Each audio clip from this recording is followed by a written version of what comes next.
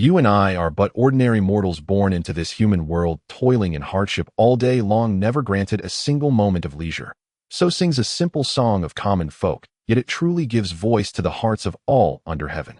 To be handsome and elegant, to wield extraordinary strength, to stride unchallenged across the world, even to attain immortality. Such is the dream harbored in nearly every heart, yet 8 or 9 matters out of 10 in life refuse to go as one wishes. No matter how peerless your grace, how unrivaled your beauty that outshines the world, in the end you are nothing more than rouge upon a skeleton. No matter how brilliant a genius you may be, ruling over rivers and mountains that stretch for 10,000 li, you too shall finally return to a mere handful of yellow earth. Yet there are a rare few upon whom heaven bestows its favor. Some temper their bodies and arts, roam the land, upholding justice, and for a time achieve both merit and fame, basking in boundless glory. Others immerse themselves in the 4 books and 5 classics, and in days to come are appointed as officials or lords governing a region under heaven, thus bringing honor to their ancestors and spreading their names far and wide. There are also an even smaller number who by a twist of chance step onto a path utterly unlike the rest, a road of cultivation and divinity, of becoming an undying immortal. Shuman village, whose name bears the meaning of the Dragon Gate, is a very ordinary mountain village within the small southern kingdom of Shangyu, at the southernmost edge of the Dongting continent. The nearest town lies to the north, Zhoshi town, yet it is still some 30 li away. The village's more than 200 households are almost all hunters living off the Woma Forest behind the village. The old saying, "Those who live by the mountains eat from the mountains, those by the sea eat from the sea," has been faithfully handed down here through the years.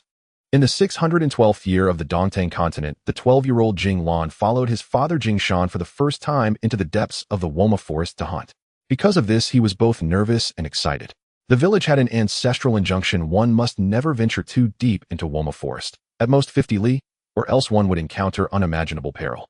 Father and son kept this ancestral rule firmly in mind as they brought along Da Huang, the family dog, and hunted roughly 25 li into the forest. 2 days earlier, Jing Shan had discovered the droppings of a great black bear here, proof that such a beast had recently been roaming this area. A great black bear is a rare and precious prey. Ordinarily, one must go at least 40 li into the forest to encounter one. Few dare to go that far, for the deeper one ventures, the greater the danger becomes. Most of the villagers usually hunt near the village, bringing down mountain pheasants, wild hares, elk, wild boars, and the like. Occasionally they might chance upon a large beast such as a black bear, but such fortune cannot be forced. The meat of a single great black bear is enough for an ordinary family to exchange for a month's worth of grain, and its hide is even more valuable. The last time their neighbor Uncle Shang felled one, it was said he sold it in town for several dozen silver coins, enough to feed his family for half a year. Why hasn't the black bear shown up yet?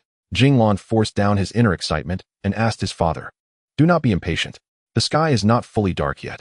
Black bears like to move about at night. Once it smells the scent of the pheasant, it will come, his father replied unhurriedly. Drawing on his many years of hunting experience, Jing Shan knew that since the bear had left its droppings here, it would surely return within a couple of days.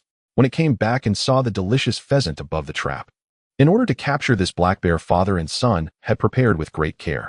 They had brought a fresh live mountain pheasant, dug a pit a full meter wide and 1.5 meters deep, and at the bottom placed more than a dozen barbed spikes. Over the pit, they laid branches, then tethered the still vigorous pheasant on top. One could well imagine the scene when the black bear, upon seeing that pheasant, would grow excited and tumble into the pit. Jing Shan had also specially brought along the heaviest crossbow in the household, and Jing Lan gripped a javelin in his hand. There was good reason to believe that so long as the black bear dared to come, it would never leave alive, or so Jing Lan firmly believed. The sun slowly sank beyond the horizon, and the light within the forest dimmed beneath ancient trees of unknown age. Jing Lan began to feel afraid and edged even closer to where his father was concealed. Dad, I'm a little scared. Do not be afraid, Xiaolan. You will grow used to it. I came out hunting with your grandfather when I was just your age, his father said in comfort. Suddenly, Da Huang beside them pricked up his ears in alert, his eyes staring fixedly into the depths of the forest. After so many years by his master's side, Da Huang's mind and Jing Shan's were almost as one. Whoosh, whoosh, whoosh. The sound of a large beast running through the woods and brushing against branches echoed from within. Jing Lan felt his mouth go dry. Though he had hunted a few elk with his village companions a year ago, he had never come this far, nor had he ever faced a great black bear. At last the black bear's form appeared within their line of sight. This bear was enormous. Jing Lan had seen the black bear Uncle Shang hauled back to the village last time. It had been just over a meter tall and weighed around 300 jin. This one, however, stood close to 2 meters in height and must weigh at least 500 jin, leaving father and son alike stunned in awe. What they had not expected was that the black bear did not immediately charge toward the trap covered with branches. Instead, it sniffed for a long while at a small copse of trees not far from where Jing Lan and his father lay hidden only, then sauntering toward the pheasant that was still struggling weakly. Jing Lan felt a chill of fear. Judging by its manner, this black bear was not particularly hungry. With a sharp twang at the very instant the black bear approached the trap, the crossbow in Jing Shan's hands finally loosed its bolt. With a howl, the bear, arrow and all, tumbled into the pit. Father and son burst from their cover in the grass, each clutching a javelin, and rushed toward the trap, prepared for a final desperate struggle with the beast. Da Huang followed close behind them to the edge of the trap, guarding against the bear's escape. The black bear, impaled by the barbed spikes concealed within, howled again and again, its cries revealing its dire state. Each attempt to leap out only left the lower half of its body more bloodied. The flurry of thrusts from the javelins of Jing Lan and his father finally brought the creature's struggles to an end. Only after a full half-hour did the black bear finally die. Father and son were both drenched in sweat. The bear's thick hide had left Jing Lan's javelin almost helpless. Fortunately, Jing Shan's strength and experience were enough to finish it off. Even so, Jing Lan's small hands were utterly spent. "Dad, we've hunted a black bear. Such a huge black bear at that," he said between heavy breaths, joy shining through his exhaustion. Jing Shan too was delighted. Though this trip had been dangerous, the harvest was immense. Suddenly, a delicate fragrance drifted over, and Jing Lan, tense for most of the day, felt his stomach rumble with hunger. Only then did he remember that after leaving home post-breakfast he had eaten only a few mouthfuls of dry rations at noon. Da Huang, too, let out strangely loud howls, causing a chill of unease to rise in Jing Shan's heart. They had originally thought that the two of them could manage to carry back a black bear of about 300 jin, but this one weighed well over 500 jin. The two of them simply had no way to move it, especially with Jing Lan still so young. They could only cover the carcass with branches for the time being and return to the village to find two strong, able-bodied neighbors to help carry it back. The sweet fragrance grew ever stronger, making the busy Jing Lan even hungrier. He glanced toward the source of the scent and saw that it came from the very copse of small trees the black bear had examined earlier. On one of the trees, a few red dots flickered faintly in the moonlight. Drawing closer, Jing Lan saw that on a small tree, not even half a meter tall, hung exactly 3 bright red fruits. They were not large, only about the size of tangerines, but they glowed a vivid crimson and exuded a rich, mellow fragrance that made him swallow hard once again. "Dad, look, what kind of fruit is this? Why does it smell so good? Could it be some kind of immortal fruit? I've never seen it before. Have you?" Jing Lan called to his father. He turned to his father as he spoke. "I have never seen it either. It might be, but it might just as well be a poisonous fruit. We should finish up here and head home. Remember what I've told you, never eat fruits you do not recognize, no matter how hungry or thirsty you are. Never attack beasts you do not know. When hunting, you must always be cautious and vigilant," his father said, wiping the sweat from his brow as he covered the bear with leaves. Hiss, hiss, hiss. Suddenly a large snake slithered forth from the depths of the forest. "Not good, a golden ring snake." Jing Shan looked up, saw it, and immediately grabbed Jing Lan's hand, intending to leave at once. The golden ring snake was a full 4 meters long and as thick as a rice bowl, at least 100-year-old serpent king. Fortunately, it seemed to take no special notice of father and son, but instead sped straight toward the fragrant wild fruits. Jing Lan's father quietly let out a breath of relief. Yet at that moment, Da Huang, long attuned to his master's thoughts, suddenly leapt toward the snake, more precisely toward the fruits. This left Jing Lan and his father already a dozen meters away, astonished. They had no choice but to turn back, eyes fixed on Da Huang, hastily unstrapping their javelins while shouting loudly, "Da Huang, come back." Yet this time Da Huang completely ignored his master's shout, still barking incessantly at the large snake. The big snake seemed to sense danger as well. It turned its head and kept flicking out its 10-centimeter-long venomous tongue at Da Huang, as if hissing, "Get away, or I will kill you." "Dad, could that be some kind of immortal fruit that grants a long life?" Jing Lan asked. "I heard Grandpa in the village say that deep in the forest there are many immortal fruits that can strengthen the body and prolong life, and that the better the fruit, the more dangerous the place where it grows. No matter what kind of fruit it is, saving our lives comes first. The golden ring viper is far too poisonous. I have never heard of anyone surviving its bite," Jing Lan's father said anxiously. "Da Huang, come back." Da Huang did not move, but the big snake did. As if only now noticing the people nearby, the golden-ringed viper suddenly slithered around Da Huang and shot toward Jing Lan and his father with terrifying speed. The snake moved incredibly fast. In the blink of an eye, it was right in front of Jing Lan. Jing Lan let out a sharp cry and reflexively hurled the spear in his hand, but against the rapidly moving snake his aim was far too poor. The spear only pierced the grass at its side, and almost at the same moment Da Huang sprang up in a single leap, snapping at the venomous serpent. In an instant, the golden-ringed viper and Da Huang were rolling together in a tangled mass. Jing Lan's father no longer knew where to thrust his spear. After a brief struggle, both lay completely still. Seeing Da Huang and the snake lying motionless, the inexperienced Jing Lan hurriedly rushed forward, wanting to lend Da Huang a hand. "Careful, Alan," his father shouted, urgently grabbing out for him, but failing to catch him.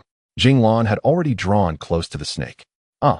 Jing Lan screamed in agony as the venomous snake sank its fangs into his calf. A wave of numbness surged through his leg, and he collapsed to the ground. At the same time, Jing Lan's father drove his spear down hard at the snake's 7-inch point, pinning it into the earth, barely a single step away from Jing Lan. In that instant, his father Jing Shan seemed to explode with astonishing strength, striking true with a single blow and nailing the serpent firmly into the ground. "Dad, my leg is numb, my hands are a little numb too," Jing Lan managed to say before his whole body toppled over. His entire body had gone numb. Jing Lan's father was filled with remorse. If only he had known, he would never have brought Alan out today. Even if he had left Da Huang to confront the snake and taken Jing Lan away first, things would not have ended like this. Bitten by a golden-ringed viper, they would never make it back to the village in time, and even if they did, there would be nothing anyone could do. The venom of a golden-ringed viper fells a man in a single step and kills within 7. Da Huang was likely already dead from the poison, and Jing Lan was barely clinging to life. Fortunately, Da Huang had taken the brunt of the venom earlier, otherwise. Suddenly, a flash of inspiration surged into Jing Lan's father's mind. Yes, the wild fruit. No, the immortal fruit. He could only treat a dead horse as if it were still alive and try. He quickly picked the 3 wild fruits that were still exuding a faint fragrance, chewed them to pulp in a few quick bites, and spat the mash into Jing Lan's mouth. Drawing on his many years of hunting experience, he then bent down and began sucking at Jing Lan's calf, which had already turned black. Poo poo poo. After spitting out the last mouthfuls of blackened blood, Jing Lan's father felt dizzy and faint. Seeing the pallor slowly returning to Jing Lan's small face, he thought the wild fruit might truly be working. Hastily, he hoisted little Lan onto his back and, swaying with exhaustion, set off toward the village. At last, in a small mountain hollow still about 10 kilometers from the village, the two of them collapsed to the ground. In the instant he blacked out on the ground, a faint smile appeared on Jing Lan's father's face. At last they were safe. There were no large predators nearby. Xiao Lan was safe. As long as he could save his son, even in death, he could face the boy's mother in the underworld. Such was great fatherly love, though he did not know whether his son could truly be saved, and though he knew he himself would certainly die, he still pressed on without hesitation. Jing Lan had a dream, a very painful dream. In it, countless venomous snakes slithered through his body, bringing him unbearable torment. Later, however, a cool, refreshing current flowed in, filling him with unspeakable comfort. As time passed, the venomous snakes grew fewer and fewer, and that cool current also gradually weakened, until at last both vanished completely. "Where am I? Oh, Dad. Late at night, when Jing Lan awoke, he saw his father lying beside him, skin-blackened body long since cold. In that instant, Jing Lan understood many things. Dad. His earth-shaking cries startled the nearby small animals into frantic panic. With shoulders still thin and frail, Jing Lan staggered under his father's weight, carrying him step by step toward the village. Jing Lan's mother had died in childbirth. For years, his father had toiled bitterly, playing both father and mother as he raised him. As the saying goes, poor children grow up early. While rich children of the same age were still kicking shuttlecocks and playing hide-and-seek in their courtyards, Jing Lan was already cooking at home, feeding the livestock, and waiting for his father to return from the hunt. Grandpa. When he finally reached the doorway of his neighbor Grandpa's house, Jing Lan could no longer hold on. Father and son collapsed to the ground once more, though this time his father would never rise again. Inside, there was a flurry of rustling clothes. Grandpa opened the door and, seeing them, cried, "Isn't this little Lan? What happened? Oh, Jing Shan, what has happened to you both?" When Jing Lan next awoke, the sun was high in the sky. He sprang up from the bed only to realize his waist and back ached and his whole body was weak. Grandpa, who had been sitting nearby, hurried to his bedside as soon as he saw Jing Lan awake. "Xiao Lan, you must be strong. Do not drown in your grief. Your father has already passed on. I have buried him beside your mother's grave. The headstone has not been raised yet. That will be for you to set up." Hearing that his father had died, Jing Lan fainted onto the bed once more. For all these years, father and son had depended on each other.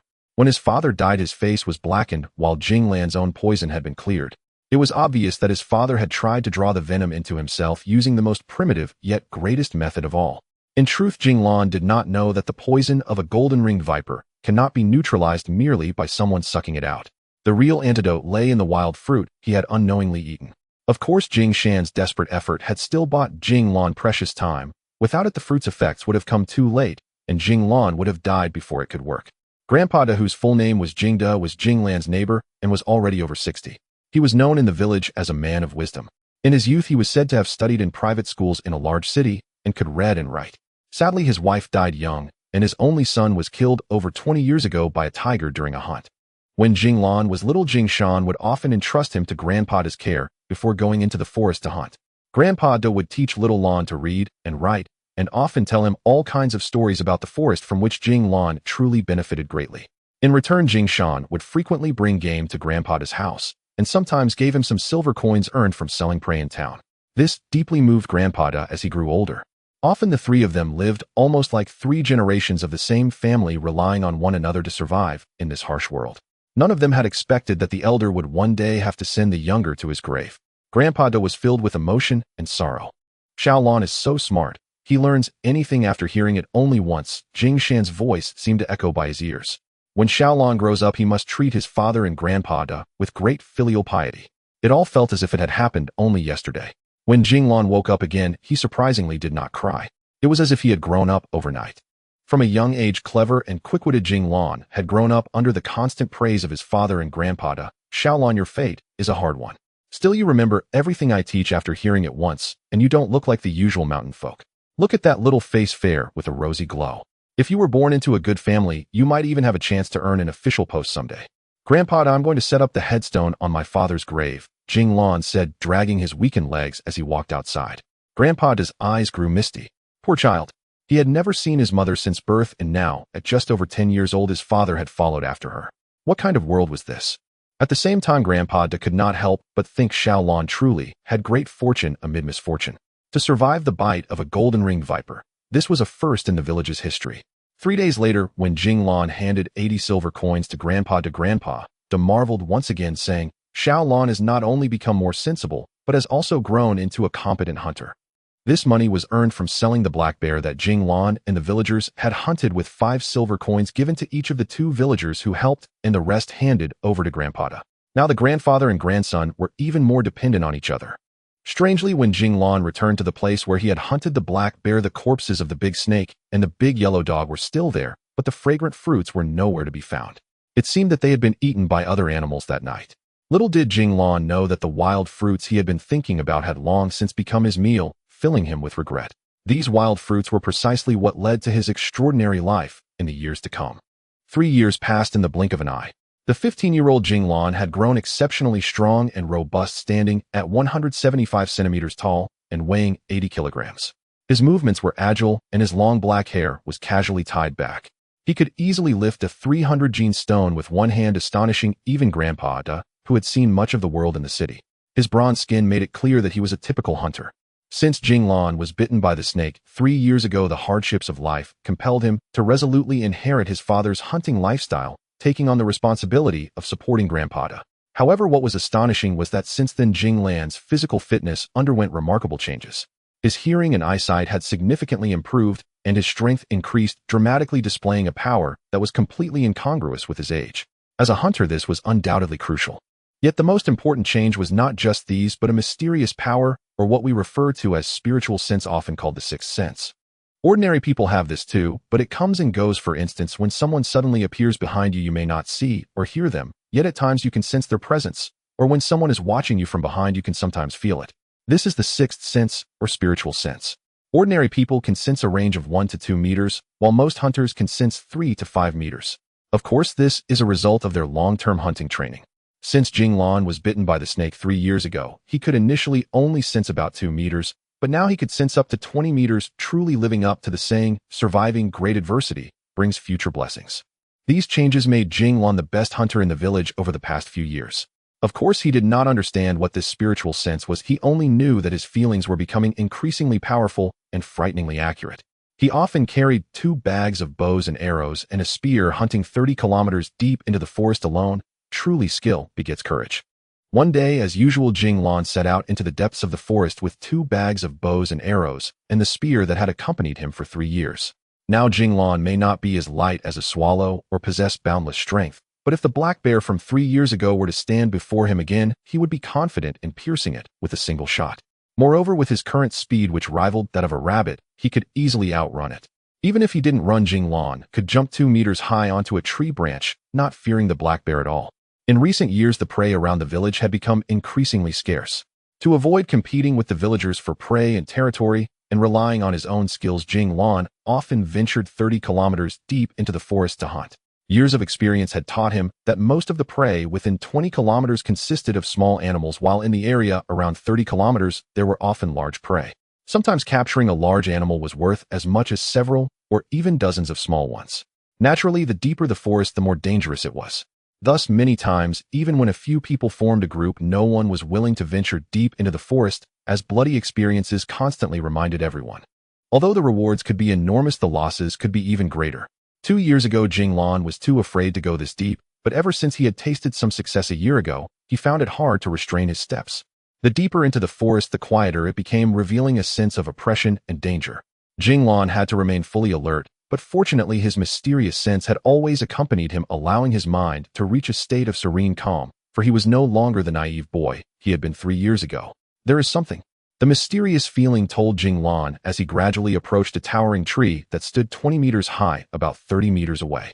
Jing Lan held his breath, pulled out his spear, and crept closer. When he was 15 meters away from his prey, the clarity of his senses sharpened. It was a small animal eating something in the tree, so he switched to his bow and arrow. The trees in the deep forest were incredibly dense. Even at 11 o'clock in the afternoon, the light in the woods was dim and flickering. However, this had little effect on Jing Lan, who had long been accustomed to such an environment. With a swoosh, Jing Lan's arrow flew through the air, firmly embedding itself in a tree 10 meters away. He only saw a white shadow flash by, and the prey escaped. It was a white fox. This had rarely happened in Jing Lan's hunting life over the past year. Given the speed at which he shot the arrow, it would have been difficult for the fox to escape, even if it had run a little farther. Consider yourself lucky, Jing Lan thought to himself. A dead white fox is hardly worth anything. However, the fox's speed was indeed too great to capture alive unless he found its den. Jing Lan composed himself and continued to search patiently and meticulously for prey in the forest. Patience finally paid off as Jing Lan discovered an elderly white-striped tiger. It appeared to be hunting too, but this time it was unclear who was the hunter and who was the prey. With the growth he had experienced over the past few years, Jing Lan was no longer the naive boy he once was. He stopped about 20 meters away from the tiger. Gripping his spear and holding his breath, Jing Lan felt the power in his body flowing. With a swoosh, he charged forward. Yes, Jing Lan charged forward, and at almost the same moment the tiger spotted him. With a roar, the tiger opened its mouth wide and pounced at Jing Lan.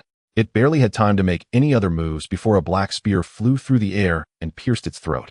At the moment Jing Lan threw the spear, he ran towards a nearby large tree, kicked off the ground, and used both hands and feet to climb up to a 3-meter-high branch. He quickly drew 2 arrows from his back and shot them into the tiger's belly, which had already fallen to the ground.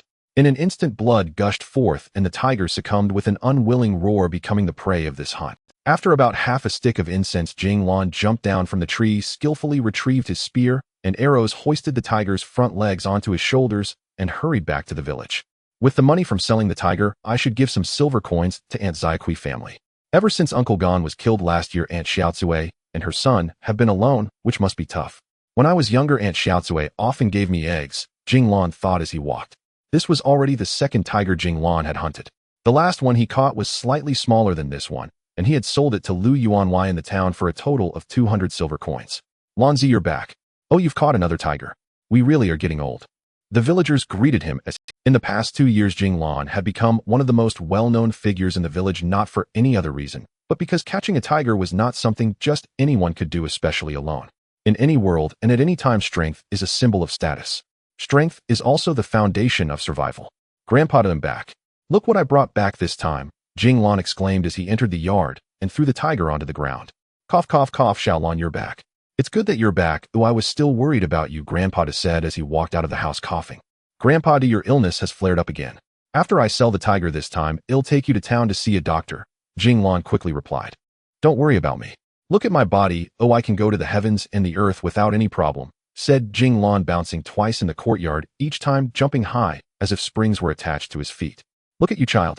You must be hungry. Come inside and have some food. I am old and my body is not what it used to be. If it weren't for you, my dutiful child, I would have been buried in the Green Mountains long ago. Jing Lan knew that ever since his parents passed away, the importance of Grandfather De was self-evident. It was Grandfather De who gave him a purpose in life, confidence, and many things Jing Lan cherished. Grandfather Da often taught him, a drop of kindness should be repaid with a fountain of gratitude. Therefore, for the past 2 years, Jing Lan had been helping the villagers whenever he could. From this, Jing Lan seemed to have gained a lot, not just gratitude, but a sense of achievement that made him very happy, even if it was not much. He couldn't bear to imagine what he would do if something happened to Grandfather Da.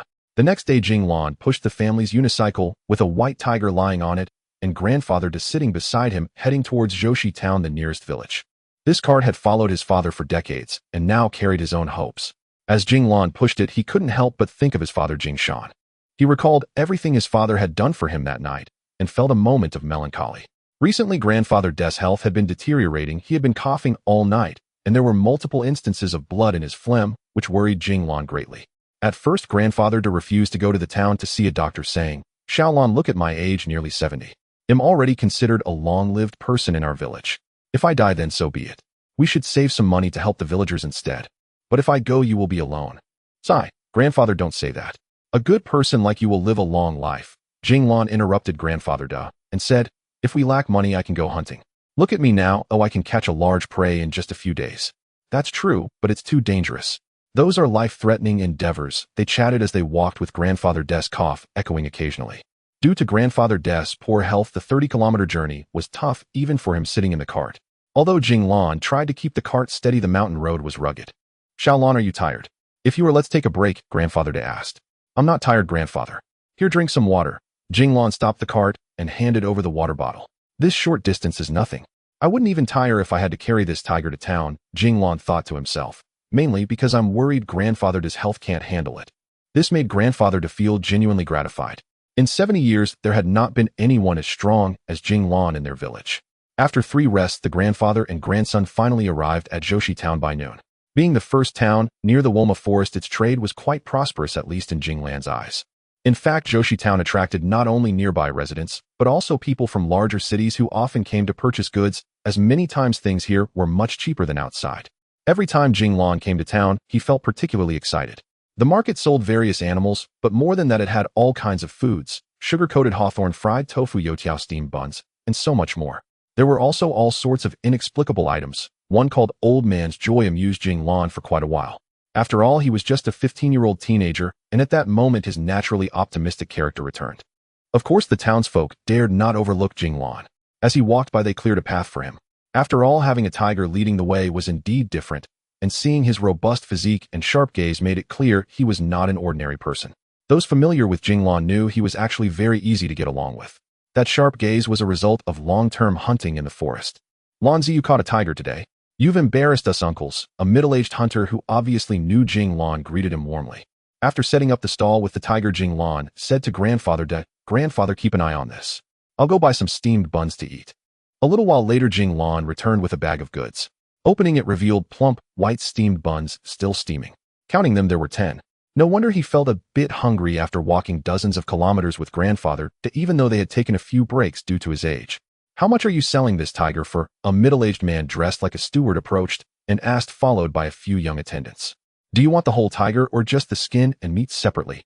"The tiger's skin is 200 silver coins, and the meat and internal organs together are 50 silver coins. Jing Lan replied skillfully, having learned from his previous experience. The tiger skin is a good material for making leather clothes and is quite prestigious, not comparable to ordinary furs. Generally, only wealthy families can afford them, and often it is people from big cities who come to buy. Not many locals in the town can afford it. After all, a typical 4-person household's annual expenses can be covered with just over 100 silver coins. People say dog meat is tastier than pork, but tiger meat is much better than both dog and pork. Of course, that's not something an ordinary person can afford. A bowl of dog meat costs a few copper coins, while a bowl of tiger meat can cost a silver coin. 1 gold coin equals 100 silver coins, or 10,000 copper coins. The internal organs and various parts of the tiger are also quite valuable. For example, wealthy young men in the city love eating tiger penises, claiming that one tiger penis can kill thousands of enemies. "That's too expensive, kid. They'll give you 50 silver coins. I want the whole thing," said the middle-aged man quite naturally. "Sorry, I can't sell it at that price," Jing Lan replied politely. "What do you mean you can't sell it? Who owns this tiger? Let them come out and speak," the middle-aged man said angrily. "I shot this tiger. I can speak for it," Jing Lan said. He had been to the town more than once. Although he hadn't sold such a large animal many times, he was not intimidated. "What? You, a mere boy, caught this tiger? Don't tell me you stole it from someone else, the middle-aged man said with a sullen face. Grandfather sensed the unusual atmosphere and quickly stepped in saying, "Young man, this tiger was indeed shot by my grandson. Ooh, I can vouch for that." Old man, get lost. I see that you too have stolen this tiger from someone else, the middle-aged man said, pushing grandfather to the ground. Today you sell it to me for 50 silver coins, or I'll take you both to see the officials, the middle-aged man. Jing Lan quickly helped grandfather up and wanted to confront the middle-aged man, even wanting to hit him, but grandfather firmly held him back, saying, "Xiao Lan, don't cause trouble." Jing Lan knew he was encountering strong-arm tactics today. He had faced such situations before, just a few thugs in the town wanting a few rabbits. But after witnessing Jing Lan's might every time they saw him, they were all respectful, calling him Master Lan or Big Brother Lan. This world is like that. The weak are preyed upon by the strong, and the powerful are revered. As long as there are people, this rule applies. Or rather, as long as there are living beings, this rule holds true. Jing Lan forced himself to hold back his breath, saying, "Sir, it doesn't matter if you don't buy anything, but please do not slander us. My grandfather is ill, and I do not wish to argue with you." With that, he made a gesture for the man to leave. The middle-aged man exclaimed, "Look at that. Nowadays people are so bold to kill and rob. You lot teach this punk a lesson." It was clear that he was determined to deal with Jing Lan shouting at his followers. Clearly these men were from another town, or perhaps even a larger city. Those in the small town who had seen Jing Lan knew he was a young man of immense strength and agility. Soon the onlookers confirmed their thoughts as the group of thugs charging at Jing Lan all fell to the ground groaning. Jing Lan did not use lethal force, but with his current strength, even this was difficult for ordinary people to. The middle-aged man in white turned pale and exclaimed, "I came to buy a birthday gift for the young master on behalf of my lady. The moment I arrived at the market, I set my eyes on this white-striped tiger, intending to make a tiger skin cloak for the young master. This gift would be quite impressive and quite valuable. I thought that in this remote village, with my experience as the steward, it would be easy to swindle a country bumpkin, but I didn't expect to run into a tough opponent." He said, "Kid, not only did you kill and rob a tiger, but you also publicly assaulted someone. Do you know who I am?" The middle-aged man spoke fiercely, but having witnessed Jing Lan's skills, he had already begun to believe what Jing Lan said. "I don't care who you are, but it was you who attacked first. I was just defending myself," Jing Lan said, somewhat flustered, as many people had already been knocked to the ground by him. Having had little contact with outsiders since childhood, Jing Lan found himself somewhat frightened in this situation. He didn't realize that the seemingly arrogant steward across from him was already feeling panicked inside. He thought, "It's better not to provoke this kid. Ooh, I hope he doesn't punch me. All right, kid, listen carefully. I am Yin Xiaoxin, the steward of the renowned physician Gui Renx's family in Sanjiang City. Are you scared now?" Yin Xiaoxin said proudly, completely unaware that his subordinates lying on the ground would return home with bruises. Jing Lan knew there were a few large cities near Zhoushe town, one of which was called Sanjiang City. In a large nation like Sinyu, there were at least a dozen or 20 such cities. As for some renowned physician named Gua, he had never heard of him, only knowing that there was a doctor named Lu Yiming in Zhoushe town. In fact, Jing Lan had no idea who the city lord was, let alone this Gua physician. "Steward Guo, are you not leaving? Do you want to get beaten?" Jing Lan threatened. Zhoushe town was merely a small town thriving in trade due to its proximity to the Woma Forest, yet its law enforcement was virtually non-existent. Thus, after Yin Xiaoxin, the steward, left in disgrace with a few men, no officials ever showed up. Less than a short incense stick later, another group of people arrived, and Jing Lan recognized them as the ones who had bought the tiger from him last time, the wealthy Lu Yuanwei. "Young man, you caught another tiger? How much do you want for this one?" Lu Yuanwei asked. "Lu Yuanwei, you're a regular customer. This tiger is a bit larger than the last one, still a white-striped tiger. How about we say 200 silver coins for both?" Jing Lan replied. "Deal. Loudly, the three of you take the tiger back, skin it, and prepare some meat to send to Uncle Yiming tonight as a tribute to him," Lu Yuanwei instructed. "Here are 2 gold coins for you," Lu Yuanwei said, taking out 2 gold coins from his pocket and handing them to Jing Lan. After accepting the coins, Jing Lan bowed and said, "Thank you, Lu Yuanwei. Please take care on your way. Grandpa, let me take you to see Dr. Lu," Jing Lan said happily to Grandpa. Seeing that the tiger had finally been sold, Grandpa also felt relieved. After such a disturbance, he clearly appeared a bit tired. After Steward Gua left, Grandpa remained uneasy, feeling that things were not so simple. Perhaps that Gua steward might come back with people at any time. Although he was nearing the end of his life and had little to fear, Jing Lan was still young and should avoid trouble. How could he face his deceased parents otherwise? Jing Lan quickly pushed Grandpa out of the trading market in their cart, genuinely fearing that Steward Nian would come looking for trouble. Unbeknownst to him, Steward Nian had failed to forcefully buy the tiger and ended up with his subordinates bruised and beaten. He might face consequences from his master when he returned. In fact, the most famous clinic in the entire town was Dr. Lu Yiming's clinic. Dr. Lu had a good reputation charging reasonable fees while being exceptionally skilled. This was the result Jing Lan gathered from many inquiries within the town. Upon entering the clinic, it was more akin to a pharmacy filled with a strong medicinal scent that bewildered Jing Lan, making him frown as he felt somewhat uncomfortable. However, Grandpa seemed invigorated by the scent. "Is Dr. Lu here?" Jing Lan asked the 6 or 7 people inside. He inquired this way because none of the people there looked like doctors, they all seemed like patients. A man in a long robe who was boiling medicine stood up and said, "I am. What is it?" Jing Lan noticed that Dr. Lu appeared to be in his 40s or 50s, tall and thin, as if he could be blown away by a gust of wind. His disheveled gray hair stood on end, and his long pale face bore a striking contrast to his bright and spirited eyes, making it hard to believe that such eyes belonged to such a frail body. "Dr. Lu, my grandpa is ill. Could you please take a look?" Jing Lan finally managed to regain his composure. This was the most renowned doctor in Joshi Town, yet he was quite different from his expectations. At the very least, Grandpa had a better appearance than him. "Old sir, please have a seat and extend your hand. Let me check your pulse," Dr. Lu said calmly to Grandpa. "Grandpa has been coughing all night with blood in his phlegm, and he doesn't have the same spirit as before."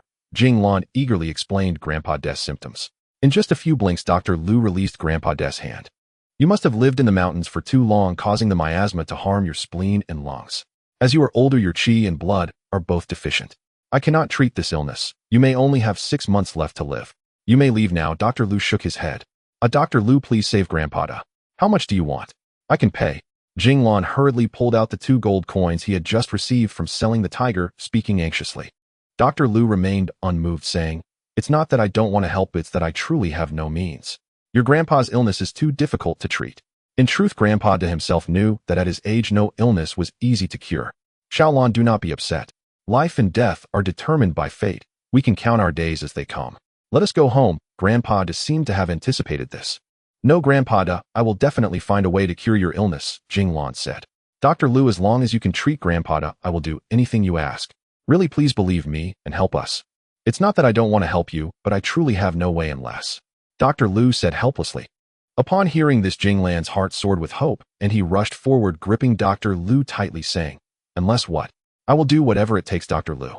In grabbing Dr. Lu, he inadvertently released his divine sense. Dr. Lu appeared as if struck by lightning, his previously pallid face becoming even paler. You.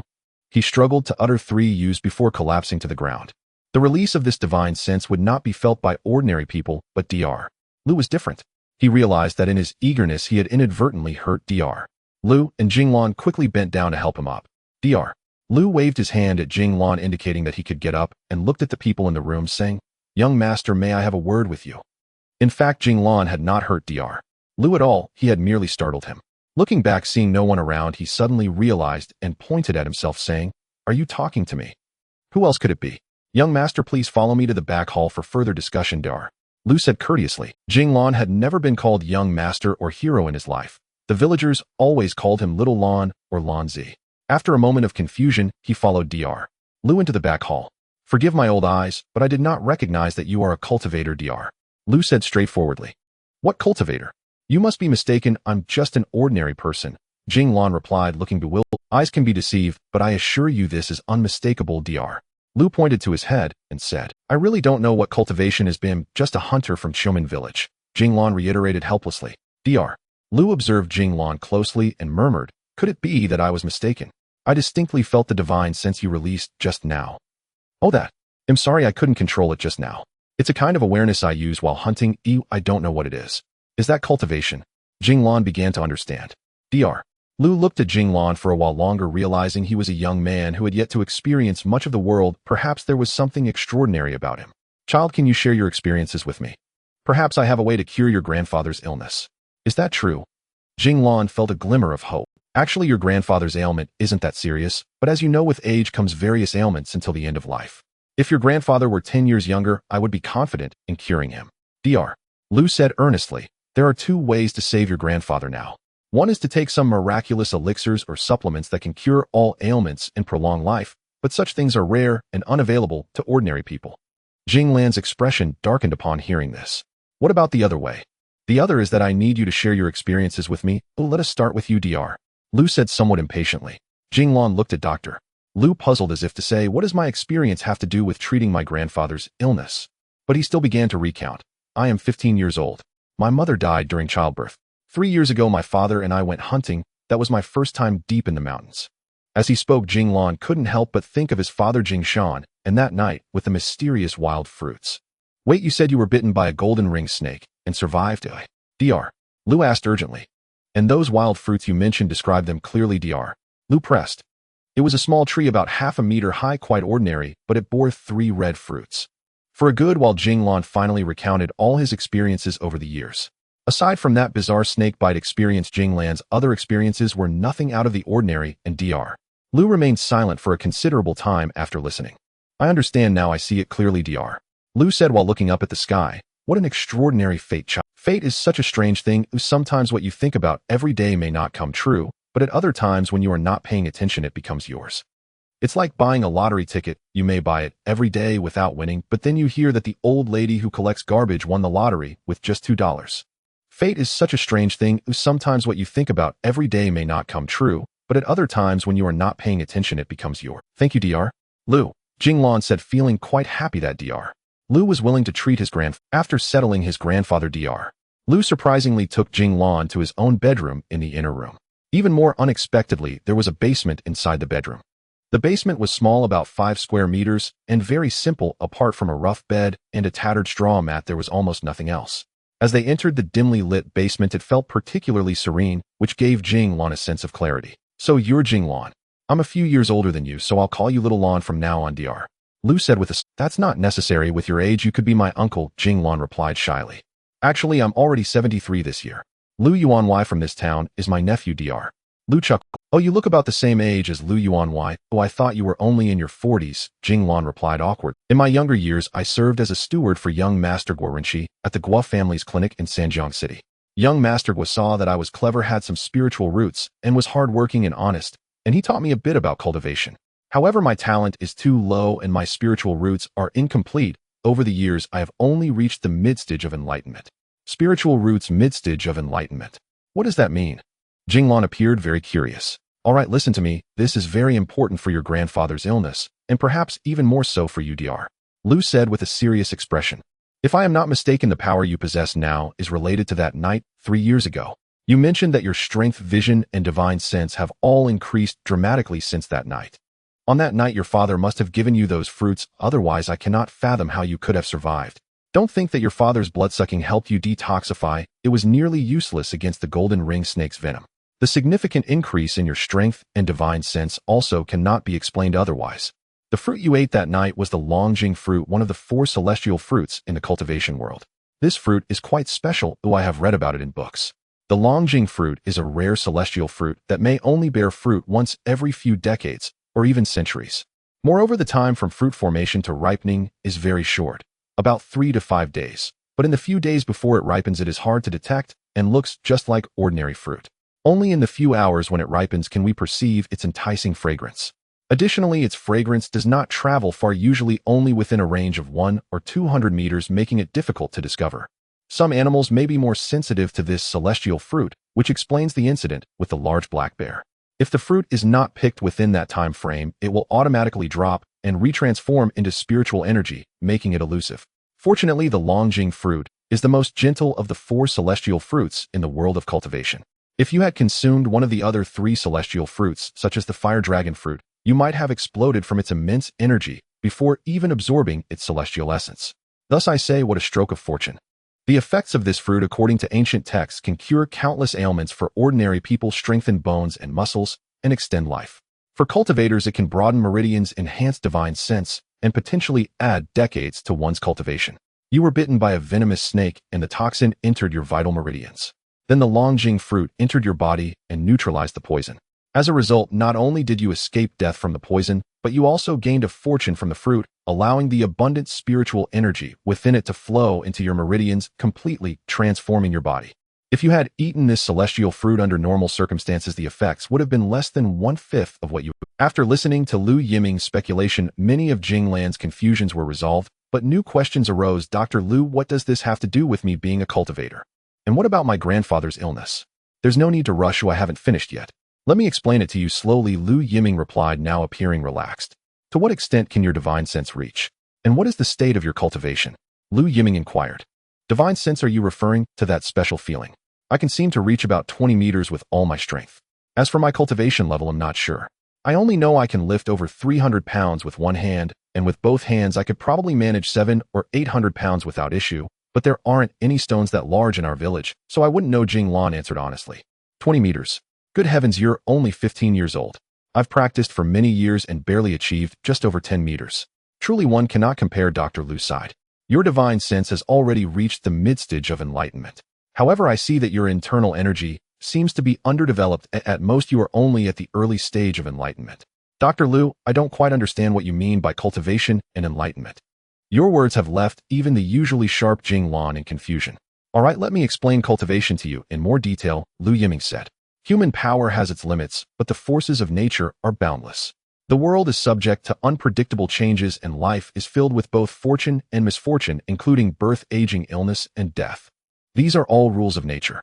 In a sense, cultivation is an attempt to delay or even break these rules by enhancing one's powers through training to combat them. For instance, cultivation can extend one's lifespan and grant one significantly greater strength than ordinary people. This is what we commonly refer to as the way of heaven. The pursuit of the way of heaven is the goal of our cultivation, yet cultivation itself is also a countercurrent against destiny, with its own gains and losses that you will come to understand in time. Cultivation has different levels with varying strengths and weaknesses. We generally categorize it into several stages: enlightenment, foundation, establishment, golden core, nascent soul, and spiritual transmission, among others.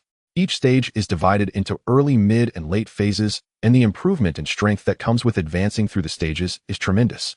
Look at you, even at the early stage of enlightenment, you can lift 300 pounds. The higher you ascend, the more formidable you will become. Not only strength increases, but all bodily functions improve significantly, including hearing, eyesight, and memory. It is said that masters at the nascent soul stage can summon clouds and rain with a wave of their hand, moving thousands of miles in an instant. Of course, the higher the realm, the more difficult it is to advance. Furthermore, as one ascends in realm, lifespan is greatly extended. The average lifespan of ordinary people is merely 60 to 70 years, and those who live long lives reaching over 100 are predominantly cultivators like us. At the peak of the enlightenment stage, one can live beyond 100 years. If one successfully establishes a foundation, living to 200 is not uncommon. Masters of the golden core stage can often live 300 to 400 years, and it is said that nascent soul stage experts can reach 700 to 800 years. As for those at the spiritual transmission stage, I've never even heard of them. I don't know if such beings exist in our world. Whatever comes after spiritual transmission is beyond my knowledge. Perhaps achieving immortality is not entirely impossible. Lu Yiming's statements left Jing Lan profoundly shocked, overturning many of her views about the world she had built over the past 15 years. She had thought her agility and immense strength were signs of being exceptional, but it turned out they were merely the natural results of cultivation.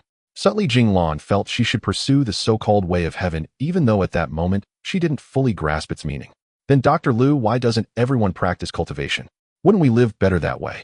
The overwhelming shock led Jing Lan to ask more questions, momentarily forgetting to inquire about how to treat her grandfather's illness. How do you think cultivation is that easy? If it were, our entire continent would be filled with hundreds of years-old monsters. To be honest, among 10,000 ordinary people, there might not be even one who can cultivate. The requirements for cultivation are exceedingly high, and without good spiritual roots and talent, one cannot cultivate at all. Among the very few who can cultivate, only those at the enlightenment stage can be considered cultivators. If no special opportunities arise, among 10 people, only 1 or 2 might successfully establish a foundation. The difficulty of cultivation is evident, you will understand in the future. Then what are the spiritual roots and talents necessary for cultivation? How do I begin cultivating? I don't even know myself, Jing Lan continued to ask. How should I put this? Every person has a dantian, a sea of consciousness, and 8 extraordinary meridians. The dantian is located in the lower abdomen, 3 finger widths below the navel. The Sea of Consciousness, also known as the Sea of Soul, is the ocean of the soul, filled with spiritual power, with the soul residing deep within. When we radiate this spiritual power, it forms divine sense. The specific location of the Sea of Consciousness is in the center of the brain, just beneath the crown. The extraordinary meridians connect the dantian and the Sea of Consciousness, while the 8 meridians are the main pathways connecting the dantian to other parts of the body. For example, the 2 most important meridians, Ren and Du, connect the dantian to the hands and feet. If an ordinary person can open these, they will become strong and powerful. Of course, ordinary people's dantian and Sea of Consciousness are pitifully small, and their extraordinary meridians are essentially closed. In contrast, cultivators have their extraordinary meridians more or less open. Through cultivation, we absorb the spiritual energy of heaven and earth from the sea of consciousness at the top of our head, channeling it through the extraordinary meridians to the dantian, where it is transformed into our true energy or spiritual power, and then sent through the 8 meridians to every part of the body to achieve the effects of body refinement and spiritual nourishment. The term spiritual roots refers to the size of your dantian and sea of consciousness and the openness of your extraordinary meridians. A larger dantian and sea of consciousness, along with wider and more open extraordinary meridians, indicate higher talent for cultivation and faster progress. Oh, I understand now. No wonder I always feel energy flowing throughout my body. It turns out that is true energy. I can also feel my dantian, but it seems there is no true energy flowing. I don't know how to make it larger or how to keep true energy in my dantian, Jing Lan realized. This explains why your divine sense is at the mid-stage of enlightenment, yet your true energy is only at the early stage. Generally speaking, one's cultivation level and divine sense should correspond. Whatever cultivation level one has, that is the extent of their divine sense. For example, my true energy is at the early stage of enlightenment, but my divine sense can reach over 10 meters. However, due to your long-term hunting, you have been training your divine sense, while your dantian cultivation has been lacking, which has led to this situation. Jing Lan asked, "So what should I do?" You will need to practice a cultivation method. A good cultivation method can yield great rewards with little effort, Dr. Lu said. I suspect Xiao Lan doesn't have any cultivation methods yet. I happen to have one that is suitable for the enlightenment stage. I wonder if Xiao Lan needs it, though it is just a very ordinary technique. Enhancing one's own strength is certainly better, but the inexperienced Jing Lan suddenly realized a serious issue. Why was this Dr. Lu so kind to her? Dr. Lu, why are you saying so much to me and being so nice? Xiao Lan, rest assured, I mean you no harm. If I did, you wouldn't stand a chance against me. Look, said Dr. Lu as a fireball appeared in his hand. Jing Lan was startled and instinctively took a few steps back. Dr. Lu smiled, and the fireball slowly disappeared, saying, "You can't escape if you want to. Forget it, I won't say more, you'll understand in due time. The reason I'm telling you all this today is that I see we are both cultivators, and having a spiritual root is not easy. You don't seem like an evil person, and at just 15 your divine sense has reached the mid-stage of opening light. You may succeed in foundation establishment in the future. Furthermore, if you really want your grandfather's illness to improve, I suggest you try practicing," Dr. Lu added. "I'm old, and there's not much hope for me in this life. Returning to my roots, I came back to my hometown to be a doctor and accumulate some virtue. I only hope that before I die, if you succeed in your cultivation, you can remember this old man who helped you a little and offer me some assistance in my own cultivation. I would be immensely grateful." After saying this, Lu Yiming looked at Jing Lan with hopeful eyes. Jing Lan finally understood that it was for this reason. However, he thought that if one day he truly succeeded in his cultivation, it would be proper to offer some help. "All right, Dr. Lu, it's a deal. Now tell me how to save my grandfather." Jing Lan resolved. Seeing Jing Lan agree to his request, Lu Yiming appeared very pleased. He quickly went to a corner of the basement, bent down to dig for a while, and handed Jing Lan an oilcloth bundle. Jing Lan opened the oilcloth, revealing another layer of cotton cloth. Unwrapping the cotton cloth, he uncovered a thick book with yellowed pages that bore the 4 large characters, "The Door of Opening Light." Lu Yiming continued, "This book was gifted to me by young Master Gua. It contains basic knowledge of cultivation, including methods of practice, but only for the opening light stage. You can take your time to read it. As for your grandfather's illness, you will naturally know what to do once you've finished reading it. If you have any questions later, you can come and ask me, though I don't know much, to be honest." "Dr. Lu, if you've given me the book, what will you do?" Jing Lan asked. "What do I need with another book? I've already memorized this one. After years of cultivation, I've only reached the early stage of opening light. There's no hope for foundation establishment in this life," Dr. Lu said somewhat despondently. After saying this, he handed the book to Jing Lan. Jing Lan accepted the book and bowed to Lu Yiming, saying, "I am grateful beyond words. If I achieve success in the future, I will not forget today's kindness." Lu Yiming hurriedly helped Jing Lan up his trembling hands, showing his excitement. "Good, good, good." He repeated thrice his expression as if he could see the day he successfully established his foundation. Upon exiting the basement, Jing Lan felt extremely happy as he now had a way to save Grandpa Da. Grandpa Da was right next door, and the sound of his coughing was incessant. Jing Lan hurriedly walked into Grandpa Da's room and said, "Grandpa, let's go home. Your illness can be cured." Jing Lan helped Grandpa Da onto his unicycle and said to Dr. Lu, "Dr. Lu, we are leaving now. We'll come to see you again when we have time." All right, Jing Lan, work hard for your grandfather and for yourself too," Lu Yiming said happily, almost saying, "and for me as well." On the way back, Jing Lan appeared very cheerful. "Grandpa, do you know? Dr. Lu told me many things I could never have imagined before. Not only will I cure your illness, but I will also hunt more prey in the future so that the folks in our village won't suffer from the cold and hunger anymore. Our Xiao Lan is getting more and more capable and has even learned to boast. Grandpa knows my own illness well. Being old means I can't do much. With so many people in our village, you have just 2 hands. It's simply not enough, Grandpa said. Although he knew Jing Lan was boasting, he still felt very happy about his filial piety. This child was not raised in vain. Grandpa, you have to believe me. Everything I said is true. Just wait and see, Jing Lan said somewhat anxiously. However, he thought some things might be hard for Grandpa to understand, so he let it go. I believe you, but I'm just afraid I won't be able to wait, Grandpa replied. It won't be the case, Grandpa. I will make sure you live a long life, Jing Lan reassured. The grandfather and grandson chatted all the way home, and when night fell, Jing Lan finally returned home along the mountain path. Grandpa, you should rest for a while. I will go cook, Jing Lan said as he set down the unicycle and head. Let me do it. Didn't you earn some money selling the tiger today? We won't need that much. Why don't you take some to Aunt Xiao Cui's house? She took good care of you when you were little, Grandpa said. All right, then I'll go first, Jing Lan said, darting off. When he was 30 meters away from Aunt Xiao Cui's house, he finally slowed down and walked over. Mom, are we really going to the city tomorrow? Why is there only a bowl of thin porridge tonight? I'm still hungry, Aunt Xiao Cui's 10-year-old son Jingbing asked. Xiao Bing, ever since your father passed away, we've been relying on the charity of our neighbors to get by. Otherwise, we wouldn't even have porridge to eat.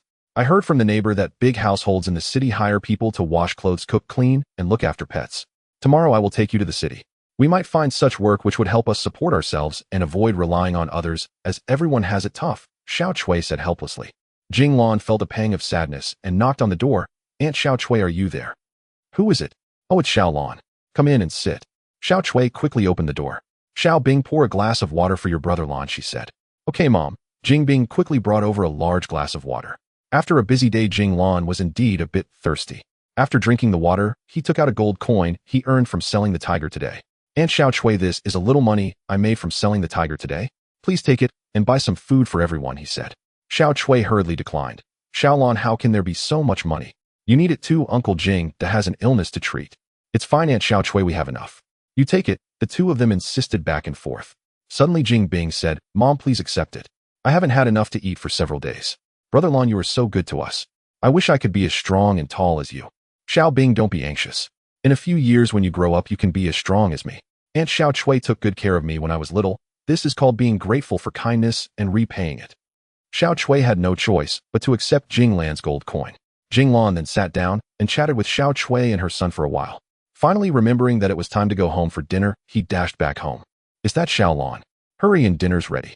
As soon as he reached the door, Grandpa heard the commotion outside, guessing that Jing Lan had returned. After dinner, in order to treat Grandpa's illness as soon as possible, Jing Lan quickly opened the door of opening light that Dr. Lu had given him. He needed to think carefully about the things he had heard from Dr. Lu today.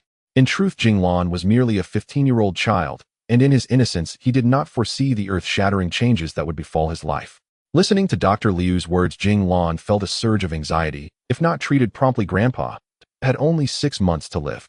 After his father's passing, Grandpa had become his only family in this world. Returning to his room and guided by the dim light, Jing Lan began to meticulously read the book titled The Door of Enlightenment. Over the years, Grandpa had taught him to read and write, and he had thought it of little use, but it now proved invaluable.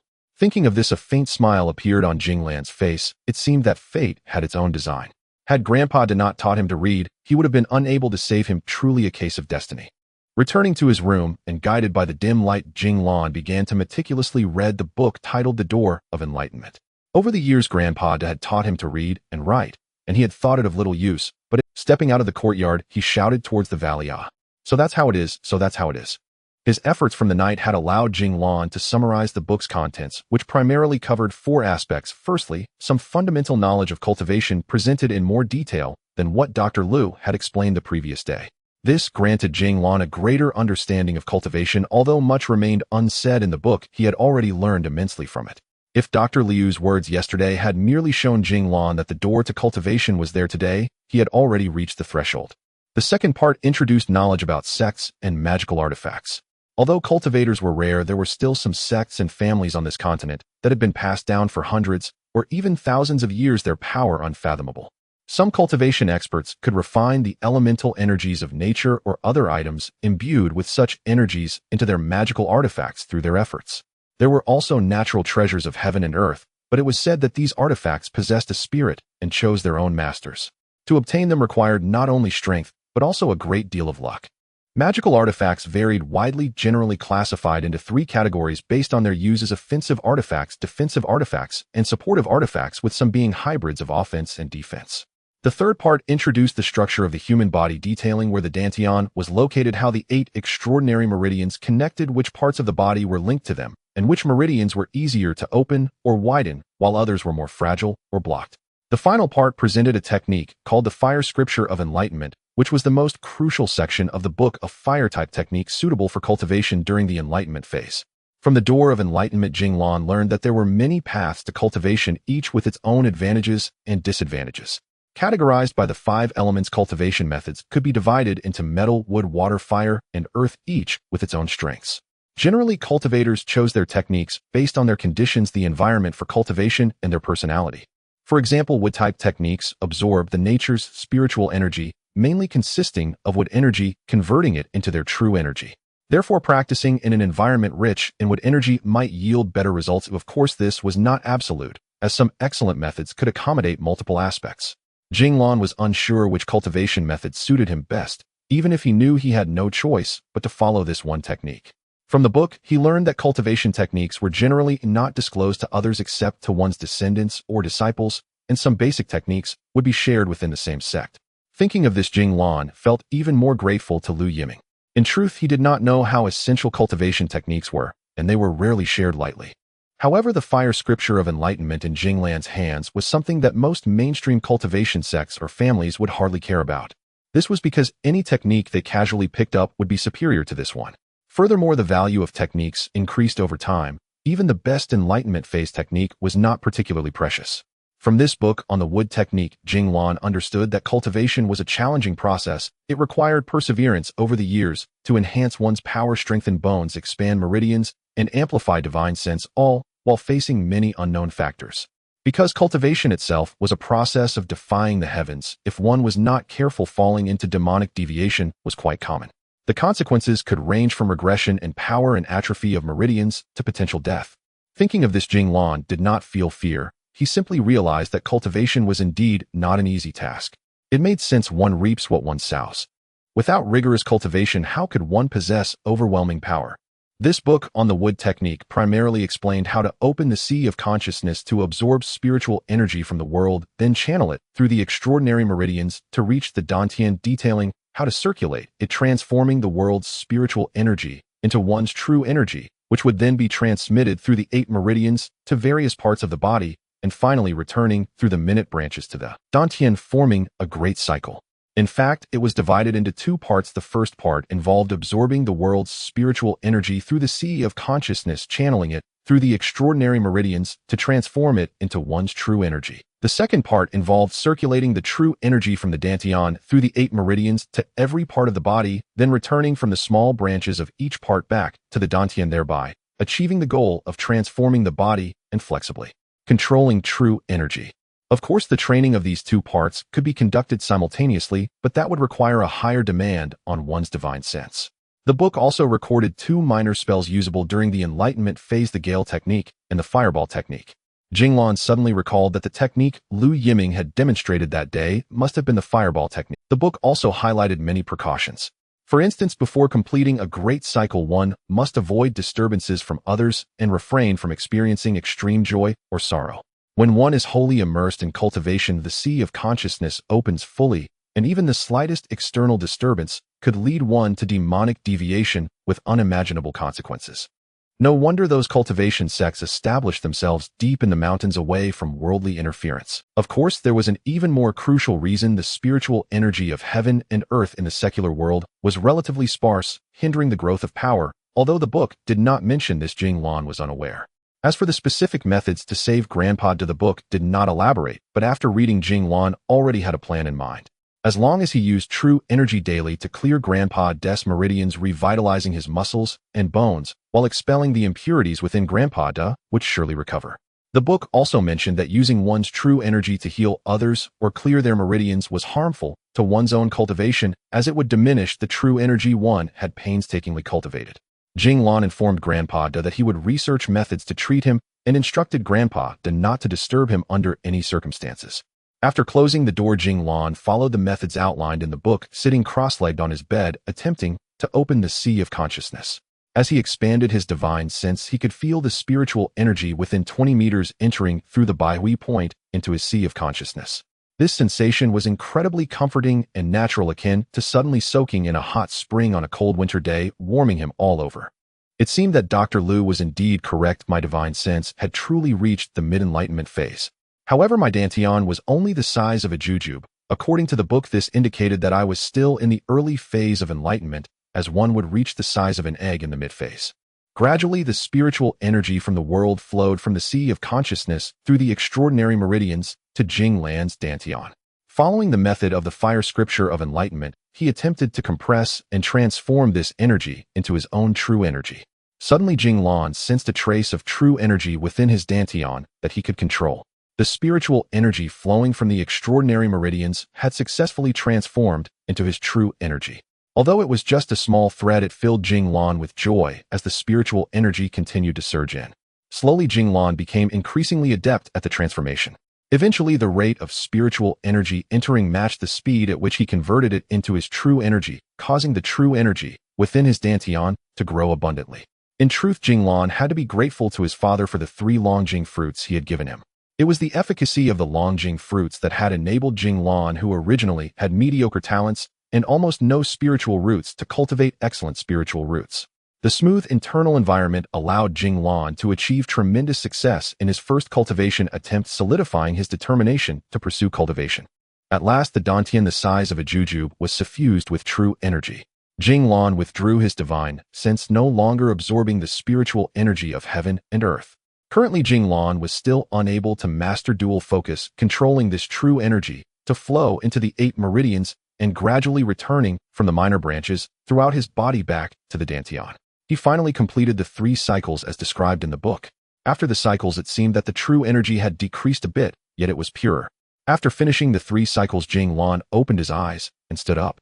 His legs felt somewhat numb, but he sensed that his body was lighter and both his vision and hearing had improved. The sun was nearly setting and he was surprised that he had practiced for an entire day. Suddenly, a foul odor wafted through the air, causing Jing Lan to wrinkle his nose. He then realized that his entire body was covered in a layer of foul black substance, the smell emanating from it. Pushing open the door, he found Grandpa Da with a pale complexion slumped over the table in a pretended slumber. "Grandpa Da, what happened to you?" Jing Lan called out. Upon hearing Jing Lan's voice, Grandpa Da immediately awoke. "Xiao Lan, you finally woke up. It's been 7 days. You've been sitting on the bed without moving. Oh, why do you smell so bad?" Grandpa Da also detected the foul odor on Jing Lan. 7 days. "I'm fine, Grandpa Da. Let me take a shower first before we talk," Jing Lan said as he walked toward the well in the courtyard. "You haven't eaten for 7 days. Let's eat first." "Don't starve yourself," Grandpa Da caught up to him and asked. "It's fine, I'll take a shower first. I am a bit hungry, but I can eat later." When Jing Lan entered the room, bare-chested Grandpa Da had already heated the food on the table. Jing Lan's robust muscles seemed to have shrunk a little over the past 7 days, not as strong as before his training. Jing Lan understood that this was the result of the true energy that had flowed through his meridians being stored in the dantian, leading to a more subdued aura. "Grandpa, I'll help you with your illness shortly," Jing Lan said as he gobbled up his food. "You should rest first. My illness isn't something that can be cured in a day or 2. A couple of days ago, Xiao Chui and her son went to Sanjiang City to visit relatives. I didn't wake you up because I was afraid you'd be disturbed," Grandpa said. They really went." Jing Lan thought. They must feel embarrassed to keep accepting everyone's help. After eating, Jing Lan went to Grandpa Da's room. "Grandpa, just listen to me for everything later. The rest, leave it to me." "All right, if I can't rely on you, who can I rely on?" Grandpa said, ruffling Jing Lan's hair as he used to when he was younger. "Xiao Lan is truly clever." Grandpa, sit on the bed, cross your legs, place your hands on your knees with palms facing up and relax. The rest you don't need to worry about. Jing Lan sat behind Grandpa Da in the same posture, placing his palms on Grandpa Da's temples. The temples were a significant acupoint on the extraordinary meridians. Jing Lan focused on his dantian, guiding the refined true energy through the Ren meridian, entering Grandpa Da's extraordinary meridians from his temples. Grandpa Da shivered slightly. This was a natural reaction. The entry of external true energy could be very dangerous. If the one entering had ulterior motives or mishandled it, the consequences would be severe. Thus, Jing Lan appeared particularly tense. After all, this was his first time. As the true energy entered Grandpa Des' extraordinary meridians, Jing Lan felt that they were mostly blocked and quite fragile. He had to guide the true energy slowly to open a narrow tributary, reaching Grandpa Des' Dantian. Grandpa Des' Dantian was very small, only the size of a soybean, at least 10 times smaller than his own Dantian. This left Jing Lan astonished, realizing that cultivating was truly not something everyone could do. The subsequent situation was mostly similar. The 8 meridians were also blocked. Fortunately, there were 1 or 2 individual meridians that could be opened slightly by the true energy. When that barely perceptible true energy returned to Grandpa Des' soybean-sized Dantian, Jing Lan was already covered in sweat. It seemed that Grandpa Des' illness couldn't be cured in just a few attempts, but even so, when Jing Lan saw Grandpa the next day, he was astonished. After a night's rest, Grandpa Des' spirit was clearly much better, and his complexion was no longer so sallow. Xiaolan, your method of clearing meridians and guiding qi is unexpectedly effective. Dr. Liu truly is a miraculous physician, Grandpa Des said happily upon seeing Jing Lan. This isn't just Dr. Liu's doing. I personally transmitted the true energy to you, Jing Lan thought to himself. Of course, he couldn't say this to Grandpa Des. Thinking about the immense benefits that cultivation brought to both himself and Grandpa Des, Jing Lan had to rearrange his schedule. Should he hunt more or cultivate more? It was a tough decision. Moreover, he needed to find a good environment for cultivation. Otherwise, like Dr. Liu, he could dig a basement in his bed. After some hesitation, Jing Lan decided that the most important thing was to treat Grandpa Des' illness. To cure Grandpa Des, he needed to enhance his own abilities. He would minimize hunting in the future, just enough to maintain household expenses, and as for assisting the villagers, that could wait. Jing Lan truly followed in Liu Yiming's footsteps, digging a basement in his own bedroom. This basement was even more rudimentary than Liu Yiming's. It contained nothing but a straw mat, and there were only a few small ventilation holes. The entrance was beneath the bed. From now on, whether he was cultivating or treating Grandpa, he wouldn't have to worry about being disturbed. When Jing Lan once again inspected his Dantian in the basement, he found that it seemed to have grown slightly larger since his first cultivation, as if it could accommodate more true energy. This left Jing Lan feeling quite happy. After all, a larger Dantian meant he could absorb more spiritual energy from heaven and earth. Jing Lan immersed himself in cultivation once more. After 2 hours, he awoke from his practice. The results this time were incomparable to his first. Jing Lan realized that cultivation was indeed a long and enduring process. After multiple experiments, he finally understood that the time for cultivation within a day was limited. Exceeding this time would yield little effect. This also provided Jing Lan with an opportunity to hunt. Time passed in such tranquil yet exciting days, and in the blink of an eye 3 years had gone by. Thanks to Jing Lan's timely treatment, Grandpa Des, who was initially said to have only half a year's life left, had lived for 3 years. Not only that, but Grandpa Des was now not only free of illness, but also radiant and full of vitality, almost giving off a youthful appearance. At this rate, living to 80 or 90 didn't seem like too much of a problem. However, about a year ago, Jing Lan noticed that his abilities had little effect on Grandpa Des anymore. It seemed that the natural rules of birth, aging, sickness, and death could not be indefinitely halted. At least he currently lacked that ability. Over these 3 years, Jing Lan had progressed from being completely ignorant of cultivation to reaching the late stage of opening the light with his divine sense, and his own abilities had also reached the late stage of opening the light. Now Jing Lan's Dantian was as large as an apple, capable of accommodating increasingly more true energy. The changes in his body were even more significant, but on the outside, he didn't appear too different from 3 years ago. It was just that, having spent most of his time in the basement for cultivation, Jing Lan's tan skin had lightened considerably. He hadn't grown much taller, still standing at about 180 centimeters, but his eyes shone with more vitality. Recently, Jing Lan had also noticed a problem. No matter how hard he tried to cultivate, his abilities had stopped growing and were essentially stagnant. Jing Lan understood that he had encountered a bottleneck in his cultivation. However, he was quite skilled in the techniques of Gale technique and Fireball technique recorded in the Sutra of Opening the Light. As the saying goes, once one method is mastered, all methods can be mastered. Once his abilities reached a certain level, the remaining challenge was how to apply them, which was much easier. The wind blade technique was executed, and Jing Lan was confident that he had encountered many more prey than he did in the Woma Forest. The fireball technique was also quite formidable, capable of producing a flame the size of an apple from his hand with a terrifyingly high temperature. However, it was relatively slow to cast and consumed a lot of true qi. Jing Lan was originally just an ordinary boy, but due to a twist of fate, he consumed a Longjing fruit, and with the help of the golden ring snake achieved the best results, thus entering the path of cultivation.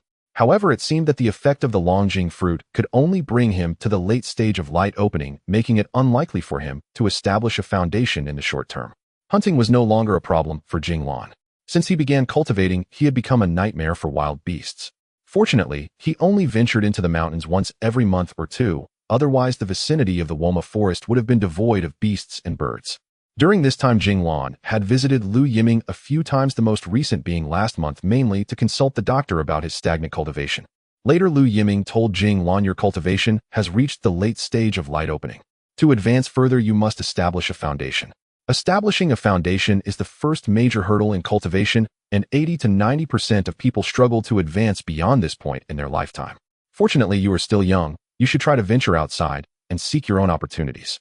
Perhaps one day you will successfully establish your foundation. I will be waiting for your good news. Another month passed, and Jing Lan finally decided to leave home to explore the outside world. Now Grandpa Duck could rest easy as the family had some savings after these years, and Dr. Lu had also promised to help keep an eye on things. Perhaps it was not just about cultivation. Jing Lan felt that with his abilities, he should venture out and create his own path rather than remain in this impoverished mountain village for a lifetime. On a cold morning, Jing Lan, carrying a cloth bundle and a longbow, bid farewell to Grandpa Da and the villagers. Facing the rising sun, he stepped out of Chomin village. This was Jing Lan's first genuine departure from his hometown. The dream-chasing youth took his first steps like a fledgling eagle, leaving the nest destined to soar in the sky.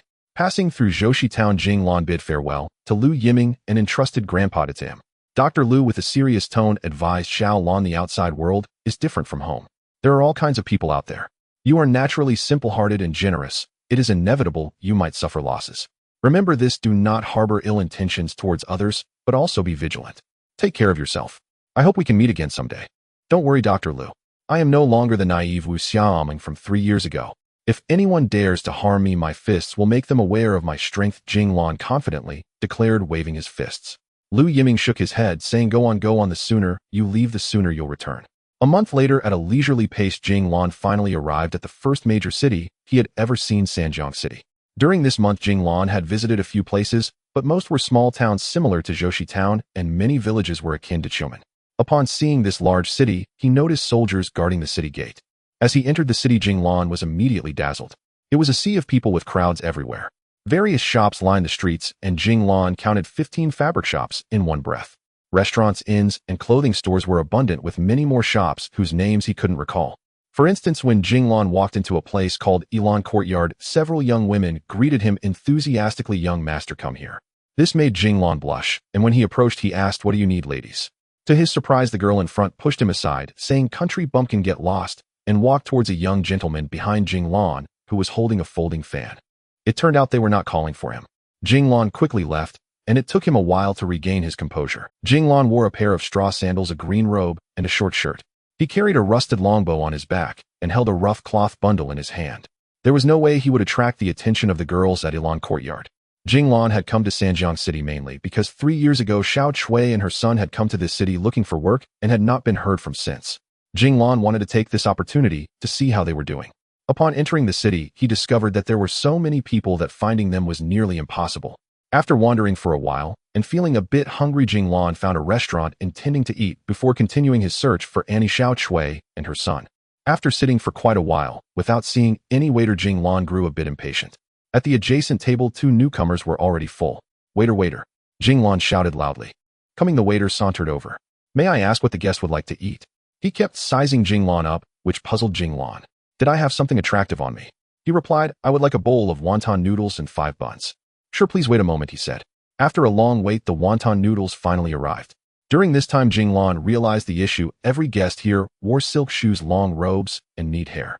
Only he was dressed in a green robe and short shirt, wearing a pair of mountain climbing straw sandals knitted by Grandpa Da, with his long hair casually tied back. After eating, Jing Lan prepared to settle the bill and leave. Waiter, how much is it? 35 copper coins, the waiter replied smoothly. While this meal is quite expensive, Jing Lan thought, rummaging through his money pouch for a long time. He pulled out a handful of silver coins and a few gold coins, but couldn't find any copper coins, so he had to hand over a silver coin to the waiter. The waiter's expression changed instantly, thinking, this country bumpkin turns out to be quite wealthy. After settling the payment, Jing Lan picked up his bundle and left, unaware that he was being followed by 2 pairs of shifty eyes. At the street corner, 2 young men were conversing. Chen Lao, do we found a wealthy country bumpkin, and he's alone. Could you keep following him? I will gather some people and strike when there are fewer people around. Jing Lan searched for a long time without any clue, so he thought of asking others. Excuse me, do you know Xiao Chui? She is in her 30s with a round face and plump. I don't know her. May I ask? I don't know her. After asking for a long time, he got no results and was about to give up when he noticed a young man had been following him for quite a while. Excuse me, do you know Xiao Chui? She looks like. Oh, you mean Xiao Chui? Yes, I know her, the young man, who looked about 17 or 18. You really know her? Can you tell me where she is? Jing Lan asked, overjoyed. All right, since it's your first time in the city, I will take you to find her, the young man kindly offered. Thank you so much, Jing Lan said, following the young man as they turned left and right. After a long time without arriving, he couldn't help but feel anxious. Excuse me, are we there yet? We are almost there, the young man said with a laugh. Jing Lan met with robbery on his first day in the city. Suddenly, several young men with a rough demeanor appeared behind him, reminding Jing Lan of a few minor thugs he had encountered in Joshi Town. Smart guy, hand over your money, and we will spare your life, said one who seemed to be the leader. The others echoed, yes kid, hurry up and give us the money. Chen Lauda will spare you. Otherwise our leader's iron fist won't show you mercy. Jing Lan relaxed, slightly surprised to have encountered only a few petty thieves. Very well, he said, you may leave at once. I'll hold no grudge. Otherwise my iron fists won't spare you. Oh, ha ha ha, this is too much. The thieves burst into raucous laughter. This kid's clearly lost his wits. He doesn't even see we're 7 or 8 strong while he stands alone. Brothers, teach this yellow-haired brat a lesson. At once 4 or 5 youths charged forward. One lunged with a kick, yet Jing Lan didn't flinch. A sharp crack echoed, the youth's leg snapped. A howl of agony tore from his throat as he writhed on the ground in excruciating pain. I despise being called a yellow-haired brat more than anything. Another youth, undeterred, rushed in with a fierce punch aimed straight at Jing Lan's head, swift, vicious, and precise. Suddenly, a hand materialized midair along the trajectory of the blow, seizing the fist. Damn it, my fist is caught. Another howl pierced the air. Elder brother, spare me. We meant no harm. Jing Lan had subtly infused true qi into his grip. The youth felt as though his arm were clamped in an iron vice. The thieves paled. They'd stumbled upon a martial expert. No ordinary fighter, but a master. Hard target. Scatter. Escape was futile. Jing Lan surged forward like a phantom, weaving effortlessly among them. Each received a single decisive kick. In an instant, all 7 or 8 crumpled to the ground, dazed and broken. Elder brother Chen, still after money. At those words, elder brother Chen trembled violently. Stammering, he pleaded, young master, we were blind. We failed to recognize a towering mountain before us. This was all a dreadful misunderstanding. We were forced into it. Please spare us. Whether coerced or not, tell me now, where is Aunt Xiao Chui? Do you truly know them? How were you forced, and by whom? Speak plainly. Otherwise I'll begin removing limbs, one leg per lie. Terrified beyond reason, the thieves stammered, may we ask your honorable surname, young master? Elder brother Chen suddenly asked, my name is Jing. Jing Lan came the reply. Then with quiet amusement, Jing Lan added, tell me, am I interrogating you? Or are you interrogating me? Forgive us, young master Jing. Elder brother Jing. From the moment I laid eyes on you, I sensed your majestic bearing, heroic valor, and peerless aura, truly unlike any mortal man. Jing Lan couldn't help but chuckle. He studied them. Youths near his own age, the eldest barely 21, the youngest no more than 15 or 16. Though rough-edged and streetwise, they bore no trace of genuine malice. Speak truthfully, now, or I begin with the first leg. No, elder brother Jing, we swear we were forced. And so elder brother Chen recounted their story. Elder brother Chen's real name was Chen Taitu. Orphaned at 8, he survived by begging, enduring constant scorn, starvation, and theft of whatever meager scraps he managed to gather. Then one day a man recruited him into the Qingjiang gang. For the first time he no longer starved. There was food, shelter, and purpose. Taitu joined without hesitation, only later learning his duties, pickpocketing crowds daily, or, as today, outright robbery. Life became bearable, but every coin stolen or seized had to be surrendered. Each month brought rigid quotas. Failure meant either freezing hunger or brutal beatings. Yet escape was unthinkable. The gang's first edict forbade desertion under penalty of death. Thus, though fed, they lived as prisoners, free of famine, yet stripped of liberty.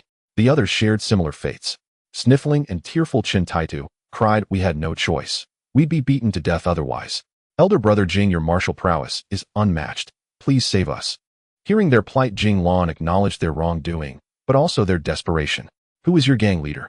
Take me to him. Inwardly, Jing Lan saw echoes of his own childhood. Had grandfather not taken him, and had he not found the long Jing fruit? Compassion welled up unbidden. He resolved to liberate them, not out of recklessness, but rooted in hard-won confidence forged over years of cultivation. Chen Taitu brightened at the promise, then hesitated. Elder brother Jing, though formidable, can you truly stand against their numbers? Their elite are nothing like us, each a master in his own right. Fear not. A handful of fighters pose no challenge. Just lead the way. Jing Lan spoke with unwavering certainty. Chen Taitu pondered. If you're certain, then let's try. At worst we endure another beating. But if this fire pit truly spits us out, then freedom will finally be ours. We've never met the gang leader ourselves. We answer only to Zhang Tangzhu, the hall master overseeing our district. Each month he arrives with several men to collect our dues. Then let's go. Lead me to him. We'll confront this hall master first. You've lived in Sanjiang for years. I seek two people, a mother and son. The mother's name is Xiao Chui, 30-some years old, round-faced and fair-skinned. Her son is Jing Bing, about 13 or 14. Have you heard of them? Chen Taitu replied, Elder brother Jing, we've never seen them. But rest assured we know countless people. In all Sanjiang City there's no one Chen Taitu, or rather Chen Taitu, cannot find. The moment news comes I'll deliver it to you myself. Very well, search diligently. They're kin to me. Find them, and I'll reward you handsomely. First though, we free you from the Qingjiang gang. Ah, elder brother Jing, we're exhausted and dusk approaches. Might we first share a meal? Chen Taitu glanced at his listless comrades and ventured the request. Agreed, let's eat. I still have some travel funds to consider this my treat. Though young Jing Lan quickly found common ground, even with these so-called thieves. Chen Taitu was genuinely awestruck. Elder brother Jing, your kindness astounds us. You repay hostility with grace, then feast with us. From this day, we follow you alone. The others echoed his vow. Jing Lan hastily waved his hands. Follow me. I've no path charted yet. His innate benevolence and natural gift for camaraderie shone through once more. Led by Chen Taitu, they navigated the inn with practiced ease to a private chamber. Waiter, bring a fine bottle of daughter's red wine, braised pork, knuckle, steamed sea bass. For once Chen Taitu stood radiant. Unlike past visits when fear gripped them, their ill-gotten coins unsettled their conscience, and the dread of encountering home. Led by Chen Taitu, they navigated the inn with practiced ease to a private chamber. Waiter, bring a fine bottle of daughter's red wine, braised pork, knuckle, steamed sea bass. For once Chen Taitu stood radiant. Unlike past visits when fear gripped them, their ill-gotten coins unsettled their conscience, and the dread of encountering Hall Master Zhang loomed ever larger. Elder brother Jing, try the daughter's red. It's our house specialty. Renowned across Sanjiang City for its excellence. Jing Lan rarely drank, but Chen Taitu's silver-tongued persuasion proved irresistible. Over the meal, Jing Lan absorbed insights into the city's customs and culture, learning for instance that the shop he'd passed earlier was a brothel. Within half an hour the group had bonded completely. Chen Taitu eagerly refilled the cup. Waiter, another bottle of daughter's red. Truly elder brother Jing possesses a bottomless capacity. Then lowering his voice he added, soon I'll show you what it means to be a man, to be a hero, to conquer. Jing Lan is originally a cultivator, so this little wine is nothing to him, but he feels that the city folks know quite a lot. Even the food is bizarre and varied and indeed tastes better than what he has at home. It's easy to transition from frugality to extravagance, but hard to go from extravagance back to frugality. An hour has passed, and the group has clearly forgotten that they came to find Master Zhang, not to indulge in the pleasures of the city.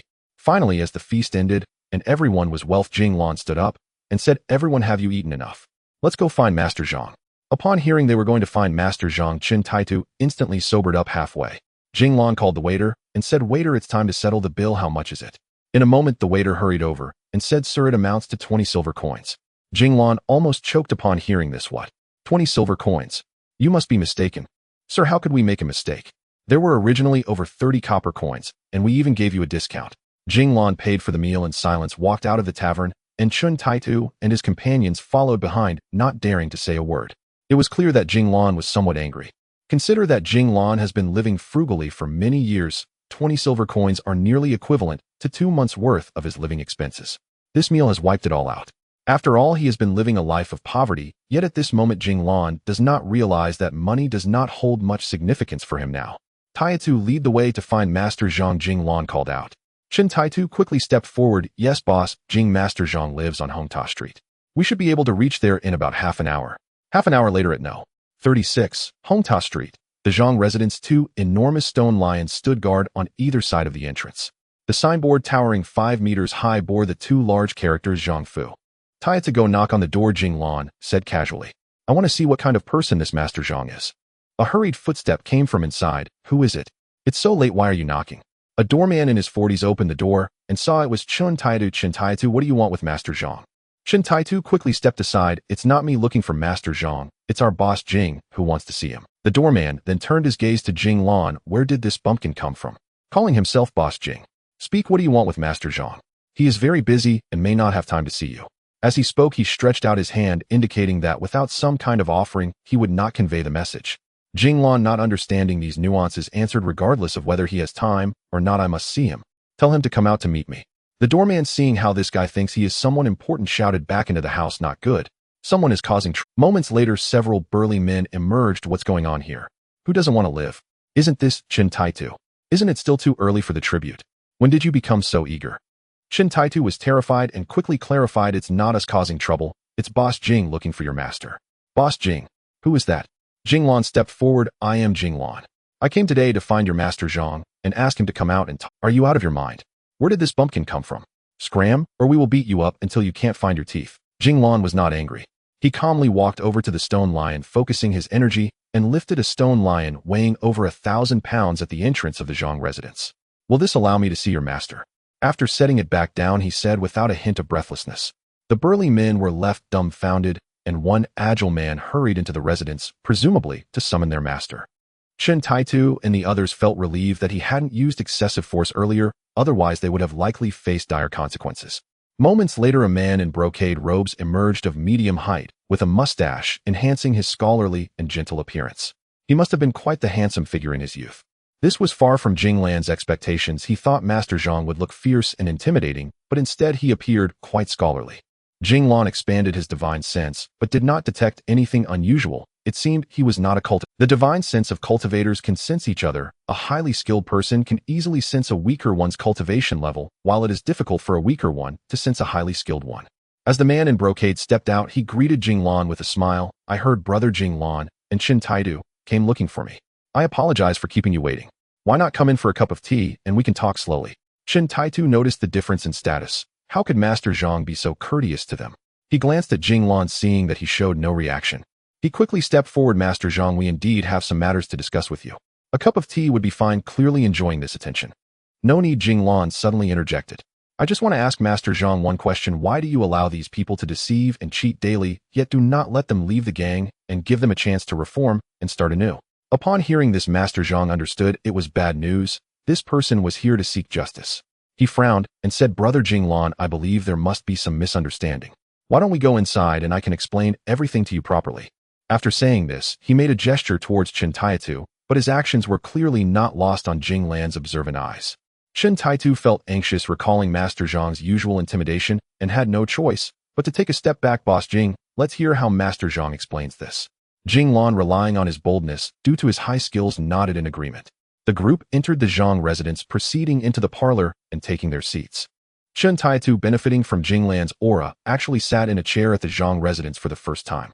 Along the way, Master Zhang inquired about the situation from Chen Taitu. When asked about Jing Lan's background, Chen Taitu refused to speak, not because he was unwilling, but because he simply did not know, having only known Jing Lan for less than 10 hours. Of course, all of this was done secretly. As they walked, Jing Lan glanced around while Master Zhang thought he was being. Meanwhile, he felt troubled. What a naive young man, yet with such extraordinary strength. If I can turn him into an ally, I will. If not, I have no choice but to act decisively. After several maidservants brought fragrant tea, Master Zhang finally spoke. Brother Jing Lan, I wonder if this is your first time in Sanjiang City. Jing Lan was looking around the room, unsure of what was so special about this ordinary parlor. Yes, it's indeed my first time. So what? Upon hearing this, Master Zhang realized he was indeed a newcomer. Looking at his attire, he did not seem like a prominent figure, more like a hunter. But what kind of hunter possesses such immense strength? So Brother Jing Lan is visiting Sanjiang City for the first time. I must extend my hospitality properly. Our city is the largest city near the Woma Forest, beside the largest river in the Shanyu Kingdom, the Qingjiang, along with 2 smaller tributaries. Hence it is named Sanjiang City, with a population of over 300,000. Master Zhang truly treated Jing Lan as an esteemed guest. PS finally reached 30,000 words. Brothers, please cast some votes. Master Zhang was enthusiastically introducing the customs and culture of Sanjiang City, seemingly oblivious to the need to explain the Qingjiang gang. After drinking tea and listening for a while, Jing Lan finally turned to Master Zhang and said, Isn't it time to talk about your Qingjiang gang? Master Zhang then halted his incessant chatter and chuckled. Right, Brother Jing Lan, I would have mentioned it. After Master Zhang's explanation and Jing Lan's analysis, they concluded that the Qingjiang gang was indeed a significant faction in Sanjiang City, being one of the 4 major gangs, albeit the weakest among them. Within the Qingjiang gang, there were 10 positions like that of Master Zhang, who was merely the leader of the northern branch, under which there were 2 deputy leaders and 1 gang leader, while it remained unclear if there were any other mysterious powers. The primary source of income for the Qingjiang gang came from managing the docks, making individuals like Chun Taitu quite rare. Master Zhang, originally named Zhang Balan, had only been appointed here 3 years ago. In his own words, every profession has its own rules, and he had no choice but to comply, or he would face punishment from above. He hoped Jing Lan would give him some time to communicate with the higher-ups so that Chun Taitu and others could leave freely. Seeing Zhang Balan's demeanor, Jing Lan felt it inappropriate to turn hostile immediately and nodded in agreement. Just as everyone was preparing to leave, Master Zhang called Jing Lan aside, saying he wanted to discuss something privately. Once they were alone, Master Zhang said seriously to Jing Lan, Brother Jing Lan, I wonder where you hail from. Have you ever considered using your abilities to make a name for yourself and achieve fame and fortune? Jing Lan replied, I am merely an ordinary hunter from the mountains. Besides having some physical strength, what skills do I possess to become someone of significance? Jing Lan felt uneasy about Master Zhang's intentions and refrained from agreeing to his proposition. Upon hearing Jing Lan's lack of background and merely physical strength, Zhang Balan thought to himself that he could be ruthless and dispose of him. Initially, he suspected that this young man might be pretending to be someone important, but after interacting with Jing Lan, he realized this boy had no experience in the martial world, and his earlier words were likely sincere. He was astonished that the formidable Master Zhang could be intimidated by a mere novice. With this realization, Master Zhang calmed down. His years of experience in the martial world taught him to be cautious, and with a furrowed brow, he devised a plan. Feigning reluctance, he said, since Brother Jing Lan has no interest in fame and fortune, I won't press you. Bring me 3 cups of fine wine. Brother Jing, you are an extraordinary hero deserving of 3 toasts. After a few days, I will inform you of any news from above and ensure Chun Taitu and others' freedom. Jing Lan thought to himself, city folks are indeed troublesome. They even want to drink 3 cups of wine before leaving. Without hesitation, he opened his mouth and drank all 3 cups. Jing Lan, being young and lacking experience in the martial world, was at a disadvantage. Had Chun Taitu been there, he would never have dared to drink those 3 cups. Seeing Jing Lan down all 3 cups, Master Zhang's anxious heart finally eased, thinking to himself, he is just a novice. Such ordinary tricks in the martial world can actually work. At this moment, Master Zhang revealed his authoritative demeanor, loudly commanding, bring this boy here and treat him well, so he can understand the might of Zhang Balan. What kind of world is it now that even insignificant people dared? At this moment, Master Zhang revealed his authoritative demeanor, loudly commanding, bring this boy here and treat him well, so he can understand the might of Zhang Balan. What kind of world is it now that even insignificant people dare to act recklessly on my territory? Instantly, several burly men surrounded Jing Lan. He was surprised to see how quickly Zhang Balan had changed. The surrounding men, clearly trained in martial arts, charged at him. Jing Lan was unconcerned, confident that even after drinking the soft bone powder, they would be powerless. One burly man threw a straight punch toward Jing Lan's face.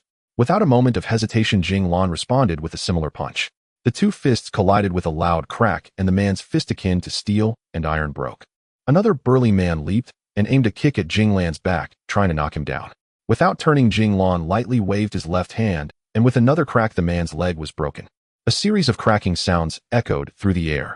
What seemed like a prolonged battle was over in a mere moment, as the 10 or so men who had previously seemed threatening lay on the ground, groaning in pain. Master Zhang was horrified, his face paling. He realized that Jing Lan was indeed a formidable expert. Although he hadn't yet fought, he felt no confidence against such a strong opponent, unable to fathom how this expert was unaffected by the soft bone powder. To Jing Lan, these so-called experts were no different from Chun Taitu, moving too slowly and lacking power. In the face of absolute speed and strength, their techniques were useless. As for the soft bone powder, it had no effect on Jing Lan.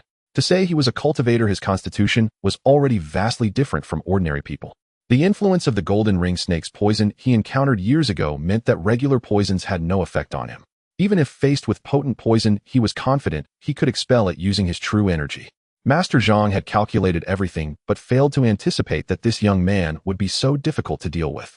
He feared that even the gang leader himself might not be a match for him, leaving him in a dilemma about whether to intervene. As Jing Lan threw another punch, Master Zhang had no time to prepare. He could only block with both hands, but Jing Lan's punch was like a battering ram, crashing through and hitting Master Zhang's chest, sending him flying and causing him to spit out blood. Several of his ribs were broken. It was clear that Jing Lan had unleashed his true energy. Master Zhang, having done many wrongs, found himself underfoot, as Jing Lan coldly asked Master Zhang, "Why did you seek to put me to death?" Master Zhang was momentarily speechless, his usual cleverness vanishing. Chen Taitu and others waited at the door for quite some time, not seeing Jing Lan come out, so they re-entered the mansion shocked by what they saw. They were astounded to discover that within such a short time Jing Lan had defeated several top experts of the Zhang residence, seemingly having taken them down hard. "Brother Jing, I was wrong. Please spare me. I will take care of Brother Chen's matter. They are free now. Just let me go, I had no choice." Zhang Balan pleaded softly. "All right, seeing that you are still somewhat cooperative, I will let you off this time," Jing Lan replied. Master Zhang, hearing that he would be spared, was deeply moved. "Thank you, Brother Jing. Thank you, Brother Jing." However, while he avoided death, he could not escape punishment. With two cracking sounds, the joints of both his legs were dislocated, making it nearly impossible for him to recover in 3 to 5 months. Even when he did recover, his martial arts would likely suffer greatly. Jing Lan suddenly thought that Master Zhang had some influence in Sanjiang City. He instructed Zhang Balan to find Xiao Cui and her son, thinking there might be some hope. He asked him to send someone to look for them and to inform him immediately if there was any news. Amidst a mix of fear and respect, Jing Lan left the Zhang residence with Chen Taitu and the others who had finally regained their freedom. They couldn't help but shout to the sky in joy, startling pedestrians on the street who hurriedly avoided them, thinking a group of madmen was passing by. Jing Lan felt genuinely happy, finally living up to everyone's expectations by doing a great deed on the very first day in Sanjiang City. The most pressing issue now was to find a quiet place to settle down where he could practice at any time. For 3 years, Jing Lan had never stopped his training, understanding the importance of perseverance. Upon hearing that Jing Lan was looking for a place to stay, a young man named Chun Guang from Chun Taida's group volunteered, saying there was an old house at his family home in the suburbs, spacious but uninhabited for many years, rumored to be haunted, though it was uncertain if it could still be lived in. Jing Lan thought this met his requirements. He had never been one to believe in ghosts or deities. The most important factor was that it was away from the bustling city center, ensuring peace. Moreover, Jing Lan had a good impression of Chun Guang. Although young, he found him to be quite decent and willingly agreed to go along. Chen Taitu and the others wanted to follow, but were rejected by Jing Lan. "You are all free now, strong and healthy. Find yourselves good work and live well. Aside from news about Xiao Cui and her child, do not disturb me. Chun Guang will come with me." After Jing Lan finished speaking, he left the city with Chun Guang. Chen Taitu and the others, feeling reluctant, had to stay behind, disappointed that such a formidable leader would leave them. An hour later, the two arrived at the entrance of a house in the eastern suburbs of the city. The site was one of ruin. The dilapidated wooden door showed signs of its former glory. Upon entering, they found a yard of at least 500 square meters overgrown with wild grass, and the interior was filled with cobwebs and dust. Fortunately, having come from a poor background, Jing Lan was not overly bothered. After tidying up for 2 full hours, they managed to get it somewhat presentable. Poor Chun Guang was already drenched in sweat. His frail body struggled to endure such exertion, but seeing that Jing Lan had no intention of resting, he had no choice but to continue. They eventually managed to clean up a few rooms in the backyard. Jing Lan deliberately chose a room at the back, claiming he disliked being disturbed. He then called Chun Guang over. "Chun Guang, take this money as a reward for staying here. I don't need anyone to take care of me, who I will manage on my own. You should go find a way to make a living in the city."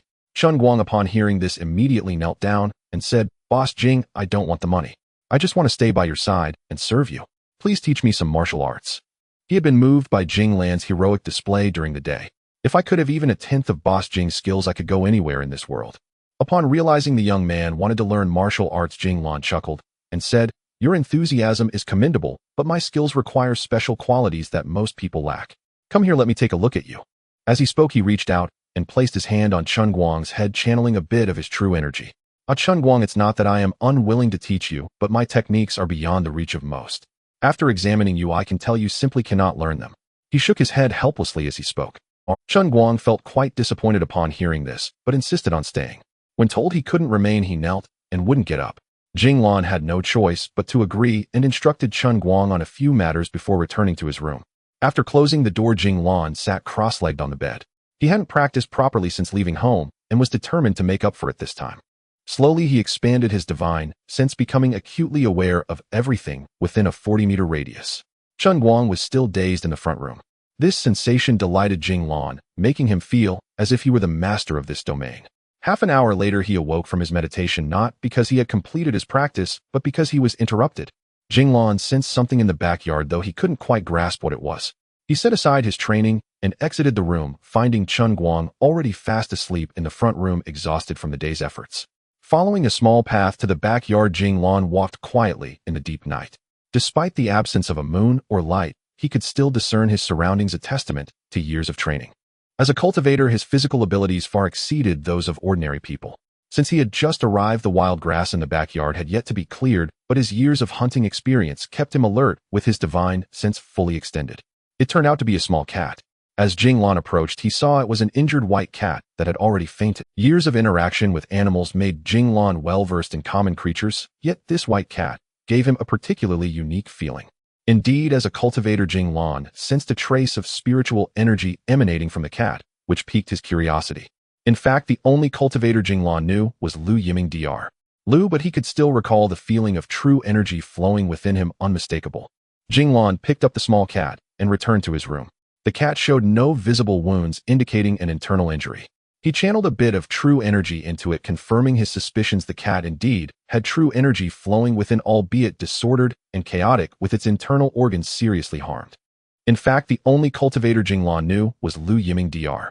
Lu, but he could still recall the feeling of true energy flowing within him, unmistakable. Regardless, he needed to save this small cat first. After an hour of effort, Jing Lan finally managed to somewhat regulate the true energy within the cat. To his astonishment, he discovered that the cat had a dantian as well. Could it be that this small cat practiced cultivation too? Regardless, he needed to save this small cat first. After an hour of effort, Jing Lan finally managed to somewhat regulate the true energy within the cat. To his astonishment, a flash of lightning about 20 centimeters long shot from the cat's eyes. Although weak, it dissipated in the air after traveling less than a meter. The small cat, realizing someone was nearby, hurriedly jumped down from the bed and ran off, but after just a few steps it stopped and looked back at Jing Lan for a long moment. Jing Lan was unsure of what the cat wanted to do, wishing to ask, but finding communication difficult. While he was in a quandary, the small cat had already dashed out of the room. Jing Lan had to follow. After running a short distance, the cat stopped again, and when Jing Lan approached, it ran a little further and paused. Jing Lan then realized that the cat might be trying to lead him somewhere, so he and the cat ventured deeper into the backyard. Jing Lan was quite curious as well, feeling that Dr. Lu was right. Of venturing out indeed brought many unknown experiences. Just 4 or 5 days out, and he had encountered such a strange occurrence. Gradually, they reached a corner of the backyard, but the small cat refused to move forward any longer, seemingly afraid of something ahead, yet also lingering over something. The backyard of Chun Guang's old house spanned at least 20 acres, long neglected and now a desolate site. However, this posed no fear for Jing Lan, who came from a hunter's background, spending his days in the vast. Jing Lan extended his divine sense, moving ahead of the small cat.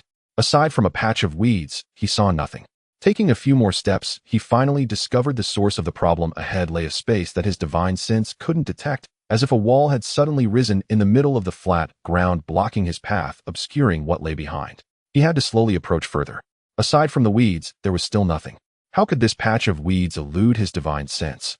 Just as Jing Lan took a step forward, he was suddenly bounced back, narrowly avoiding injury. This made him even more spirited, and nothing had been as intriguing in over a decade. After nearly half an hour of attempts, Jing Lan finally realized that this space, only about 2 square meters, was impassable.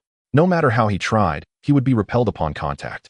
By the end, Jing Lan was filled with blood and energy, his true energy disordered, suffering a minor injury, while the small cat remained crouched behind, showing no signs of wanting to leave. It seemed this small cat was also affected by this. Could there be some treasure within?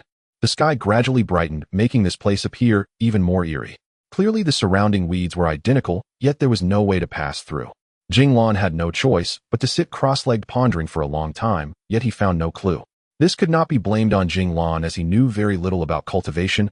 Almost all of his knowledge came from that book, Opening the Spirit Gate.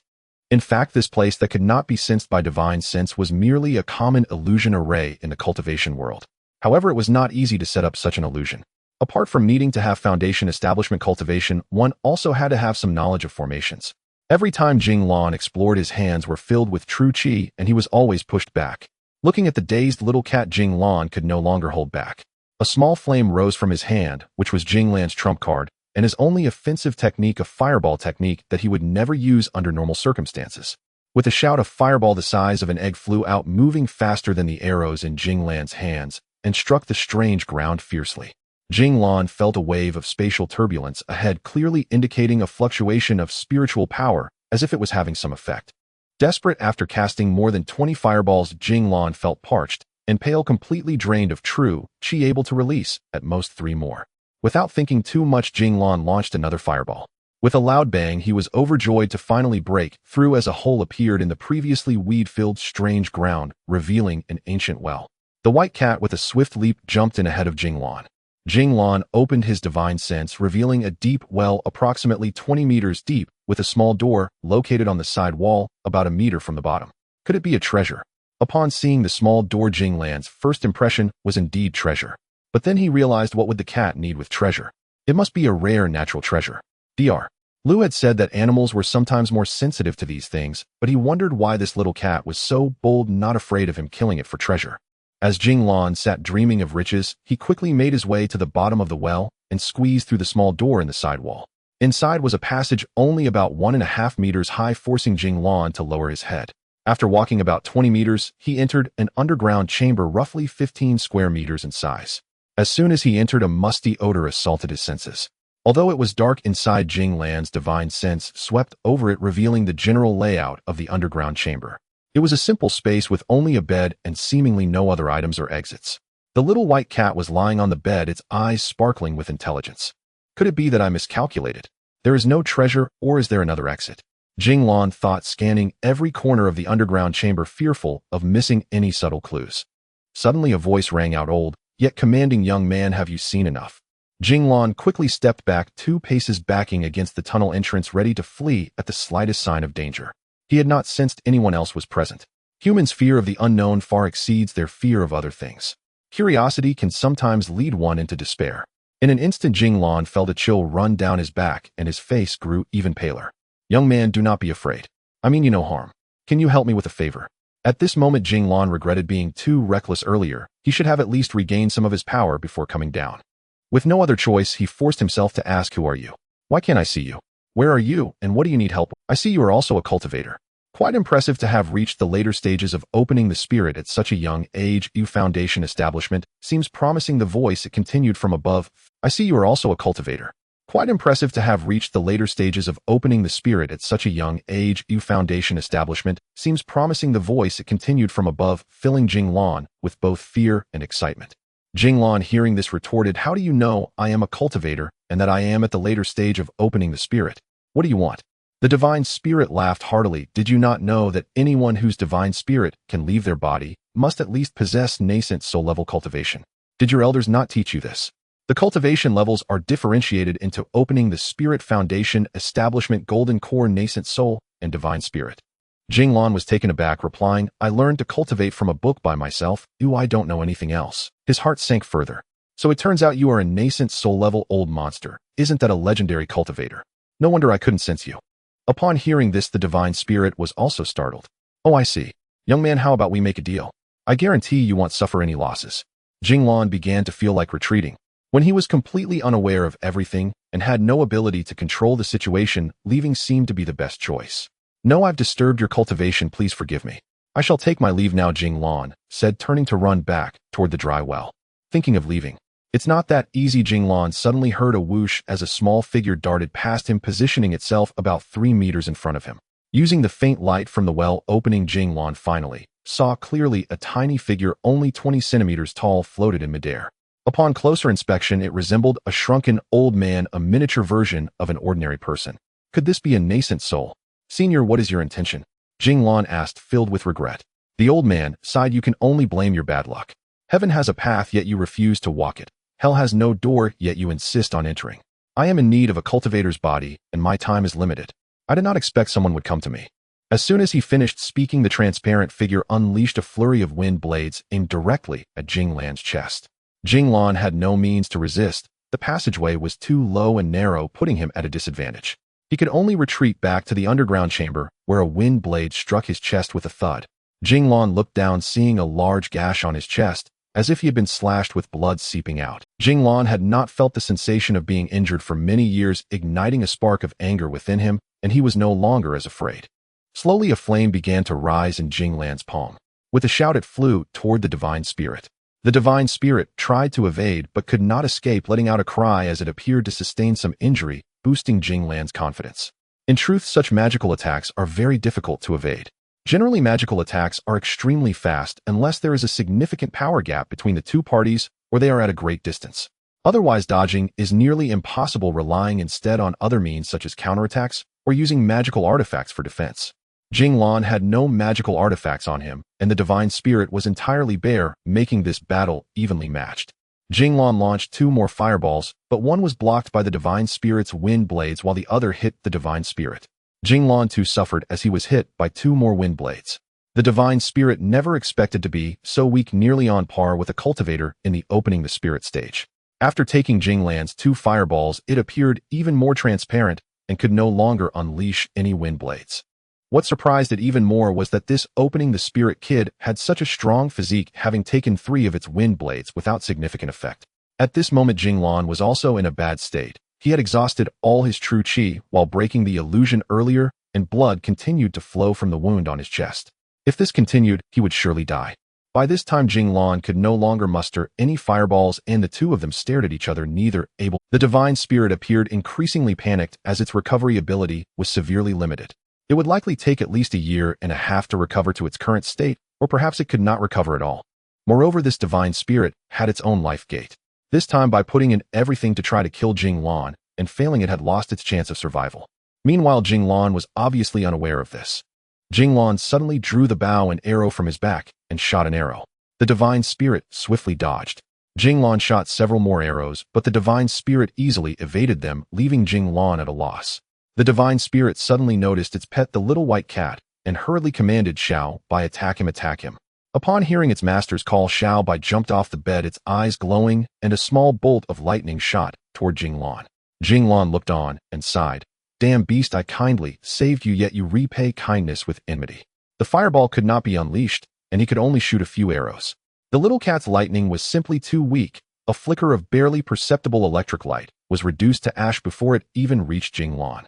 This eased Jing Lan's mind, causing him to lower his bow and arrow, thinking, Beast, I spare your life, I will deal with you later. This little white cat had just sustained severe injuries and was not adept at attacking, so it had no capacity for offense. Seeing that the primordial spirit seemed unable to do anything to him, Jing Lan slowly retreated to the entrance of the tunnel. Noticing that the primordial spirit showed no intention of blocking him, he quickly ducked his head and ran through the tunnel, swiftly leaping out to the surface. Once on the surface, Jing Lan felt a wave of fear wash over him and hurried back into the house. Chun Guang suddenly saw him covered in blood rushing in from the backyard and was startled. Boss Jing, what happened to you? I was just looking for you. Jing Lan wasted no time. Let's leave this place first. And with a bewildered Chun Guang, the 2 of them dashed out of the old house like the wind. Jing Lan dared not head towards the city and chose instead to walk in less populated areas. After running for 10 kilometers from the old house, he could hardly move and found a dilapidated house. He quickly instructed Chun Guang to protect him, insisting that no one should disturb him. Chun Guang understood the seriousness of the situation, as if facing a formidable enemy. Jing Lan sat cross-legged, opened his divine sense, and began to recover his depleted true energy. The 3 wounds on his chest had stopped bleeding, but still ached faintly. However, he was indeed recovering quickly. This was all a result of the transformation to his body during the dragon well fruit incident. Jing Lan's current physique was at least several times stronger than that of an average cultivator of his level. This also explained why being struck by the wind blades 3 times had caused him little harm. Of course, as a cultivator, his recovery ability was far superior to that of an ordinary person. Even a master at the nascent soul stage could recover from losing an arm or a leg with a little time. It was a full 5 hours later when Jing Lan finally awakened from his cultivation, feeling a slight increase in his true energy, which was rare during his recent training. The sky had darkened, and only then did Jing Lan calm his mind to reflect on the life and death battle of the day, which was indeed strange. Why was that nascent soul's primordial spirit in that place? Why didn't it let me leave? Why was its cultivation so weak, only able to contest evenly with me, a mere light opening stage cultivator? Suddenly Jing Lan had a moment of enlightenment. Yes, it must be that the primordial spirit could not leave that dry well. Its cultivation seemed quite lacking. If I were at my peak, I would be fully capable of defeating it. Yes, it must be so. The more Jing Lan thought about it, the more convinced he became. Initially, he had planned to recover and run immediately, but it seemed unnecessary now. Jing Lan decided to meet that primordial spirit once more. Jing Lan stepped out with renewed vigor. Chun Guang saw him and exclaimed, Boss Jing, are you healed? What exactly happened? Don't scare me. Are you hungry? Let's go eat. Chun Guang suggested, having stayed nearby to protect Jing Lan during those 5 hours. Jing Lan was moved. and said to Chun Guang, "Chun Guang, you go eat first. I have something to do. If all goes well, we will meet here again tomorrow morning," handing Chun Guang a few silver coins. Chun Guang nodded and said, "I will listen to Boss Jing, but you must return tomorrow. We will not miss each other." Jing Lan unleashed the swift wind technique, and in less than half a stick of incense returned to the well. When Jing Lan reappeared in the basement, he was surprised to find the primordial spirit in the corner, looking quite calm. "Young man, I knew you would return. You may kill or spare me at your discretion." The primordial spirit had anticipated this. This unexpected response left Jing Lan uncertain. He had originally planned to enter the cave and launch a fireball to demonstrate his might. Yet Jing Lan remained cautious. "What exactly is your plot? Speak quickly or don't blame me for being rude." As the fireball in his hand began to rise slowly, the elder closed his eyes, seemingly awaiting the arrival of death. This made Jing Lan hesitate, and he asked, "Why don't you fight back?" Jing Lan was inherently kind-hearted, and at this moment, feeling like a fish on the chopping block, he found it hard to strike. This surprised the primordial spirit. Jing Lan was inherently kind-hearted, and at this moment, feeling like a fish on the chopping block, he found it hard to strike. This surprised the primordial spirit. "Young man, your indecisiveness will surely bring you trouble someday." Jing Lan replied, "I appreciate the lesson, but may I know your name, and what exactly is your primordial?" The primordial spirit sighed deeply, saying, "Names hold no significance anymore. When one is near death, their words tend to be kind. May I ask what time it is now?" "It is the year 618 of the Dongtang continent," Jing Lan answered. "I never expected over 100 years to have passed so quickly. Young man, let me tell you about my past, and then you can kill me at your leisure." The primordial spirit appeared, quite forlorn. Without waiting for Jing Lan's consent, the primordial spirit began recounting his past. "My original name was Pan Xingji. I was a member of the Elder Council of the Shangyu sect, a major cultivation sect in the East Xingzhou. Alongside me was my junior brother Ren Qinghong. Our status was second only to our elder brother, who is also our sect leader Golaishi. One year, for reasons unknown, my senior brother was schemed against by enemies. Upon returning to the sect, he died within 3 days. When I received the news, I was in the Dongtang continent and could not return in time. Ren Qinghong intercepted me by the East Sea, taking advantage of my unpreparedness to launch a surprise attack against me. Before Pan could finish, Jing Lan could not help but ask, "You are from the Shangyu sect, but we are currently in the Shangyu kingdom. What does this have to do with anything?" Pan replied, "Good question. In fact, there is a close relationship between the secular world and the cultivation world. The ruler of the Shangyu kingdom is merely a disciple of our Shangyu sect. Every nation has a cultivation force backing it. For instance, the most powerful nation on the continent, the Dongtang kingdom, is supported by our sect, the Dongtang sect, which is the reason why this continent is called the Dongtang continent." "What?" Jing Lan's mouth fell open in shock, his astonishment evident on his face.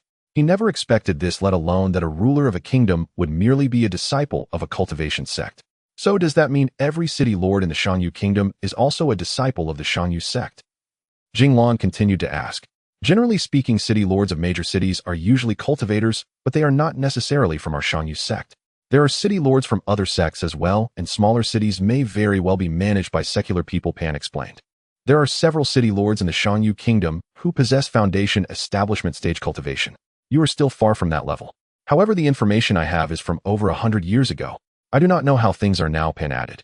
Jing Lan was quite surprised when he learned that a kingdom's ruler was merely a disciple of a sect, perhaps realizing that he was not far from being a ruler himself. Pan misunderstood Jing Lan, thinking he aspired to become a ruler or city lord. "Oh, so that's how it is. I thought my skills were invincible in the secular world.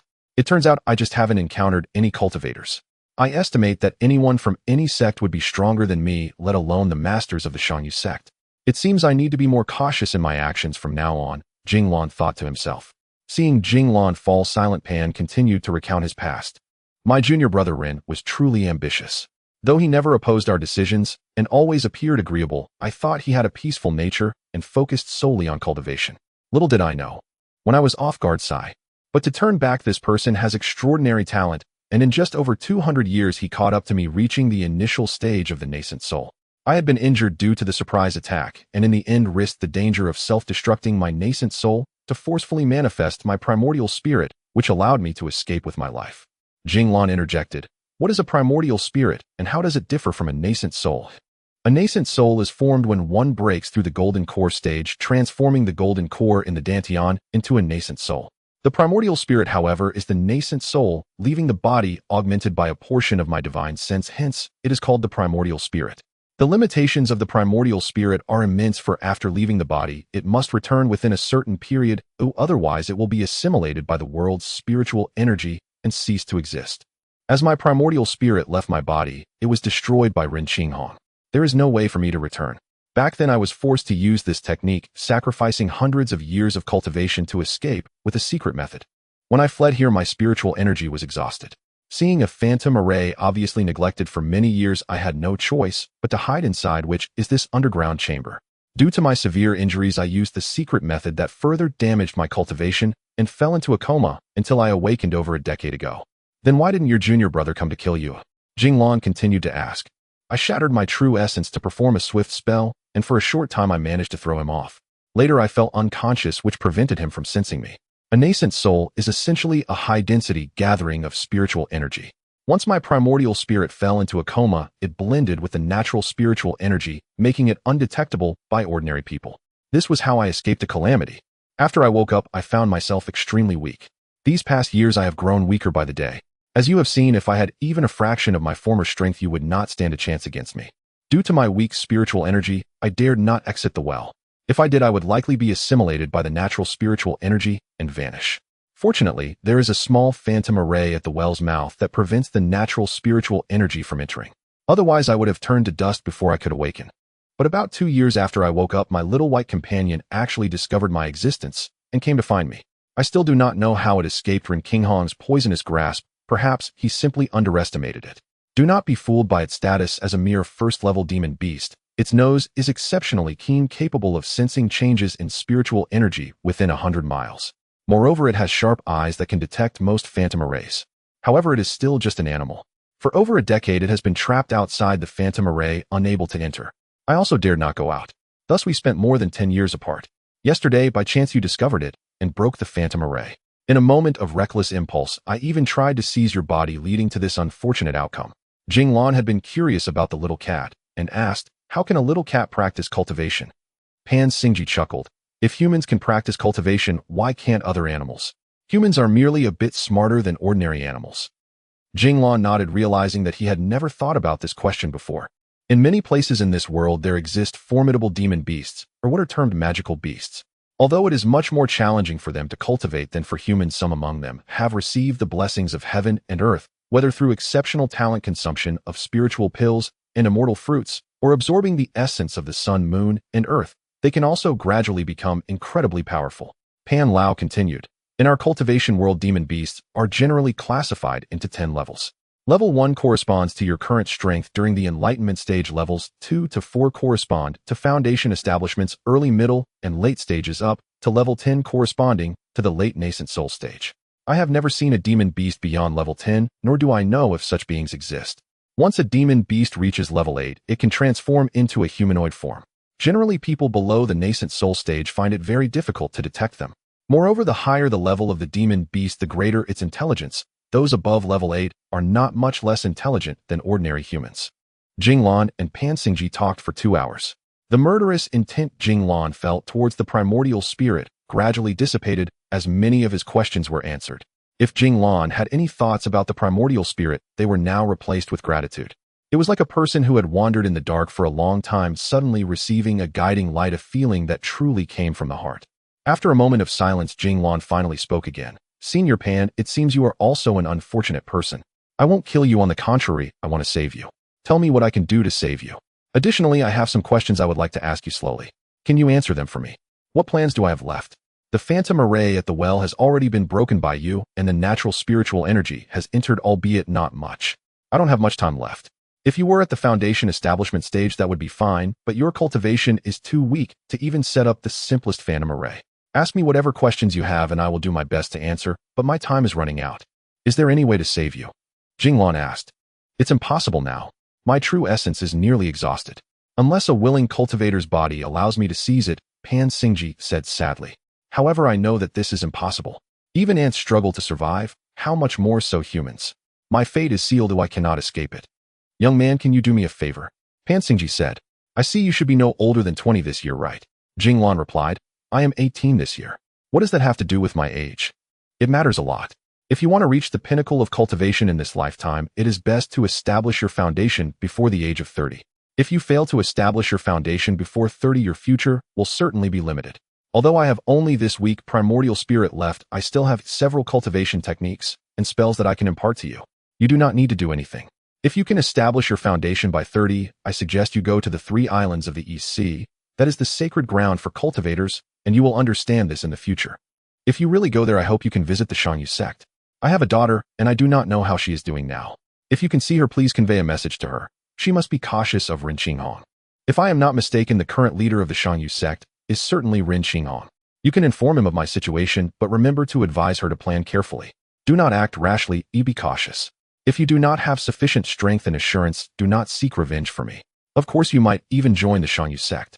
The cultivation environment and conditions there are quite good among the 3 islands of the East Sea. What do you think?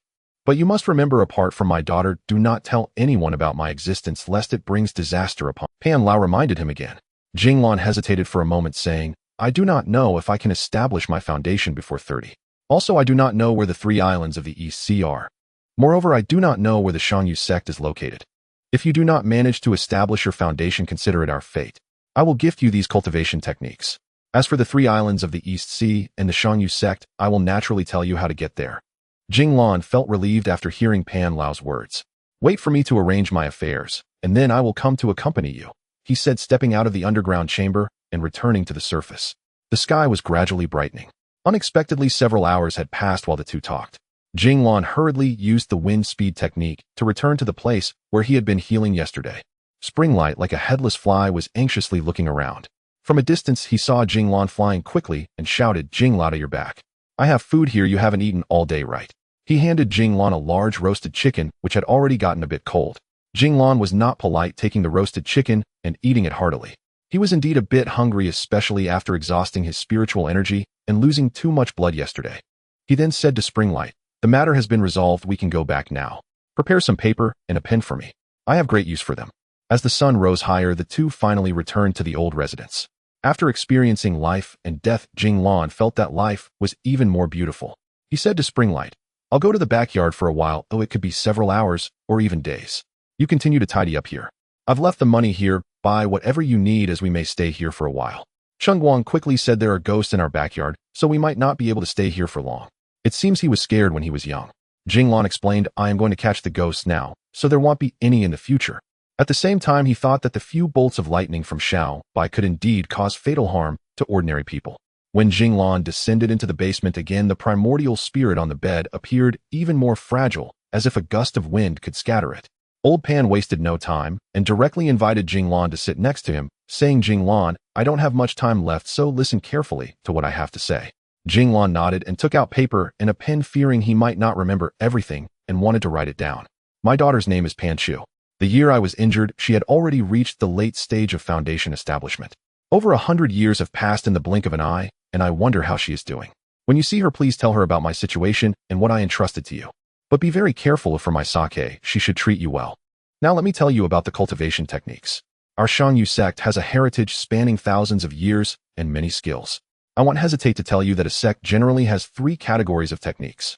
The first category is accessible to everyone, including outer disciples. The second category can only be cultivated by official disciples. The best category of techniques is only available to core disciples and above. You need not ask so many questions. If one day you find yourself in the East Sea, you'll naturally understand these matters. Our Shangyu sect has only 3 techniques that can be considered top tier, and only core disciples can cultivate them. I am fortunate to have learned one called Jiang Hai Lu. Let me explain it to you in detail. The universe is vast, and humanity is the spirit of all things. As for its effectiveness, if you ever have the opportunity to join a sect, you will be able to compare and see for yourself how it truly is. Several hours later, Jing Lan finally recorded the lengthy, several thousand characters of the Jiang Hai Lu cultivation technique. Whenever Jing Lan had questions, Old Pan would earnestly guide him, and at that moment they appeared to be old friends or deeply bonded master and disciple. Jing Lan also knelt on the ground, bowing 3 times to the empty bed. Old Pan, may you rest well. If I ever reach foundation establishment, I will surely go to Shangyu sect. This bow also served. Jing Lan also knelt on the ground, bowing 3 times to the empty bed. Old Pan, may you rest well. If I ever reach foundation establishment, I will surely go to Shangyu sect. This bow also served as a repayment for Old Pan's imparting of knowledge and skills. Don't cry, Xiao Bai. From now on, just follow me, and I will treat you well. Jing Lan picked up the little cat, offering. In these 3 days, Jing Lan gained a lot. Old Pan indeed shared a wealth of cultivation knowledge, instilling Jing Lan with immense confidence. He believed that with his effort and the Jiang Hai Lu taught by Old Pan, he could successfully reach foundation establishment in a short time and truly enter the realm of cultivators. If Lu Yiming brought Jing Lan a simple dish, then Pan Xingji provided him a feast. Upon returning to the old house, Jing Lan found that it had been completely revitalized. Apart from the backyard, which was still overgrown with weeds, the rest of the places had been tidied up, which made Jing Lan feel even more fond of Chen Guang. During these days, Chen Guang also remembered Jing Lan's teachings and had not stepped into the backyard even once, knowing that it was beyond his capabilities. Jing Laoda, how's the ghost catching going? I've cleaned up everything in front, Chen Guang happily asked Jing Lan. Jing Lan then remembered that he was supposed to catch ghosts in the backyard. What ghosts? The ghost is in my hands, he thought as he stroked the white cat in his arms. He quickly replied with a smile, the ghosts have already been driven away, and there won't be any more ghosts in the future, and then asked, did your ancestors have any remarkable individuals? Chen Guang was taken aback. I don't know if there were any. It's said that over 200 years ago, I had an ancestor who served as the deputy mayor of Sanjiang City. This old house dates back to that time. Is there a problem? Jing Lan nodded and replied, it's nothing, I was just asking casually. It seemed that Chen Guang's ancestor was likely a cultivator and possibly a master who had succeeded in foundation establishment.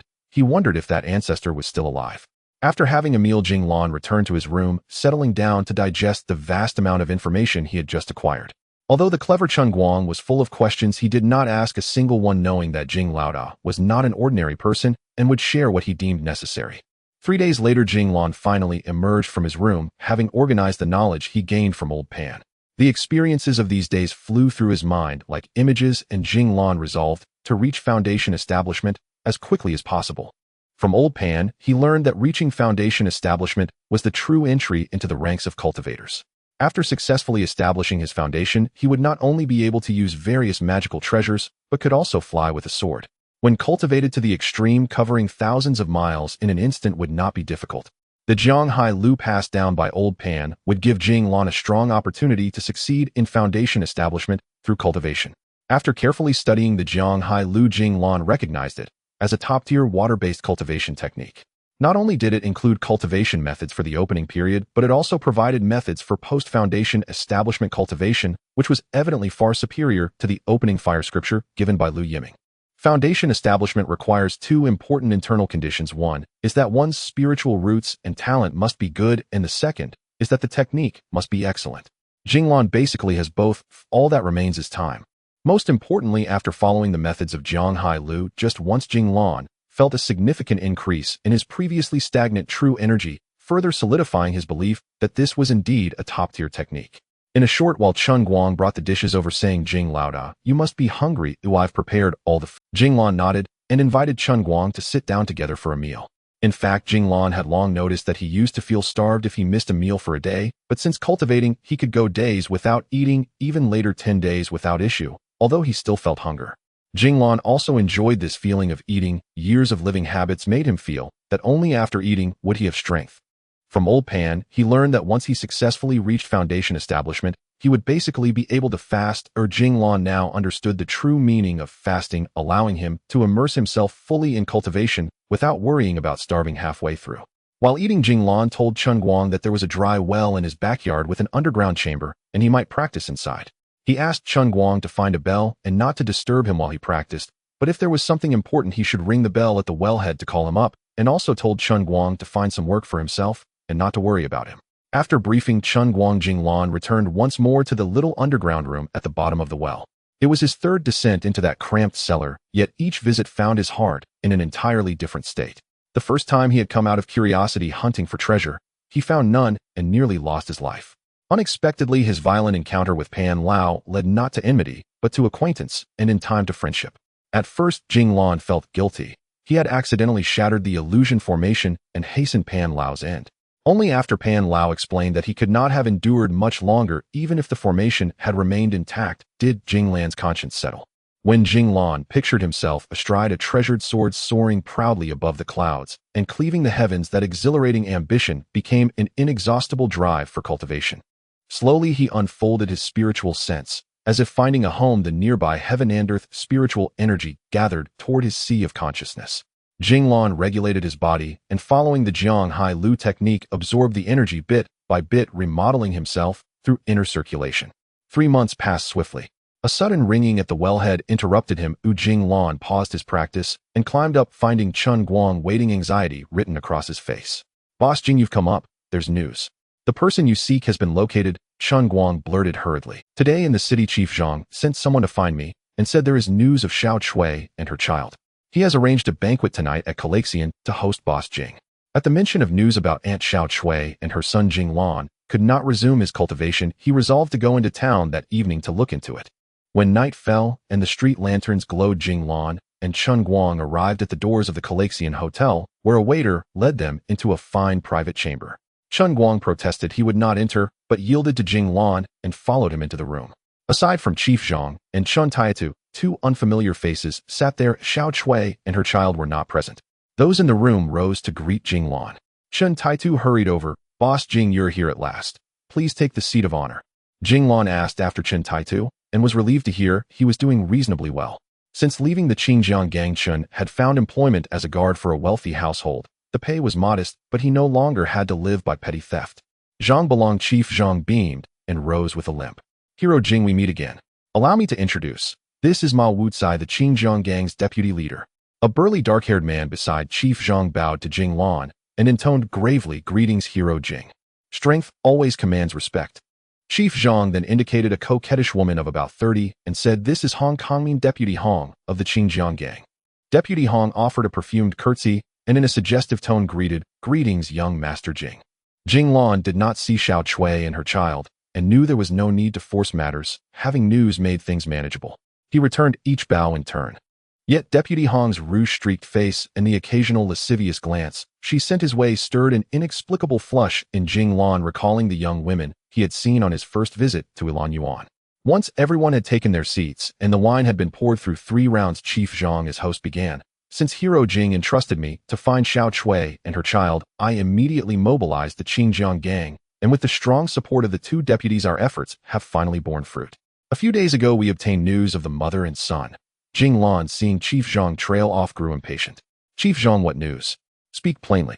Chief Zhang hesitated, then added, "I feared the news would sadden Hero Jing so." Jing Lan's urgency mounted. "Just say it. What happened to them?"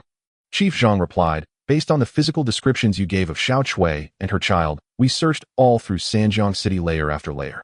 A few days ago, a disciple found the woman you described in a corner of the northern district. She was covered in filthy mud, her hair matted, emitting a foul stench, and both her feet were broken. When we asked if she was Xiao Chui, she gave no clear reply. Only when we asked where Xiao Bing was did she suddenly react, crying out for her son. That confirmed she might indeed be the Xiao Chui you seek. I personally brought her to Zhangfu and had physicians attend to her. She is recovering at my residence now, which is why she did not come tonight." Though Jing Lan had braced himself, hearing Aunt Xiao Cui's condition still moved him. "Chief Zhang, lead me to your residence at once. Let us see what has happened." Saying that, he rose and left his seat. Chief Zhang hurried after him. The 2 deputy leaders of the Qingjiang gang were left agape, pleading, "Hero Jing, we still have pressing matters to discuss with you. Please wait." Jing Lan glanced back and answered, "Everything else can wait." When Chun Taitu and Chun Guang arrived once more at Zhangfu, the maids and servants rose and stood at the gate to receive them. Chief Zhang quickly led them to a west wing chamber. Inside, a woman of perhaps 40 slept fitfully in bed. Her face was gaunt and her skin sallow. Though the grime had been washed away, she was no longer the plump, fair Aunt Xiao Chui Jing Lan remembered from 3 years ago. Yet the set of her brows and eyes made Jing Lan recognize her at once. This was indeed the Aunt Xiao Chui who had come to Sanjiang 3 years earlier seeking work. Jing Lan went to her bedside, roused Aunt Xiao Chui, and helped her sit up. "Aunt Xiao Chui, do you remember me?" Jing Lan, Xiao Bing's brother, Little Lan. Aunt Xiao Chui was dazed for a long moment before she murmured, "Xiao Bing. Do you know where he is? Please take me to him, will you?" Jing Lan was stunned. He had not expected her to be so mentally unsteady. She had clearly suffered great shock. For the moment, there was little he could do. He examined her broken legs. Old injuries plainly. Turning to Zhang Balong, he said, "Chief Zhang, I will remember your kindness today and will repay it tenfold when the opportunity arises. I will take Aunt Xiao Chui with me." Zhang Balong, hearing Jing Lan's intention to take Xiao Chui away, hurriedly interjected, "Hero Jing, why not let Xiao Chui recuperate at my place? It would be more convenient. I will summon Sanjiang City's finest physicians to treat her. What do you think? Also, our 2 deputy leaders remain in the parlor. Could Hero Jing do Zhang the favor of seeing them?" Jing Lan reflected that having located Annie Xiaocui, there was no need to hurry. He left Chen Taitu and Chen Guang behind and accompanied Zhang Balong into the reception hall of the Zhang residence. Indeed, the two leaders of the Qingjiang gang were seated in the hall. Seeing Jing Lan looking anxious, leader Ma Wucai immediately steered the conversation, since hearing of the gallantry of Hero Jing, our leader has been filled with admiration. He had intended to come in person, but bound by worldly affairs he could not, so he entrusted the two of us to make your acquaintance, Hero Jing. If you would accept even a minor post within our Qingjiang gang, the whole gang would be elated beyond measure. Upon hearing this, Jing Lan realized his suspicion was correct. They had come to curry favor. He prepared to. Deputy Leader Ma interjected. We know Hero Jing is a recluse above worldly honors, disdainful of fame and profit. Yet even you must live, and Auntie Xiaocui needs treatment, does she not? We ask only that you accept the honorary title of Elder of the Qingjiang gang. We will pay you 20 gold coins a month. How does that sound? The offer of 20 gold coins was very tempting. To say he was unmoved would be false. He needed funds for prolonged cultivation and might lack the means to care for Auntie Xiaocui. Moreover, the money could later be used to relieve the villagers back home. He asked in return, if I accept so much, what must I do? You cannot expect me to take it for nothing. Sensing opportunity, Deputy Leader Ma smiled. Elder Jing need not concern himself with daily affairs. Only when our gang faces a formidable foe, when a supreme adversary appears, do we hope you might intervene a few times. One of the chief reasons our Qingjiang gang has languished in fourth place is the absence of a supreme expert to hold the fort. If such a talent joined us, it would be like adding wings to a tiger. 20 gold coins are nothing. If the strength is there, even 40 would be worth it, Deputy Leader Ma said, relaying the elder leader's instructions. Jing Lan considered it, and since it seemed so simple, agreed. I can accept, but on two conditions. First, I will not do anything against my conscience. Second, I may choose not to act when I do not wish to. If you agree to those, then I will join. Deputy Leader Ma heard this and promptly consented. Zhang Balong beside them was ecstatic. His contribution would surely be considerable. With an ingratiating smile, he declared, congratulations to Hero Jing on becoming our gang's elder. From now on, we are family. Send attendants. Set another banquet. We must give Elder Jing a proper reception. Ma Wucai suddenly stepped forward and bowed in an inviting pose to Jing Lan. I am not talented, I wish to witness Elder Jing's divine skill. Jing Lan understood this was the Qingjiang leader's intent. It seemed that to accept the honorary elder title, he would indeed need to display real ability. 20 gold coins could not be taken for nothing. There was no suspense. Jing Lan, with barely any effort, felled Ma Wucai, reputed the gang's second-best fighter, to the ground. Ma Wucai and his companions were all the more impressed. Especially Deputy Leader Hong Kongmin, whose coquettish adoration made Jing Lan momentarily dazed. In fact, 3 months earlier, after witnessing Jing Lan's invincible skill, Zhang Balong, despite his own injuries, had immediately reported Jing Lan to his superiors, but had never yet had the right opportunity. This matter of Auntie Xiaocui finally allowed them to recruit the super expert, and the subsequent banquet proceeded in an atmosphere of great merriment. Only Jing Lan remained somewhat worried about Auntie Xiaocui. The banquet did not end until the moon rode high. Jing Lan was slightly drunk, having drunk his fill, and once again marveled at the town dwellers' silver tongues. Especially Deputy Leader Hong, who whispered by Jing Lan's side all evening, which made the 18-year-old immensely pleased. So this is how delightful wealth and influence can be. No wonder so many strive by any means to rise above their station. Imagine the deputy leader steeped for over a decade in the arts of romance and allure. How could the newly awakening feelings of Jing Lan possibly resist? It was strength above all. All of this had been granted by his own overwhelming power, and it only reaffirmed Jing Lan's resolve to cultivate. Back at Chen Guang's ancestral home, Jing Lan sobered and came to his senses. If that deputy leader had harbored any untoward designs on him, he might have died beneath the peony and not even known it. The thought sent a cold sweat to his brow. He had no time to rest. Jing Lan hurriedly carried Auntie Xiaocui into his room and told Chen Guang to keep watch outside to prevent anyone from disturbing them. Half an hour later, Jing Lan was drenched in sweat. Auntie Xiaoqui's condition was far worse than he had imagined. Her qi and blood were in disorder, and her meridians blocked. No wonder her mind had been clouded. After another half hour, Jing Lan exerted near superhuman effort and succeeded in unblocking part of her meridians, soothing much of the turmoil in her qi and blood. After a while, Auntie Xiaocui slowly awakened. The first thing she saw were a pair of bright, yet anxious eyes. Then she realized it was Xiaolan. Xiaolan, why are you here? Where am I? Hearing this, Jing Lan knew she had regained her wits and replied anxiously, Auntie Xiaocui, we are in the suburbs of Sanjiang City at a friend's house. What happened to you? Where is Xiaobing? At the sound of Xiaobing's name, she burst into tears, choking out, Xiaolan, Xiaobing, he's dead. You must seek justice for us. In that moment, she seemed utterly helpless. Jing Lan felt his blood surge. Supporting the trembling Auntie Xiaotsue, he said sternly, "Auntie Xiaotsue, tell me exactly what happened. I will see that justice is done for you." Only then did Auntie Xiaotsue recount the past 3 years to Jing Lan. It went roughly like this.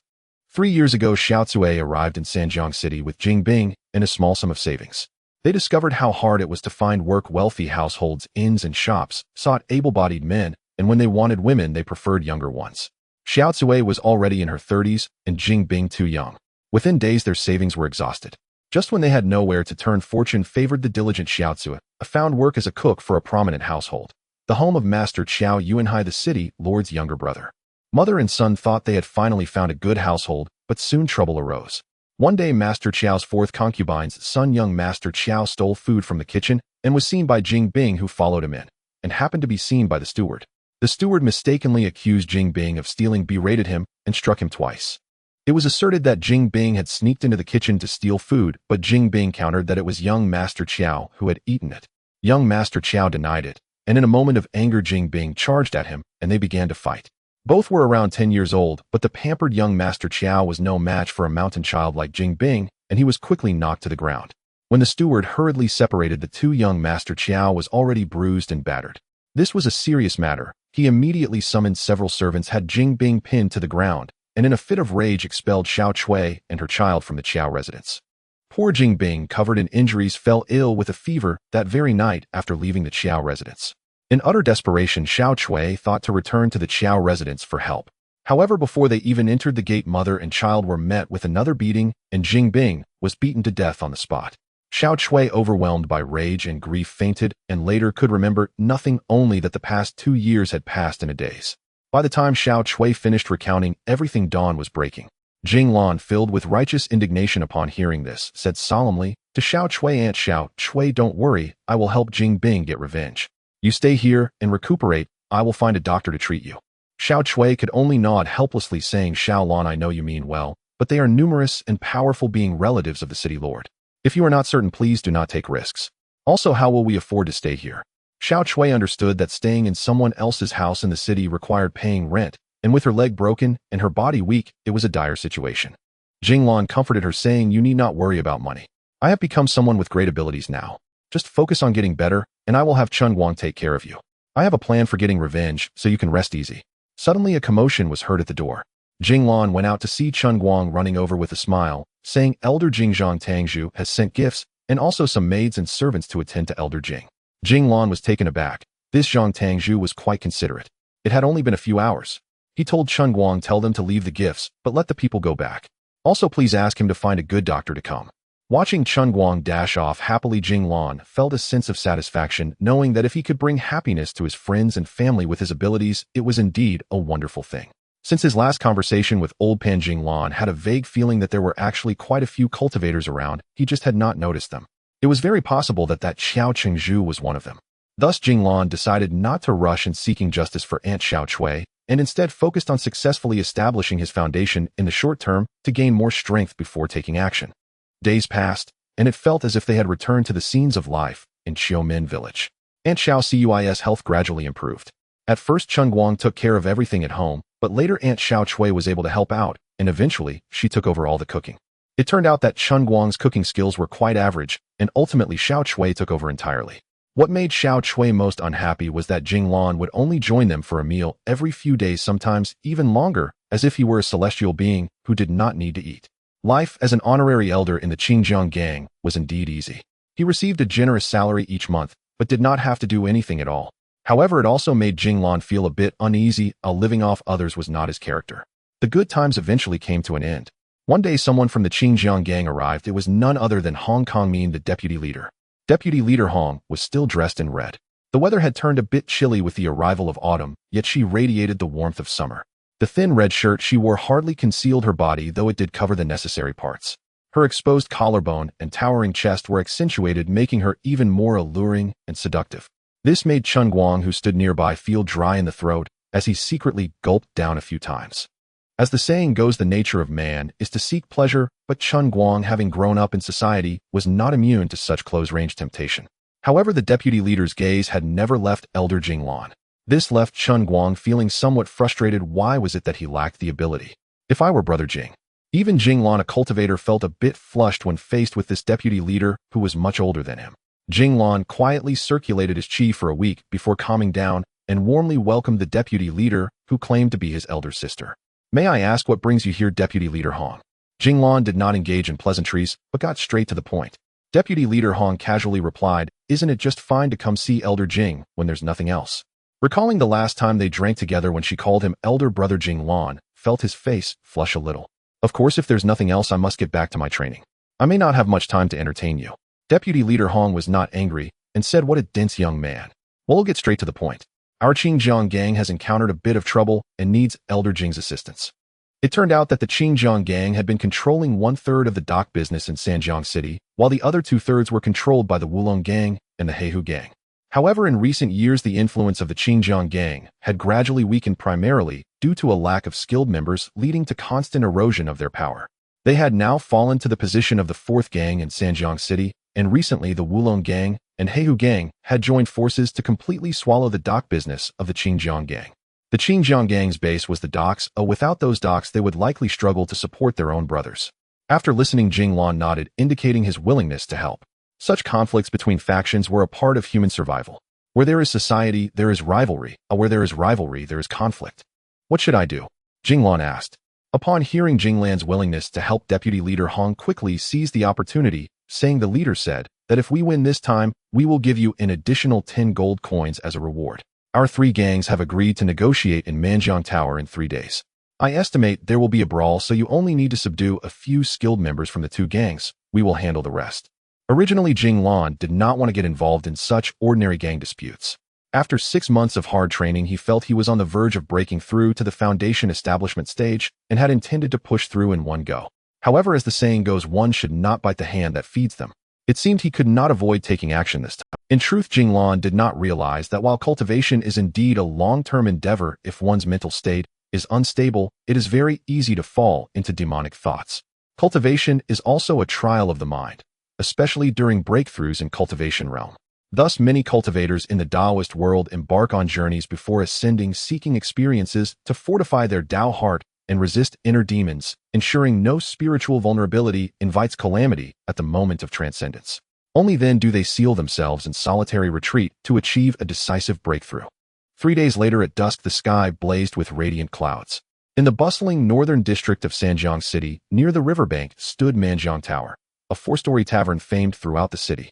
Today was clearly no ordinary day. The entire Manjiang Tower had been reserved by an enigmatic patron. Black-clad guards stood watch around its perimeter, barring all outsiders. When Jing Lan accompanied the 3 elders of the Qingjiang gang, making 4 in total, to the 4th floor, members of the Wulong and Heihu gangs had already been waiting for some time.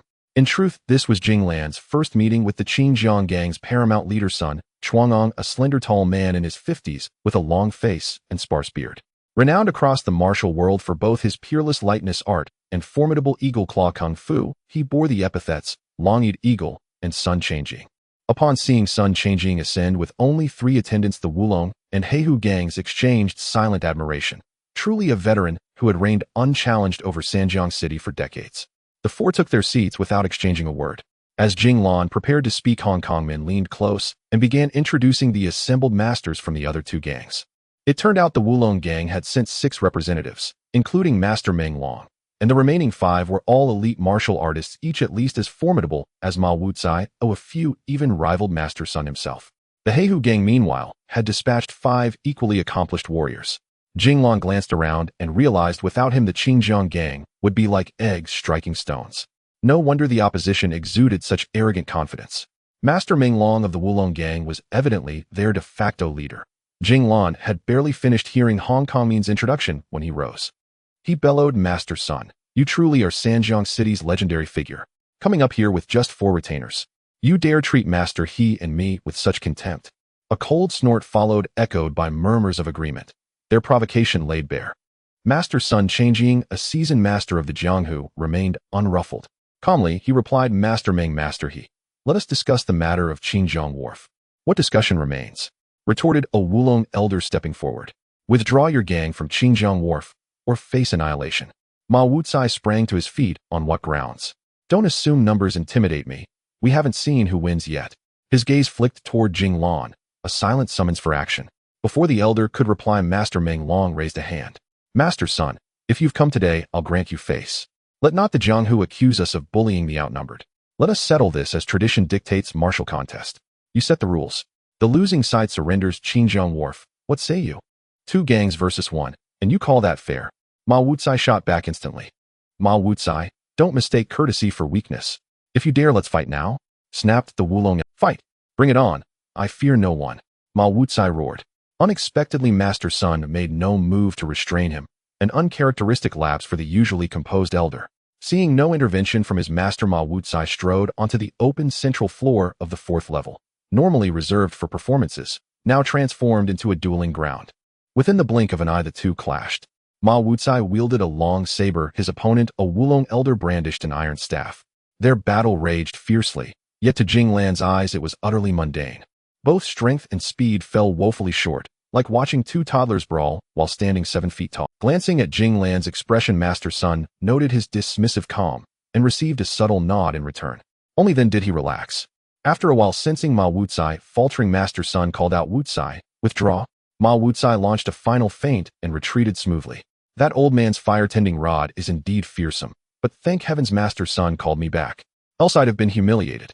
Master Meng Long's condescension toward the Xinjiang gang unsettled Jing Lan, though he felt little loyalty to them as an honorary elder, receiving 20 gold coins monthly. He resolved to deliver a lesson. Just as Jing Lan prepared to step forward and restore Xinjiang's honor, Master Sun spoke. Very well. I accept martial contest to decide Xinjiang Wharf's sovereignty. Should we lose, the Xinjiang gang will withdraw entirely. But if you lose, what then? Huh. Master Sun, you're refreshingly forthright. Should we lose, both Wulong and Heihu gangs shall jointly relinquish Xinjiang Wharf, leaving it yours alone. Master Meng Long spoke with utter confidence. Agreed, sealed by word. Boomed Sun Changjiang. Since Master Meng grants me rule-setting authority, we choose the Rooster Duel format. Rooster Duel. Master Meng Long blinked, bewildered. How could the normally astute Sun Changjiang choose a method so seemingly disadvantageous? In the Rooster Duel, each side sends 1 combatant. The victor remains on stage, but the loser may dispatch another challenger. This continues until only one side's representative stands unchallenged, declaring them the winner. We vastly outnumber them, for against our combined might. Are they courting death? Suspicion lingered, yet no valid objection surfaced. Fine, this is your own demise. Who stepped? Master Sun remained serene. Let me introduce our honorary elder Jing Lan. Elder Jing, please take the stage. Jing Lan stepped forward, bowed respectfully to the Wulong assembly, and said, who among you will honor me with a match? Master Meng Long, noting the weakest opponent had gone first, signaled one of his men. A burly man in his 30s strode forward. I am Zhong Hankui of the Wulong gang. I accept your challenge. Without another word, he lunged forward like a tiger descending from the mountain. Jing Lan sidestepped with effortless grace and delivered a light palm strike, sending the burly man flying. Jing Lan made no move to pursue.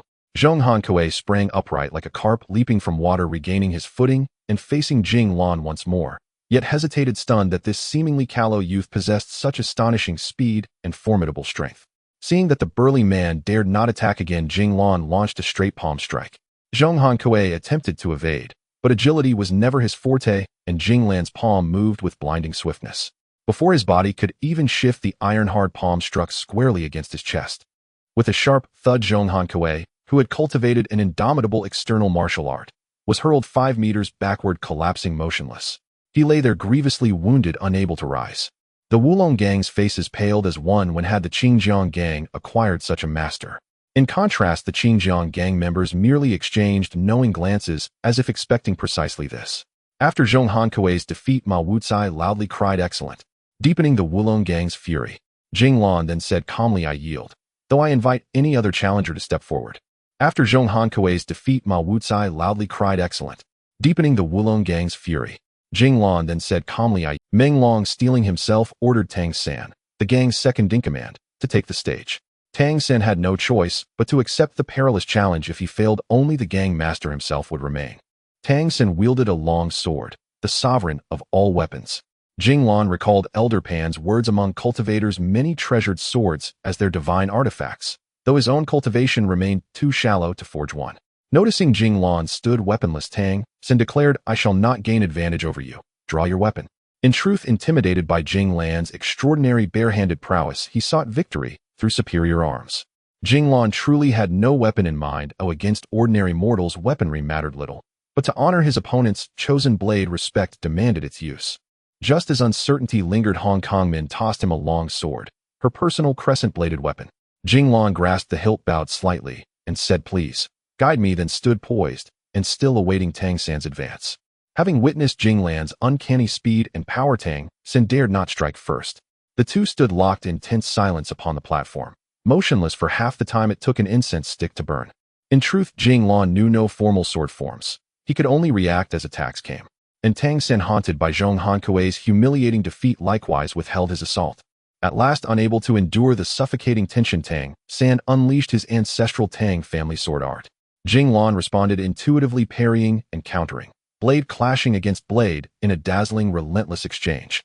Tang San fought with every ounce of strength, yet could not gain ground. Jing Lan, curious to discern the art's true essence, soon uncovered its hidden secret.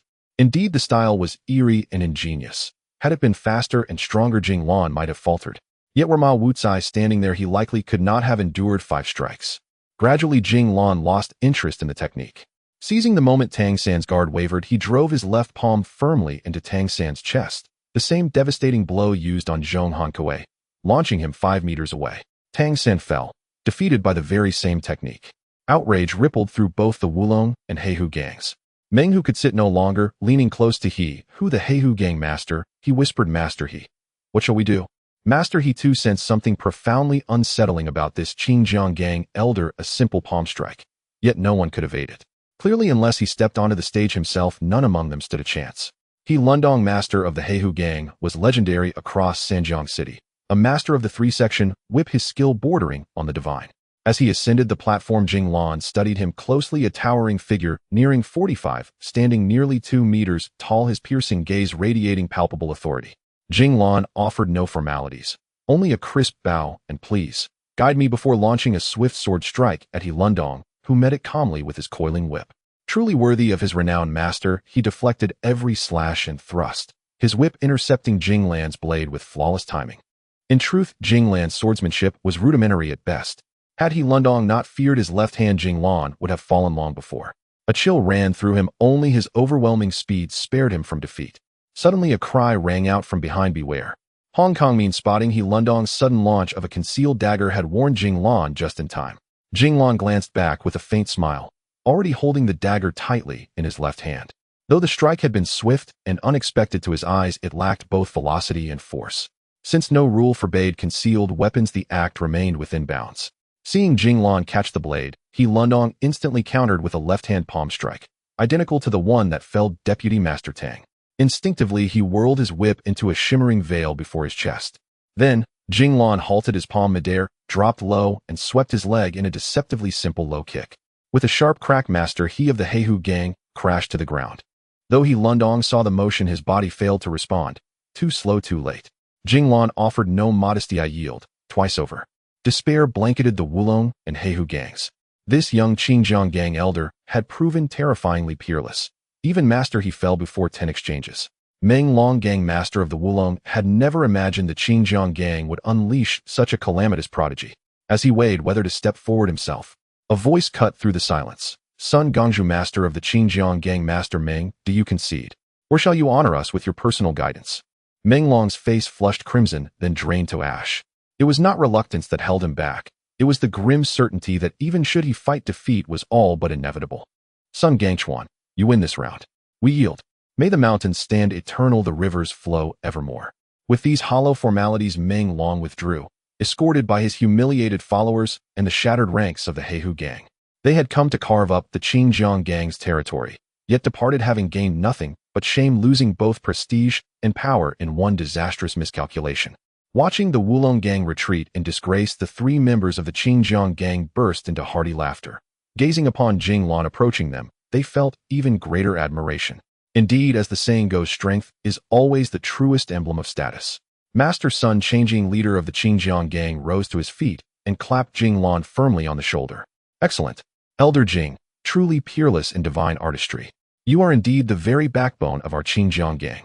To honor your feat today, I hereby decree that your monthly stipend shall be doubled, from 20 to 40 gold coins. Master Sun then announced another matter that evening the entire Manjiang Tower would be reserved for celebration. Every brother outside would be invited upstairs to rejoice. Ma Wuzan and Hong Kong Min hurried forward to offer their congratulations, who Jing Lan graciously acknowledged each in turn, and returned Hong Kong Min's longsword. Noticing that Jing Lan carried no personal weapon, Master Sun instructed Hong Kong Min to escort Jing Lan the following day to several major arms dealers across Sanjiang City, expenses fully covered by the gang.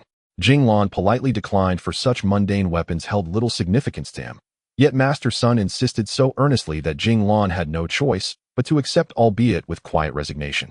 That night, the Manjiang Tower resounded with unceasing mirth. As the centerpiece of the banquet, Jing Lan received constant attention, downing no less than 3 jin of fiery baijiu. Had it not been for Hong Kong Min standing steadfastly beside him intercepting many a toast, he might well have drunk even more. Even with his profound cultivation, Jing Lan could not help but feel pleasantly dizzy. At dawn the next day, just as Jing Lan emerged from deep meditation, Vice Leader Hong Kong Min arrived once again at the old residence where Jing Lan lodged. She explained she was fulfilling Master Sun's order to accompany Jing Lan in selecting a suitable weapon. With no recourse, Jing Lan gathered his belongings and departed for the city with Hong Kong Min and Chen Guang. In this era, weapons were not merely tools of combat. They were emblems of rank and identity. Sanjiang City boasted an entire thoroughfare devoted exclusively to arms merchants, its length lined with weapon shops from end to end. Stepping into Hengsua Sanjiang, a shop boldly claiming itself the largest in Sanjiang City, Jing Lan was struck by the astonishing diversity of worldly arms: sabers, spears, swords, halberds, clubs, whips, crossbows, and bows, all present in abundance. Yet Jing Lan remained drawn irresistibly to the sword, perhaps swayed by Elder Pan's words, perhaps born of an innate, inexplicable affinity. He visited several renowned establishments, but none offered a blade that stirred his interest. Perhaps none measured up to the standards of his discerning eye. Passing a modest shop named Lao Tai Jiang, the old blacksmith, Jing Lan suddenly paused, arrested by a long sword hanging forgotten in a dusty corner. He stepped inside. Vice Leader Hong, still mid-sentence, offered Elder Jing, just ahead, Liza. Jing Lan moved quietly to the wall, examined the sword, dull and unassuming, roughly 1 chi 8 cun in length, its blade thick and unsharpened, devoid of menace. Yet when he grasped it, a subtle coolness seeped through his palm. Without hesitation, Jing Lan lifted the blade and asked the shopkeeper, "How much for this sword?" The shopkeeper, not yet turned, replied, "Sir, you possess truly exceptional vision." But he broke off mid-sentence, his voice faltering as he pivoted to see Jing Lan holding the very iron sword that had gathered dust in his shop for at least 4 or 5 years. Some would call it a broken relic. No patron had ever so much as lifted it. Whether forged by a clumsy apprentice or pawned by a drunken vagabond, it had remained untouched, kept only because the shop had ample space and no better use for the corner. Jing Lan himself could not explain why he chose this broken iron sword. Only a vague, inexplicable resonance, perhaps mere impulse. "This treasured blade is among our most prized antiques," the shopkeeper recovered smoothly. "I'll charge you only 10 silver coins." "Agreed," Jing Lan replied instantly. 10 silver coins was indeed a pittance, and to him the price felt wholly justified. Vice Leader Hong paid without delay, murmuring as she did, "So many fine swords priced in gold, yet he chooses a rusted hunk of iron. Truly peculiar." The shopkeeper beamed, chuckling inwardly. "Safe travels, honored guest. May you return soon. If even this scrap fetches 10 silver coins, surely fortune himself has graced my threshold this year." Back at the old residence, Jing Lan breathed easily at last, freed for now from the tender, lingering gaze of Sister Hong. He tossed the so-called treasured sword carelessly onto the floor of his chamber and resumed cultivation. 3 months after the Manjiang Tower incident, Jing Lan secluded himself in the basement. Outside, snow fell softly and ceaselessly. Across the continent, all was hushed and white. Yet Jing Lan paid no heed to the world's wintry veil. His sole concern was the progress of his cultivation. Since beginning the Jianghai Lu, Elder Pan's art inherited from the Shangyu sect, Jing Lan's qi, long stagnant, had surged anew. Over half a year, though his dantian had ceased expanding in size, the qi within it continued to swell, its density intensifying until it pressed against the very walls of his dantian, threatening to rupture. Sensing imminent breakthrough, Jing Lan redoubled both his diligence and his caution. 3 days later, while the continent lay buried beneath pristine snow, Jing Lan heard a sharp, explosive crack resonate from within his dantian. Its structure shattered, unrestrained qi erupted wildly, surging chaotically through his meridians. He felt drenched and scorched simultaneously, chilled to the marrow yet burning from within. This unbearable paradox nearly plunged him into unconsciousness. Worse still, torrents of wild qi assaulted his spiritual sea. His very soul trembled, pierced, as if by countless needles, agony, rending his being. He longed to cry out, but no sound escaped his lips.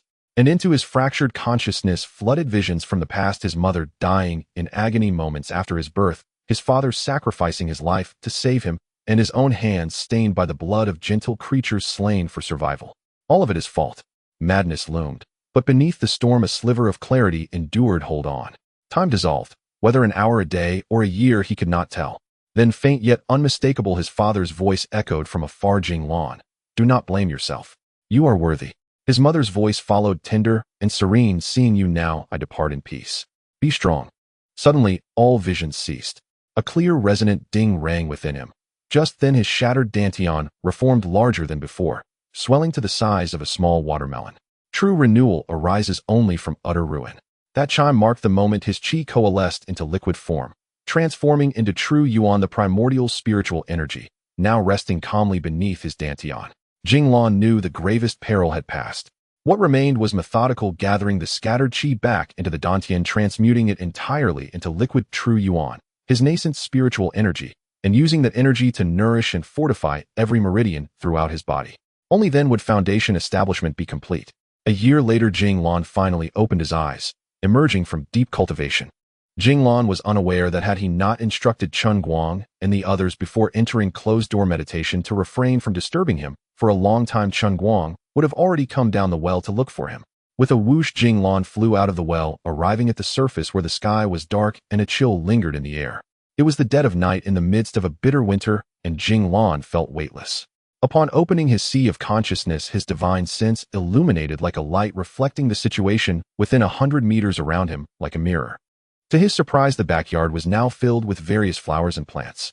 He had not anticipated that with his successful foundation establishment, the range of his divine sense had increased from 40 meters to 100 meters. In fact, it was far more than that. Jing Lan sensed that his body had changed significantly compared to before. At least 1/3 of his dantian was filled with liquid true essence, also known as spiritual power. If previously his true qi in the dantian was considered 1 unit of strength, now it possessed at least 5 units of strength. Elated, Jing Lan performed 2 somersaults in midair and gently landed on the ground. Suddenly inspired, he slowly urged the true essence within him, and his entire being began to float up slowly. It turned out that what Pan Xingji said was indeed correct. With successful foundation establishment, one could fly.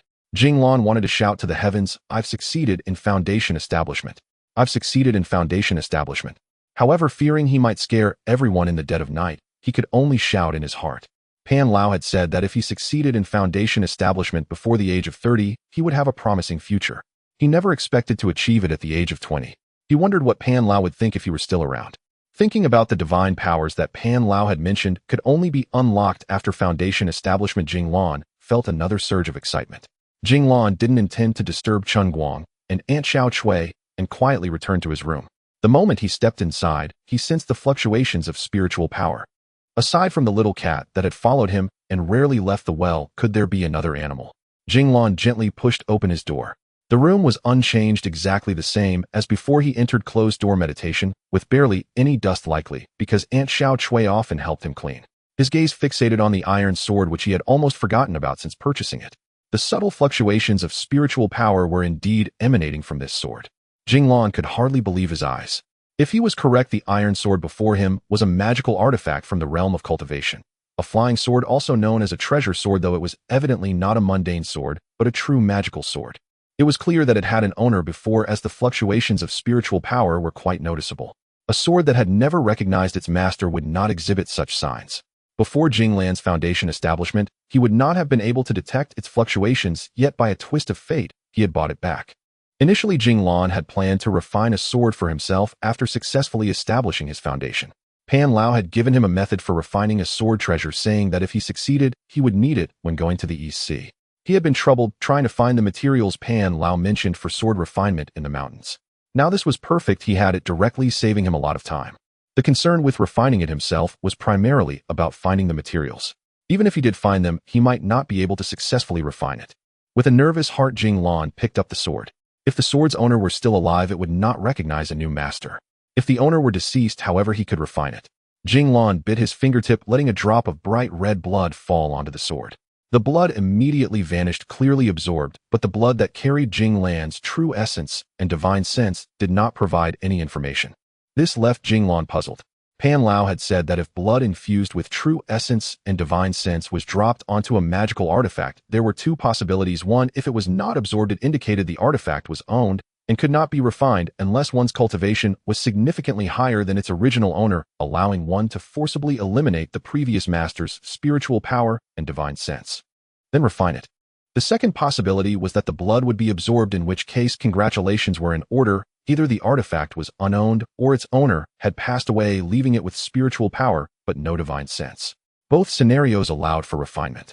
However, Jing Lan's current issue was that the blood being absorbed indicated it could be refined, yet he sensed no information about the refinement. Perplexed, he had no choice but to drop another drop of blood onto the sword. Suddenly, a connection formed in Jing Lan's sea of consciousness. He hurriedly performed the refining method that Pan Lao had taught him, slowly guiding the true essence within him towards the sword. After 2 hours, with a whoosh, the sword vanished into thin air. At that moment, a shrunken version of the iron sword was floating above Jing Lan's sea of consciousness. It was the very sword he had just refined. After 2 hours, Jing Lan had finally erased the sword's original spiritual power, incorporating his own spiritual power and divine sense. In the realm of cultivation, magical artifacts also had ranks from low to high, inferior, medium, superior, and top-grade magical artifacts. The higher the rank, the more difficult it was to refine. The sword Jing Lan refined turned out to be a medium-grade magical artifact requiring at least 2 drops of blood to establish a connection. Jing Lan only realized this after refining it, though he had yet to test the sword's power. Noticing that the sky was brightening, Jing Lan opened his door and called out to Chun Guang. Hearing the voice, Chun Guang rushed over. Upon seeing Jing Lan, he was first surprised, then joyfully exclaimed, "Boss, Jing, you've finally emerged from your meditation. It's been a whole year." Indeed, Jing Lan was also astonished, not expecting a whole year to have passed in the blink of an eye. Truly, time flies in the realm of cultivation. "How's Aunt Xiao Cui? Are you all doing well?" Yes, we're all doing fine," Chun Guang replied, while running towards the kitchen, likely to call Aunt Xiao Cui. Seeing Aunt Xiao Cui again startled both of them. She approached Jing Lan, examining him.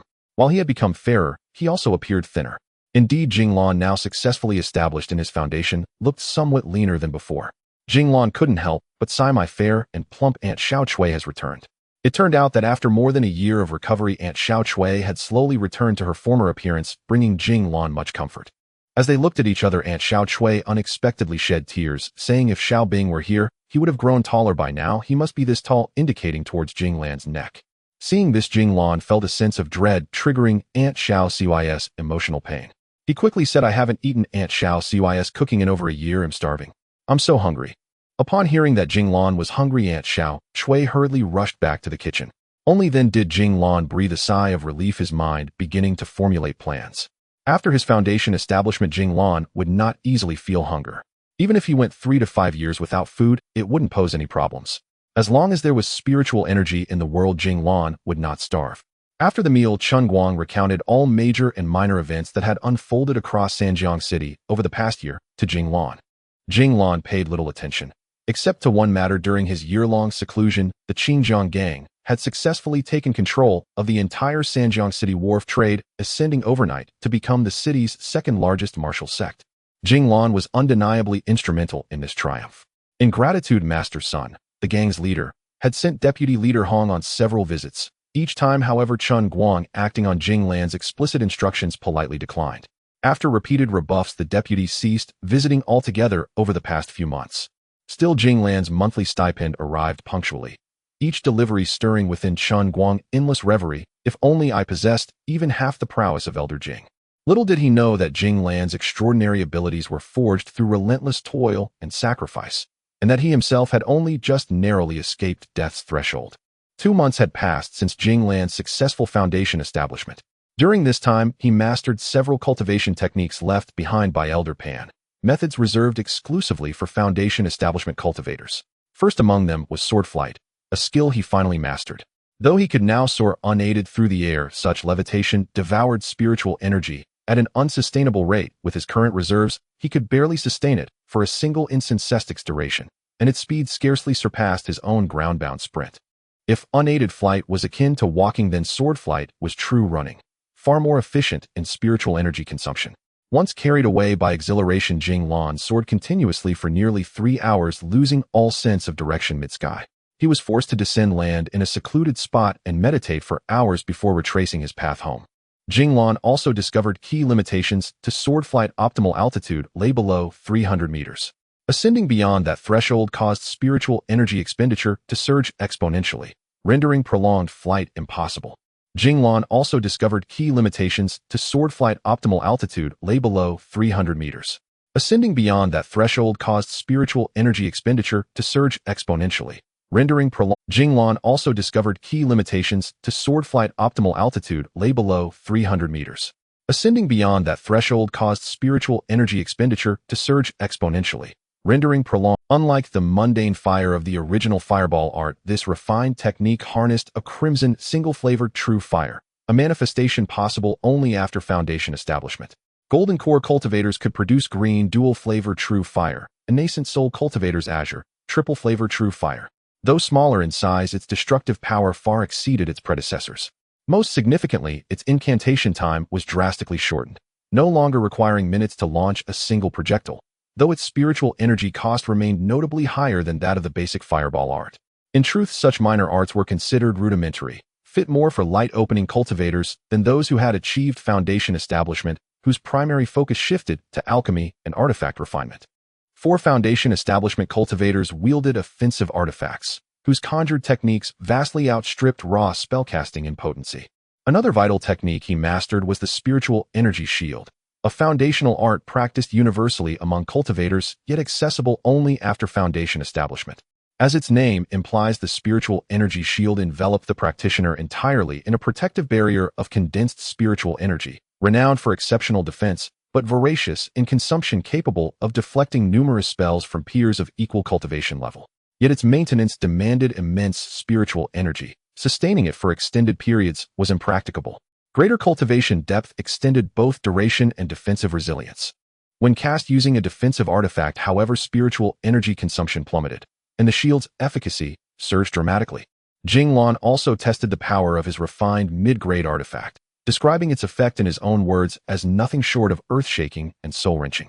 In the rear courtyard of his ancestral residence stood a modest earthen mound. Jing Lan summoned his sword from his spirit sea. It hovered silently above his head. With a subtle incantation and a decisive gesture, the blade shot forward, stopping mere meters above the mound, before unleashing a colossal azure swordlight that cleaved the two-meter-tall structure cleanly in half with a thunderous boom. The sheer force startled Jing Lan. Were such a strike to land upon a person, would it not instantly rend them limb from limb? Soon after, the sword began to feel like an extension of his very being. Guided by his divine sense, it responded with the instinctive fluency of limb, summoned and dismissed at will. Though its spiritual energy cost dwarfed that of flesh and bone, its velocity was astonishingly swift, its hardness surpassing mortal limbs 100-fold. No wonder cultivators relied on artifacts, not brute force, to decide battle's outcome. That such a genuine cultivator's artifact could be found in an ordinary weapon shop left Jing Lan deeply intrigued by Sanjiang City's arms bazaars. On a radiant morning, Jing Lan set out once more for Sanjiang City's weapon street, accompanied by Chun Guang, whose local familiarity compensated for Jing Lan's unfamiliarity with the terrain. This time, Jing Lan scrutinized every shop with unwavering focus, determined not to overlook a single potential artifact. Yet despite their exhaustive sweep from dawn until noon, they found nothing. So it often is with fate. When we least seek something, it appears unbidden at our side. When we yearn for it most fiercely, it remains stubbornly elusive, called karmic affinity, yet truly ordained by heaven's will. Just as Jing Lan and Chun Guang prepared to return home, an incident unfolded. Jing Lan walked down the street lost in quiet dejection when a portly man in his 40s or 50s approached, robed in sumptuous silks, round-bellied and broad-faced, the very portrait of a wealthy magnate. Several swaggering guards trailed behind him, shouting ahead, "Make way! Make way! Do you not see Master Chiao?" Already disgruntled, Jing Lan felt immediate aversion at the sight of the magnate, and chose neither to acknowledge nor yield. Chun Guang, noticing Jing Lan's stance, quickly leaned close and whispered, "That is Master Chiao, the younger brother of Magistrate Chiao Yuanhua. We should step aside." Indeed, this was Master Chiao, brother of Sanjiang City's Magistrate Chiao Yuanhua, a towering figure in the city's hierarchy. Unlike the leaders of the 4 great sects whose influence operated in shadow and whose faces went unrecognized on city streets, Master Chiao's authority was public and unassailable. With a magistrate for an elder brother, Master Qiao wielded immense sway across Sanjiang City, not quite omnipotent, yet unquestionably among its most prominent dignitaries. The arrival of spring brought with it a sense of unease. Whenever Jing Lan thought of Qiao Yuanwei, she recalled that it was his sixth concubine's son who had killed the little soldier. She had been preparing to seek trouble with his family, only to unexpectedly encounter them today. Ordinary citizens kept their distance, but Jing Lan walked boldly down the middle of the road, showing no intention of yielding, followed by a timid Chen Guang. Despite having faith in Jing Lan's strength, the lingering sense of oppression from the nobility was innate. As old Master Qiao approached within 10 steps of Jing Lan and saw her refusal to step aside, the guards from the Qiao family were displeased, and several burly guards charged forward like hungry tigers towards Jing Lan.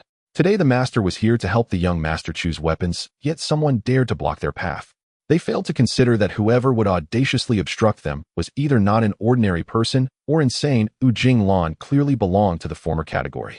Jing Lan also halted her steps, and as the guards rushed closer, she struck each of them a few times. The sounds of cracking echoed, and the guards were thrown to the ground, their arms and legs evidently broken. It was clear Jing Lan had used considerable force to teach these ruffians a lesson. The crowd immediately gathered around, marveling at the audacity of someone who dared to strike the Qiao family's guards. Yet deep down, everyone felt a thrill cheering for the fight. What they did not expect was that the arrogant old Master Qiao was also frightened by Jing Lan's thunderous methods, yet like a tiger descending a mountain, his residual power still lingered. He yelled, "You little brat, not only do you block my path, but you also dare to injure my guards. Do you know?" Jing Lan smiled lightly and replied, "How could I not know who you are? Are you not Qiao Yuanwei, the brother of the city lord Qiao?" With that she stepped forward. Old Master Qiao visibly showed signs of fear, retreating a few steps. "What kind of celestial being is this? Knowing who I am, you still dare to provoke me?" Jing Lan's expression suddenly turned icy, and a sharp aura of killing intent enveloped her, causing old Master Qiao to feel as if he had fallen into an ice cave, trembling uncontrollably. One must ask, how could an ordinary person withstand the aura of a Foundation establishment cultivator? Jing Lan slowly spoke. "Old Master Qiao, do you remember that day 3 years ago? He had 8 concubines and 13 sons. Such a trivial matter was something he would hardly recall. Yet since the other party had brought it up, it could not be fabricated. He was well aware of the behavior of his sons. After all, being a seasoned figure, old Master Qiao finally regained his composure and said, "I must ask this esteemed hero, shall we find a place to discuss this matter properly? To be honest, I am quite unclear about the situation." Since old Master Qiao did not remember, I had no choice but to help him stretch his muscles and bones so he could remember. With that, Jing Lan charged forward, delivering a flurry of punches and kicks to Qiao Yuanwei. Chen Guang in the back seemed to feel the thrill of battle as well. Jing Lan was indeed formidable, and he secretly joined in kicking a few times. Years of oppression from these people had finally found a release. Old Master Qiao on the ground wailed, "I seem to remember, now I remember. Stop, you little brat. How dare you strike your old Master Qiao? I see you no longer wish to live. Have the guts to report your name." "Oh no, esteemed hero, spare my life. I shall never dare again." Jing Lan had not truly used excessive force. She merely wanted to teach this fellow a lesson. However, pampered Qiao Yuanwei had never endured such punishment. Seeing old Master Qiao battered and bruised, his voice gradually fading, Jing Lan stopped her assault, saying, "I am Jing Lan, the brother of Jingbing. 3 days from now, I shall come to the Qiao residence to seek justice. Today is merely a collection of interest." Upon hearing this, Qiao Yuanwei fainted completely. As Jing Lan prepared to leave with Chen Guang, they found the street had long been surrounded, filled with voices praising the fight, exclaiming that Qiao Yuanwei had his day of reckoning. It seemed Jing Lan's actions had resonated with the people's sentiments. As she approached, the onlookers parted to create a path. The strong are always respected. Having walked several miles, the lightly injured guards on the ground finally dared to rise, shouting at the crowd, "Get out of the way. Haven't you ever seen someone getting beaten?" This phrase was often on their lips, yet they unwittingly found themselves the ones being beaten this time. When Jing Lan returned to the old residence, she announced 2 matters concerning Chen Guang and Xiao Chui. The first was that Jing Lan decided to help Chen Guang clear his meridians and expand his pathways, then send him to Master Sun, intending for Master Sun to take Chen Guang as a disciple. This was also a way to repay Chen Guang for his companionship over the past 2 years. Now that Jing Lan had successfully established his foundation, his cultivation level was far beyond that of his earlier days. Even if he could not help Chen Guang cultivate, aiding him in physical transformation was certainly within reach. Most importantly, Chen Guang was still relatively young and had potential. Although he would lose some spiritual energy, he could cultivate that back later. Hearing this news, Chen Guang was overjoyed and ran around Jing Lan several times before finally settling. The second matter was that Jing Lan decided to take Aunt Xiao Chui to the Qiao residence 3 days later to seek justice on her behalf, and then send her back to Qiumin village while also visiting Grandpa Da and Dr. Louis. After arranging for them, Jing Lan could finally unleash himself to do what he wanted. There were some things that he simply had to do, such as visiting the Su Yu sect to fulfill his promise, delivering Old Pan's words to his daughter. Not to mention the uncertain fortunes ahead. The question of whether he would return here again was also in doubt. Moreover, Jing Lan realized that the spiritual energy in this area was extremely thin. Previously, during the Qi Enlightenment period, it had not been an issue whether in Qiumin village or Sanjiang city, it had always sufficed. After establishing his foundation, the demand for spiritual energy had significantly increased, making it obvious that there was a shortage. It was like a child who needed only 2 taels of rice per meal, but an adult certainly required more. If he continued to cultivate in such an environment, it was likely he would not reach the golden core stage even after 100 years, which was hard for the Tao-seeking Jing Lan to accept. He had to find a place rich in spiritual energy to refine his cultivation.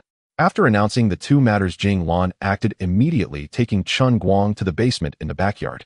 Chen Guang was hoisted down like a chick and, scared, promptly closed his eyes. When he opened them again, they had already reached the bottom of the well, where Jing Lan was gazing at him. Entering the basement for the first time, Chen Guang found it dark and stifling. Thinking of how Jing Lan had spent over a year inside, he felt immense admiration, realizing that the path to becoming a master was paved with such hardship. This inspired Chen Guang to resolve that if he ever had the chance to cultivate skills, he would fully seize the opportunity, not wasting Jing Lan's earnest efforts. 2 hours later, the two finally emerged from the bottom of the well. Chen Guang felt utterly exhausted with aching waist and legs, unaware that many would yearn for such an opportunity.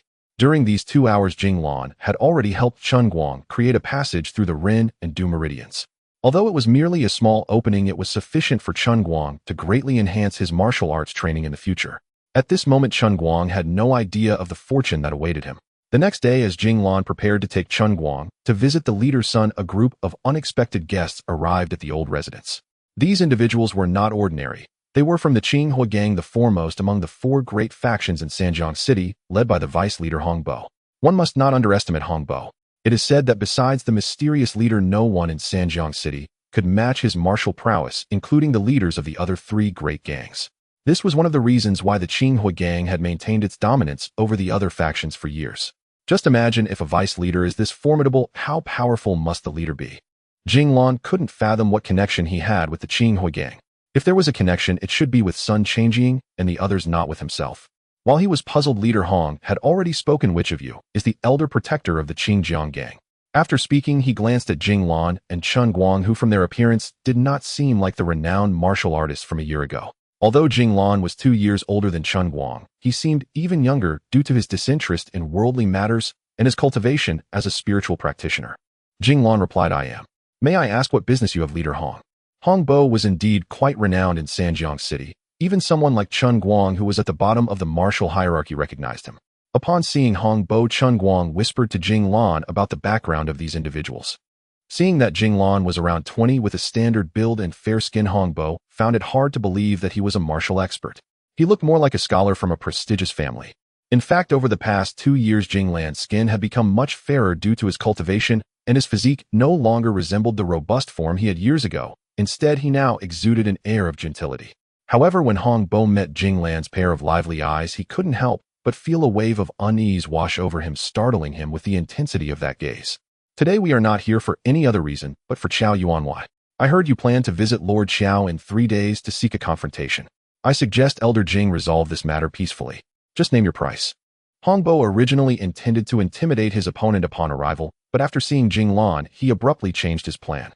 Years of experience told him that the less one appeared to be a threat, the more dangerous they often were. Most importantly, Hong Bo felt an overwhelming sense of pressure from Jing Lan that reminded him of the leader. Jing Lan did not expect that Qiao Yuanwai indeed had some capabilities. Even before he sought him out, Qiao had already sent someone to his door. Moreover, they did not come alone, but brought the most powerful gang in Sanjiang City. In other circumstances, one might have taken the opportunity to back down, but Jing Lan was someone who grew stronger in the face of adversity. "If you plead with me, I might show mercy, but if you threaten me, it would only have the opposite effect." Furthermore, this matter primarily depended on Aunt Zaiqi's opinion. He did not wish to make the decision alone. Of course, the most crucial point was that Jing Lan did not care about Hong Bo's threats at all. It would be a joke if a cultivator could be intimidated by an ordinary person from the secular world. In the face of absolute power, tactics often seemed pale and powerless. You may leave. Jing Lan directly refused. As soon as he spoke, Hong Ba's expression turned sour. In Sanjiang City, who would dare to disrespect him? This kid thought he had some skills and dared to disregard his authority. In the end, leader Hong decided to teach Jing Lan a lesson, at least to test him. He couldn't believe this kid could have extraordinary abilities. With a motion of his eyes, 6 subordinates charged forward. These 6 subordinates had followed him for many years. Each was a capable fighter in their own right, and it was the first time they had joined forces. Normally, even when facing 3 opponents, it would be an evenly matched situation. But soon Hong Ba's mouth fell open in disbelief as his 6 skilled fighters lay on the ground in mere moments. This kind of conflict posed no challenge for Jing Lan. It was akin to a group of toddlers trying to fight a grown man. No matter how many of them there were, it was futile.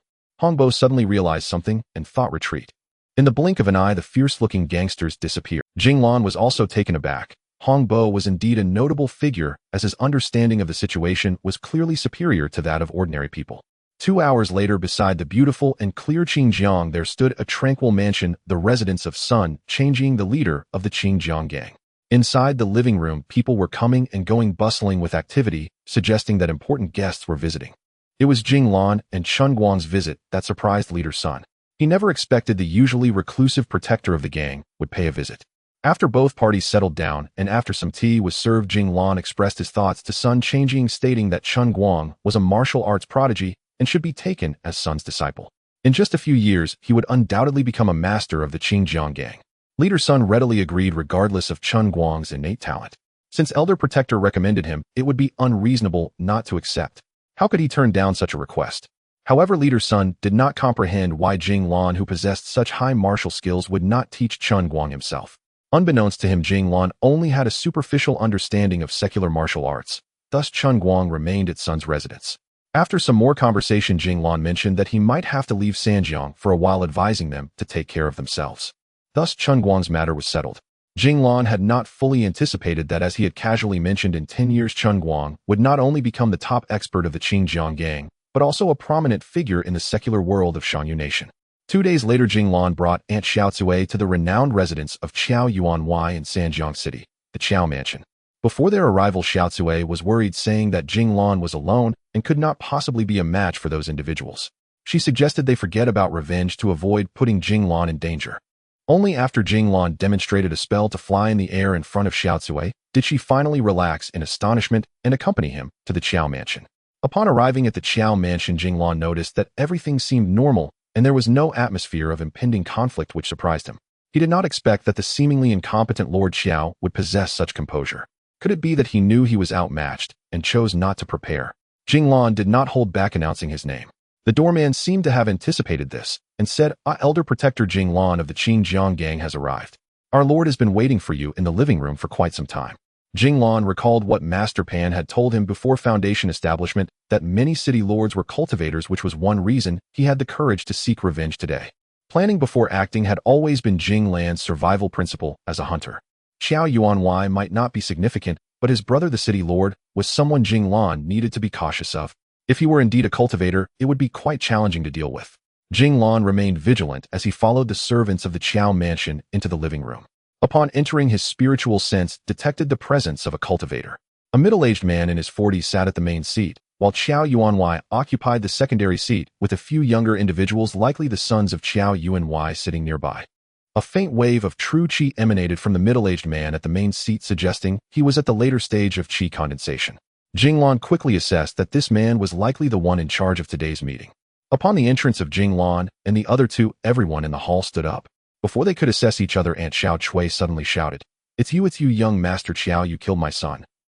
She was referring to a young boy of about 15 dressed in fine clothes. Jing Lan glanced over, and the boy immediately went pale, as if struck by lightning, collapsing into a chair with a thud.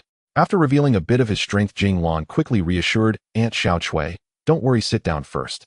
Since we're here today, we will definitely seek justice." He then turned to Qiao Yuanwei and said lightly, "Qiao Yuanwei, we meet again." Qiao Laoi hurriedly returned the greeting. Yes, we meet again." There was an indescribable expression on his face. Just as Qiao Laoi was about to say something, he was interrupted by a middle-aged man beside him. "The Elder Guardian's name is renowned. I didn't expect to meet you only today. I truly regret it." This is my elder brother, the city lord of Sanjiang City, Qiao Yuanhua. Qiao Yuanhua interjected. Jing Lan frowned, realizing it was indeed the case, and did not back down. But how do you intend to address the matter of my brother's death? Xiao Chengzhu was also in a dilemma, unable to sense the true energy level of this person. His cultivation was evidently above his own and could possibly be that of a foundation establishment expert. So he put on a smiling face and said, Elder Jing, let us not speak in riddles. We are not from this place, so it would be better for them to handle these matters themselves. He then continued, of course, since Elder Jing is here today, I will give you face. Let us discuss privately. If you can truly convince me, I will agree to whatever punishment you deem fit for my nephew. Everyone in the hall was quite surprised. When had the high and mighty Qiao Chengzhu ever been so accommodating? This only made young Master Qiao, who had killed the soldier, appear even more ashen. Jing Lan was not the type to bully the weak or seek total annihilation. He understood that he could only proceed this way using strength to speak, so he nodded in agreement. Aunt Xiao Chui, seeing Jing Lan about to leave, hurriedly grabbed his hand. Jing Lan patted her and said, Aunt Xiao Chui, you don't need to be afraid. They won't do anything to you while I'm not back. Aunt Xiao Chui, seeing Jing Lan about to leave, hurriedly grabbed his hand. Jing Lan patted her and said, Aunt Xiao Chui, you don't need to be afraid. They won't do anything to you while I'm not back. Xiao Chengzhu also gave Jing Lan an affirmative response, turning back to the people in the hall from a distance and saying, until I return, no one is to act rashly. Half an hour later, the two arrived at a desolate area by the Qingjiang River outside the city, where only some unknown wild grass covered the ground along with a few small trees swaying in the wind. Xiao Chengzhu slowly turned around, and Jing Lan stopped 15 meters in front of him. I am Qiao Yuanhua, a disciple of the Qianling sect. Please enlighten me, he challenged directly. Jing Lan returned the gesture, saying, I am Jing Lan, currently without a sect. Please enlighten me. As soon as he finished speaking, he saw Qiao Yuanhua throw a punch at him, surprisingly using techniques from the mundane martial arts. However, the speed and strength were not something an ordinary martial artist could possess. Seeing this, Jing Lan could only respond to the attack, and the two began to fight. To outsiders, it appeared as if two shadows were darting up and down, coming together and separating with only a blur of green visible as the grass on the ground was stirred up by their battle. Jing Lan remained in control, defending more than attacking. It wasn't arrogance on his part. Rather, it was his first real battle against a cultivator, and he was unfamiliar with their fighting style. After a while, Xiao Chengzhu noticed that Jing Lan seemed to have no difficulty at all. Clearly, this fighting style could not do anything to him, so he had to launch a strong attack, retreating instantly to 10 meters away. Xiao Chengzhu's lips moved slightly, and he gathered energy in both hands, a clear sign of preparing to cast an attack spell. Jing Lan, seeing this, did not dare to be careless. He circulated his spiritual energy, bringing his hands together to activate his spiritual shield, ready to unleash a small fireball at any moment. Finally, a lightning ball the size of an apple rose slowly from Xiao Chengzhu's hand. It was evident that Xiao Yuanhuo's spellcasting speed was not fast. The lightning ball shot towards Jing Lan with a whoosh evasion was impossible. In fact, Jing Lan did not wish to dodge. With his spiritual shield in place and a cultivation level superior to his opponent's, the lightning ball stopped just a few centimeters away from his chest. It wasn't that it didn't want to hit Jing Lan, but rather it was blocked by his spiritual shield. Jing Lan felt his spiritual energy depleting rapidly, and the lightning ball in front of his chest shrank quickly until it vanished. Seeing that his spiritual shield could easily block his opponent's spell attack, Jing Lan was delighted. He then struck with both hands, sending the small fireball flying while shouting, Xiao Chengzhu, take this hit. On the opposite side, Xiao Yuanhua had already realized that his lightning ball had stopped in front of Jing Lan's chest, confirming that his opponent was undoubtedly a foundation establishment master. He was about to concede, but before he could react, Jing Lan's small fireball had already come charging in. Evasion was impossible, so he could only channel his true energy into both hands to block. With a sizzling sound, the small fireball struck Xiao Yuanhuo's hands, and suddenly a burnt smell wafted through the air. His hands were charred black. At that moment, Xiao Chengzhu's voice finally rang out, Senior, I concede. Jing Lan also saw the situation and replied, Thank you, I accept your concession. Xiao Yuanhua finally felt relieved, quickly sitting down. After a moment of meditation, he regained his composure. The true fire was indeed no joke. His hands would not heal in less than several dozen days. Fortunately, he had used his hands to block, otherwise a hit to the chest would have been catastrophic. Half an hour later, the two returned to the Qiao residence. But when they arrived, for some unknown reason, Xiao Chengzhu's hands were wrapped in thick white cloth, leaving the people of the Qiao residence feeling uneasy. Jing Lan did not press the advantage. After re-entering the room, he gently approached Aunt Xiao Chui and gave her a questioning look, softly saying, Aunt Xiao Chui, how do you want to take revenge? Just say it. In fact, these years the death of Jing Bing had a significant impact on Xiao Chui. She often woke up from nightmares haunted by visions of Jing Bing being killed. Her hatred for young Master Qiao was indeed profound. Today, in front of the nobles like the city lord of Sanjiang, she felt somewhat timid and looked at Jing Lan. Jing Lan understood that Aunt Xiao Chui was a bit afraid, so he comforted her saying, "Aunt Xiao Chui, you don't need to be scared. I'm here. Whatever you want to do, just say it." Perhaps it was because the incident had happened several years ago, or perhaps Xiao Chui still had some lingering fear. After a long pause, she finally spoke, "Xiao Lan, please help me decide." Jing Lan never expected that in the end the decision would rest upon herself. Jing Lan was not a person who craved bloodshed, who despite her increasing cultivation in the world of cultivation, she had never killed a single person. Since Aunt Xiao Chui did not want young Master Qiao to pay with his life, that made things easier. After pondering for a moment, she turned back to young Master Qiao and said, "My Aunt Xiao Chui has a magnanimous heart. Since she does not want you to pay with your life, how about you bow to her 18 times and take on her living expenses from now on?" Upon hearing this, Qiao Yuanwei realized how easily this was resolved and quickly ordered his son, "You beast, hurry up and bow." He then instructed his servants to bring 100 gold coins to Xiao Chui as compensation for Jing Bing's respect to her. As young Master Qiao obediently bowed to Aunt Xiao Chui 18 times, she sitting in her chair was already in tears. Supporting Jing Lan, they left Qiao's residence.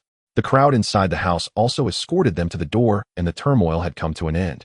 Before leaving, Jing Lan had a private chat with Qiao Yuanhua asking, "May I ask when Lord Qiao began cultivating?" Qiao Yuanhua answered truthfully, "I have been in the sect cultivating for many years, but I have always been an outer disciple. Due to my lack of talent, I was unfortunately assigned to this small town of Sanjiang as the city lord. May I ask what instructions you have, esteemed senior?" Jing Lan quickly shook her hand, saying, "I am not any esteemed senior. I am still young and only wish to inquire about the cultivation world." Qiao Yuanhua expressed admiration for Jing Lan's achievements at such a young age, responding, "I am merely an outer disciple. Many matters of the sect can only be handled by core disciples. My knowledge is limited. Moreover, our sect's main base is not in Dongtang, but on the distant 3 islands of the Eastern Sea, where true cultivation practitioners gather. You being so young should go there. It is the holy land for cultivators." Jing Lan had already heard such words before, and her determination to go to the Eastern Sea was further. After chatting for a while longer, Jing Lan took Xiao Chui back to the old residence. The old residence remained unchanged, but the spring scenery had faded, and she would soon be leaving. Jing Lan felt somewhat melancholic, while Aunt Xiao Chui was very happy, having avenged Xiao Bing and about to return to the Qiu sect. Thinking of returning home soon made Jing Lan excited. The Qiu sect was her true home, where her parents, though they had passed away many years ago, grandfather Da, and her fellow villagers awaited her. After almost 2 years away, she wondered how grandfather Da and the others were doing. The more she thought about it, the harder it became to suppress her longing for home. Thus, Jing Lan made a decision to take Aunt Xiao Chui back to the village using her sword. To avoid startling the world, Jing Lan chose to depart at nightfall. Ever since witnessing Jing Lan's ability to fly effortlessly, Xiao Chui had grown accustomed to her abilities. When Jing Lan mentioned taking her back by flying, surprisingly, Xiao Chui did not show excessive astonishment.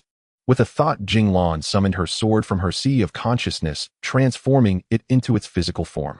A 2-foot-long iron sword lay quietly at her feet.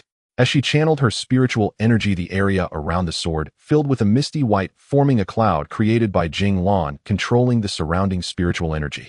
Jing Lan helped Aunt Xiao Chui onto the cloud and stepped onto it herself, holding the little cat that had accompanied her for over a year. Then with a whoosh, Jing Lan soared into the sky on her sword, heading south towards her distant hometown, Qiu sect. After an hour, Jing Lan felt her spiritual energy waning. After all, Aunt Xiao Chui was an ordinary person, her weight and impurities making it a bit strenuous for Jing Lan. At this moment, Xiao Chui was experiencing the most wonderful moment of her life. How many ordinary people could soar freely between heaven and earth regardless of the relentless wind and rain? Standing at this height, everything felt light and carefree, and the passage of time was silent. Finally, Jing Lan could no longer sustain the flight and had to land in a secluded area to regain her spiritual energy before continuing southward. As twilight began to appear with a hint of dawn, they spotted the lush Woma Forest in the distance.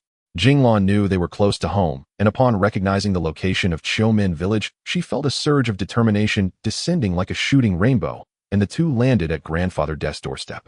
Everything in the village was as it had always been. Even the few pine trees at the entrance had not changed much. The villagers had not yet risen, and a few faint barks from dogs seemed to welcome Jing Lan's return. Before she could knock on the door, Aunt Xiao Chui was already in tears, crying out loud, "We've finally come home." Hearing the faint sounds of crying, the startled grandfather opened the door. Upon seeing Jing Lan standing silently at the door, he exclaimed, "Xiao Lan." The two of them rushed into each other's arms. Once the three of them calmed down from their excitement, the sun had already risen in the east. The villagers, having heard that Jing Lan had returned and brought Xiao Chui with her, all rushed to greet them, though they felt a bit sorrowful not seeing Jing Bing. In the morning, after most of the villagers had come by, Jing Lan finally had time to inquire about the situation in the village. It's still the same, not much has changed. It's just that old man Kai from the Sandog family passed away last year, and Ho Ren's family welcomed a chubby boy, while the daughter from the Lan Xiu family has married. Grandfather De recounted calmly. Are you in good health, Grandfather De? Seeing everything as it was, Jing Lan felt relieved. I am well. I haven't used up the money you left me. It's just that life has become harder for the villagers. The game from Woma is getting scarcer, Grandfather De replied. Then Jing Lan remembered that she had some savings intended for distributing among the villagers. The elder from the Qingjiang gang wasn't just a title, so she bade farewell to Grandfather De and went to find the village chief Jing Hanxing. She handed over her several hundred gold coins to the village chief, instructing him to give 2 coins to each household, which could at least alleviate their immediate difficulties. On the way home, Jing Lan suddenly thought of a question. Why had the villagers always been afraid to venture more than 50 kilometers into Woma? If they could hunt there, it might solve many issues. Once home, Jing Lan presented her doubts to Grandfather De. She recalled asking her father Jing Shan about it when she was young, but he had not explained, only saying that it was an ancestral teaching that those who went there would never return. Grandfather De sighed deeply. This goes back many years. I heard from the elders in the village that long ago the Woma Forest was a place where one could hunt anywhere. At that time, the able-bodied men of the village often banded together to hunt deep in the forest. Though there were some dangers, the rewards were generally great, and everyone managed to get by. However, about 100 years ago, the situation changed. From then on, anyone who dared to venture more than 50 kilometers would rarely return. The few who did return brought news that the wild beasts there were exceptionally fierce, far beyond the capabilities of mankind. Over 100 years have passed, and of course there have been many who were disbelieving or had no choice due to their circumstances. Once they entered, they never returned. In recent decades, no one has dared to go there again. Jing Lan nodded and said, oh, so that's how it is. At the same time, he thought to himself that he originally had other plans, but it seemed he would have to postpone them. He should go see what was really going on. Could it be that there were indeed countless beasts, as old Pan had said? The Woma Forest stretches almost from east to west across the entire eastern Tang continent, with a width of nearly 2,000 kilometers. The southernmost part of the Woma Forest is a desert, barren and lifeless. No one knows how vast the desert is, as no one has ever ventured there. It is said that beyond the desert lies a sea of flames. After having dinner with Grandpa De, Jing Lan left the little white cat in the basement of his room. The kitten seemed indifferent to this, perhaps already accustomed to the environment. It was time to see Dr. Liu. As night fell, Jing Lan flew alone on his sword to Dr. Liu's doorstep in Zhoshi Town. The short 30-kilometer journey took no more than the time it takes to burn half an incense stick, which made Jing Lan reflect on how in the past he had to spend several arduous hours walking into town to sell his game. Dr. Liu was completely unaware of Jing Lan's arrival until Jing Lan shouted at the door, "Is Dr. Liu there?" "It's me, Jing Lan." Only then did Dr. Liu hurriedly open the door to welcome him inside. The two of them once again entered Dr. Liu's humble basement. After 2 years apart, neither of them seemed to have changed much on the outside. But Jing Lan knew that he had taken a small step closer to the Tao compared to 2 years ago, while Dr. Liu seemed to be drifting further away from it. Fate is truly a strange thing. Without Dr. Liu's guidance back, then he would not be who he is today, yet today Jing Lan was here to guide Dr. Liu. Dr. Liu was exceptionally excited, saying, "Xiao Lan, I didn't expect you to come see me after just 2 years. I truly didn't expect it. It seems you have had some extraordinary adventures these past 2 years." Jing Lan did not hide anything and recounted the events of the past 2 years to Dr. Liu in detail, except he did not fully explain the matter concerning Old Pan, only mentioning that he encountered a dying old man. After listening, Dr. Liu was both astonished and delighted, unable to help but marvel at Jing Lan's luck and opportunities.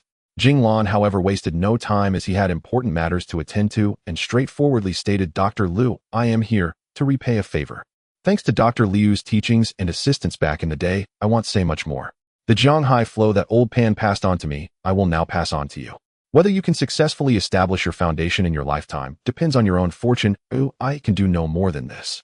After saying that, Jing Lan took out his handwritten manuscript on the Zhonghai flow cultivation method and handed it to the trembling Dr. Liu. Dr. Liu immediately held it, as if it were a precious treasure, his hands trembling, his whole body shaking with excitement, and he kept exclaiming, "Good, good, good.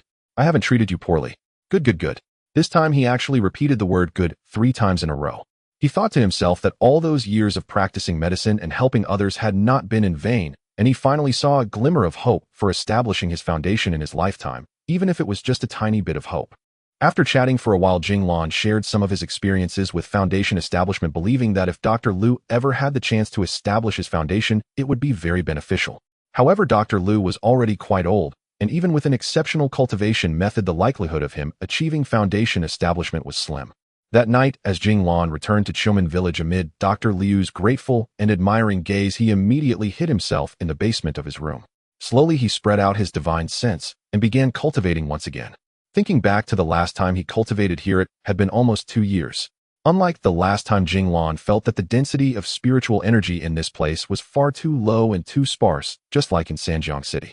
This further strengthened Jing Lan's resolve to visit the 3 islands in the East Sea soon and take a look at the Shangyu sect, as the Shangyu sect is located on Yingzhou, one of the 3 great islands in the East Sea. According to Old Pan, most cultivators reside on these 3 great islands. The East Sea lies at the easternmost part of the Eastern Tang continent, its waters vast and boundless. It is said that the most famous places for cultivation in the East Sea are the 3 great islands Penglai, Fangzhong, and Yingzhou.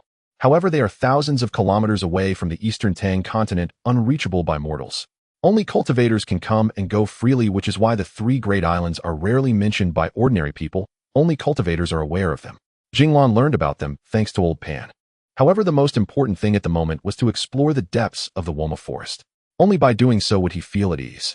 If by chance he could help the villagers solve their survival issues, it would be a great merit, and it would also be beneficial for his own mental cultivation. 3 days later, after Jing Lan had fully adjusted his state, he took the little white cat with him and flew on his sword to the skies above the Woma Forest. He had a faint feeling that the little cat might provide him some assistance. If there were beasts in the forest, it might come in handy.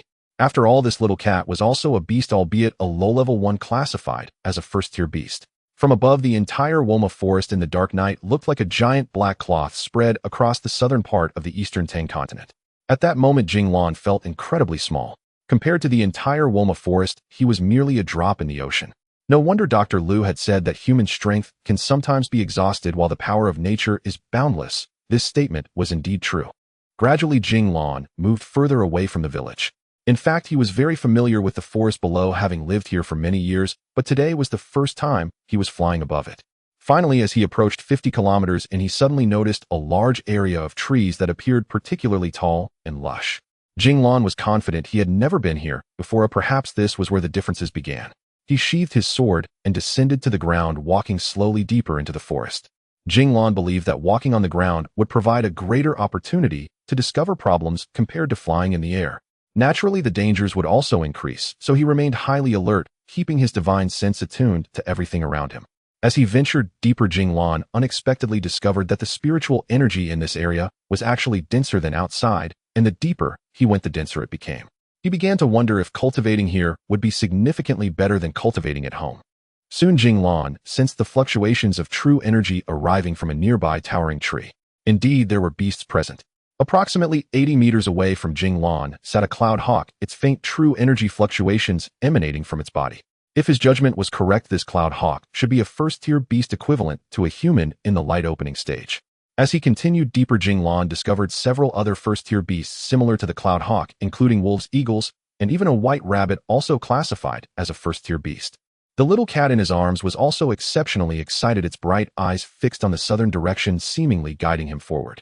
This piqued Jing Lan's curiosity. Why had there been no signs of these beasts within 50 kilometers, yet he had already discovered several here in just a short time? Jing Lan vaguely understood why the villagers could not hunt beyond a 50-kilometer radius. Just imagine the situation if a few, or even a dozen ordinary people suddenly encountered a first-tier demon beast, the Cloud Eagle. Although low-level demon beasts possess limited intelligence, they all have some innate abilities that ordinary people cannot withstand. Even a weak creature like the little white could stun an ordinary person with just a few bolts of lightning, let alone other demon beasts. Jing Lan did not understand why there were so many demon beasts here. At least 100 years ago there were none. What could be the reason for their presence? While dealing with these few first-tier demon beasts should not be a big problem, it was clear that there were more than just these. The most pressing issue now was to understand why so many demon beasts had appeared here over the past 100 years. Jing Lan tentatively concluded that this must be related to the rich spiritual energy of the heavens and earth here. Realizing this, Jing Lan summoned his sword again and flew into the sky above the forest, slowly heading south according to the direction indicated by the little white. As Jing Lan delved deeper, traveling 50 kilometers, 60 kilometers, and 80 kilometers the density of spiritual energy increased, and the number of demon beasts grew as well. Jing Lan counted in his heart. Flying in a straight line, there were actually dozens of demon beasts, with one appearing every 1 or 2 kilometers on average. Fortunately, the vast majority were first-tier demon beasts. However, he also spotted a second-tier demon beast which either did not notice Jing Lan or did not attack as he flew too high. In a certain location 100 kilometers deep into the Woma Forest, the concentration of spiritual energy gradually reached its peak. The little cat in his arms was also energetic. Finally, Jing Lan saw a place that was completely different from the others. Before Jing Lan appeared a grassy area of about 5 square kilometers resembling a small valley. In the uneven center of the grassland was a small lake, an area of less than 1 square kilometer hidden deep within this forest. Surrounding it for hundreds of kilometers were lush mountains and trees, creating a layered and majestic landscape. This made the small lake appear somewhat eerie, with its mirror-like surface occasionally shrouded in wisps of white mist and the dense spiritual energy emanating from this small lake. Jing Lan did not dare to land directly by the lake, but quietly descended near the valley beside the grassland. The little white suddenly leapt from Jing Lan's arms, staring intently at the small lake not far away. Jing Lan also opened his divine sense and slowly approached the lake. Suddenly, a rustling sound came from the forest behind him. Jing Lan turned around to find 2 blue wind wolves. The wind wolf is a type of wolf known for its incredible speed. This was bad. They were second-tier demon beasts, and 2 had appeared at once. The wind wolves also sensed Jing Lan's presence, stopping less than 50 meters in front of him. They must have detected his aura. Jing Lan was unsure of the intentions of the 2 wind wolves, so he did not act rashly, simply holding the little white close to his chest. After a moment, the 2 wind wolves seemed to have reached a silent agreement. After howling, they dashed toward Jing Lan. Jing Lan focused intently, his spiritual shield already protecting him, as these were second-tier demon beasts. When the wind wolves were about 20 meters away from Jing Lan, they halted. He saw blades of wind flying from the mouths of the 2 wind wolves directly attacking him. Second-tier demon beasts were indeed different. The speed at which they unleashed their wind blades was beyond his comparison. The blades were stopped by his spiritual shield when they were less than 30 centimeters away, but there were so many of them. In the blink of an eye, a dozen wind blades flew toward him. Jing Lan felt his spiritual energy depleting rapidly. This was not sustainable. Gradually, Jing Lan levitated, rising to about 50 meters above the ground, soaring through the air. Although the wind wolves' wind blades had considerable attack power and were fast, once Jing Lan was 50 meters off the ground, they were left without options, as wind wolves lacked flight capabilities. Seizing the opportunity, Jing Lan summoned his sword, casting a few simple incantations. The sword rapidly flew toward one of the wind wolves, creating a massive azure sword shadow about 10 meters above the wind wolf, heading straight for it. Wind wolves do not possess spiritual shields. Being second-tier demon beasts, they are driven by instinct to attack. Sensing the imminent danger, the wind wolf attempted to flee, but it was too late. The azure sword shadow descended upon its neck.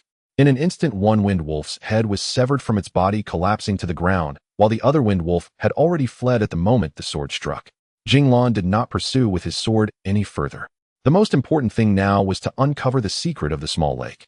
Of course, during the battle, Jing Lan gained some insights. The best strategy when encountering non-flying demon beasts is to elevate into the air and then deliver a fatal blow. Back on the ground, Jing Lan felt his spiritual energy depleted. The recent battle had consumed most of his energy. His immediate concern was to find a place to meditate and recover. Not daring to approach the small lake too closely, he entered the forest beside the grassland. About half an incense stick later, Jing Lan finally set up his first illusion array since beginning his cultivation, and it was the simplest one. He did not even need a formation base. In fact, Jing Lan had none of the items that Master Pan taught him to use as a base for illusion arrays. Besides the iron sword, everything else he had was mundane, leaving him with no choice. The illusion array covered an area of only about 5 square meters. This illusion array had only one purpose: to remain unseen by others. From a distance, it blended perfectly with the surrounding environment, making Jing Lan's presence invisible. However, if a second-tier or higher demon beast approached within 100 meters of the illusion array, it could definitely detect Jing Lan's presence, as this illusion array did not block divine sense. Fortunately, there were not many demon beasts here. Aside from the 2 wind wolves that might have been drinking by the river, Jing Lan found no other wild beasts within the grassland, let alone demon beasts. Merely 2 hours later, Jing Lan woke from his meditation feeling rejuvenated with abundant spiritual energy. He even sensed an increase in the total amount of energy in his dantian. This was because Jing Lan had maintained a vigilant mindset during his cultivation. If he had immersed himself entirely, the results might have been even better. He He realized that the influence of spiritual energy on one's cultivation was significant, a conclusion he drew from meditating beside the grassland. Jing Lan re-entered the grassland, slowly approaching the central lake. Everything around seemed particularly tranquil, even the wind had lessened, making Jing Lan feel uneasy. After years of hunting, Jing Lan knew that the more tranquil it was at such times, the more dangerous it could be. He recalled that when hunting tigers in the past, it was similarly quiet before encountering one. Finally approaching the small lake, the water was incredibly clear, so clear that he could almost see the bottom at a glance. A faint, refreshing aura wafted from the surface of the water. Unable to resist, Jing Lan lowered himself, cupping a small amount of water in his hands and drinking it. Instantly, he felt invigorated and comfortable throughout his body. Indeed, it was good water. Having successfully established his foundation, Jing Lan could already fast. This water was refreshing and palatable to him, and if an ordinary person drank it, while it might not cure all ailments, its effects in prolonging life were certainly guaranteed. The little cat in his arms unexpectedly jumped down at some point, also drinking from the lake, wearing an expression of indulgence, as if savoring a century-old fine wine. However, the pleasant scene was short-lived. The surface of the lake suddenly stirred. Jing Lan quickly stepped back a few paces, and the cat had already instinctively jumped onto Jing Lan's chest. Slowly, a wooden stake rose in the center of the lake. No, it was not a stake, but a water python. The water python raised its head and swam towards Jing Lan at a measured pace. As it approached within about 100 meters from the shore, Jing Lan's divine sense was able to detect its body, revealing it to be a massive 30-meter-long water python. Most importantly, the spiritual energy fluctuations emanating from it were formidable, likely indicating it was a third-level beast equivalent to the mid-foundation establishment stage. This heightened Jing Lan's vigilance.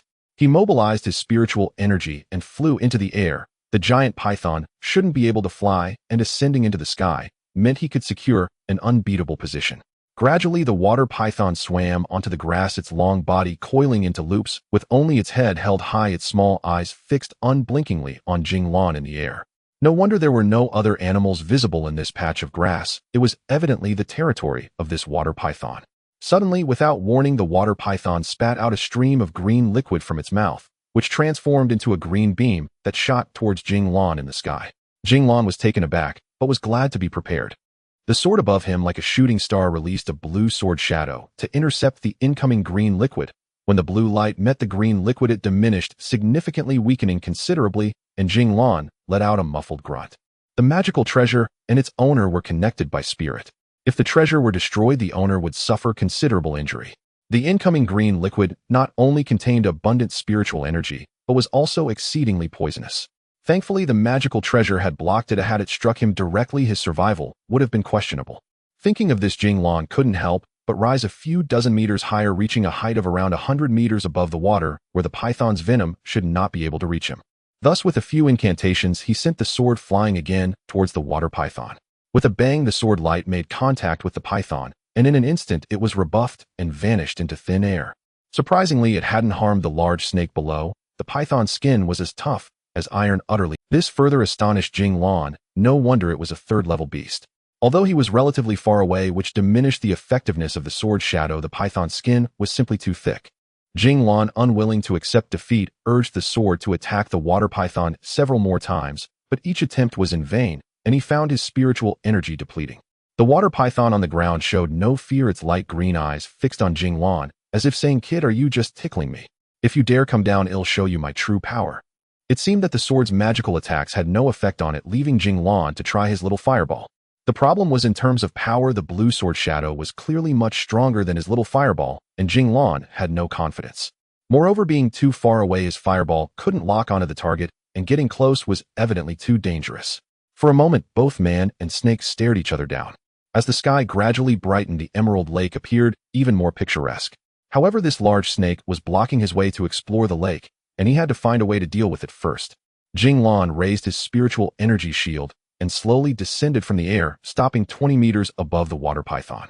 The water python was already impatient. Seeing Jing Lan come down, it immediately sprayed another burst of green liquid, which struck Jing Lan's spiritual shield, causing it to vibrate. From the outside, a faint oval light sphere surrounded Jing Lan, successfully holding off the attack, while the green liquid laden with toxins and spiritual energy dissipated into nothingness against the resistance of the shield. Jing Lan wasted no time. The prepared fireball shot out swiftly from his left hand, hitting the water python with a hiss. The python writhed in pain, unable to remain still any longer. Unexpectedly, the powerful sword light had no effect on it, yet this small fireball proved to be effective. It turned out that this water python was most afraid of fire spells, as the saying goes, water and fire do not coexist. If Jing Lan's sword could unleash fire spells, this giant snake would have already been through the ringer. It seemed to truly validate the saying that one thing restrains another. The mighty sword light had no effect, while the tiny fireball could inflict damage. Seeing that the fireball was effective, Jing Lan quickly sent out several more fireballs, all of which struck the water python, causing it to writhe in pain before rapidly diving into the small lake, disappearing in the blink of an eye. In a short while, the lake's surface became calm again, as if nothing had happened. This left Jing Lan in a dilemma. While the fireball was effective against the water python, it couldn't achieve a one-hit kill. Now that the python had retreated into the water, he had little recourse. Should he dive in to confront it? Jing Lan hesitated. After foundation establishment, breathing could shift to internal breathing, allowing one to stay underwater for 10 days or half a month without issue. However, once submerged, how could he contend with the water python? In the water, his fireball would definitely lose speed and power. Note: true fire is not extinguished by water, but its effectiveness is diminished. Also, did the water python have other attack abilities when submerged? His speed would certainly decrease underwater, and if he were to engage in close combat with the python, given its tough skin, he would be at a disadvantage. All these thoughts made Jing Lan reluctant to take the risk. Finally, he found the gist of the issue. He believed that by examining the lake, he should uncover the problem. Now the most pressing issue was how to deal with this water python. Jing Lan was at a loss and had no choice but to return to the little illusion array and sit cross-legged to meditate, while also recovering the spiritual energy he had just lost. In the blink of an eye, 2 hours had passed. Only 3 animals had come to the lakeside, all of which were first-level flying beasts. After drinking, they left in haste, seemingly aware of the water python's presence. Ultimately, Jing Lan decided to take a look at the bottom of the lake. One must venture into the tiger's den to catch the tiger, a principle he had relied on during his hunting days that had proven effective time and again. Jing Lan placed Xiao Bai in the illusion array and told him that if he did not return, he should go back on his own regardless of whether the little guy understood, before walking towards the small lake again. The midday sun illuminated the surface of the lake, making everything appear vibrant and full of life. Jing Lan held his breath, switched to internal breathing, and summoned a protective shield of spiritual energy around his body before diving into the water. Gradually, the lake water submerged Jing Lan completely. The small lake was surprisingly deep, with a depth of at least 30 meters. As he walked along the lake bed, Jing Lan remained on high alert, continuously watching for any signs of a water python attack. Due to the underwater environment, his visibility was poor, and he could only rely on his divine sense to perceive everything around him. The entire lake bed was relatively small and flat. In less than a quarter of an hour, Jing Lan reached the center of the lake bed, where strands of white light were emanating. As he approached, he saw a water python coiling around, and the white light became increasingly prominent, originating from the python's body. Jing Lan was overjoyed. This white light was likely a treasure, but it was currently occupied by the water python. The python seemed to be engrossed in its cultivation, unaware of Jing Lan's presence, perhaps still recovering from the injury inflicted by his earlier fireball. Finally, when he was about 100 meters away from the white light, the water python noticed Jing Lan. This time the python did not launch an attack with its green venom, perhaps realizing it was ineffective against Jing Lan. Instead, it swiftly swam toward him, moving more than twice as fast as it did on land. Jing Lan knew he wouldn't be able to evade its attack at that speed, so he remained still and sent a small fireball toward the python's vital point. With a sizzling sound, the small fireball struck the water python again. The python's movement slowed slightly, but it quickly closed the distance to Jing Lan. It attempted to bite him, but the protective shield of spiritual energy acted like a balloon, keeping it and the surrounding water at bay. Seeing it couldn't bite Jing Lan, the water python wrapped its massive body around him, and the shield entangling them like a zongzi. Its 30-meter-long body coiled tightly around Jing Lan, rendering him temporarily immobile. The python's body pressed down on Jing Lan's shield, causing the shield to tremble. Indeed, this large python possessed immense natural strength.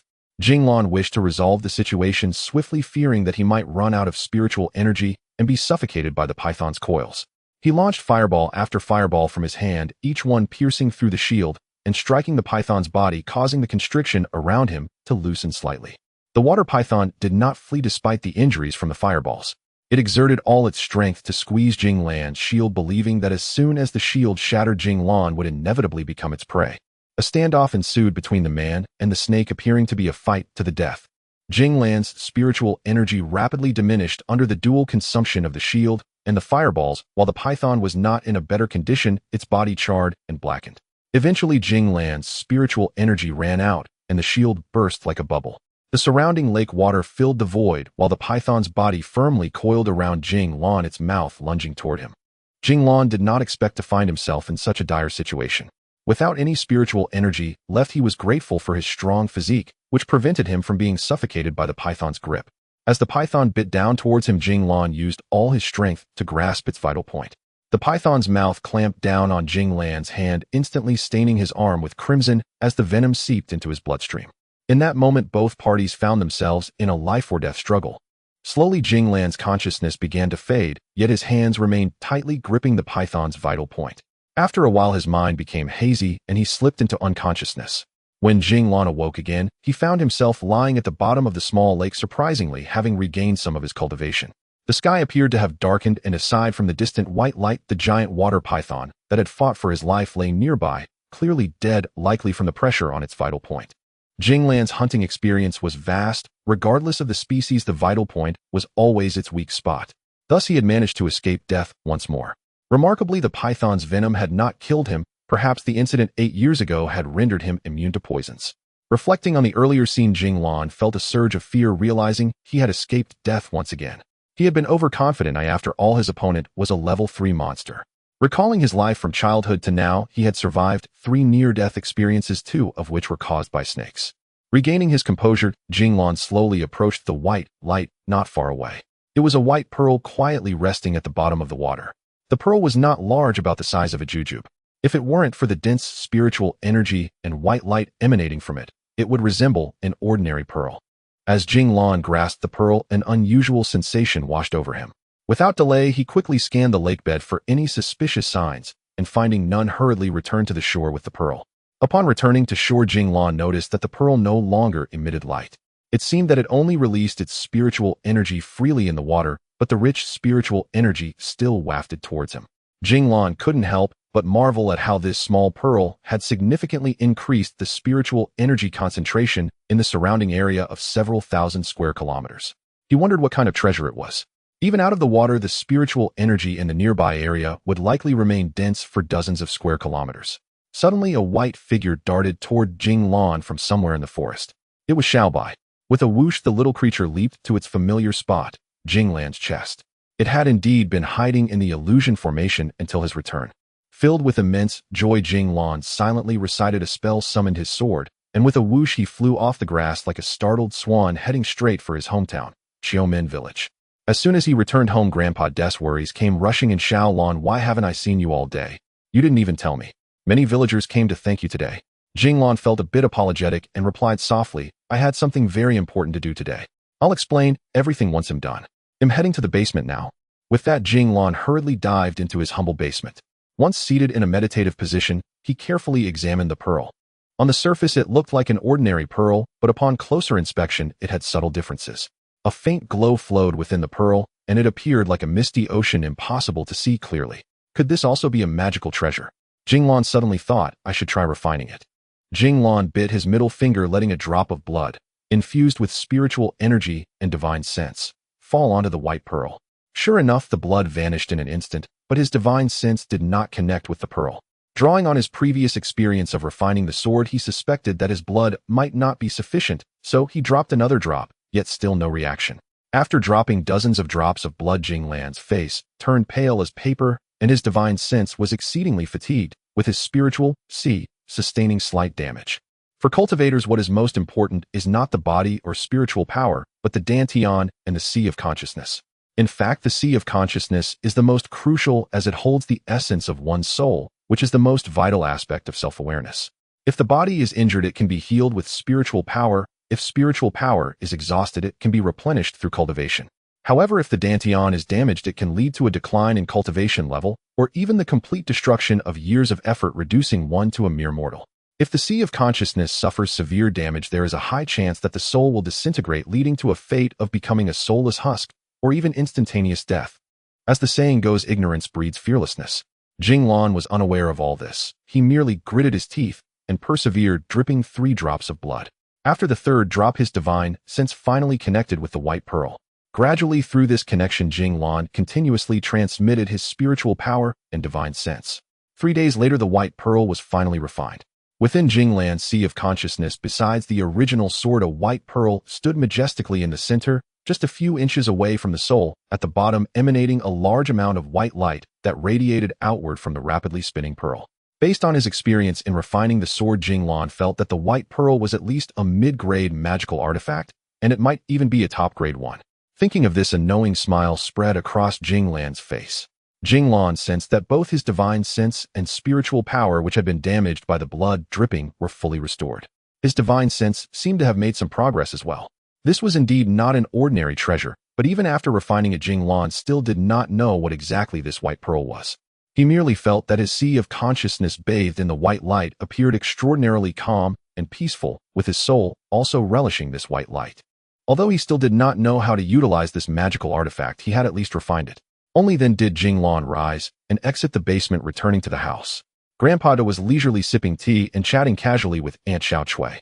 Since returning to Qiumin, Aunt Xiao Chui had been living at Grandpa Des' house, as her own house had long fallen into disrepair. Seeing that Jing Lan had emerged from his room after 3 days, neither of them appeared anxious, clearly accustomed to such scenarios. Grandpa asked, "Have you finished your training?" During these days, Aunt Xiao Chui had shared some of Jing Lan's abilities with Grandpa.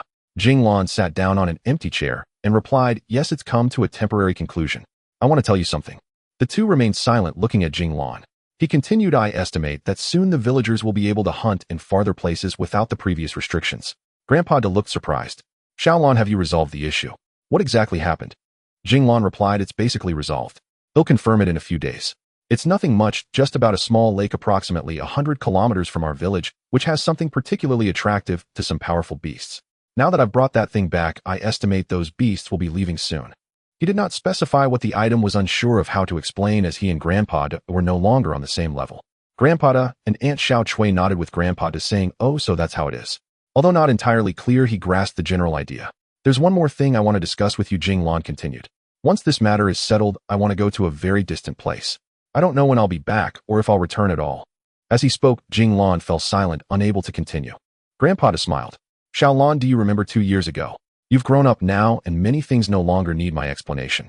Go and pursue your dreams. A fledgling eagle will eventually leave the nest to soar into the sky that belongs to it."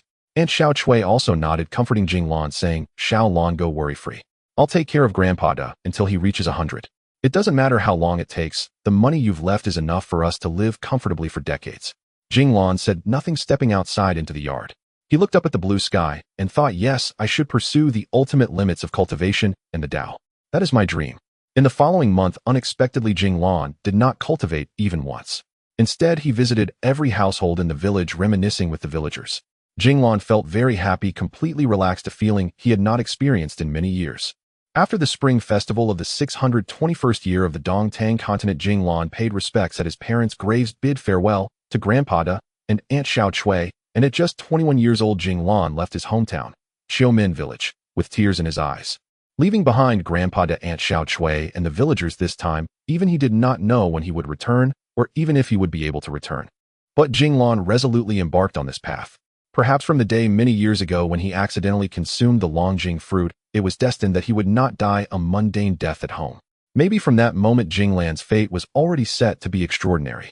In the days leading up to his departure, Jing Lan once again flew on his sword to the small lake in the Woma Forest. Without the magical white pearl, the thick spiritual energy around had long dissipated, returning to heaven and earth. As expected, the magical beasts, seeing the lack of dense spiritual energy, had all left the vicinity of the small lake, with most returning to the southern part of the Woma Forest, which was their original home. 3 days later, Jing Lan, accompanied by Xiao Bai, finally reached the junction of the Dongtang continent and the East Sea, sheathing his sword and landing on the soft sandy beach, gazing into the distance where everything appeared as a white expanse. The sea and sky merged into one, indistinguishable as water or sky. As the saying goes, mist locks the mountaintop, mountains lock the mist, heaven links with the waters, and water links with heaven. In the distance, the sea sparkled under the radiant sunlight, resembling fish scales spread across the surface, like mischievous children continuously leaping toward the shore. If the Woma Forest made Jing Lan feel particularly insignificant, then at this moment, seeing the vast ocean, he felt the grandeur of heaven and earth. An overwhelming feeling washed over him.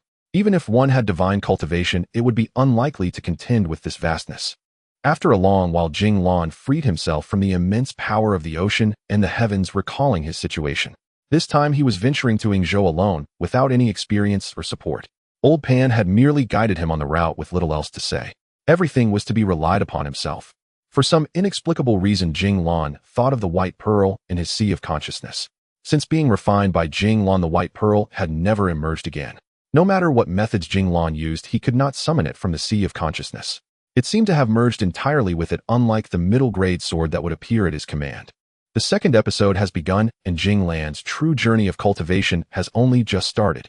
Jing Lan has some understanding of the function of the Baizhu. Ever since he refined it, he noticed a significant increase in the speed at which he absorbs the spiritual energy of heaven and earth during his practice, but unfortunately the spiritual energy is still too sparse. Additionally, Jing Lan feels that the Baizhu seems to have a beneficial effect on his divine sense soul power. Typically, the enhancement of divine sense occurs gradually during cultivation, but after refining the Baizhu, Jing Lan senses that even without practicing, his divine sense is slowly growing. The current issue is that the density of spiritual energy in the Dongtang continent is too low, making it unsuitable for Jing Lan in the foundation establishment stage to cultivate. Thus, he travels to the Donghai Yingzhou partly to fulfill his promise, and partly to see if he can find a place rich in spiritual energy to cultivate. According to Elder Pan, the three great islands of the Donghai are all places abundant in spiritual energy, which is why it is said that most cultivators gather there. Finally, as evening fell, Jing Lan, having recuperated, mounted his sword and flew northeast with Xiao by heading towards Yingzhou, one of the three great islands located several thousand kilometers from the continent. Along the way, there were some small, isolated islands, but they were either too small or too low, the smallest being only a few square kilometers, and the low ones could be completely submerged during high tide. However, this did not significantly affect Jing Lan's mid-journey rest, as long as there was a place to land. After 3 days, Jing Lan finally arrived at a large island. Rather than calling it a large island, it was more like a continent. Hovering in the air, he looked around and could not see the end of it. Occasionally, someone flew by on a sword, landing somewhere on the ground. No wonder this is a sacred place for cultivation, with so many cultivators present. Unlike in Dongtang, where he encountered no more than 5 cultivators in over a decade. With a nervous heart, Jing Lan also descended on his sword to a slightly bustling area. Looking up, he found it no different from Dongtang. The mountains are mountains, the trees are trees, and the houses are still houses. However, when Jing Lan was still dozens of kilometers away from this large island, he felt that the spiritual energy here was at least 10 times denser than in Dongtang. No wonder Elder Pan insisted he come to the 3 islands of Donghai. Even without that promise, he would eventually have come here. Old 3, how was the harvest today? Look, that beauty up ahead is truly stunning. Various voices echoed, speaking the same language as in Dongtang, and the clothing was also quite similar, making Jing Lan wonder if he was hallucinating. Was this not just a small town in Dongtang, but a celestial island? A month later, Jing Lan finally had a basic understanding of the 3 great islands. Initially unfamiliar with the situation, he had been staying in a town called Yingfeng, too afraid to fly around on his sword for fear of attracting unnecessary trouble. It turned out that the large island beneath Jing Lan's feet was indeed Yingzhou, one of the 3 great islands covering an area of several 100 million square kilometers. Jing Lan had little concept of this size, feeling it was quite large, not much smaller than the Dongtang continent. In fact, Yingzhou's total area is less than 1/10 of Dongtang continent. To the northeast of Yingzhou, just a few hundred kilometers away, lies Fengzhang Island, which is also one of the 3 great islands, while to the southeast at a similar distance is the renowned Penglai Island. As the 3 islands are generally close together, they are often referred to as the 3 islands of Donghai, which occupy a very important position in the entire Donghai cultivation community. When connected, the 3 great islands form an equilateral triangle, with the central area of several 10,000 square kilometers of sea referred to by the island's inhabitants as the Inner Sea, said to be the best training ground for cultivators on the island. The waters east of the 3 islands are collectively referred to as the Outer Sea, and the area of the sea closest to Dongtang is also called the East Inner Sea, reputed to be the safest waters. Each island has a population of several 100,000, and astonishingly, among every 10 people, 2 to 3 can cultivate. It is said that long ago there were not many cultivators here, but they increased over time, and the proportion of cultivators has grown higher through generations. No wonder there are so many with spiritual roots, yet among 10 cultivators only 1 or 2 can successfully establish their foundation, with most being at the Qi opening stage. Overall, those above the foundation establishment stage account for less than 5% of the island's population. Unlike Dongtang, there is no single nation on the island, only cultivation sects with various forces affiliated with them. There are several hundred cultivation sects of different sizes, some with hundreds or even thousands of disciples, while others have only dozens or a handful. Jing Lan took the opportunity to investigate the Shangyu sect. The Shangyu sect is also considered a major sect in Yingzhou, located to the west of Yingzhou Island, less than 1,000 kilometers from Jing Lan's current location in Yingfeng Town, but the exact location is unknown. It is said that the number of disciples is not less than 800. The sect leader is Rin Qinghong. Jing Lan wanted to inquire about Elder Pan's daughter Pan Chu, but no one seemed to know. Jing Lan decided to visit the Shangyu sect first before making further plans. The next evening, Jing Lan arrived at a town near the Shangyu sect. There are almost no large cities on Dongying Island, mostly various small towns, yet they are exceptionally prosperous. The town Jing Lan arrived at is called Lushan Town, which has many shops. However, unlike Dongtang, there are particularly many weapon shops here.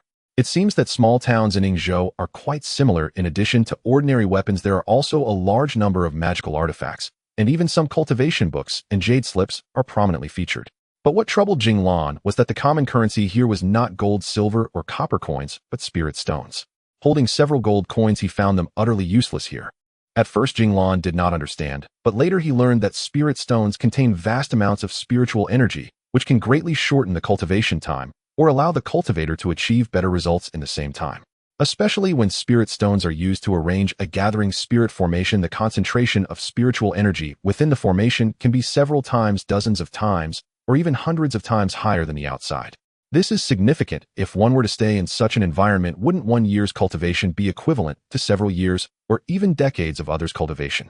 There are many types of spirit stones, ranging from the lowest grade low-quality spirit stones to mid-grade, high-grade, and top-grade spirit stones. It is said that above the top-grade spirit stones, there are spirit essences. As for what spirit essence is beyond Jing Lan's knowledge. Although he didn't possess even a low-quality spirit stone, it did not stop Jing Lan from visiting every weapon shop. The shop owners, upon seeing a young man of foundation establishment, welcomed him warmly. However, to the dismay of almost all the shop owners, this young foundation establishment expert turned out to be a miser, unwilling to spend a single coin. After wandering for half a day, Jing Lan arrived at a weapon shop named Jade for Heaven. Upon entering, he noticed that while there weren't many weapons, there were quite a lot of jade slips. Jing Lan remained silent, picking up various slips and inspecting them for a long time, only to find that the rectangular thin jades appeared almost identical. The middle-aged shop owner, who looked to be in his 40s, greeted him enthusiastically as a customer entered. "Dear guest, our jade slips are the most comprehensive in this town, and the prices are the lowest. You can definitely compare them with others." Jing Lan noticed that the shop owner was actually a latest-stage cultivator of the Enlightenment realm and thought to himself, indeed, there are plenty of cultivators out there. He took his time and asked, "Oh, what makes your jade slips different from others? They all seem similar to me." Hearing that his products were deemed no different, the shop owner became a bit anxious. He picked up a jade slip and said, "Dear guest, take a closer look. Although my jade slips are also made from low-quality spirit stones, look at the craftsmanship. Most importantly, each of my jade slips can hold a capacity of 100,000 words, which is far superior to those 5 or 80,000 words. Each one costs only 5 low-quality spirit stones. Look at this jade slip, which has a capacity of 1,000,000 words," the shop owner said, picking up another jade slip. "You can take this for just 4 mid-quality spirit stones. 1 high-grade is equivalent to 10 mid-quality, and 100 low-quality, top-grade, is priceless." Jade slips are a type of treasure that can only be used by cultivators above the foundation establishment stage. They are fairly ordinary auxiliary treasures, primarily used for recording text and images, while advanced jade slips can record sound and even illusions. The content is inscribed by cultivators above the foundation establishment stage with their divine sense, and cultivators of the enlightenment stage and ordinary people cannot see the contents within. The advantage is their portability and durability. Jing Lan shook his hand, indicating his disinterest. The shop owner had no choice but to give up, secretly cursing. After all, he is a foundation establishment cultivator.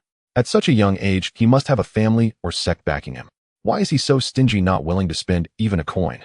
Jing Lan casually strolled along the street, occasionally listening to the conversations of passers-by. There were indeed quite a few cultivators on the street. Just as Jing Lan had not walked far, he overheard the conversation of 2 young people approaching, a boy and a girl. "Sister Xiaohua, I heard that the Shangyu sect will be opening its doors to recruit disciples on the 15th of next month. Do you want to give it a try?" said a youth around 17 or 18. Upon hearing the news about the Shangyu sect, Jing Lan quickly turned around and quietly followed behind the 2, casually glancing left and right as if he were just wandering. "I don't want to go. There's little hope for me anyway, or I am only at the mid-stage of enlightenment," said the blue-clothed girl beside the youth, who appeared to be around 20. "But you could give it a try. You're only 18 and already at the late stage of enlightenment. The youth replied, I do want to give it a try. Can you accompany me? I'm a bit scared to go alone. When Jing Lan heard this, he pondered. Meeting Dr. Liu at Joshi, he mentioned he had great talent and spiritual roots, reaching the late stage of enlightenment at 18. It seems such individuals are common here. What Jing Lan did not know was that on the three great islands of the East Sea, due to the abundant spiritual energy and various cultivation methods, there were many who could reach the late stage of enlightenment before the age of 20. However, perhaps only 1 in 10 or 12 could successfully establish a foundation before 30, while most would remain unable to do so for their entire lives. After considering for a while, Jing Lan felt he should approach them for an introduction. It would be even better if he could go to the Shanyu sect with them. He immediately stepped forward and bowed, saying, Would this Dao brother like to participate in the entrance competition for the Shanyu sect? The youth was surprised to see someone blocking his path. He looked Jing Lan up and down, realizing that this young man was actually at a higher cultivation level than himself, and he exclaimed, May I ask what business you have? The blue-clothed girl beside him widened her eyes, also studying the audacious interrupter. Jing Lan quickly replied, I am Jing Lan, and I also plan to participate in the Shanyu sect's entrance competition. May I join you? The youth, seeing Jing Lan's honesty, introduced himself. My name is Xiao Ying, and this is my cousin Xiao Hua. Are you not a foundation establishment cultivator Dao brother? Then why would you even consider the entrance competition? Upon hearing this, Jing Lan thought to himself, does the Shanyu sect not accept foundation establishment cultivators? He maintained a calm demeanor and replied, Yes, I have just established my foundation. Is that not acceptable? Xiao Ying examined Jing Lan closely before saying, Do you not have a family or sect? At such a young age you have already established your foundation. Surely you are not a disciple of a prominent family. Jing Lan was taken aback, wondering what this had to do with establishing a foundation, and replied, I am a rogue cultivator with no sect or family, and this is my first time in Yingzhou. Xiao Hua's eyes lit up at once as she stepped closer to Jing Lan and said, That's amazing. You have established your foundation at such a young age. Could you tell me how you achieved that? Her expression overflowed with admiration. Suddenly realizing that she was not very familiar with Jing Lan, she quickly took a step back, lowering her head and feeling a bit shy. Jing Lan, having never been so close to a girl of his age, felt a bit embarrassed himself. Well, seeing Jing Lan hesitate, Xiao Ying suddenly had an idea. Brother Jing, how about this? The entrance competition for the Shanyu sect is still over 20 days away. Since you are a newcomer, why not stay at my house for a while? Then we can go together to the competition, and I would also like to consult you. What do you think? Jing Lan thought it was a good suggestion and nodded, saying, Then I will impose on you. Often the interaction between people is about fate. It's rare for someone to invite a stranger to their home on a first meeting, and even rarer for someone to actually agree. This might just be the fate between them. Of course, this time it might be due to mutual needs. Regardless, Jing Lan indeed agreed. Xiao Ying was pleased to see Jing Lan's agreement. As he led the way, he chatted with him. Brother Jing, this is your first time in Loshan, right? The largest sect here is the Shanyu sect. Their entrance competition held every 10 years attracts many participants. The competition is quite fierce, but you're in luck. Having established your foundation, you basically don't need to take the exam to qualify. Jing Lan nodded continuously. As the three walked and chatted, Xiao Hua occasionally chimed in with a comment. Half an hour later, they finally arrived at Xiao Ying and Xiao Hua's home. Xiao Ying's house was neither particularly large nor small, featuring a spacious courtyard of several hundred square meters. Behind it was the main building, boasting more than 30 rooms. The central area of the main building was a hall covering an area of about 100 square meters with a skylight in the center, which could be considered a wealthy household in Dongtang. It is said that Xiao Ying brought guests and his family gathered in the hall. The Xiao family is a 3-generation household with not only Xiao Ying and Xiao Hua's parents, but also a grandfather in his 90s who possesses mid-stage enlightenment cultivation. Both Xiao Ying's and Xiao Hua's fathers also hold mid-stage enlightenment cultivation, while their mothers are ordinary people. In fact, there are quite a few families like this in the 3 islands of the Eastern Sea. Unlike the Dongtang continent, whether it is the union between cultivators or between cultivators and mortals, the offspring are very few, usually only 1 or 2. Many families on the Dongtang continent have children numbering 2 to 3, with some having 7 or 8. Perhaps this is one of the laws of heaven and earth, otherwise there would be no place for mortals to survive in this world. Jing Lan could not help but sigh. In a family with so many in the enlightenment stage, not a single one has succeeded in foundation establishment. Seeing Grandpa Xiao come out, Xiao Ying quickly introduced to everyone. This is a fellow Taoist. I recently met Brother Jing Lan, who has already achieved foundation establishment. Jing Lan stepped forward and bowed. I am Jing Lan, pleased to meet Grandpa Xiao and the uncles and aunt. Grandpa Xiao smiled at Jing Lan, saying, You are young and promising. Do communicate more with Xiao Ying and Xiao Hua. and then returned to his room as he was getting old and his health was not what it used to be. That evening Jing Lan was warmly welcomed. After a sumptuous feast, he could not help but exclaim, "The Immortal Island truly lives up to its name. The flavors were indeed delightful." Jing Lan had not eaten since arriving at Yingzhou, not because he did not want to try, but because he had no money. The dishes on the table were exceedingly lavish with many seafood items he had never heard of, rich in flavor and leaving him wanting more. After dinner, Jing Lan was arranged to stay in a large guest room. Just as he entered the room, Xiaoying knocked on the door saying he wanted to have a discussion with Jing Lan, which made Jing Lan happy to listen. "Brother Jing, you probably don't know about the entrance examination. Let me tell you about it." Xiaoying initiated the conversation. Jing Lan nodded, saying, "All right, I am not familiar with this place at all, so please explain it to me. Where is the Shanyu sect, and how do I get there?" Jing Lan wanted to clarify the situation to decide. Xiaoying was not shy and answered all of Jing Lan's questions. However, there were many things he did not know. For instance, when Jing Lan asked how many people were in the Shanyu sect, Xiaoying only knew that the sect leader was Rin Qinghong, but had no information about others. It seemed he would first have to participate in the Shanyu sect's entrance competition and slowly inquire about Pan Chu's whereabouts. That night, Xiaoying also asked Jing Lan for advice on some cultivation issues, but in the end he found that aside from some insights during foundation establishment, Jing Lan lacked much knowledge in cultivation compared to himself in the enlightenment stage. This made Xiaoying admire Jing Lan even more, thinking he truly was a genius managing to achieve foundation establishment despite being muddled in his cultivation. After 5 hours, Jing Lan finally pushed Xiaoying out of the room, citing his own fatigue. It turned out Xiaoying realized that this foundation establishment expert was less knowledgeable in many areas than he was, which made him feel accomplished, and he was reluctant to leave, insisting on giving Jing Lan proper guidance. After closing the door, Jing Lan took a moment to organize his thoughts, and the questions about cultivation and the Shanyu sect became clearer in his mind.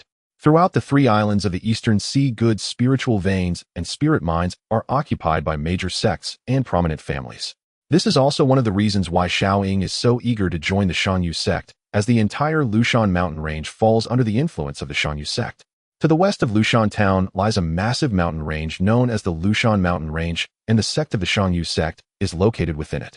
However, Xiaoying did not know the exact location, as usually the protective array of the Shanyu sect is activated, preventing ordinary people from entering or exiting without the corresponding method. However, on the 15th of next month, during the entrance competition, the Shanyu sect will open the array to allow disciples participating in the competition to enter, which will be a great opportunity. Sitting on the bed, Jing Lan began his cultivation journey, which had been interrupted for nearly a month. His divine sense slowly spread, and the heavenly spiritual energy continuously flowed from the sea of consciousness to the Dantian, and Jing Lan gradually immersed himself in it. Jing Lan had originally thought that if he could find Pan Chu, he would pass on Elder Pan's words to her, and then seek a place for secluded cultivation. However, it now appeared that without a sect or background here, he could not find a cultivation location. It seemed that, as Elder Pan said, joining the Shanyu sect was also a very good choice. At least the cultivation environment was better. Now Jing Lan's biggest desire was to find a place rich in spiritual energy for cultivation. It truly deserves to be a sacred land for cultivation. In an ordinary place, the concentration of spiritual energy is at least 10 times that of Tiannan. The spiritual veins must be even better, Jing Lan could not help but exclaim. In the blink of an eye, the day for the Shanyu sect to recruit disciples was approaching. It was already the 14th, and Jing Lan bid farewell to the Xiao family, flying toward the Lushan mountain range with Xiaoying and Xiaohua. The siblings were also very excited. Being in foundation establishment allowed them to fly with their swords, which was much faster than running. Since both Xiaoying and Xiaohua also possessed spiritual roots, Jing Lan did not feel particularly tired bringing them along. However, after flying for over an hour in the Lushan mountain range, they still could not find the entrance to the Shanyu sect. "Look, there are so many people over there," Xiaoying suddenly shouted to Jing Lan as he spotted a crowd on a nearby hill. Since both Xiaoying and Xiaohua also possessed spiritual roots, Jing Lan did not feel particularly tired bringing them along. However, after flying for over an hour in the Lushan mountain range, the crowd looked up as someone suddenly landed with a sword, and they saw 2 men and a woman roughly the same age as themselves. Could it be that foundation establishment cultivators were also here to participate in the entrance competition? Jing Lan was just about to ask someone how to get to the Shanyu sect when he overheard people discussing him. Could that foundation establishment cultivator also be here to participate in the entrance competition? How will we compete with him? There were also many voices chiming in. Didn't they say they were recruiting disciples in the enlightenment stage? Why are there foundation establishment cultivators here? Jing Lan then scanned the surroundings. In front of the valley, there were at least 1,000 people on the mountain, most of whom were under the age of 30, including many young people around his age. They were either in small groups or alone, some were whispering while others remained silent. It turned out this was indeed the location of the Shangyu sect's entrance. Truly one can find the entrance after much searching without much effort. Unexpectedly, they found the entrance to the Shangyu sect so easily. The three of them found a quiet spot to sit down and wait for the competition. During their quiet sitting, people occasionally joined this large crowd, most of whom were young disciples in the enlightenment stage, seemingly originating from commoner backgrounds. By the morning of the 15th, the number of people had increased significantly. Jing Lan estimated there were at least 2,000 individuals with both men and women present. He did not expect such a large turnout for an entrance competition. Some laws are universally applicable. For instance, the number of people at the bottom is always the highest, and individuals constantly strive to ascend. In the morning, the sun had risen, partially heralding a new day, filled with new hope, while most people were murmuring, "Why haven't the mountain gates opened yet?" Suddenly, a surge of spiritual energy rippled through the valley, and three cultivators leisurely emerged, hovering 50 meters above the ground. Upon closer inspection, Jing Lan noticed that all three were in the foundation establishment stage. The man in yellow, who appeared to be in his 30s, shouted to the crowd, "Attention, fellow Taoists." His voice was not loud, yet carried by spiritual energy. It resonated clearly with everyone present, and the crowd fell silent. Today marks the time for the Shangyu sect's onsenadicade recruitment of disciples. I have a few words to share with everyone, the man in yellow continued. Firstly, please ask any Taoists over 30 who have not yet established their foundation to leave. Do not attempt to deceive us. We do not accept you to avoid wasting everyone's time. Those over 20 who have not reached the mid-foundation establishment stage should also leave for the same reason. Lastly, all disciples we recruit must have a clear background. Anyone from other sects or families should also depart. Do not think you can sneak in. As soon as the yellow-clad cultivator finished speaking, a wave of people began to move, and more than half of them chose to leave. Jing Lan felt a bit anxious. Although she had no sect, she was from Dongtang and wondered if they would believe her. Humans are indeed strange creatures. They will not give up as long as there is a glimmer of hope. At this moment, upon realizing their lack of prospects, many began to depart slowly, echoing the old saying, "One will not give up until reaching the Yellow River." In less than 15 minutes, the crowd of over 2,000 dwindled to about 1,000, with truly half having left. After a quarter of an hour, the man in yellow spoke again. "The remaining Taoists, please follow me into the formation." Despite the departure of half the crowd, he remained unfazed, perhaps either confident or accustomed to such scenes. The yellow-clad cultivator performed a few hand seals, chanting incantations, and soon a 5-meter-wide path appeared leading into the valley. The three then descended to the ground, guiding the crowd in first, with Jing Lan and the others following in this line of nearly 1,000 people. After walking for about 15 minutes, they arrived at a smooth and tidy clearing measuring at least a kilometer in length and width, likely suited for gatherings. To the east of the clearing stood a high platform upon which 5 cultivators were seated. Noticing that the crowd had gathered, one of the cultivators flew down from the platform, standing before them. Silence. As soon as the cultivator spoke, the previously chaotic noise immediately subsided. The leading man in yellow bowed to the cultivator in the air. "Uncle Liang, the disciples participating in this entrance competition are all present." It turned out this person was indeed the uncle of the man in yellow, a golden core expert. In the cultivation world, lineage is often related to cultivation level. One's cultivation determines their status and treatment. This was the first golden core expert Jing Lan had ever seen since beginning her cultivation. The Liang cultivator was dressed in a blue long gown and a blue headscarf, wearing gray cloth shoes. He was of medium height, appearing to be in his 40s, with a long mustache, giving him a scholarly air. If I were to encounter him on the street, I certainly wouldn't have thought he was a golden core expert. He resembles a schoolteacher, Jing Lan mused, having previously imagined golden core experts to be awe-inspiring, yet he appeared quite ordinary. Before Jing Lan could finish her thoughts, the Liang cultivator nodded at the man in yellow and finally spoke. "I am pleased that you all have come to our Shangyu sect to participate in this onsenadicade entrance competition. I will now announce the rules of the competition," and he cast a sweeping glance over the crowd.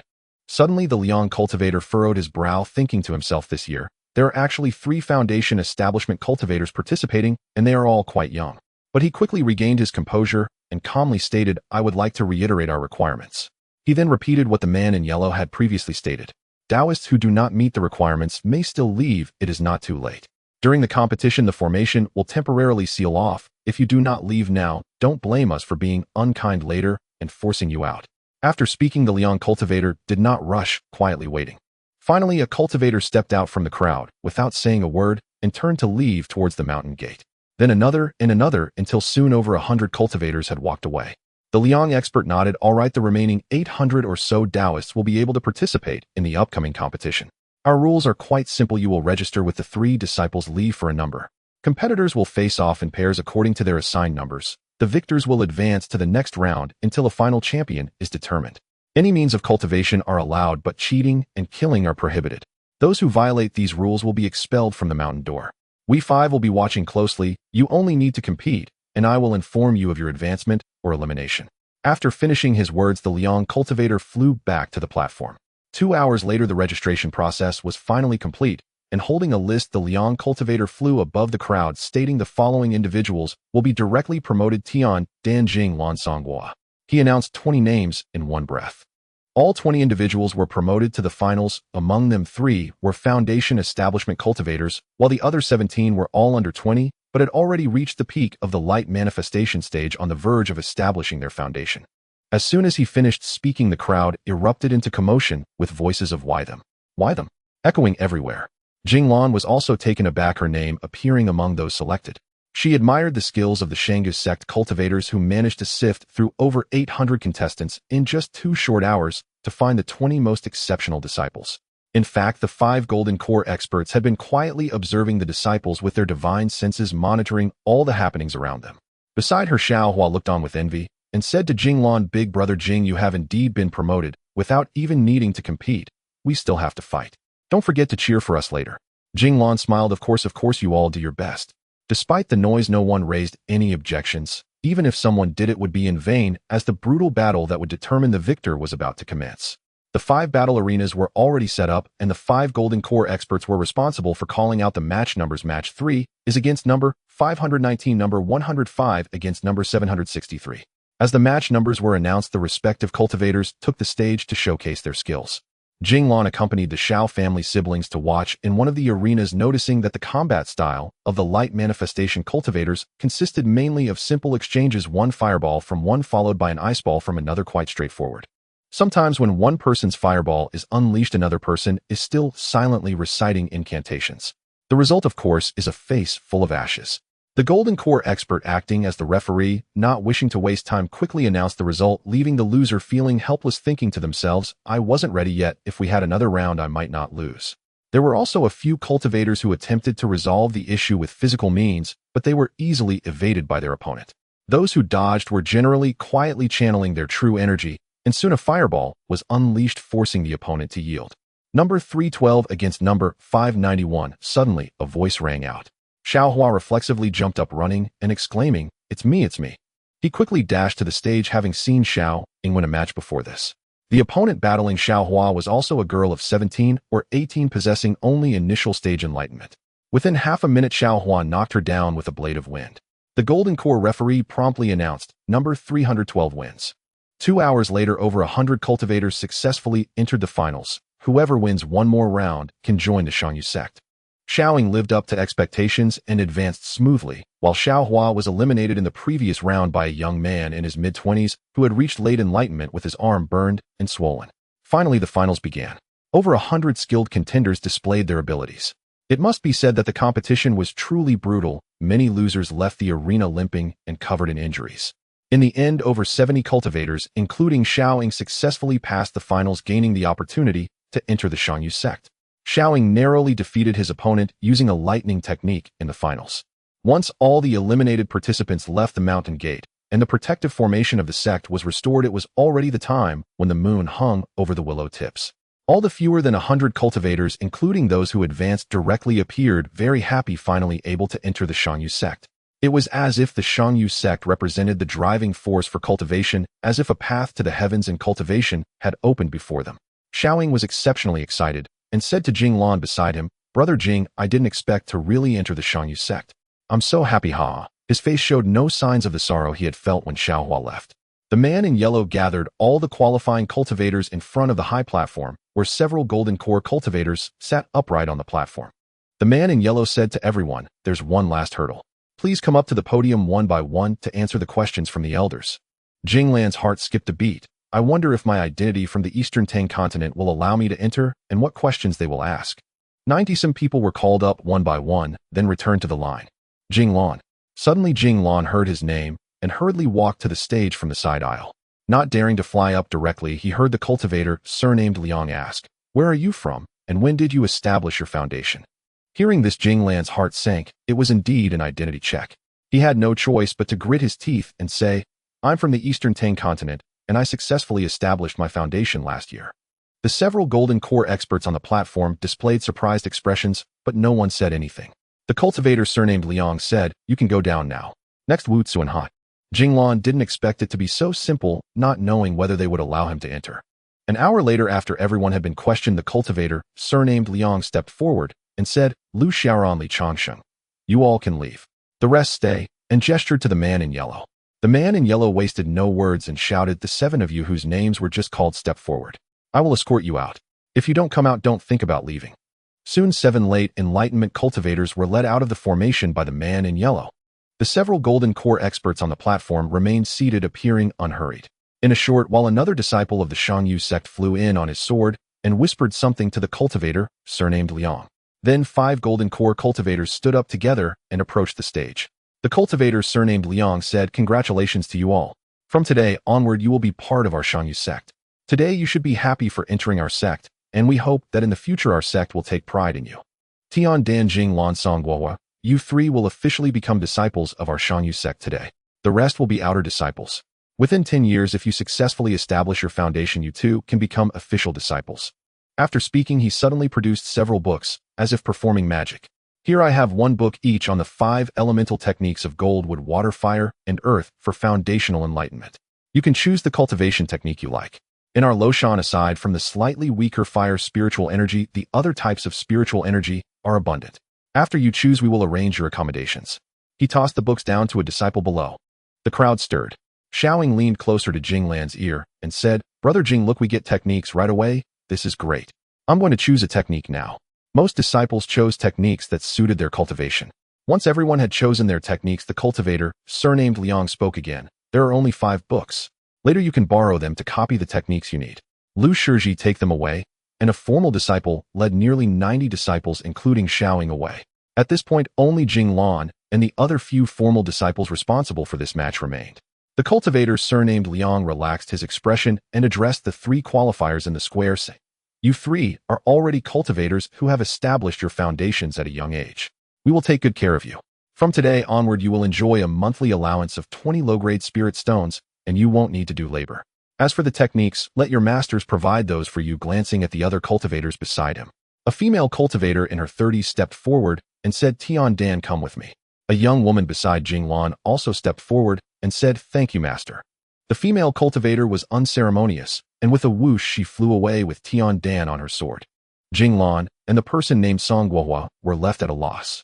Seeing that no one else came forward, the cultivator, surnamed Liang, said, you 2 come with me, and took off on his sword swiftly, leading the 2 away. Thus, this grand entrance competition came to an end. But Jing Lan's true cultivation story was just beginning. After about a cup of tea's time, Jing Lan was brought to a mountain peak.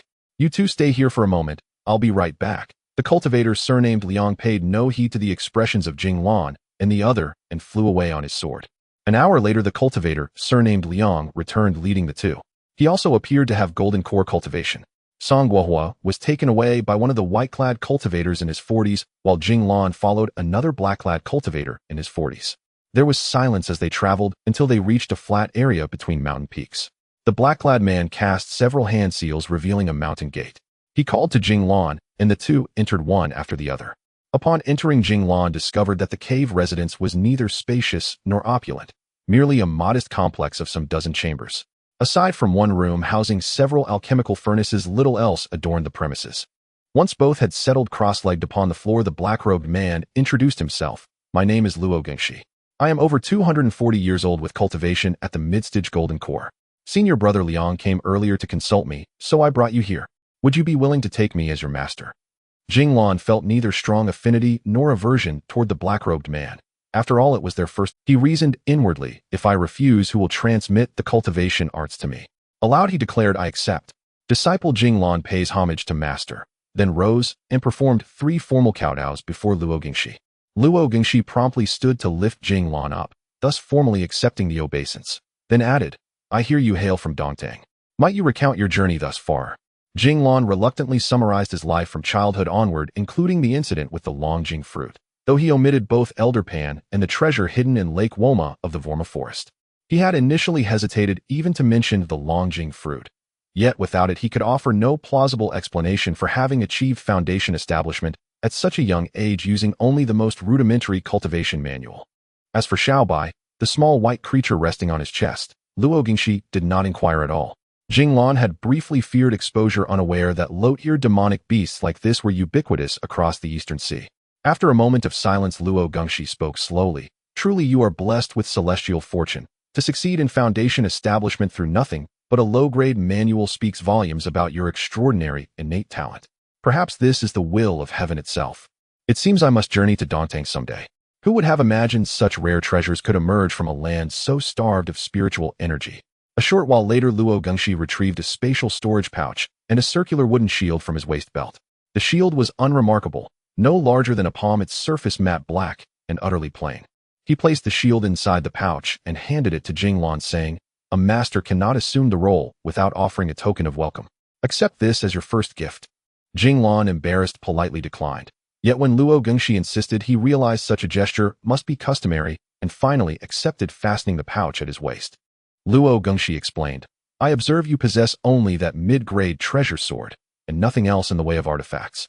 Use this spatial pouch for now. As for the Zetan shield, refine and attune it. It is a mid-grade defensive artifact crafted by me some years ago." The spatial pouch appeared deceptively small, less than half a chi in dimension. Yet when Jing Lan inserted his hand, he found its interior spanned a full cubic meter, easily accommodating even a large chest. In the realm of cultivation, spatial pouches were commonplace artifacts, valued especially for being usable even by cultivators at the spirit opening stage and priced affordably, falling far below the rank of true artifacts. Unlike spatial belts or bracelets, which commanded exorbitant prices and required at least foundation establishment to activate, Jing Lan recalled seeing them sold in Lushan town for 30 low-grade spirit stones apiece. At the time he lacked the funds, otherwise he surely would have purchased one. Having watched Jing Lan secure the items, Luo Gingxi continued, "Cultivator duels hinge first upon cultivation level, second upon artifacts and cultivation manuals. You already wield a treasure sword, so I see no need to grant you another offensive artifact. This Zetan shield, however, is an excellent defensive piece. You will come to appreciate its worth in time." Jing Lan looked puzzled. "Master, I have yet to witness a true duel between cultivators above the foundation establishment stage.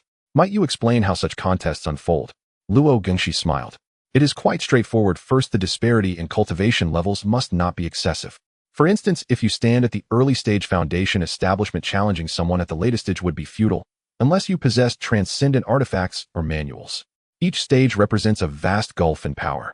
And should the gap span entire realms, say several latest stage foundation establishment cultivators confronting a single early stage golden core, they would still fall hopelessly short.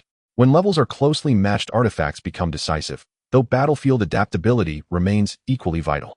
Next time opportunity arises, I shall have your senior brothers and sisters escort you on trials beyond the sect." Jing Lan nodded thoughtfully. "I see. Master, now that I have joined the sect, what shall I do next? I know almost nothing of our sect's structure or customs." Luo Gingxi smiled again. "Even had you not asked, I would have told you. Let us begin with the Shangyu sect. The Shangyu sect traces its lineage back several millennia. Its current patriarch is Ren Qinghong. Governance rests entirely with the Elder Council, composed currently of 3 elders, for counting the patriarch himself, all at the nascent soul stage. At present, over 20 cultivators within the sect have attained the golden core stage, including myself, while more than 100 stand at foundation establishment. As for spirit opening disciples, their number runs into the hundreds. I estimate at least 700 or 800. Jing Lan's mouth fell open. He had never imagined the Shangyu sect harbored so many accomplished cultivators. Luo Gingxi continued, "Only golden core cultivators may claim their own mountain range. I currently mentor 4 disciples. Yourself makes 5. We now sit atop Yuanlu Peak, the central summit of the Yuanlu Range, which also serves as my personal cave residence. This territory spans dozens of peaks across several dozen li. You may select any one for cultivation. Though its spiritual energy falls slightly short of the supreme peak, Shangyu Peak, it remains potent. Should you one day form your golden core, you too may claim a mountain domain as your own. What cultivation manual do you favor?" "I am uncertain," Jing Lan replied. "I do not yet know which elemental affinity suits me best." Luo Gingxi explained, "Our Yuanlu Peak, like other peaks of Lushan Mountain, possesses balanced spiritual energies. Only fire-type qi is somewhat scarce. Choose one, and I shall locate an appropriate manual." Jing Lan pondered briefly. "Then water-type cultivation, please." Shortly thereafter, Luo Gengshi produced a jade slip and handed it to him, saying, "Take this. Study it carefully. Its contents hold profound benefit for you." Jing Lan slipped it into his spatial pouch. He nearly inquired about Pan Chu, but paused, deciding patience served better. Time, after all, was not in short supply. As they conversed, a voice called from outside, "Uncle Luo, is that you?" The two looked out and saw a Foundation establishment disciple who claimed to have been sent by Uncle Liang to deliver spirit stones. He pulled out several items from his storage bag, including some spirit stones, which were to be Jing Lan's remuneration for the latter half of the month. After saying this, he hurriedly left on his flying sword. Jing Lan received them with a smile, and it seemed that from now on he would no longer be destitute. While feeling delighted, he couldn't help but marvel at the efficiency of the Shangyu sect. Luo Gengshi continued, in the sect most tasks are handled by outer disciples, while formal disciples at the Foundation establishment stage have considerably fewer responsibilities unless they choose to take on more. What kinds of tasks are there? Jing Lan was somewhat puzzled. Isn't the Shangyu sect primarily focused on cultivation? Why are there so many tasks? Today you also saw that those newly recruited disciples are all required to go to the mines for mining, each for at least 2 years, and everyone has their own tasks. Otherwise, where would those 20 low-grade spirit stones come from each month? Our protective array consumes a lot of resources, and there are many worldly matters we need to handle. Moreover, working for the sect comes with rewards, which you will understand later. "Oh, I see," Jing Lan said, enlightened. "Cultivating is also a way of survival, and naturally some things are inevitable for better survival, which is actually quite similar to the secular world." Luo Gengshi added, "I prefer refining tools and alchemy, and I rarely involve myself in the sect's affairs. The main reason for recruiting you is to assist me in this, but it won't hinder your cultivation, and you will come to understand this later." After 2 hours, Jing Lan felt he had learned the basics, and said farewell to Luo Gengshi. As he following Master Luo Gengxi's instructions, he needed to find a suitable place among the surrounding peaks to establish his cave residence. Jing Lan wandered around the surrounding peaks for quite some time, but found no particularly appealing spot, so he randomly chose a peak with slightly denser trees. Immediately, Jing Lan landed on the mountainside of this peak, and with a thought, the sword was already hovering above his head. Establishing a cave residence is not like battling enemies. It requires precise control of sword light, which is a test of both divine sense and spiritual power. Jing Lan was not careless. Controlling the sword, he first carved out a piece of open land, and a flurry of sand and stones erupted. The previously lush mountainside suddenly revealed a flat surface of over 50 square meters. Next, Jing Lan directed the sword light to cut into the hillside beside the flat ground, exposing the rock. Reaching the Foundation establishment stage, the sword's light had long been able to slice through gold and jade, so dealing with these stones was not a significant issue, as long as he was careful while excavating. After 2 hours, Jing Lan had dug a large hole into the hillside behind the flat ground, and a small cave residence was basically completed. In a moment of inspiration, Jing Lan erected a stone tablet at the entrance of the cave, inscribed with the 4 large characters Yuan Lu Jing Fu. He found it amusing to see it, especially since Master's cave residence had nothing at all. Considering he might be cultivating here for a long time, Jing Lan was quite meticulous. The passage was about 5 meters long, leading to a main chamber and 3 small rooms. However, since Jing Lan had no possessions aside from placing Xiao Bai in one small room, the other areas were completely empty. He set up a small illusionary formation at the entrance to block wind and sunlight, and Jing Lan sat cross-legged in the main chamber, thinking that no one would come to disturb this nameless individual. Finally, he could calm his mind and cultivate. Gradually, Jing Lan opened his divine sense, and the spiritual energy of heaven and earth surged in like a tide. Such rich spiritual energy, it was at least 5 times denser than outside, meaning the concentration of spiritual energy here exceeded that of Eastern Tang by 50 times. As Jing Lan immersed himself in the joy of cultivation, he continuously felt the comprehensive changes brought by the abundant spiritual energy. After 3 hours, Jing Lan awakened from his cultivation.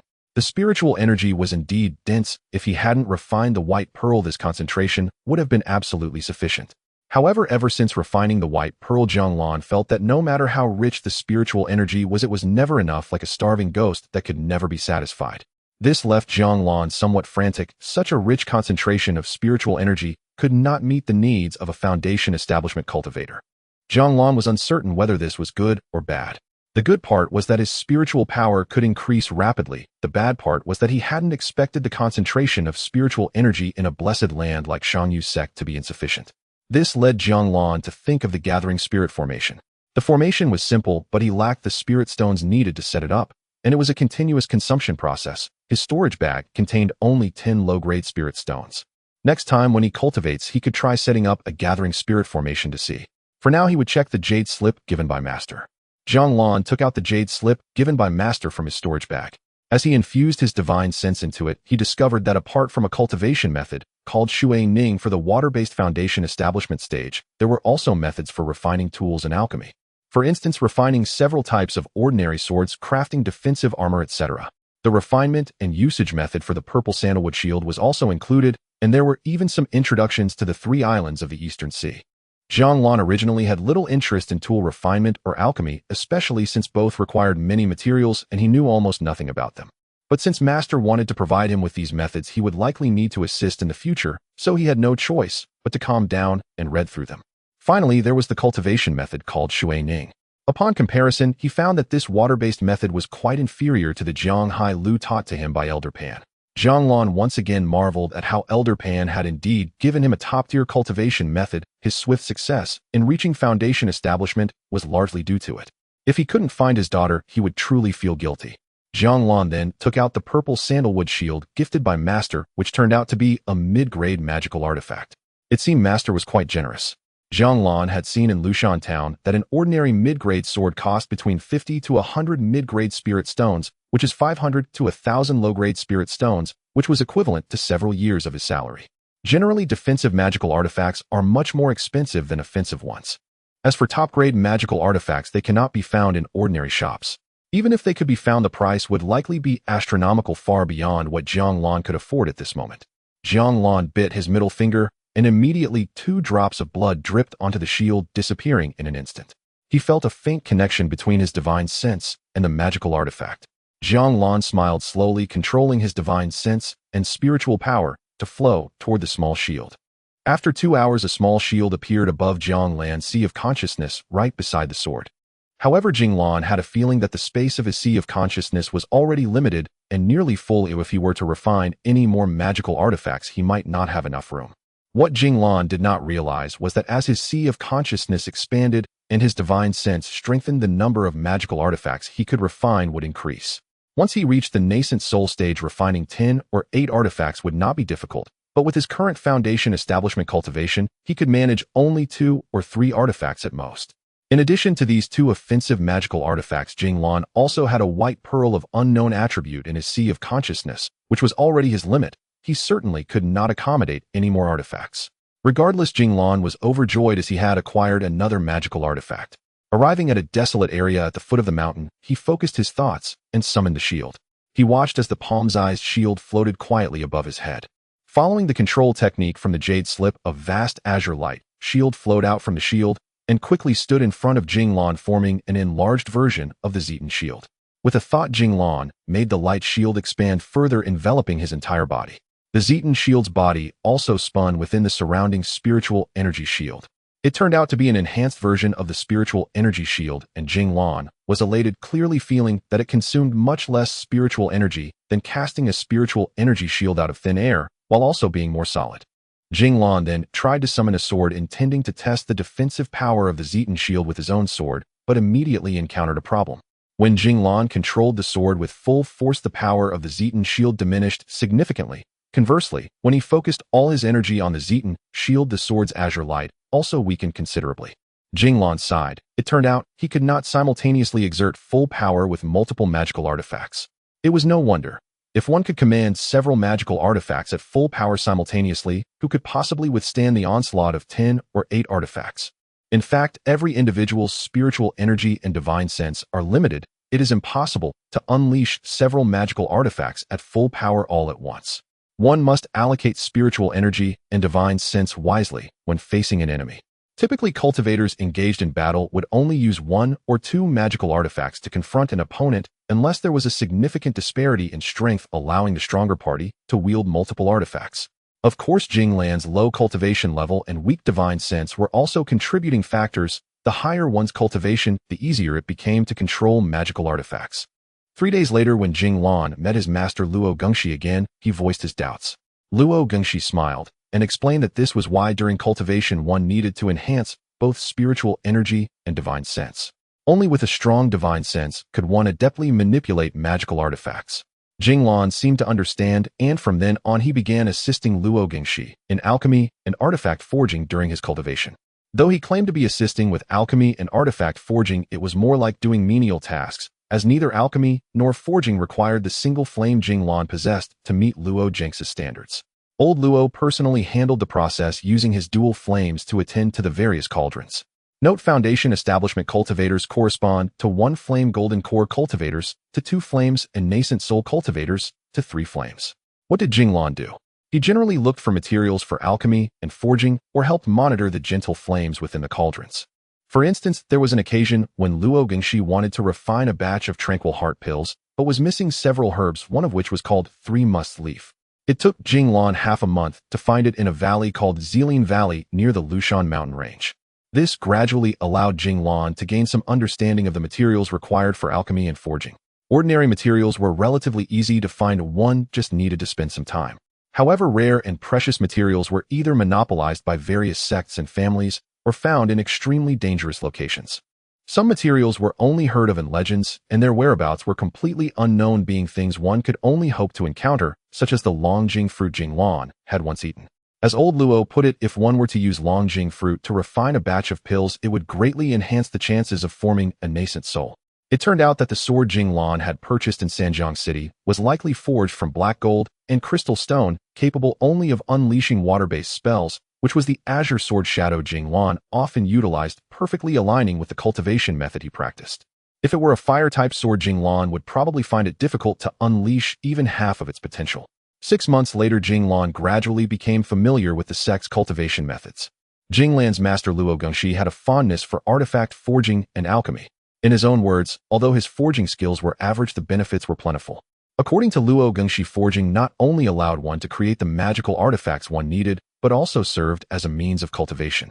The process of forging was also a process of controlling divine sense and spiritual energy, not conflicting with meditative practice. Sometimes, it even had a complementary effect. Another significant purpose was that old Luo often took the refined magical artifacts and pills down to Lushan town to sell at the sect shop, earning a considerable income from it.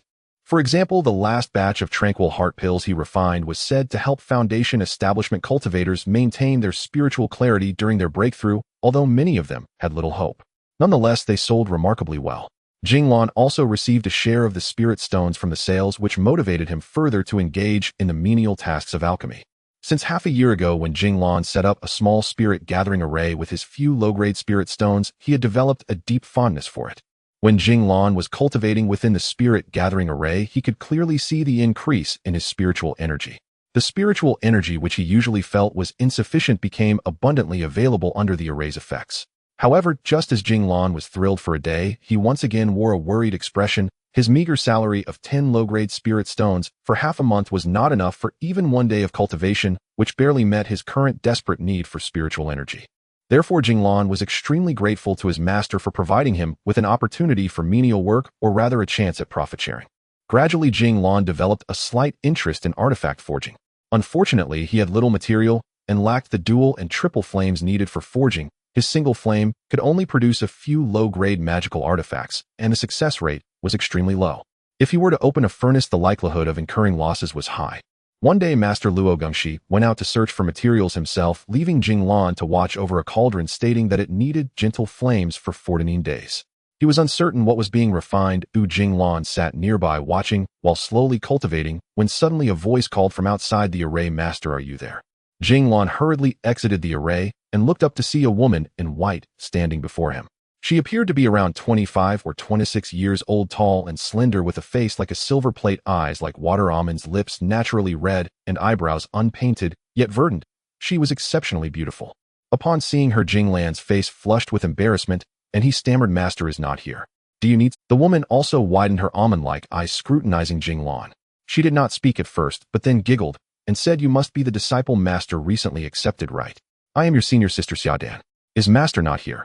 It turned out that Xia Dan couldn't help but laugh when she saw her junior brother's face turn crimson and his flustered demeanor. Jing Lan's face turned even redder. He could hear his own heart pounding. Since he was also a disciple of the Master, he replied softly, "Hello, senior sister Xia." The Master went out to gather materials for refining weapons. "Is there something you need?" Xia Dan responded, "Oh, it's nothing much. I'm just here to let the Master know I've returned to the mountain." "What's your name?" "I am Jing Lan." Jing Lan stammered, feeling more nervous than when he first went hunting black bears with his father, though it was a different kind of nervousness. Oh, since the master isn't here, I'll head back first. When he returns, just tell him I went back to the mountain. You're welcome to visit my cave if you have time. It's over there on that tallest peak, she said, pointing south. Jing Lan looked in the direction Xiaodan pointed and saw a high peak not more than 10 miles away. He nodded and replied, okay, I'll come by when I have the chance. Xiaodan smiled at Jing Lan before taking flight on her sword, leaving Jing Lan dazed and standing there for a good while. After some time, he turned around, performed a few spells at the formation, and entered the cave. Jing Lan touched his face, feeling it burning hot. Had he fallen ill? He hadn't been sick since he ate that longjing fruit years ago. Suddenly the image of the newly acquainted senior sister Xia, smiling beautifully, flashed in his mind, and he was overwhelmed by a deep sense of unease. Could it be that he had developed feelings for her? Why had such things never happened in all these years, only to occur now in this place of cultivation? Little did Jing Lan know love at first sight is not something one can control. It's like asking the heavens for rain or a mother to remarry. One cannot stop it. Jing Lan forced himself to calm his mind, closing his eyes and opening his divine sense. He surprisingly began to cultivate, and after some time his heart finally settled, slowly immersing himself in his training. Half a month later, Master Luo Gengshi finally returned. Upon entering the cave, he called out to Jing Lan, "Little Jing, I'm back." Huh. Jing Lan quickly came out to greet him and asked, "Master, what makes you so happy? Did you find something good?" "Well, it's not exactly a treasure, but I found a good place." "Take a look at this," he said, taking out a small grass about half a foot long. Jing Lan shook his head. "I don't recognize it. Isn't it just a wild grass? What's so special about it?" "What wild grass?" "This is dragonfish grass. You've been with me for half a year now," old Luo lectured. "This time we have hope for our night spirit wine. I even discovered a large patch of this dragonfish grass in Huixiang Valley on my way back. Night spirit wine is a liquid elixir similar to alcohol, beneficial for both the body and spiritual sense of cultivators. Drinking it can relax cultivators more than ordinary wine. Although its actual efficacy in cultivation is not as strong as other elixirs, it is still quite popular among cultivators, especially those above the foundation establishment stage, and it is rather expensive. Dragonfish grass is one of the main materials for night spirit wine and is also one of the hardest materials to find. No wonder old Luo was so ecstatic. If all that dragonfish grass could be refined into night spirit wine, it would fetch a considerable sum in Lushan town. Old Luo was so excited that he completely failed to notice Jing Lan's expression, as Jing Lan had been thinking about that senior sister Xia constantly these past few days, leaving his mind restless. What boy doesn't have a crush? What girl doesn't have feelings? "Master, a few days ago senior sister Xia returned to the mountain. When she saw you weren't here, she left. She asked me to let you know," Jing Lan said, his eyes fixed on Luo Gengshi, obviously wanting to gather more information from him. "Oh, I see. Have her come see me. I have something to discuss with her," Luo Gengshi said, clearly not noticing Jing Lan's expression. "Yes, master, I'll go right away," Jing Lan exclaimed, immediately flying out, as if putting out a fire, leaving old Luo shaking his head in bewilderment. As soon as Jing Lan exited the formation, he summoned his sword, stepped on it, and swiftly headed south. In a short time, Jing Lan reached the top of the peak.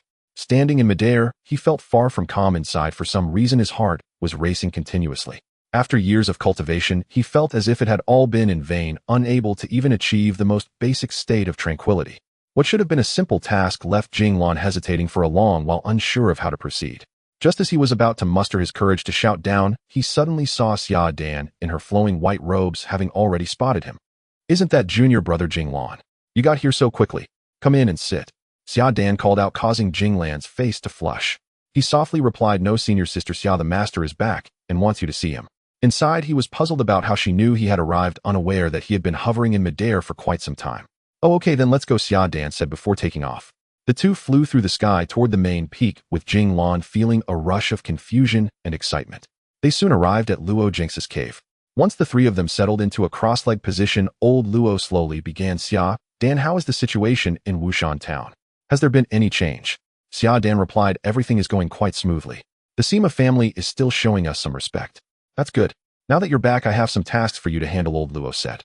"This time I went out to search for a material for the flesh-repairing pill and passed through a canyon called Huixiang Valley. I had been there before, but hadn't found anything special, but this time I discovered a large patch of dragonfish grass. Due to time constraints, I returned first. My flesh-repairing pill is about to be completed, so I need you to go take a look and bring back any useful materials you find." "All right, Master," Xiaodan replied. Chapter 46. Together on a Journey. The two chatted for a while, but Jing Lan didn't say a single word, lost in thoughts of his own. As Xiaodan was about to take her leave, Luo Gengshi suddenly remembered something. "You should take Jing Lan with you this time, and let him gain some experience too." Upon hearing his name, Jing Lan snapped back to reality. "Master, what is it?" Luo Gengshi was somewhat surprised. What had this kid been doing? He replied, I want you to go out with senior sister Xia for some training. This time is different from the past. It will be near the Lushan mountain range. The journey is long, and you might encounter other situations as well. Xia Dan replied okay, and then stepped back telling Jing Lan that they would depart in 3 days. Jing Lan felt a strange sense of joy and said, all right, master, I will be careful. Suddenly Jing Lan asked, master, how old is senior sister Xia this year? Luo Gengshi shot Jing Lan a glance, as if realizing something, and teased, what are you thinking, kid? Jing Lan's face flushed, and he hurriedly replied, nothing. I was just asking casually. All right then, since you're asking casually, I'll say casually too. Old Luo clearly enjoyed teasing Jing Lan. Jing Lan dared not speak, only listening. After a while he felt a surge of conflicting emotions. It turned out that there was a large town called Wushan Town south of the Lushan mountain range, home to 2 prominent families, the Xia family, where Xia Dan belonged, and the Sima family. Xia Dan's father was the current head of the Xia family, reputed to be a golden core expert, and her mother was also a foundation establishment cultivator. Xia Dan had possessed a spiritual root since childhood with exceptional talent. By the age of 20 she had joined the Shanyu sect and succeeded in foundation establishment in just a few years, having already been a disciple of old Luo for 20 springs. Most importantly, she had reached the mid-foundation establishment stage in just 20 short years, making her one of the most beautiful women in the entire Shanyu sect. Many peers and cultivators sought her affection. However, it seemed that Xia Dan had no plans to find a dual cultivation partner, yet whether due to not finding someone she liked or simply not intending to, it was likely that those below the golden core level had no chance at all. Given Xia Dan qualifications, achieving a golden core was almost a foregone conclusion. What troubled Jing Lan most was that the seemingly youthful and beautiful senior Xia was actually already over 40 years old. If his mother were still alive, she would probably be only a few years older than her. In truth, Jing Lan was still influenced by worldly notions. One cannot directly compare the ages in cultivation to those of the secular world. Foundation establishment cultivators have a lifespan close to 200 years, so 40 years old is merely equivalent to 20 years for an ordinary person. Even if he didn't care, senior sister Xia likely wouldn't look at him. Not to mention, he had no strong backing. His initial foundation establishment cultivation was probably also not impressive in her eyes. Seeing Jing Lan's expression of anxiety and uncertainty, old Luo shook his head and said, you're still young, you still have a chance. If nothing else, you could be like me, dedicated to the Tao. As cultivators, we should prioritize our cultivation and let go of other concerns. Had Jing Lan heard these words before meeting senior Xia, he would have wholeheartedly agreed, but now he felt that something was amiss. Regardless, Jing Lan finally felt he had a chance. 3 days passed quickly, but Jing Lan still felt it was a bit long. On that day, both he and Xia Dan arrived at old Luo's cave. After he laid out the route and some precautions, they both took off north on their swords. Jing Lan appeared to have calmed down significantly. At least his face was no longer red, even though he was beside the ethereal Xia Dan. The two had a relaxed journey, chatting casually. Jing Lan even sought Xia Dan advice on some cultivation issues and shared his experiences from traveling outside. Xia Dan showed a particular interest in Jing Lan's background, which made him feel pleased. Coupled with the unique fragrance that wafted from her, he was in a daze and felt quite joyful. Around noon the next day, as they were looking for a place to rest, Jing Lan noticed several figures in the distance above a desolate mountain, seemingly engaged in battle, accompanied by powerful fluctuations of spiritual energy. Jing Lan glanced at Xia Dan. She initially wanted to bypass the situation, but seeing Jing Lan's gaze, she remembered that the master had asked her to take him out for training. She nodded, and the two cautiously flew to a spot less than a kilometer away from the fight, landing in a small grove in the valley to observe from afar. This position provided a clear view while making it difficult to be detected. Jing Lan then saw an old man looking to be in his 50s controlling a massive fiery red sword with streaks of meteor fire erupting from it. The two middle-aged men on the opposite side were struggling to resist, unable to summon their attack artifacts, relying solely on their respective spiritual energy shields, which appeared precarious, as if they could shatter at any moment. Jing Lan was astonished. This late foundation establishment elder was controlling a group attack spell, fighting two opponents alone, and his attack power was evidently not weak, as seen from the pained expressions of the two middle-aged men. Generally speaking, group attack spells are usually weaker in damage compared to single-target spells and consume more spiritual energy. One of the two middle-aged men was at the mid-foundation establishment stage, while the other was at the early stage. Nearby, a young man in a white shirt stood leisurely in midair, clearly part of the elder's group, positioned right behind the two men. At that moment, Xia Dan leaned over and whispered to Jing Lan, "Jing Lan, watch closely, those two are in trouble." Just as she finished speaking, the middle-aged man at the early foundation establishment stage could no longer sustain his shield. With a pop, the shield shattered, sparks flying as they struck his body, and he let out a scream as he plummeted from the sky, his chest charred black.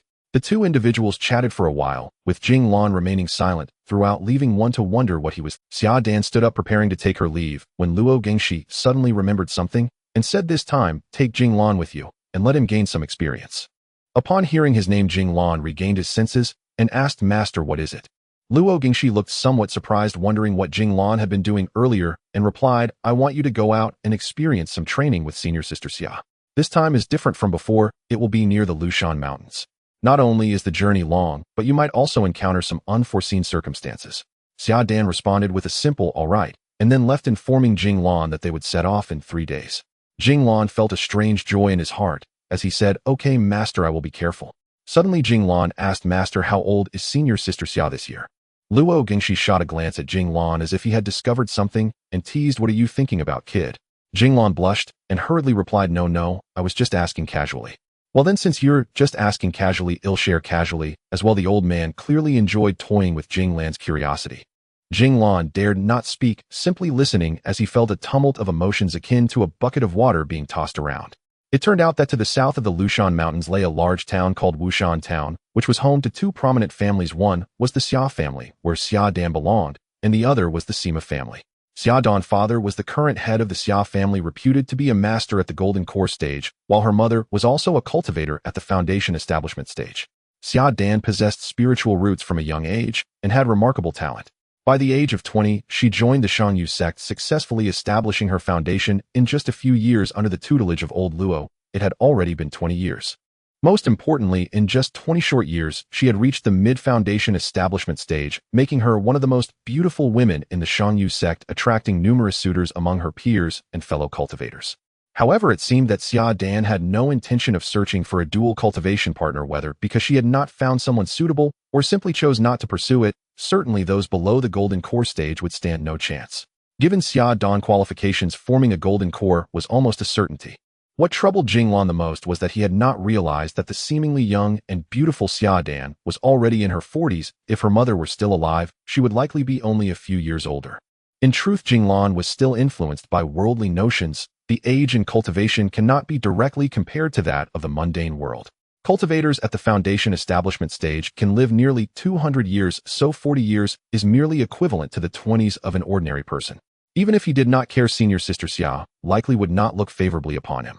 Not to mention his lack of a strong background, even his initial foundation establishment cultivation would likely fail to catch Xia Dan's eye. Seeing the conflicted expression on Jing Lan's face, old Luo shook his head and said to him, "You are still young. There are still opportunities ahead. If all else fails, you can follow my path. We cultivators should prioritize our cultivation. We should let go of everything else." Had Jing Lan encountered Xia Dan before this moment, he undoubtedly would have wholeheartedly agreed with old Luo's words, but now he felt something was amiss. Regardless, Jing Lan finally had a chance, and indeed that opportunity was about to arrive. 3 days passed swiftly, yet Jing Lan still found it somewhat lengthy. On this day, both he and Xia Dan arrived at old Luo's cave dwelling, where after he explained the route and some precautions, they both took to the skies on their swords heading north. Jing Lan seemed to have calmed down considerably, his face no longer flushed, even though he was beside Xia Dan, who looked like an ethereal fairy in white. The two traveled comfortably, chatting casually. Jing Lan also sought advice from Xia Dan on some cultivation matters and shared his experiences from their travels. Xia Dan showed particular interest in Jing Lan's background, which pleased him. Coupled with the unique fragrance that occasionally wafted from her, Jing Lan felt as though he was floating on clouds, quite content. Around noon the following day, as they were preparing to find a place to rest, Jing Lan noticed several figures in the distance above a desolate mountain, seemingly engaged in battle, with powerful waves of spiritual energy emanating from the scene. Jing Lan glanced at Xia Dan, who initially considered bypassing the scene. However, recalling that Master had instructed her to bring him along for training, she nodded, and the two cautiously descended to a spot less than a kilometer away from the fight, landing in a small grove of trees in the valley to observe from afar. This position allowed them to see clearly while remaining undetected. Jing Lan then saw an elderly man appearing to be in his 50s, controlling a massive fiery red sword with streams of meteor-like flames erupting from it. The two middle-aged men opposing him were struggling to defend themselves, unable to unleash any attacking treasures, each only managing to maintain their spiritual energy shields, which looked precarious, as if they could shatter at any moment. Jing Lan was astonished. This latest foundation establishment elder was wielding a group attack spell to take on two opponents, and his offensive power was evidently not weak, as indicated by the pained expressions of the two middle-aged men. Typically, group attack spells are weaker in terms of damage compared to single-target spells, but they consume more spiritual energy. One of the middle-aged men was at mid-foundation establishment, and the other at early foundation establishment. Not far from the two stood a casually hovering young man in white, clearly part of the elders group positioned right behind them. At this moment, Xia Dan leaned closer to Jing Lan and whispered, "Jing Lan, watch carefully, those two are in for a tough time." Just as she finished speaking, the middle-aged man at early foundation establishment could no longer sustain his spiritual shield. With a poof, the shield shattered, fiery sparks struck him, and a scream echoed as he fell from the sky, his chest charred black. Seeing his companion defeated and plummeting, the other man felt a surge of energy and hurriedly flew north, attempting to escape, while the elder's attention was momentarily diverted. The young man in white, who had remained passive until now, scoffed coldly. A small red sword appeared above him, and with a swish, a 2-foot-long phantom of a red phoenix flew out, heading straight for the escaping middle-aged man. The middle-aged man was terrified, his soul nearly leaving his body. Once again, he urged his spiritual power, but helplessly realized that a person's speed could not match the attack speed of a magical treasure, and with his depleted spiritual power, the distance was too close. The spiritual shield was instantly pierced by the phoenix, and another scream echoed. The middle-aged man fell to the ground, his body charred and blackened, uncertain if he still had a life left. Jing Lan was taken aback, not expecting that the young man in white could also be a latest-stage foundation establishment expert. He involuntarily glanced at Xia Dan, just in time to meet her equally shocked gaze. Jing Lan whispered, "Senior sister, let's leave." Xia Dan nodded in agreement. Just as the two were about to retreat from this troublesome place, the voice of the young man in white came over. "Fellow Taoists, since we are fated to meet, may I invite you to have a chat?" "They've discovered us," the two thought helplessly, and had to grit their teeth and summon their sword to fly over. The old man was speaking to the young man, and upon seeing the two approach, the young man laughed heartily, saying, "Do not misunderstand, we are merely punishing two traitors. I am Ouyang Zhen from Zihua Valley, and this is my fellow disciple Tang Renhai. May I ask where you two Taoists come from?" The two, now on guard, felt relieved upon learning they were from Zihua Valley. Since the other party had introduced themselves, they likely would not resort to killing. Xia Dan replied, "I am Xia Dan from Shangyu sect, and this is my junior brother Jing Lan.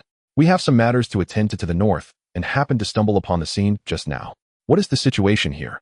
Jing Lan observed the two carefully, noting that Tang Renhai's cultivation was evidently deeper, yet for some reason it was Ouyang Zhen who seemed to take the lead. However, the young man in white, Ouyang Zhen, appeared handsome and distinguished, exuding an extraordinary charm that made Jing Lan involuntarily admire him.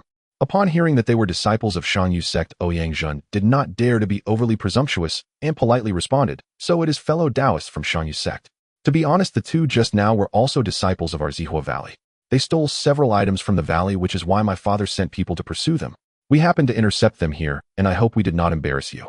Zihua Valley is also a major sect on Yingzhou Island. Though not as powerful as Shangyu sect, it should not be underestimated. Jing Lan, having been on Yingzhou for half a year, was somewhat familiar with some of the major sects and families on the island.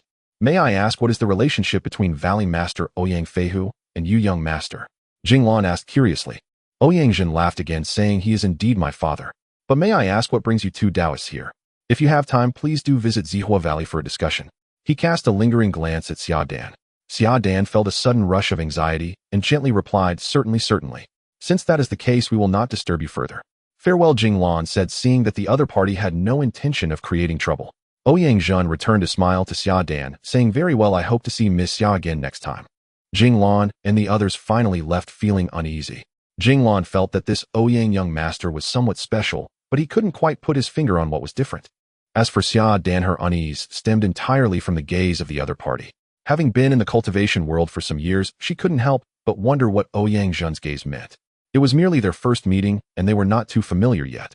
However, if one were to speak of people, Ouyang Zhen truly was a dragon among men. At such a young age, he was already at the late stage of foundation establishment, and it wouldn't be long before he formed his golden core. Moreover, his father was the current Valley Master of Zihua Valley. Each lost in their thoughts, neither spoke. Eventually, they found a place to rest at the peak of a small mountain. Xia Dan set up a small illusion array, and the two sat cross-legged, recovering the spiritual energy lost from their long flight. Finally, it was Jing Lan who broke the silence, addressing Xia Dan, who was sitting cross-legged across from him. "Senior sister, I have a question. Why was the spell released by that Ouyang Zhen able to transform into a phoenix?" Upon hearing the mention of that young master Ouyang, a fleeting blush crossed Xia Dan's face before she gradually replied, "Actually, it's simple yet complex." After a lengthy explanation, Jing Lan finally understood what was happening.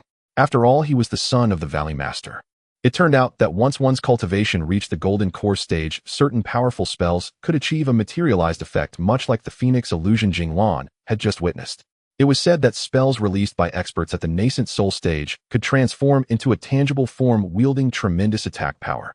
There was also a situation where a late-stage foundation establishment practitioner could use certain special magical treasures to temporarily give their attacking spells a materialized effect. These magical treasures were all top-grade items, not something ordinary people could possess. Jing Lan observed Xia Dan's excitement when talking about Ouyang Zhen, and he felt a sudden heaviness in his heart. Oh no, could senior sister be infatuated with that pretty boy? Didn't master say that she wouldn't seek a dual cultivation partner? Is the information wrong? Turning to think, regardless of what his senior sister felt, at least he was the one accompanying her now.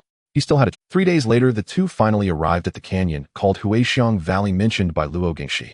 The surrounding mountains were all unfamiliar and uninhabited. The canyon was neither large nor small, as it was only about 5 kilometers wide while its length was winding and could not be seen from end to end. In the center of the canyon was a clear stream that ran through the entire canyon. Next to the stream was a patch of lush green grass filled with countless unknown grasses and wildflowers. Near the outer edge of the canyon were some lush forests. Though not as grand as the Woma Forest, they were still exceptionally beautiful. As soon as the two arrived at the canyon, they landed by the stream. According to old Luo's instructions, they were to conduct a thorough search of the canyon. Throughout their journey, the two had been dusty and weary. Now feeling somewhat relaxed, they saw Xia Dan approach the stream, continuously washing the dust off her face with the clear water, while also urging Jing Lan to wash up. Jing Lan nodded and walked over, thinking to herself that whether it was a mundane woman or a cultivator, the love for beauty was indeed an innate human nature.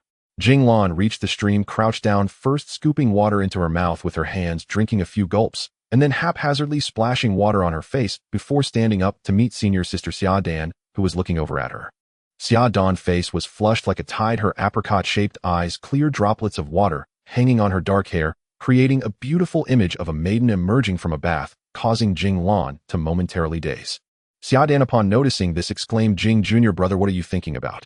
The redness on Jing Lan's face faded in an instant, seemingly indicating that his skin was growing thicker. "It's nothing, senior sister. Don't you think the scenery here is beautiful?"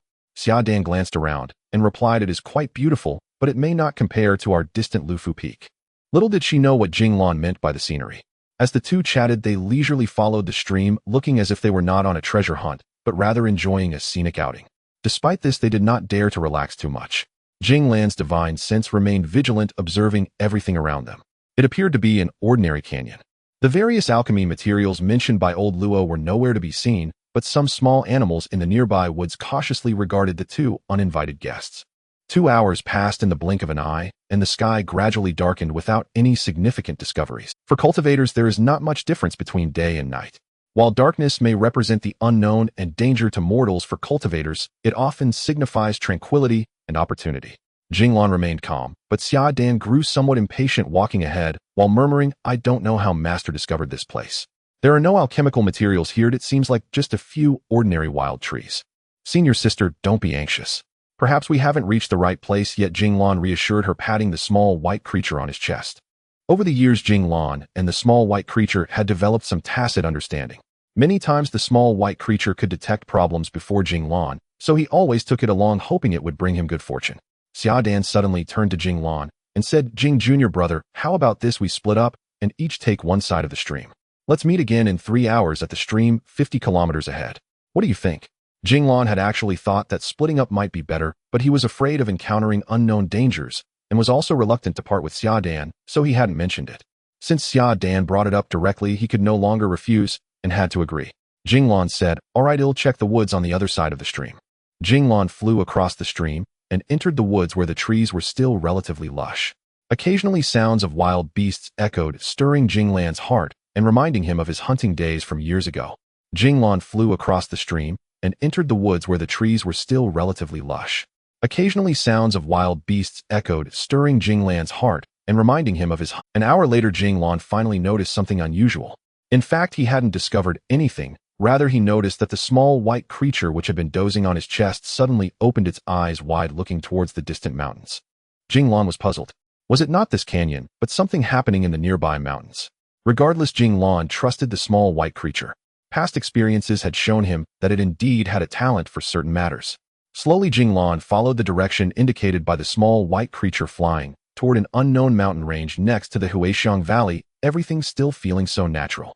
The distant mountains appeared somewhat lonely in the night, and before he knew it Jing Lan was moving further away from the Huixiang Valley, arriving at a misty valley, while the small white creature's gaze still urged him to continue forward.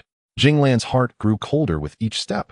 For some reason, he suddenly felt a sense of fear, a feeling he hadn't had for over a decade, and that time, he had nearly lost his life. The mist in the valley suddenly thickened and Jing Lan could only see about 10 meters ahead with a white expanse in the distance. Although it was night for cultivators, there was not much difference. As long as there was a bit of starlight, they could see clearly within a kilometer radius. After walking for a while, Jing Lan realized he had lost his way. After leaving a mark on the ground, he summoned his sword and flew back towards the Huixiang Valley. Half an hour later, Jing Lan returned to his starting point as the twig he had just broken off lay on the ground. Jing Lan did not panic. Years of hunting had taught him that the more urgent the situation, the more one Jing Lan sat cross-legged on the ground, slowly recalling the mountain path he had just taken. For cultivators, getting lost was clearly laughable. The only explanation was that he had unknowingly fallen into an illusion formation. Now the question was when he had entered this illusion formation and how he could get out of it.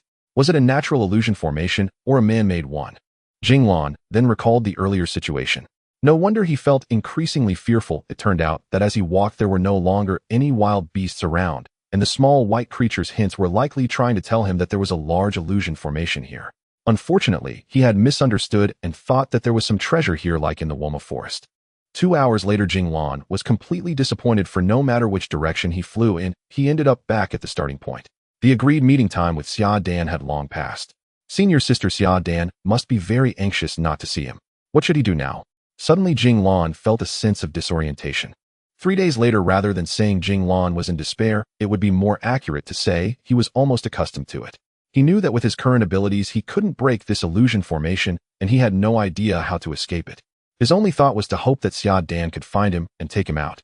Little did he know that during these 3 days Xia Dan had nearly turned the Huixiang Valley upside down, but had not found Jing Lan.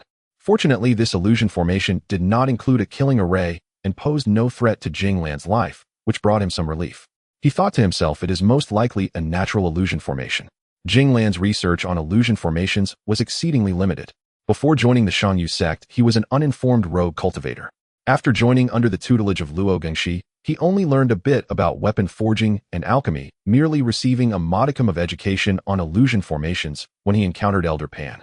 With no way to escape, Jing Lan had no choice but to focus on his cultivation.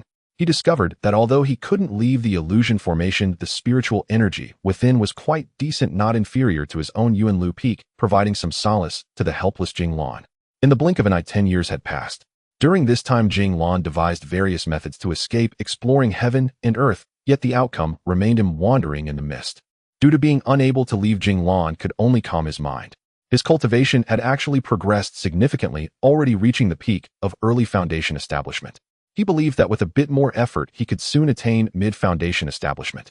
As for his divine sense, it had already reached the required distance of 200 meters for mid-foundation establishment a year ago, and now he could extend it to over 200 meters. All of this was thanks to the mysterious white pearl within his sea of consciousness, as both his cultivation and divine sense had been rapidly increasing under its influence. In 10 years, Jing Lan never gave up on leaving this misty illusion formation. Besides cultivation, most of his time was spent searching for a way out. The most critical issue in the illusion formation was the complete absence of any other animals. Fortunately, Xiaobai had always been with him, otherwise Jing Lan believed he would have gone insane from the utter loneliness.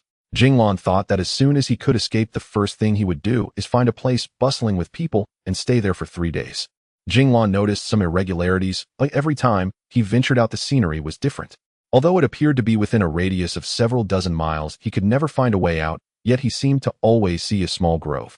After several attempts, Jing Lan set his sights on this small grove. With enough effort, he indeed discovered. In this small grove, there was a peculiar little tree in the center, about 5 meters tall and not thicker than a thigh. It stood straight without any branches except for 4 strange large leaves that were spaced in 4 directions at the top.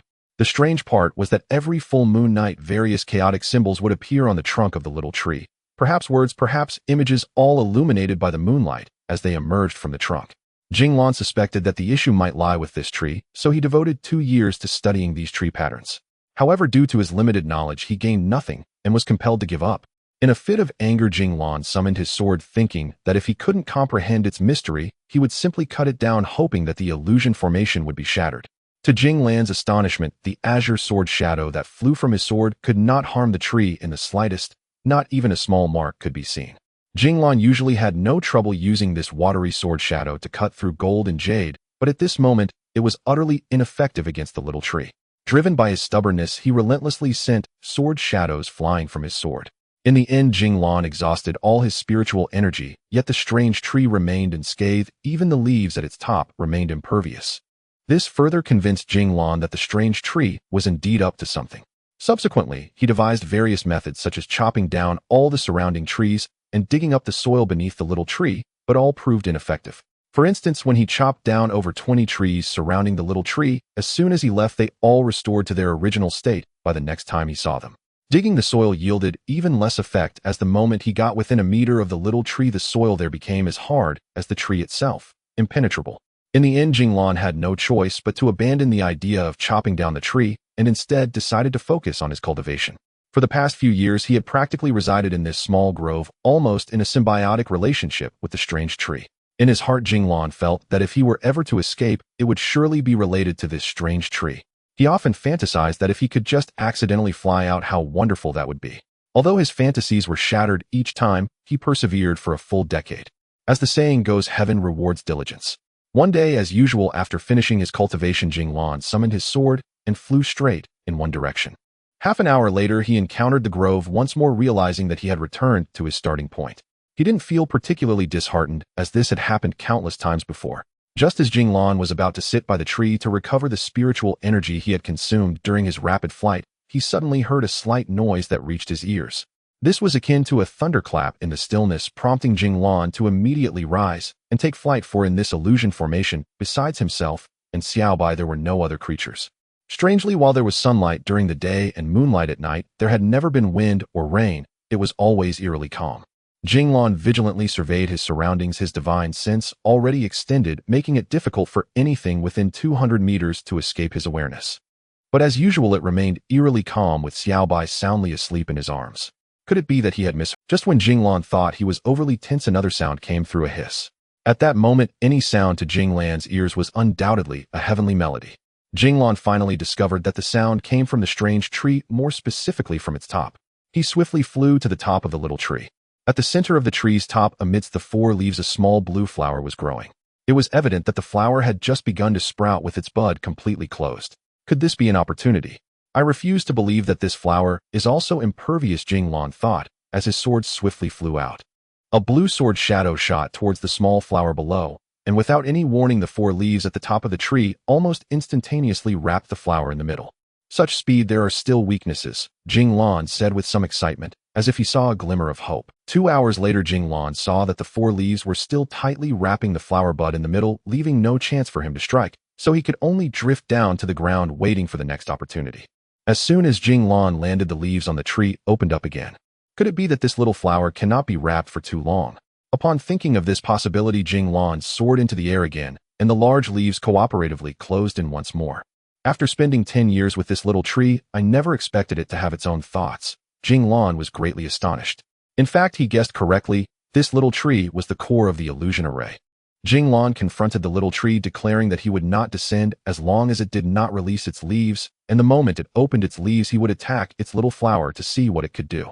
3 days later, just as Jing Lan was about to reach his limits, he suddenly saw the surrounding mist slowly dissipating. Gradually, he could see the distant scenery clearly: 1 mile, 2 miles, 5 miles, 10 kilometers. In an instant, Jing Lan made a judgment that the distant scene he was seeing should not be an illusion.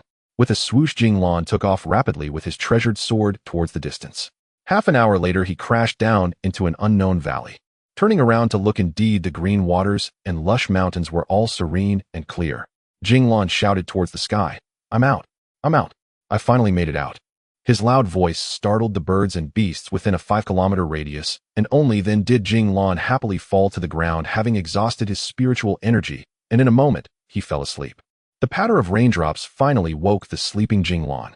He sat up feeling completely drenched. After touching the rainwater on his face, he smiled a proud smile. After all, having been confined in a prison-like place for 10 years, anyone would be happy to come out. If it weren't for Jing Lan's stable mind far superior to ordinary people combined with his dedication to cultivation, he probably would have gone insane long before the 10 years were up. The various calls of birds and beasts coming from the valley made Jing Lan realize that he had truly returned to the world of the living. Thinking back, Jing Lan was still filled with lingering fear. It was clear that the strange tree let him go only after feeling threatened by him. Now he should return to the Xiangyu sect. Logically, this place shouldn't be too far from returning to Xiangyu. After recovering his spiritual energy, Jing Lan took to the skies on his sword, wandering freely in the air. In less than half an hour, he finally saw a group of buildings, possibly a small village or town. Whatever it was, he decided to ask for directions first. "Excuse me, brother, where is this place?" Jing Lan politely asked a middle-aged man selling seafood. "This is Nehu village. Are you from outside?" The middle-aged man replied honestly. "Yes, I pass by here." "How far is it to the Lushan mountain range?" "Lushan mountain range? Isn't that all the way in the west? We are at the easternmost edge of Yingzhou. Another 100 kilometers east is the inner sea. To reach Lushan, it's probably several thousand or even tens of thousands of miles." The man wasn't very sure. "Thank you, brother," Jing Lan said as he took off into the air again, heading west. "Didn't I go north with senior sister Xiaodan? How did I suddenly end up on the eastern side of Yingzhou? This is strange," Jing Lan thought to himself as he flew rapidly towards the Lushan mountain range. 5 days later, Jing Lan finally returned to Lushan town.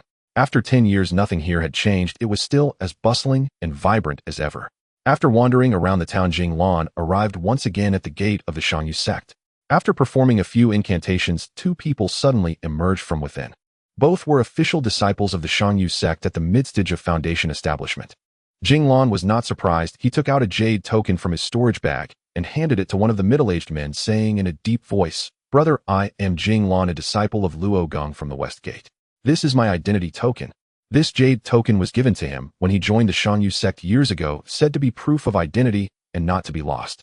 The middle-aged man scanned the token with his divine sense, saw nothing wrong, and returned the token to Jing Lan. "Jing Shidi, you can go in now." Jing Lan said little more, quickly thanked him, and soared towards Yuanlu Peak. In less than the time it takes to burn a stick of incense, he arrived at the flat ground halfway up Yuanlu Peak. Without time to perform any incantations, Jing Lan called out, "Master, are you there?" "I'm back." A wave of spiritual energy rippled in front of the array, and Luo Gingshi's figure appeared before Jing Lan. 10 years had left no trace on either of their faces, or on the surface it seemed they had only been apart for a few months. "Master, I thought I would never see you again." Before old Luo could speak, Jing Lan had already knelt on the ground. "It's good that you're back, it's good that you're back. I thought I would never see you again. Let's go inside and talk," old Luo said as he pulled Jing Lan up and walked towards the array. "Come, first have a cup of night spirit wine to calm your nerves." As old Luo took out a dan pot from his storage belt, he also brought out several wine cups. Jing Lan was not polite. He raised the cup and drank it all in one go. It had been 10 long years since he had eaten anything. With closed eyes, Jing Lan wore a look of bliss. Old Luo took a small sip as well, and then slowly asked, "Now tell me, where have you been all these years? I see you are almost at the midstage of Foundation establishment. You must have had some fortuitous encounters, right?" After listening, Luo Gengshi was left dumbfounded, his mouth agape, and for a long while he could not utter a word. Only then did Luo Gengshi come to his senses, staring at Jing Lan for quite some time, without speaking, which sent a chill down Jing Lan's spine. Jing Lan cautiously asked, "Master, is something wrong?" "Nothing's wrong, I just didn't expect this." Luo Gengshi swallowed hard. "You're truly fortunate. First the 4 great immortal fruits, and now the 3 great divine trees." Jing Lan looked puzzled and asked, "I know about the 4 great immortal fruits, but what about that strange tree, which is one of the 3 great divine trees?" Old Luo sighed deeply. What a pity you've missed it this time. The tree you encountered in the Huixiang Valley is one of the 3 great divine trees of our cultivation world, the illusionary divine tree. It is said that this tree has an eternal lifespan, and if crafted into a weapon using its primary material, it is rumored to possess the power to annihilate the heavens and the earth. If used as the foundation for a formation, it can set up a top-tier illusionary killing array. Jing Lan was taken aback, not expecting to encounter such a good fortune. He exclaimed, "Master, I know where it is. Let me take you there now." Luo Gengshi chuckled, "It's no use. Such divine wood possesses innate spiritual qualities. It naturally sets up illusionary formations for protection and can move by itself. I can't even fathom how I let you in there back then. Besides, even if it were right in front of us now, we would still have no way. It is said that to cut down the illusionary divine tree, at least a nascent soul stage fire of the 3 flames, true fire, or other exceptional treasures would be needed to harm it. No wonder my sword light had no effect on it. Now it makes sense. But what about that flower of his?" Luo Gengshi replied, "I'm not too sure about that either. It is said that this tree blooms once every 100 years, and after blooming a total of 81 times, it can transform into a person and ascend to divinity. Jing Lan's mouth fell open in disbelief, exclaiming, "What? A tree can cultivate to become a deity?" Luo Gengshi nodded and said, "You are quite lucky. You only had to wait 10 years for it to bloom. Otherwise, it would have been worse for you. How did your cultivation improve so quickly? In just a short 10 years, you are already nearing the mid-foundation establishment stage." Old Luo inquired.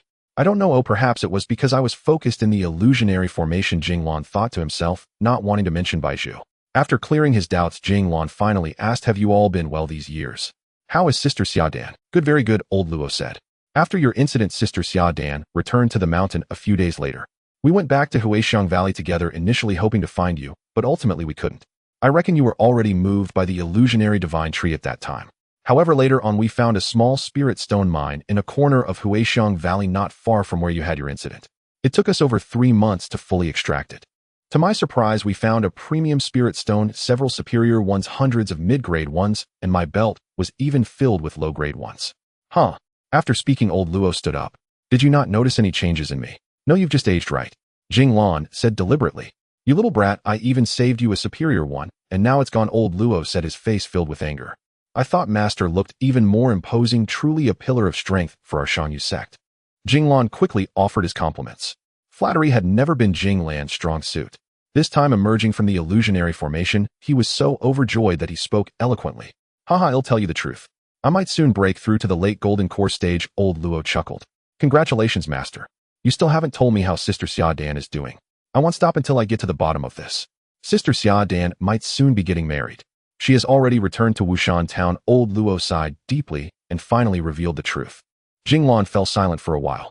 To be honest, during his time in the illusionary formation, he had been driven by the single thought of getting out to see Xiaodan's sister Xiaodan and to see his master. He never expected that in just 10 short years the world had changed. "Is that person Ouyangzhun from Zihua Valley?" Jing Lan asked. Old Luo's mouth dropped open. "How do you know? Weren't you locked up for 10 years? "Indeed it was him. Originally I planned to see my master first, and then go meet her, but it seems that will not happen." Jing Lan felt a pang of heartache. "Master, do you have any news about Pan Chu, whom I asked you to inquire about last time?" Jing Lan asked. It turned out that 10 years ago Jing Lan had asked Old Luo if he knew Pan Chu, but the answer was that he had never heard of her. He later asked a few fellow disciples, and they all gave similar responses. This gave Jing Lan a bad premonition. Could it be that Elder Pan's daughter had encountered misfortune? Yes, there is some news. Old Luo noticed that this kid was indeed fickle. He just heard about Sister Xiaodan marriage and was inquiring about another woman. I asked a few fellow disciples in the Golden Core stage, some of whom had been core disciples for a long time. They said that over 100 years ago there was indeed a female cultivator named Pan Chu in our Shangyu sect. She was quite young and reportedly the daughter of an elder. It seemed she had already reached the late foundation establishment stage, but for some unknown reason, she suddenly went missing, her whereabouts unknown. "Oh, I see. All right, Master, I'll head back now. I might enter seclusion again. Oh, I won't leave until I reach the mid-foundation establishment stage. All right, I will soon enter seclusion as well, possibly for a year or several years. I want to merge until I reach the late golden core stage," Old Luo said, taking a pile of spirit stones from his bag and handing them to Jing Lan. "This is your salary for the past 10 years. I've also given you a few pieces, hoping they will help you make a successful break." Jing Lan did not decline, knowing it was his master's goodwill. He accepted them as he had accumulated a large number of spirit stones during these 10 years due to not being within the sect. He would not have to worry about his cultivation in the coming months. Before long, Jing Lan returned to his cave, dwelling the distant Lu Jingfu, though the stone tablet bearing the 4 characters distant Lu Jingfu was already covered in moss. The passage of 10 years has indeed brought some changes to this place. The few pine trees in front of the cave have grown taller, and the flat ground before the cave is now overgrown with wild grass. Upon returning to the cave, Jing Lan found it difficult to settle her mind. Her senior sister, whom she had missed countless times over the past decade, was about to get married. Now, apart from cultivating, Jing Lan had hardly any motivation left. Had she known it would turn out this way, she would have preferred to remain trapped in that illusion array. 3 days later, Jing Lan finally managed to adjust her mindset. The greatest gain from the 10 years in the illusion array was not an increase in cultivation level or divine sense, but rather the control over her mental state. During the 10 years, she had not communicated with anyone and had not seen any aspect of the outside world. Having endured all of this, what else could be considered difficult? It could be said that this experience in the illusion array had spared Jing Lan much torment from inner demons in her future cultivation career. At this moment, Jing Lan was still engulfed in the immense disappointment of her senior sister Xia Dan about to marry, unaware of these thoughts. Gradually, Jing Lan immersed herself in her cultivation. The spiritual power in her dantian had reached nearly half. According to the stages, reaching half of the spiritual power meant she had entered the mid-foundation establishment stage, while reaching 90% indicated the late foundation establishment stage. Jing Lan took out the spirit stones given by her master from her storage bag and set up a spirit gathering array. She observed as the surrounding spiritual energy continuously flowed into her sea of consciousness, slowly reaching her dantian, causing her spiritual power to gradually increase. 3 months later, Jing Lan awoke from her cultivation, slowly opened her eyes and smiled. She had not expected everything to go so smoothly, successfully reaching the mid-foundation establishment stage in such a short time. After reaching the mid-foundation establishment stage, Jing Lan could clearly feel her spiritual power becoming more abundant and her divine sense had increased somewhat. It seemed that utilizing various cultivation techniques would now be much more effortless.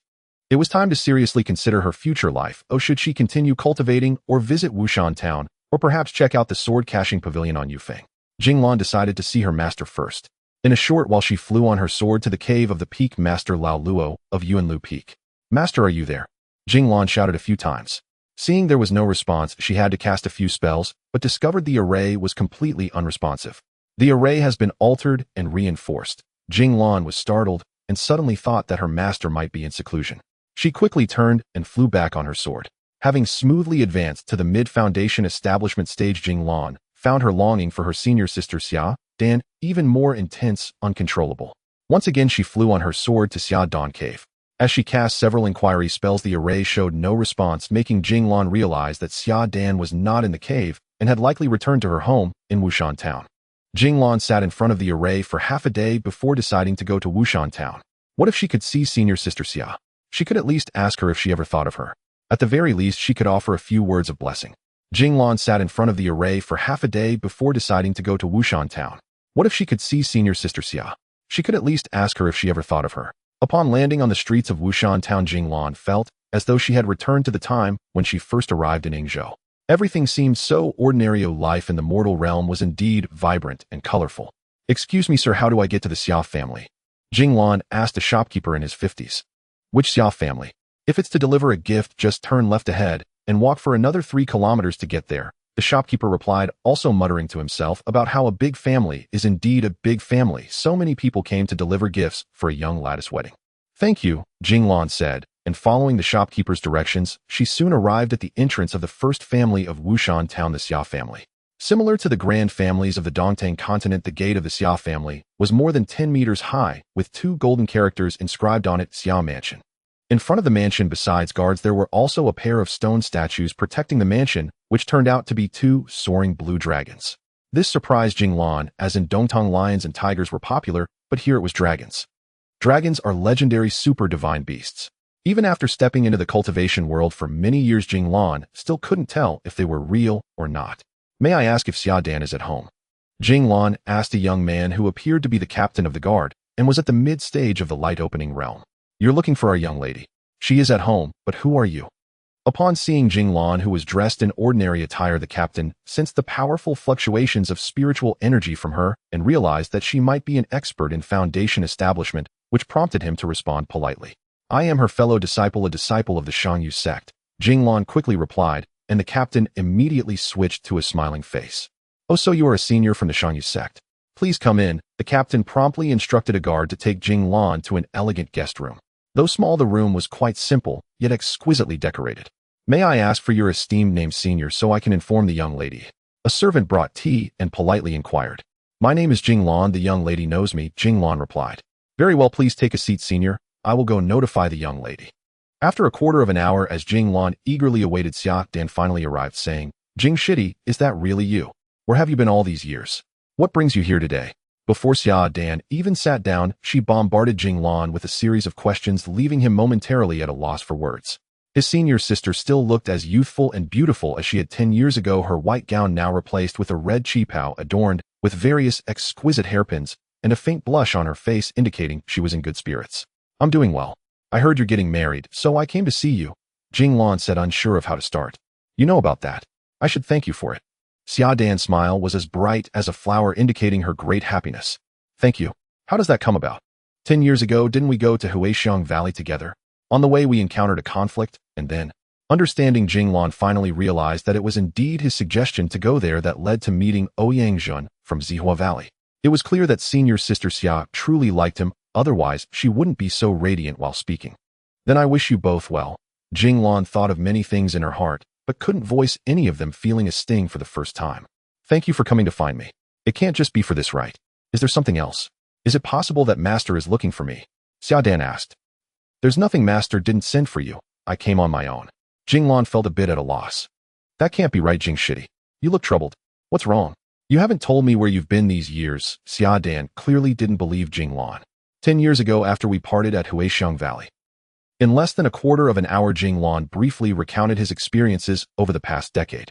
Xia Dan was both surprised and delighted. She hadn't expected that her junior brother had reached the mid-foundation establishment stage in just 10 years. His cultivation speed was indeed astonishing, but he had also been confined for 10 years, leaving her unsure whether to be happy or sad for him. Sister Xia, do you know? Actually, Jing Lan felt the words in his heart were like a thorn in his throat, and it was truly difficult not to say them. What is it?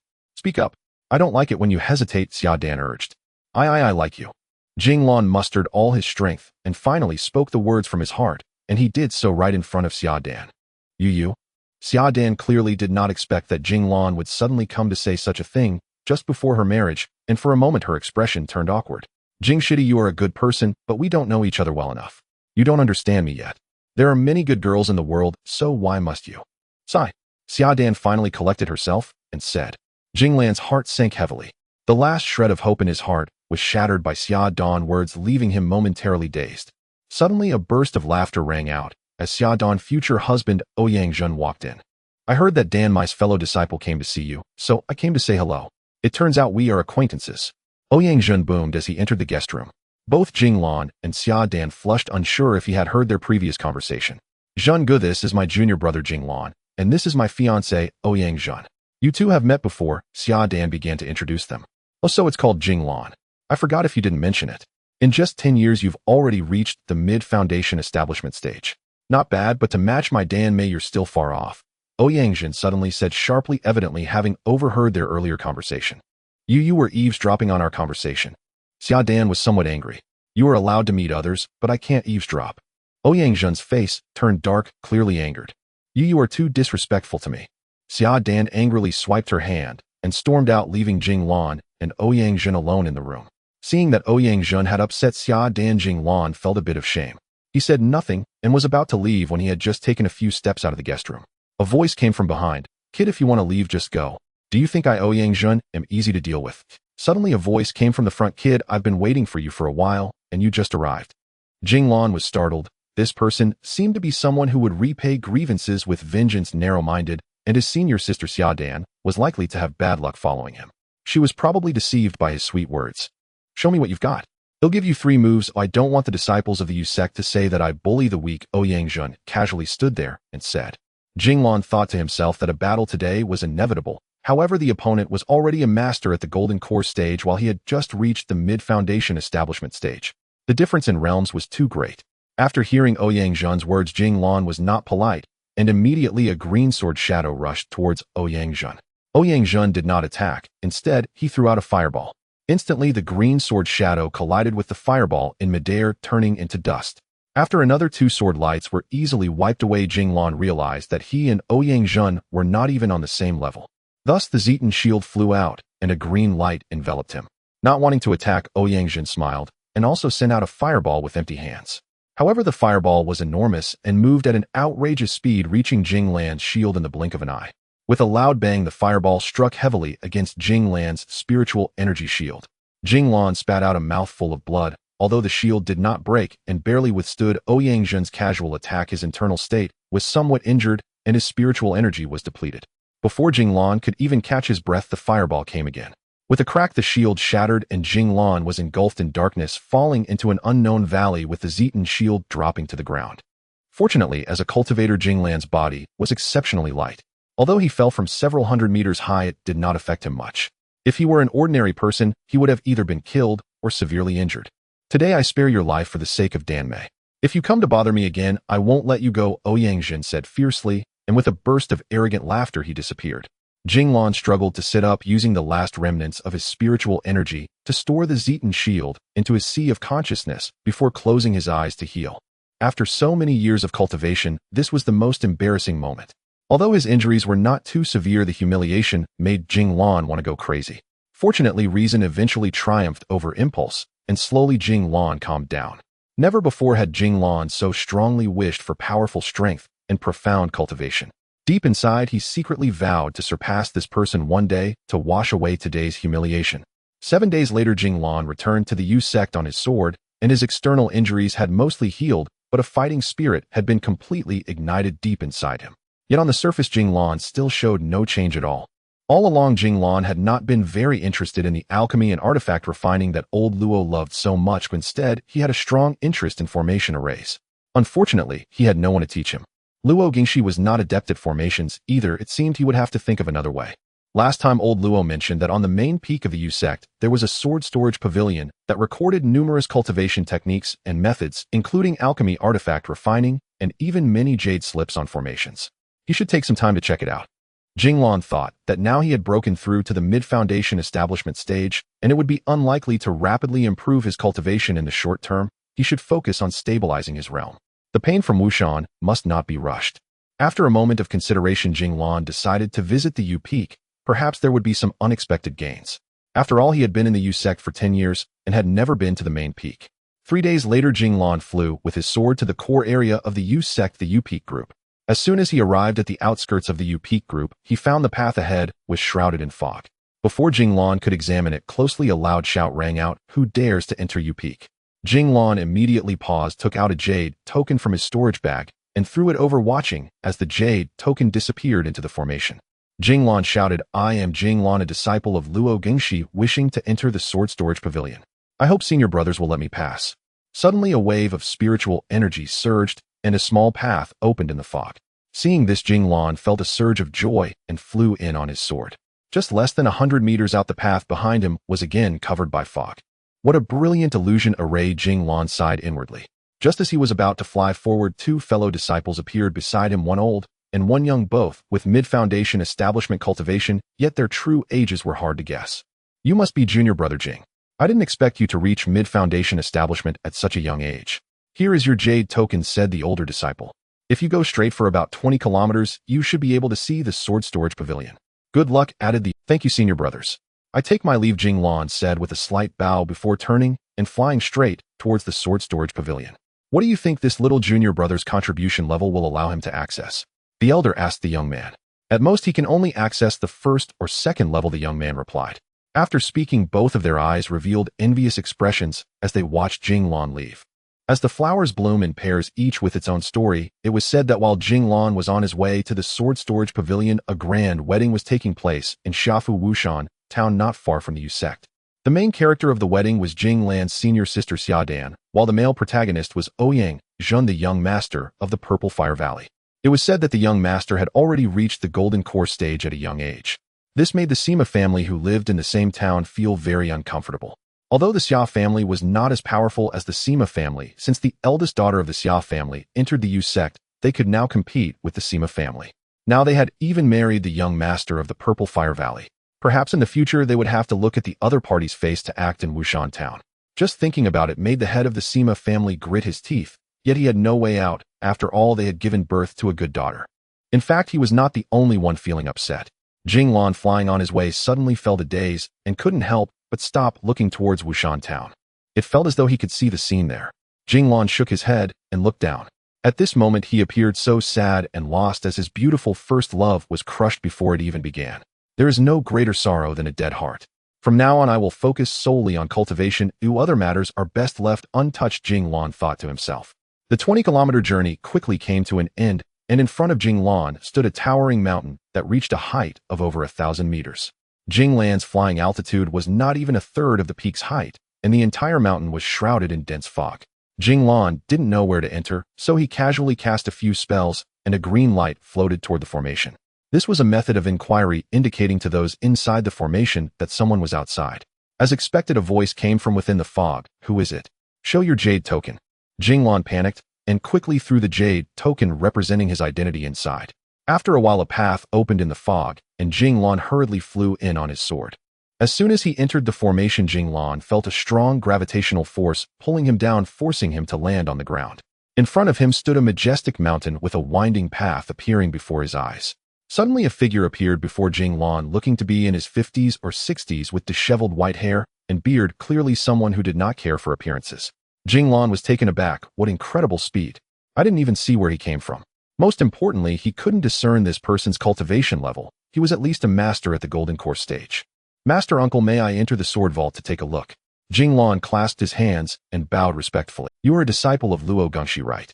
With your contribution level, you can only access the first floor of the sword vault, the old man said bluntly, returning Jing Lan's jade token. What contribution level? Jing Lan replied, somewhat confused. Did your master not tell you? That Luo Gongxi really knows how to teach his disciples. He only cares about his own alchemy. The old man chuckled. He suddenly took out a jade slip from his waist and tossed it to Jing Lan, saying, I'll be a good person. This once, take a good look for yourself. Jing Lan received the jade slip and stood aside, slowly immersing his divine sense into it. Words began to appear in his mind. The old man remained silent, leisurely wandering around Jing Lan, occasionally glancing at him. Before long, he appeared utterly astonished, though it was unclear why. Half an hour later, Jing Lan withdrew his divine sense from the jade slip and noticed that the old man had not left. He quickly bowed and said, Thank you, Master Uncle, for the jade slip. I apologize for the trouble. After finishing, he handed the jade slip back to the old man. The old man waved his hand and politely said, No worries, just understanding is enough. The future of the Shangyu sect relies on you all.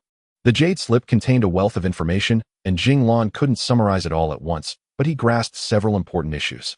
It turned out that the sword vault is divided into 7 levels, each different. To discuss the sword vault is to touch upon the entire structure of the Shangyu sect. Jing Lan recalled how Master Luo had once introduced the general situation of the Shangyu sect when he first joined, but it was only a rough outline. The general meaning was that there was much he did not know. The core of power in the Shangyu sect lies with the sect master and the Elder Hall, which Jing Lan knew, but there was also a Baishir Hall outside the Elder Hall, along with the sword vault, where Jing Lan currently stood.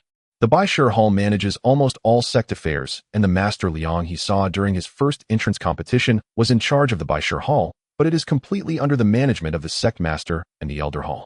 The sword vault, however, is a separate entity divided into 7 levels located on the Cangjian Peak among the peaks of Shangyu. From bottom to top, the 7th level is the very peak of the Cangjian Peak. The Shangyu sect has set up a formidable restriction outside the Cangjian Peak. Cultivators below the nascent soul stage cannot even fly with their swords within the array. This is because the Cangjian Peak stores various cultivation methods and other precious secrets passed down through thousands of years for the Shangyu sect. As for any other reasons, Jing Lan could not know. The more precious the item, the higher it is placed. Outsiders are not allowed to enter, and even disciples of the Shangyu sect have many requirements to enter the Cangjian Peak. For instance, on the first floor, any formal disciple can enter, while the second floor requires a certain contribution level to gain access. As for the last 3 levels, the 5th, 6th, and 7th, in addition to needing a high contribution, level 1 must also be a core disciple to be allowed entry. It is said that only members of the Elder Hall and a select few core disciples can enter the 7th level. For others, even with high contributions, it would be in vain. This brings up 2 issues: core disciples and contribution levels. Core disciples are chosen by the Elder Hall, mostly those at the Golden Core stage, with a few at the Foundation Establishment stage. Core disciples are the true core strength of the entire Shangyu sect, receiving complete priority in terms of cultivation and treatment. Speaking of contribution levels, one must mention the Baishir Hall. Tasks that yield contribution levels are generally proposed by the Baishir Hall, which both outer disciples and formal disciples can undertake. Upon completion, the Baishir Hall will naturally grant the corresponding contribution levels. Contribution levels can not only be used to access the sword vault, but can also be exchanged for spirit stones at the Baishir Hall. This encourages many disciples to wholeheartedly maintain various sect affairs and take on various sect tasks for cultivation, spirit stones, and secret manuals. This is also one reason why the Shangyu sect has stood firm for thousands of years. Of course, other major sects have similar systems to varying degrees. Jing Lan then realized that he was fortunate to be a formal disciple, who otherwise it would be impossible for him to even enter the first floor, which would surely be laughable. Having thought this through, Jing Lan spoke solemnly to the old man at the Golden Core stage, saying, Master Uncle, I can take a look at the first floor. The old man smiled and replied, You can, but you won't be able to enter the second floor. Then he stepped aside to make way. After Jing Lan had walked a few steps, the old man reminded him no items from the pavilion are to be taken or copied. You can only record them from memory, and then burst into hearty laughter. thinking to himself those items probably wouldn't be wanted even if given away. Jing Lan strolled up the steps, and in less than 15 minutes arrived at a flat area where a pavilion stood. The pavilion was not large, although it was called a building, it was actually just 2 rooms. Jing Lan stepped inside without anyone to stop him, and found that the pavilion contained 2 floors which were actually just 2 rooms filled with a considerable amount of books. This included various cultivation methods and spells for the chi refining stage, some introductions to spirit vein mountains and mines, and even books on fishing and farming. This left Jing Lan somewhat disappointed as the formations he wanted to see were nowhere to be found. No wonder it was so easy to enter, it turned out they were all useless items. In less than 15 minutes Jing Lan left the pavilion in disappointment, recalling the old man's earlier words. Just as he said these items might be sought after by the secular people outside the mountain, but for Jing Lan, who had already established his foundation, they were indeed more useless than a chicken rib. After exiting, Jing Lan looked around and discovered another winding path behind the pavilion, seemingly leading to the 2nd floor. Perhaps there would be something useful there, and Jing Lan decided to go up and take a look, completely forgetting the old man's warning. Seeing no one on either side, Jing Lan walked over. Just as he was about to ascend the steps, a middle-aged man with a dark face in his 40s blocked his path. This time Jing Lan couldn't see where the man had come from. He only saw the dark-faced man stretch out his hand and say, "Hand over the jade token." Jing Lan's face flushed red as he shyly handed over the jade token. "Your contribution value is 0. I'll come back when you reach 50, he said, without waiting for Jing Lan to respond, and turned to walk up the steps. Left holding the jade token, Jing Lan was dumbfounded, truly a strange person, not even bothering to inquire about him. Feeling a bit dejected, Jing Lan slowly made his way down the winding mountain path to the entrance of the formation. The old man from earlier was sitting there smiling as he watched Jing Lan approach, and called out from afar, "Little brother, have you made any gains?"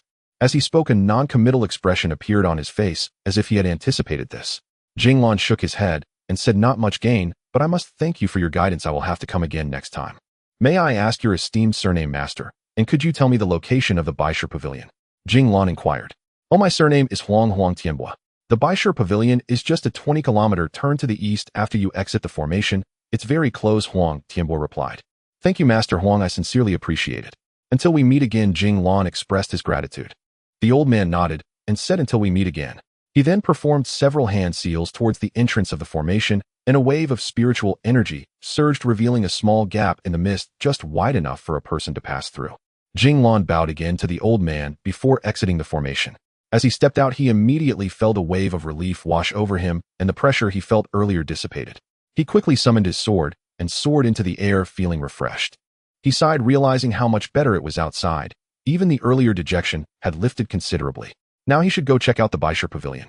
Flying eastward for a while, he soon arrived at the peak of a mountain.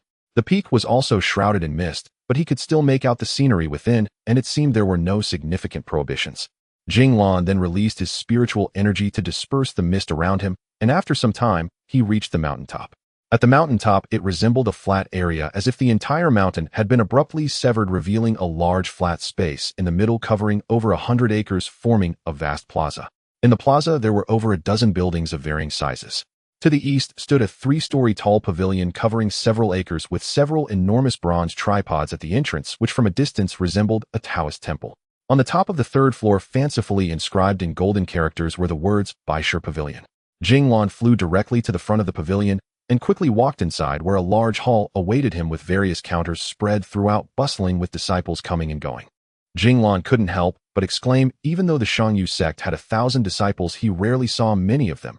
Usually he followed his master for alchemy and seldom encountered any sect disciples, so all his feelings were here.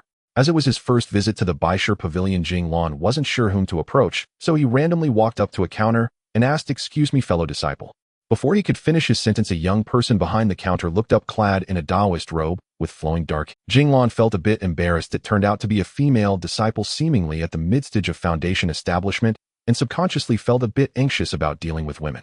Seeing a fellow disciple at the midstage of foundation establishment, the female disciple politely said, "Excuse me, master, how may I assist you? I would like to accept some tasks for contribution points. May I ask where I can do that?" Jing Lan stated, "Oh, any counter can handle that, feel free. The tasks here are for the spiritual minds. There are many tasks. Take a look," she said, handing him a light green jade slip. Jing Lan received the jade slip and quickly understood the situation with a sweep of his divine sense. The Shangyu sect has multiple spiritual vein mines that constantly require a large number of workers and managers. Generally, disciples at the foundation establishment stage can serve as managers, while those at the qi condensation stage can only serve as workers. Jing Lan glanced through the tasks and realized that with his cultivation, he could earn about 5 contribution points a month if he worked in the mines, but the stipulation required a minimum commitment of 3 years, which made him hesitate. After checking the jade slip, Jing Lan looked around various counters and found that contribution points were indeed not easy to earn. There were tasks for becoming a bodyguard in the mundane world offering less than 20 contribution points a year, and others for helping manage shops in towns, which also yielded contribution points that Jing Lan found unacceptable. There were also some tasks with high contribution points, but Jing Lan did not take them. Some were beyond his capability, while others had requirements he did not meet. For instance, tasks requiring the collection of various alchemy and refining materials from the inner sea or outer sea, including plants and animals. If one could obtain a sea beast's inner core, it could be exchanged for 500 contribution points. However, sea beasts with inner cores were at least 5th-tier creatures, which was beyond what Jing Lan could handle. Likewise, guarding the sword storage pavilion was also a position requiring contribution points. Though the points were high, the requirements were even higher, necessitating core disciples at the mid-stage of golden core or above, leaving Jing Lan feeling a bit insecure. It seemed one had to choose the most suitable tasks based on their own strength. Seeing that there were no suitable tasks on the first floor, Jing Lan decided to head to the second floor. Just as he was about to ascend, a disciple blocked his path and asked, "Is this master a golden core cultivator or a core disciple?" "No," Jing Lan replied. "Then I am afraid that the second floor is only open to golden core disciples and core." Jing Lan retreated, returning to the hall on the first floor, realizing he would have to accept tasks on the first. After much hesitation, Jing Lan felt that managing the mines might be a good choice, since it wouldn't require too much effort and might not significantly affect his cultivation. Thus, after a round in the hall, Jing Lan returned to the female disciple's counter. "I would like to accept the task for managing the mine at Jinfeng. Is that possible?" "Sure, please show me your jade token," the female disciple replied. After receiving the token, she headed into the inner hall and returned shortly. Smiling, she told Jing Lan, "All right, report to Master Wen Damon at Jinfeng within 3 days. He is in charge of the entire Jinfeng mine. Here is your jade token, but already has your task on it." After receiving the task, Jing Lan left the hall, looking up at the sky, realizing it was time to start a different kind of cultivation life.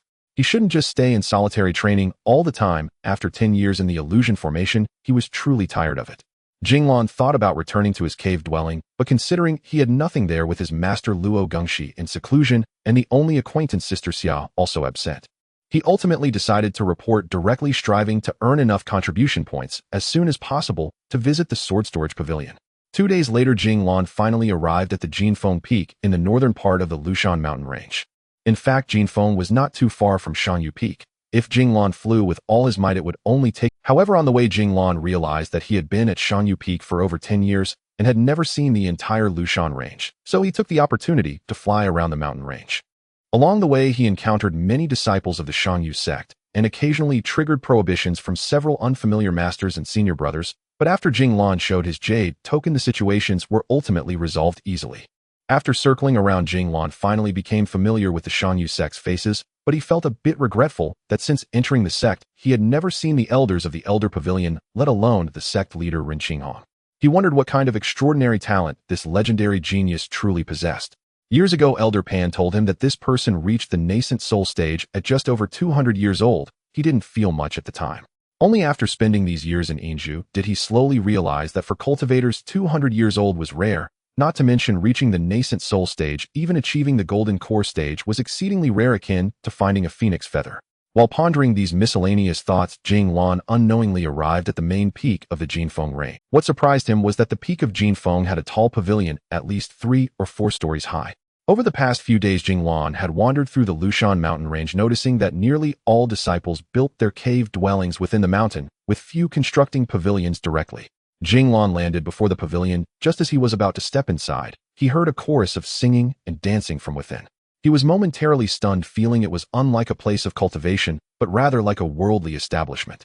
Jing Lan suddenly recalled some of the brothels in Sanjiang City, which had similar music, and he couldn't help but wonder if he had walked into the wrong place. Just as he hesitated, a voice called out from inside, "Who is out there? Come in." Jing Lan hurriedly entered and looked up, seeing the entire space adorned in brilliant gold and jade. Sitting lazily on a golden chair on the high platform in the back hall was a burly figure with a red face and no beard. This person was eating grapes handed over by a seemingly maid-like girl while watching a group of young women dancing nearby, swaying their heads to the rhythm. The singing and dancing sounds he heard outside were indeed performed by this group of young women. To say he was a giant is because this oily, round-faced, middle-aged man was indeed exceedingly fat, weighing no less than 500 pounds. The belly alone had at least 200 pounds, and his arms were thicker than Jing Lan's thighs. Yet Jing Lan did not dare to be careless, for through his divine sense he could not discern this person's cultivation level, which was at least that of a golden core expert. Even the maid beside him was a foundation establishment cultivator in the early stage, which surprised Jing Lan greatly. "May I ask if Master Damon is present?" Jing Lan asked loudly, as the sounds of singing and dancing were quite loud, and he feared that the big man might not hear him. The big man then straightened up and waved his hand to the right, and immediately a hush fell over the area. "I am here, what do you seek?" Seeing that he was indeed the right person, Jing Lan quickly took out his jade token from his bag, raised his hand, and the token flew up to the high platform. "I am here for mineral management. Please take a look at this, master." When Damon then stood up. Good heavens, he was no less than 2 meters tall, causing Jing Lan below the platform to feel a bit breathless and confused.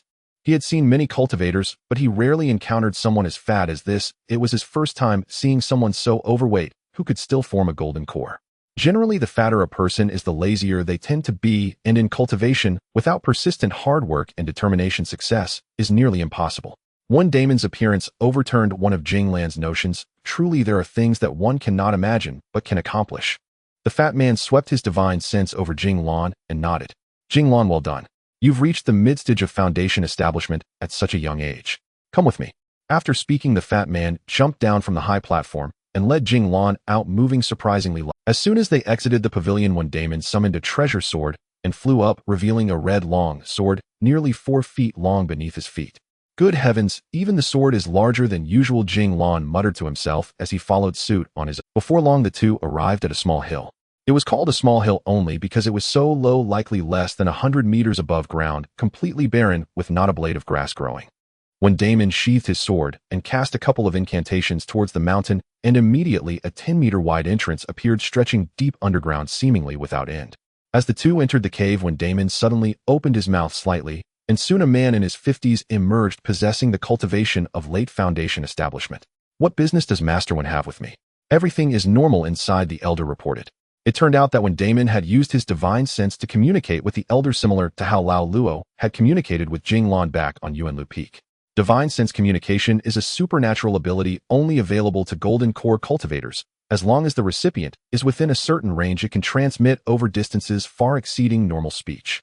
The higher the cultivation level, the farther the communication distance, and it cannot be eavesdropped upon unless the listener's cultivation level exceeds that of the speaker by at least 1 stage. For example, a golden core expert's communication cannot escape the divine sense of a nascent soul expert unless the nascent soul expert's divine sense has not yet been awakened. Lao Chong, this is the new junior brother Jing Lan, who will assist you in managing this black gold mine from now on." When Damon said. The elder replied, "All right," while nodding and smiling at Jing Lan, acknowledging him. Jing Lan also returned the gesture, saying, "Hello, senior brother Luo, I look forward to your guidance." Seeing that the two had made introductions, when Damon said to Jing Lan, "If you have any questions, ask Lao Chong. I will take my leave now." With that, a rush of red energy swept by, and when Damon had already flown away on his sword, Jing Lan felt reassured inwardly. This master, when though quite fat, is rather amiable. After when Damon's departure, the two finally settled down to talk. Half an hour later, Jing Lan had a basic understanding of the situation here. It turned out that beneath this small hill was a vast black gold mine, with most of the workers being disciples of the Shangyu sect in the Enlightenment stage. Typically, 2 foundation establishment cultivators were assigned to manage it. The previous senior brother had returned to the mountain after 3 years, leaving this position vacant. Black gold is a highly practical mineral, one of the materials for refining weapons. The ordinary populace of Yingzhou also utilizes it extensively, as weapons and tools made with black gold are sharper and more durable. Due to its wide applications, its price is also reasonable.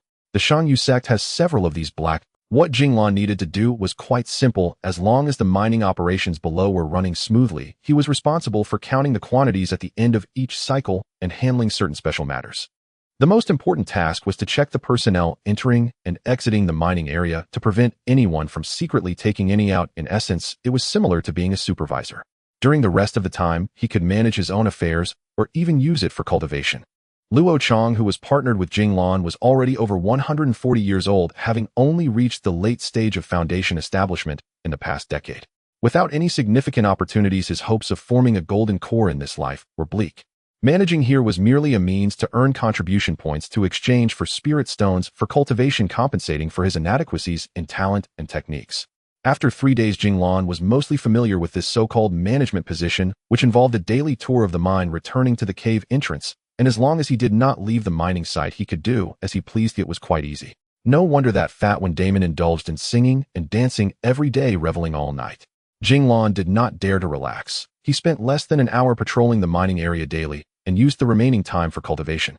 Years of cultivation experience taught Jing Lan that only with perseverance and consistency could one turn stone into gold and achieve the Tao. Moreover, once he began cultivating, he could temporarily forget certain matters.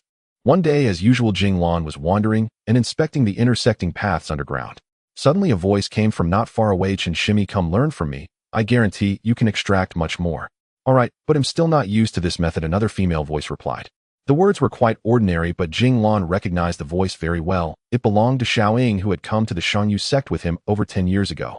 Following the sound, Jing Lan slowly approached an intersection where he saw a large room occupied by a man and a woman. The earlier voices were indeed theirs. "Xiaoying," Jing Lan called out. Upon hearing someone call him, the man inside immediately turned his head and replied, "Who called me?"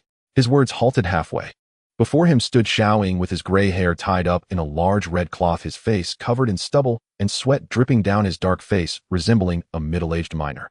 "It's me, Jing Lan," Jing Lan replied, surprised that after more than 10 years he had not changed much in appearance, while Xiaoying had aged so much. Had it not been for the voice being quite similar, he truly would not have recognized him. What lay before Jing Lan was no longer that bright and shining youth from 10 years ago, but a middle-aged man whose eyes were already dimmed with despair. Jing Lan had thought that 10 years had passed, and he had not achieved anything significant, but upon seeing Xiaoying's face, he felt a pang of comfort and an added sense of sympathy, grateful to the heavens for at least giving him an opportunity to keep moving forward. "Brother Jing, is that really you?"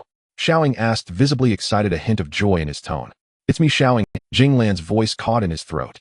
Although he had not spent much time with Xiaoying, they had both been passionate youths back then, filled with beautiful dreams for the future. He had not expected the other to age so much suddenly. "Stop mining for now, let's talk," Jing Lan suggested. "All right, Shimmy, wait a moment. I'll finish up with my friend and come back to guide you," Xiaoying replied to the young female disciple beside him, following Jing Lan to an empty space. "Have you not formed your foundation in these 10 years? Jing Lan asked first. "Don't mention it, Brother Jing. 5 years ago, when I felt my cultivation had stagnated, I began attempting foundation establishment, but ultimately failed." Xiaoying appeared quite dejected. "Tell me about these 10 years. How did you end up like this?" Jing Lan asked. "So ever since I joined the Shanyu sect over 10 years ago, I've been stuck here," Xiaoying said softly. Xiaoying's eyes widened in admiration. He never expected that within a mere decade Jing Lan would reach the mid-foundation establishment stage, while he himself was uncertain if he would ever attain such a level in this lifetime. In truth, Jing Lan knew that it wasn't solely due to his own efforts. Had it not been for the white pearl in his sea of consciousness, it might have taken him 30 or 40 years to reach this realm. Since entering the sect 10 years ago, Xiaoying had been sent here to mine for 2 years. After those 2 years, in order to earn some spirit stones, he chose to remain in the mining area. The first 2 years yielded no rewards, but afterward, he began to earn some spirit stones. 5 years ago, relying on his own efforts and the assistance of these stones, Xiaoying finally reached the peak of the illumination stage and began his foundation establishment. To his surprise, after 6 months, he failed at foundation establishment, which left Xiaoying particularly dejected for a time. However, later a senior uncle in the foundation establishment stage told him that as long as he had enough spirit stones, there would still be opportunities for another attempt. From that point on, Xiaoying worked tirelessly, which made him not yet 30 appear so aged. Of course, over the years, he had also accumulated a bit of spirit stones. After listening, Jing Lan couldn't help but feel a sense of emotion. Cultivating was indeed a daunting endeavor, and success was not easily attainable for anyone. When Xiaoying heard that Jing Lan was one of the supervisors of this mining area, he jumped up in joy. "Brother Jing, I hope you can look after me in the future," Xiaoying pleaded. "Of course, I don't have many friends and you are one of them. If I can help you, I will, but I'm not quite sure how to do that," Jing Lan replied. "It's simple. As long as Brother Jing arranges for me a few good mining caves, I can handle the rest myself." Xiaoying, "That's easy. I'll mention it to senior brother Luo Chong when I return. I'm not very knowledgeable about this." Jing Lan readily agreed to Xiaoying's request. After bidding farewell to Xiaoying, Jing Lan strolled around the entire mining site before returning to the entrance, where he met Luo Chong and conveyed Xiaoying's request. Luo Chong readily agreed. Afterward, Jing Lan returned to his small room at the entrance, beginning to repeat his daily essential task, cultivation. From that day forth, Jing Lan remained at the mining site, and as spring turned to autumn, 3 years swiftly passed. On this day, Jing Lan routinely inspected the mining area, and passing by Xiao Ying's mining cave, greeted him intending to turn and leave. Unexpectedly, Xiao Ying stopped him and called out, which was a rare occurrence. Over the years, Jing Lan had come to understand the tireless efforts Xiao Ying had put in. "Brother Jing, I want to tell you something." Xiao Ying began. "What is it so mysterious?" Jing Lan chuckled. "I am preparing for foundation establishment. I feel that the spiritual energy lost from my previous failure and the damage to my meridians have fully recovered. I have also saved up some spirit stones over the years, and in a few days I will no longer work here and will make a determined attempt to see if I can succeed in foundation establishment," Xiao Ying said, clearly very excited. "Great. Congratulations. I await your good news. If you succeed in foundation establishment, be sure to let me know. My term is also coming to an end, and I may not be here anymore," Jing Lan replied. "Next time you want to find me, come to Yuanlu Peak. If I'm not there, leave me a message." "Okay, I will come to find you," Xiao Ying said happily. A month later, both Xiao Ying and Jing Lan left the lower Jing Peak one after the other. Xiao Ying went into seclusion in a hidden place to attempt foundation establishment, while Jing Lan returned to the Baisher Pavilion to hand over his tasks from the past 3 years. When Jing Lan returned to the counter at the Baisher Pavilion, where he had initially accepted tasks, he found it had been replaced by a young man of about 20 who also possessed the illumination stage cultivation. Over the 3 years, Jing Lan had accumulated 180 contribution points, which was sufficient for the second floor of the Sanjin Pavilion. If he used all of it to exchange for spirit stones, it would amount to a considerable sum, but Jing Lan chose not to do so and decided to visit the Sanjin Pavilion first. When Jing Lan reached the entrance of Luo Gong's cave, the formation at the entrance was still unchanged, indicating that old Luo had not yet emerged. When Jing Lan reached the entrance of Luo Gong's cave, the formation at the entrance was still unchanged, indicating that old Luo had not yet emerged. With a sense of anticipation, Jing Lan returned to his own cave, Yuanlu Jingfu. After 3 years, there had been no changes to his cave. However, the little white creature on his chest seemed a bit excited and rushed in ahead of him. After more than a decade, the bond between the man and his cat had deepened. Jing Lan took the little one with him whenever he went out, and his several adventures were all thanks to the little white creature. Therefore, Jing Lan had always believed that the little white creature was his lucky pet. In fact, on the Eastern Sea Islands, many possessed spirit beasts, but generally only golden core cultivators had good pets. Pets serve many purposes. Some are used for transportation, while others are for combat.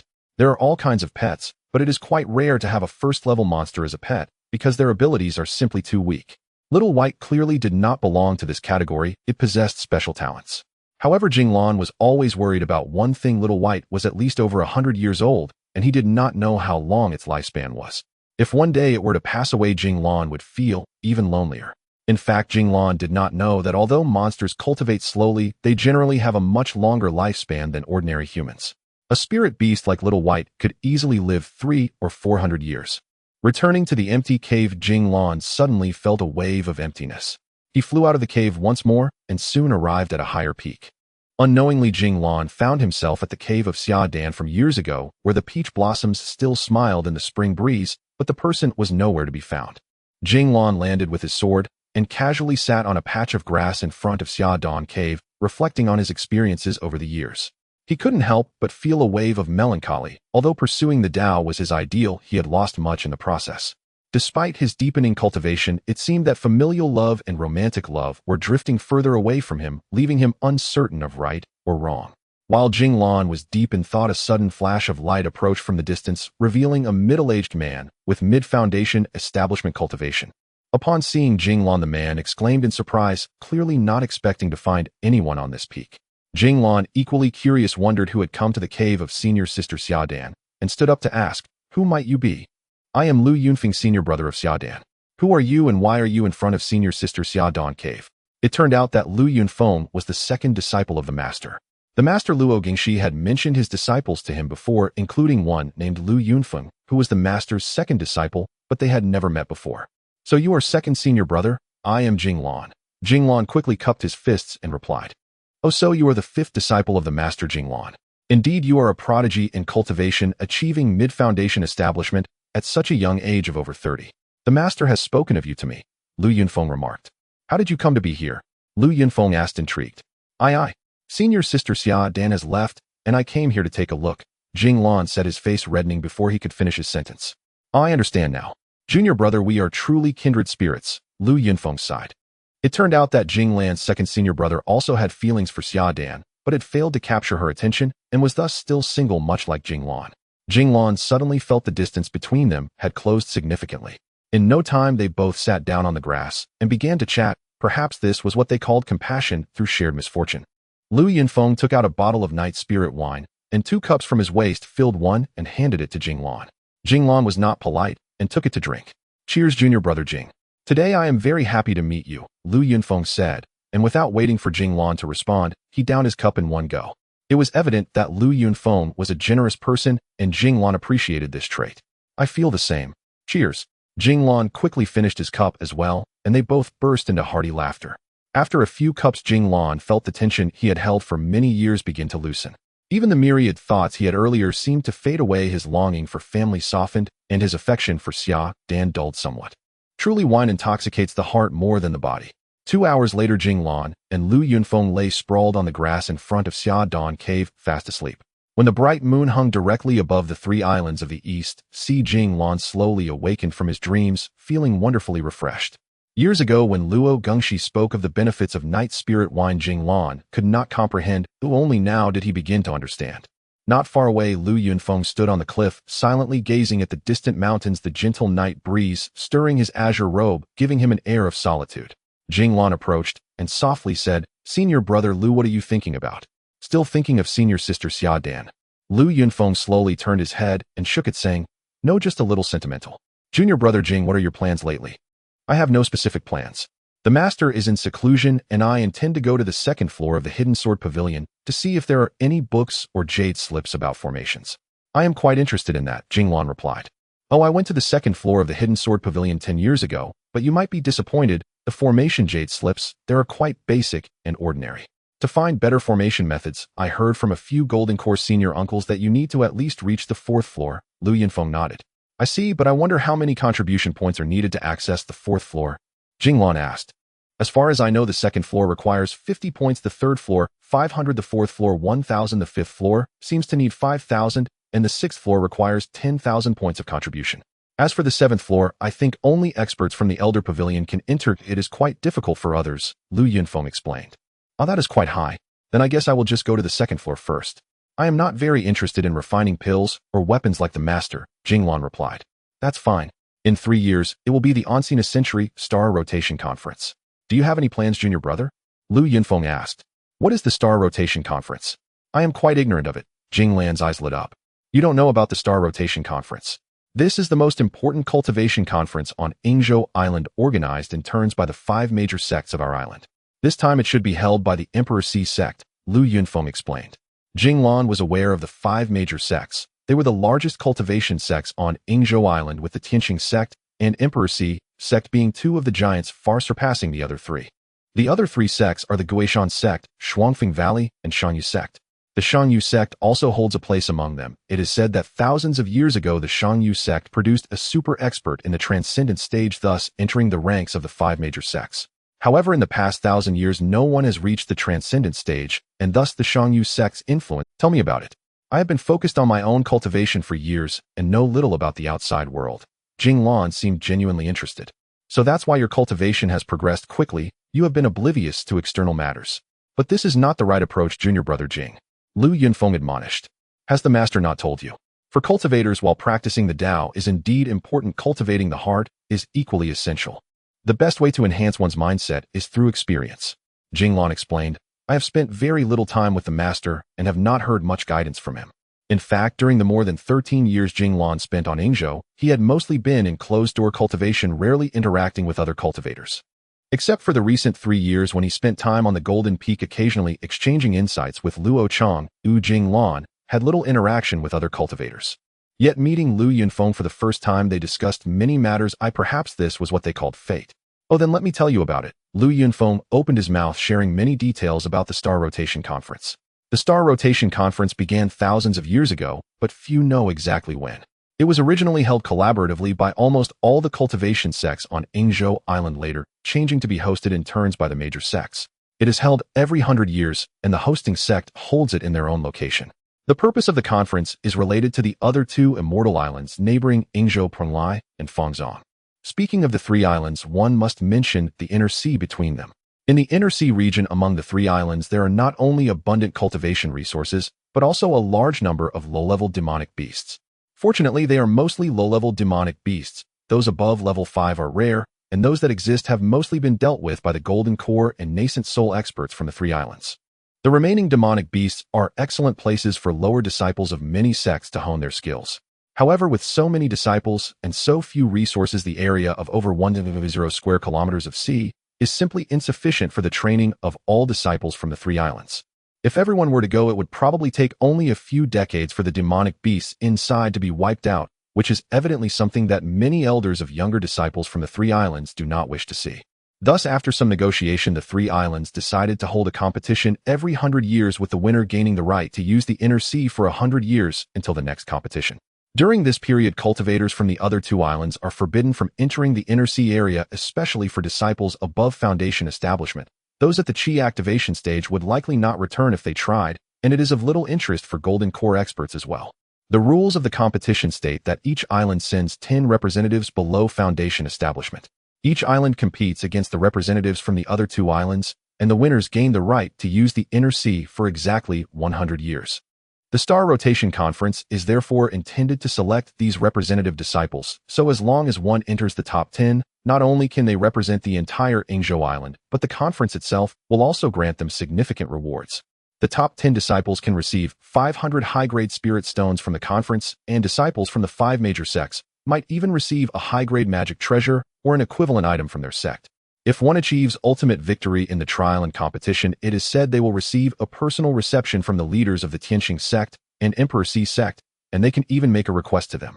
The rewards are indeed generous, which is why every Star Rotation Conference is extremely popular. Many disciples at Foundation Establishment have been diligently training for this conference. After hearing Lu Yunfeng's description, Jing Lan's mouth dropped open, thinking, 500 high-grade spirit stones is an incredible concept. My goodness, I only earn 20 low-grade stones a month. If I could get those 500 high-grade spirit stones, I am confident I could elevate my cultivation to late Foundation Establishment in no time. Yet on second thought, he had only reached mid-Foundation Establishment 3 years ago, and neither his techniques nor his treasures were exceptional. He likely had no hope of even making the top few hundred. Senior brother Lu, I am only at mid-Foundation Establishment and have no combat experience. My treasures are also average. Participating in the competition would be of no use to me. What about you? After thinking it over, I think I will pass on participating.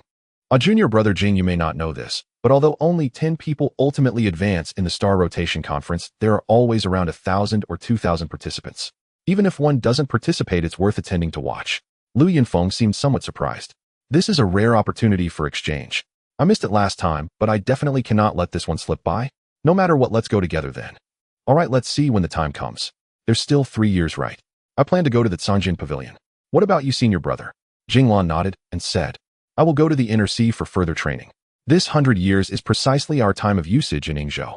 After the 3 islands competition, it might be hard to go there, Lu Yunfeng replied, filled with ambition. Who wouldn't want to become famous in one battle? Who wouldn't aspire to achieve success? Unbeknownst to him at this very moment, there were at least 800 others on the entire Ingzhou Island who shared the same thoughts. Jing Lan and Lu Yunfeng agreed to attend the Star Rotation Conference together 3 years later, and they parted ways. Lu Yunfeng soared into the sky, heading straight towards the eastern inner sea. Jing Lan, on the other hand, took to the skies again and returned to the Shangyu Peak cluster. Familiar with the route, Jing Lan made his way back to the Canjin Peak. After casting a few sound transmission spells, he quietly waited. Before long, the mist dispersed, revealing a narrow passage. Jing Lan swiftly dashed through it with his sword, knowing from his previous experience that the dispersal of the mist was only brief. Once he entered the formation, a strong suction force hit him again, compelling Jing Lan to retract his sword and plant his feet firmly on the ground. Jing Lan, you're back. Since you're a familiar face, I want to check your jade token. Impressive. In just 3 short years, your cultivation has made great strides. Truly a formidable newcomer. Huang Tianbo, a gatekeeper of Canjin Peak, nodded while warmly greeting Jing Lan. His enthusiastic demeanor made it seem as if Jing Lan was there to check into an inn, while he starkly contrasted with the cold-faced man in the second floor. Uncle Huang, hello. I'm preparing to go to the second floor, so I won't disturb you, Jing Lan replied politely. All right, that should be enough contribution points this time, Huang Tianbo said with a smile, stepping aside to create a path. The winding mountain road was indeed narrow. 2 people walking parallel would be quite difficult. Passing by the first floor's loft, Jing Lan confidently walked towards the winding path leading to the second floor. Just as he reached the entrance of the second floor, the cold-faced man blocked his way. Jing Lan had anticipated this and said nothing. He directly handed over his jade token. As the saying goes, words unspoken can be more effective. The cold-faced man scanned the jade token with his divine sense, shot a sidelong glance at Jing Lan, and said, "You may go up," before stepping aside and returning the jade token to Jing Lan, maintaining his usual cold demeanor. Jing Lan took the jade token, muttered a thank you, and stepped up. This time it was the cold-faced man who was left dumbfounded, thinking to himself, "This person seems so dull, yet he has reached the mid-stage of foundation establishment at such a young age."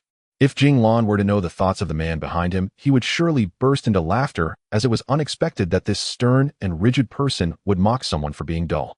After a short while, Jing Lan finally arrived at a flat area on the second floor of the Tsongjin Pavilion. Standing at the entrance, he took a few deep breaths, surprised that such a short distance of just a few hundred meters had exhausted him, a mid-stage foundation establishment master. This protective formation is truly formidable. With this thought in mind, Jing Lan felt an even stronger desire to learn about formations. The second floor of the Tsongjin Pavilion appeared even more rudimentary than the first, consisting of a large room with several small rooms branching off. The cold-faced man had already seated himself cross-legged in the central room, his eyes tightly shut, whether in disdain for Jing Lan or in diligent cultivation it was unclear. Jing Lan paid him no mind, walking into each of the small rooms. Unlike the first floor, all the manuals and techniques on the second floor were in jade slips, and there were no books anymore. This reassured Jing Lan, as the books on the first floor were not particularly useful to him. He hoped that the jade slips here would provide him with some assistance. 3 days later, Jing Lan finally finished reviewing all the jade slips in the room. The conclusion was that the resources on the second floor were indeed far superior to those on the first, and their utility was greater. Firstly, there were over a dozen foundation establishment techniques stored here, and there were even a few techniques for the awakening stage. Clearly, these techniques were of a higher caliber than those on the first floor. However, upon comparison, Jing Lan found that the foundation establishment techniques here were not only inferior to his own Jianghai flow, but also fell short compared to the water condensation technique given to him by old Luo. Secondly, there were methods and introductions for alchemy and artifact forging. Jing Lan skimmed through these quickly. Old Luo had previously mentioned quite a bit, but Jing Lan had not paid much attention. There were also some methods for utilizing magical treasures and artifacts, and even some techniques for controlling spirit beasts. Jing Lan diligently noted many of these, as he might find them useful one day. Among them, there was a method called blood control of divine beasts, which greatly piqued Jing Lan's interest. After arriving in Yingzhou, Jing Lan learned that this world, particularly the East Sea, is home to a vast number of demon beasts ranging from level 1 to level 10. If he could tame 1 or 2 demon beasts, it would greatly aid him in both cultivation and combat. However, many demon beasts are inherently wild and violent. Taming them could easily result in injury. Yet if he were to control a demon beast using the blood control method and succeed, that demon beast would obey his will forever until his death. The final part is the methods and introductions of the formations, which is also the main purpose for Jing Lan coming here. As Lu Yinfeng mentioned, it only records a limited number of formation methods, all of which are illusion formations, with none being lethal formations. Formation, also known as law formation or illusion formation, is referred to differently across various places in the cultivation world, but the methods and techniques of arranging formations are similar. Jing Lan was captivated by the introduction to the formations. Although it consisted of basic knowledge, it was immensely beneficial for someone like her who knew almost nothing about formations. In the following months, Jing Lan became almost obsessed with these formations, but unfortunately her spiritual power was severely restricted on Tsongjin Peak, and she lacked good formation bases. Otherwise, she would have wanted to set up 1 or 2 illusion formations according to the methods described in the jade slips to see the effects. The middle-aged man with a dark face in the center of the room hardly moved apart from once blocking a disciple heading to the 3rd floor of the Tsongjin Pavilion. Otherwise, he was as still as air. After inquiring, Jing Lan learned that formations indeed were not far from her expectations. Formations themselves are a special kind of method, albeit a profoundly intricate one. Simply put, formations are a more complex type of spell. The effects of formations are far greater than those of ordinary methods. Typical methods are mainly for attack and defense, such as Jing Lan's Green Sword Shadow and the Spiritual Power Shield, which are relatively simple methods. In contrast, the jade slips indicated that the predecessors of the Shanyu sect categorized formations into 5 levels, with the most basic being level 1 formations, which can be said to be the most fundamental illusion formations, merely capable of blocking wind and rain, remaining unseen and unheard. This has some effect on ordinary people, but for cultivators, it is almost negligible, as cultivators generally use divine sense to replace their senses, and often the accuracy of divine sense surpasses that of the senses. The higher the level of the cultivator, the more powerful their divine sense. Due to the simplicity of the formations, arranging them is also exceptionally easy. No magical tools or treasures are needed as formation bases.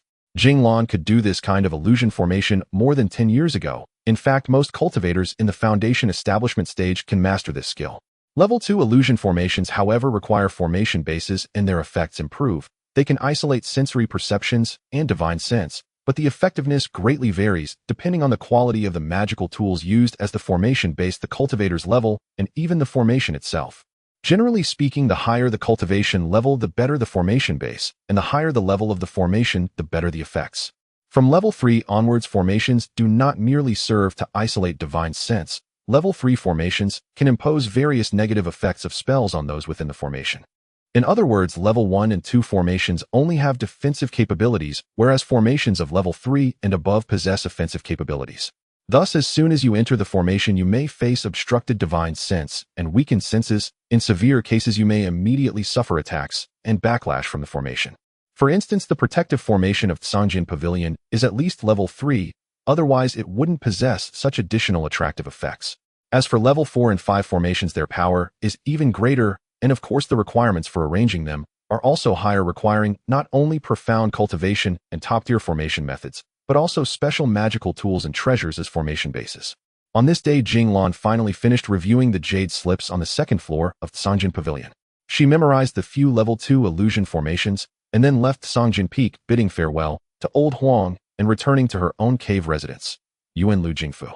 Passing by the cave residence of Luo Gengshi, Jing Lan cast a few spell seals again, but the formation remained unmoved. It would seem that although her master had only set up a level 2 illusion formation, its effects were excellent, as it could essentially block the divine sense and probing of cultivators below the golden core stage. Upon returning to her cave, Jing Lan began to focus on setting up an illusion formation, specifically a level 2 illusion formation, which was the highest level she could currently arrange. Level 3 formations not only require cultivation at the golden core stage, but also a superior magical tool or treasure, and she did not possess any methods for level 3 formations. Arriving at the flat ground in front of her cave, Jing Lan moved her divine sense, and the long and used purple sandalwood shield flew out, hovering not far in front of her chest. As she cast a few formation spell seals, the shield slowly flew toward the mountain peak, but Jing Lan suddenly felt it was too far and hard to control the shield, so she followed it up to the peak. The purple sandalwood shield hovered 20 meters above the peak and stopped moving. Below, Jing Lan sat upright, reciting incantations while occasionally casting a few spell seals. The purple sandalwood shield gradually expanded, soon growing from the size of a palm to several people in height. Suddenly, myriad rays of light burst forth from the purple sandalwood shield, radiating across the entire mountain, illuminating it like a full moon. However, the light weakened as it descended, and by halfway down the mountain, there was already no sign of activity. With a thud, Jing Lan fell to the ground, her pale cheeks drenched in sweat as she had exerted all her energy to activate the formation, but midway her spiritual power ran out, causing this formation to end in failure. At this time, the purple sandalwood shield above her also returned to calm, quietly hovering in the air, still only the size of a palm. My cultivation is still insufficient. I can't even completely cover such a small mountain, Jing Lan mused. It seems that with my current cultivation, I can only cover a few miles. Of course, it may also be due to the inadequacy of the formation method, or perhaps the magical tool used for the formation is somewhat lacking. Retrieving the magical artifact, Jing Lan flew back to the flat ground in front of the cave at the mountainside, casting the same spell again. However, this time the Zetan shield only rose to a height of less than 30 meters above Jing Lan's head. As Jing Lan continuously changed the gestures in his hands, the Zetan shield emitted dazzling rays of light, once more instantly covering the area within several miles, including Jing Lan's cave. With another series of spells cast, the sea of radiant light suddenly vanished, and the Zetan shield stood quietly above Jing Lan's cave, a sight only visible to Jing Lan. If someone were to look at Jing Lan's cave from the outside at this moment, they would only see layers of mist enveloping the surrounding flowers and trees, obscuring the situation inside. Upon closer examination, it would appear even more blurred. This is a secondary illusion array set up by Jing Lan, named Transformation of Flowers and Trees. The effectiveness of this array is determined by the cultivator's skill and the quality of the magical artifact used in its formation. Without the spell to enter the array, it is generally difficult for cultivators of the same rank to break in within a short time. After setting up the array, Jing Lan tested its power from the outside. With a thought, a black sword appeared out of thin air above his head. After casting a few simple spells, a flurry of azure sword shadows shot out from the sword, striking the nearby Transformation of Flowers and Trees. Following a wave of spiritual energy fluctuations, the array remained completely unmoved, while the sword light had already turned formless. Jing Lan nodded in satisfaction, estimating that with his current attacking power, it would be absolutely difficult to break the array in less than 3 to 5 hours, and if the array's master were controlling it from within, it might take 3 to 50 days to overcome. Returning to the cave, Jing Lan quickly took out some spirit stones to set up a simple gathering spirit array. After the past few hours of exertion, he was exhausted, and his spiritual energy was almost depleted, so he needed to sit down and recover. With the influx of vast amounts of natural spiritual energy, Jing Lan once again felt the delightful sensation brought about by the increasing spiritual energy within his body. Speaking of which, he must thank that unknown white pearl, for it significantly accelerated his absorption of natural spiritual energy, though he had no idea what kind of artifact it was. Jing Lan suddenly recalled reading about array formations in the second floor of the sword concealing pavilion, where it mentioned that most defensive magical artifacts could serve as the base for an array. Naturally, the higher the level of the artifact, the better the effect of the array. To set up arrays of level 3 or higher, one would require a magical artifact that could both attack and defend, making level 3 arrays quite rare. Most magical artifacts are either offensive or defensive, while those that serve both purposes seem somewhat out of place. Many novice artifact smiths start out wanting to create a few artifacts that integrate both attack and defense, but in the end they find that while they can create the artifacts, their effectiveness in both attacking and defending is far inferior to that of a single artifact made from the same materials. However, in this world, everything is relative. There are indeed a few advanced artifact smiths in the cultivation realm who can create artifacts that integrate both attack and defense, but these individuals are generally masters, and ordinary people rarely even see them, let alone obtain their artifacts. There are also naturally occurring artifacts of immense power in the world, and these artifacts often excel in both offense and defense. Jing Lan wished to use the white pearl as the base to set up an array, but the white pearl could not be summoned at will like other artifacts. Suddenly inspired, Jing Lan thought of a unique array formation method that involved using the white pearl as the base, or rather using himself as the base to arrange an array around himself. If successful, wouldn't the array then move with him, accompanying him wherever he went? Of course, since he was using himself as the base, especially with the white pearl still within his sea of consciousness, there was a possibility of unexpected circumstances. Jing Lan proceeded with extreme caution, deciding to recover his power first. 2 days later, when Jing Lan's spiritual energy was abundant and his mind was calm and clear, he began to diligently set up this special illusion array. Calling it special is not because the array itself is special, but because the base is special. For safety's sake, Jing Lan decided to set up the simplest second-level illusion array spirit restraint. The only effect of this array is that it prevents the divine sense and spiritual energy within the array from being detected by those outside, particularly those whose cultivation levels are lower than that of the array's creator. Naturally, the better the base, the better the effect. Jing Lan closed his eyes, gathering his divine sense inward, attentively monitoring the white pearl in his sea of consciousness. With a few spells cast centered on the white pearl, the fluctuations of spiritual energy and divine sense emitted from Jing Lan's body within a 5-meter radius were collected and converged into the white pearl. At that moment, the 5-meter space beside Jing Lan nearly mirrored the surrounding environment. If it were nighttime, Jing Lan believed that a Foundation establishment cultivator would absolutely be unable to perceive his presence, and even an ordinary golden core expert might not detect him. He did not expect that the ordinary spirit restraint array cast using the white pearl as the base would be so effective. If the Zetan shield had been used as the base, it would likely only have evaded the detection of divine sense at the enlightenment stage. Most importantly, this array could move with him, meaning it could have unexpected effects in combat. In competitions among cultivators, their divine senses would typically lock onto each other, allowing their attacking spells to accurately hit their targets. However, if one party's spiritual energy and divine sense suddenly vanished completely, the other side would undoubtedly suffer a significant loss unless there was a considerable disparity in cultivation levels. Thinking of this, Jing Lan couldn't help but burst into laughter. Even Little White nearby looked curiously at its master, as if asking, "Who are you talking to? Don't expect me to understand too much." Over the years, Jing Lan had remained secluded, rarely venturing out to train.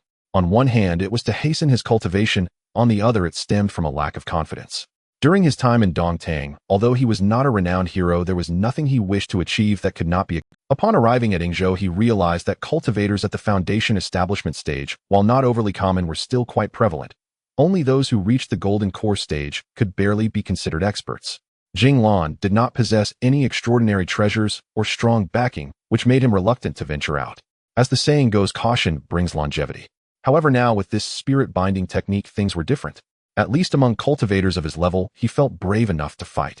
As he pondered, Jing Lan suddenly felt that perhaps in 3 years he could make a mark at the Starwell Conference. That was 500 top-grade spirit stones. Another light laugh escaped him, and Jing Lan shook his head, feeling somewhat embarrassed by his own thoughts. Here he was, a novice who had been cultivating for over a decade, daring to dream of 500 top-grade stones. What a foolish dream it was. One thing was certain: the white pearl was at least a top-grade defensive treasure. But what could explain its ability to accelerate spiritual energy absorption? Regardless, it was an invaluable treasure. The most pressing issue now was to increase his combat experience. Despite years of cultivation, Jing Lan had few opportunities to engage in battles and even fewer chances to observe others in combat. It seemed he should follow in senior brother Liu's footsteps and venture out to gain experience preparing for the Starwell Conference in 3 years. With the spirit-binding formation, Jing Lan suddenly felt a surge of ambition. 3 days later, Jing Lan once again arrived at Luo Jinx's cave residence. The formation at the entrance had not changed at all.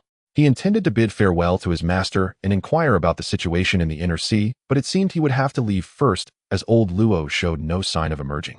Summoning the treasured sword that had accompanied him for many years, with a swish, a streak of light shot through the sky, toward the east, the direction where Lu Yunfeng had gone, situated between the 3 islands toward the inner sea. Half a month later, Jing Lan finally reached the shores of the inner sea. The powerful sea breeze tousled Jing Lan's long hair, carrying a slight chill that made one feel refreshed. The calm sea surface resembled a lurking beast, looking picturesque, but one would be swallowed whole if they approached too closely. Everyone knew the seemingly gentle sea concealed countless dangers, yet with danger came opportunity and challenge. Jing Lan drew his sword and summoned a spiritual shield, slowly flying into the sea. The nearby fishermen had long become accustomed to this sight. Every few days, several Foundation establishment experts would come here, just like Jing Lan, venturing into the depths of the ocean.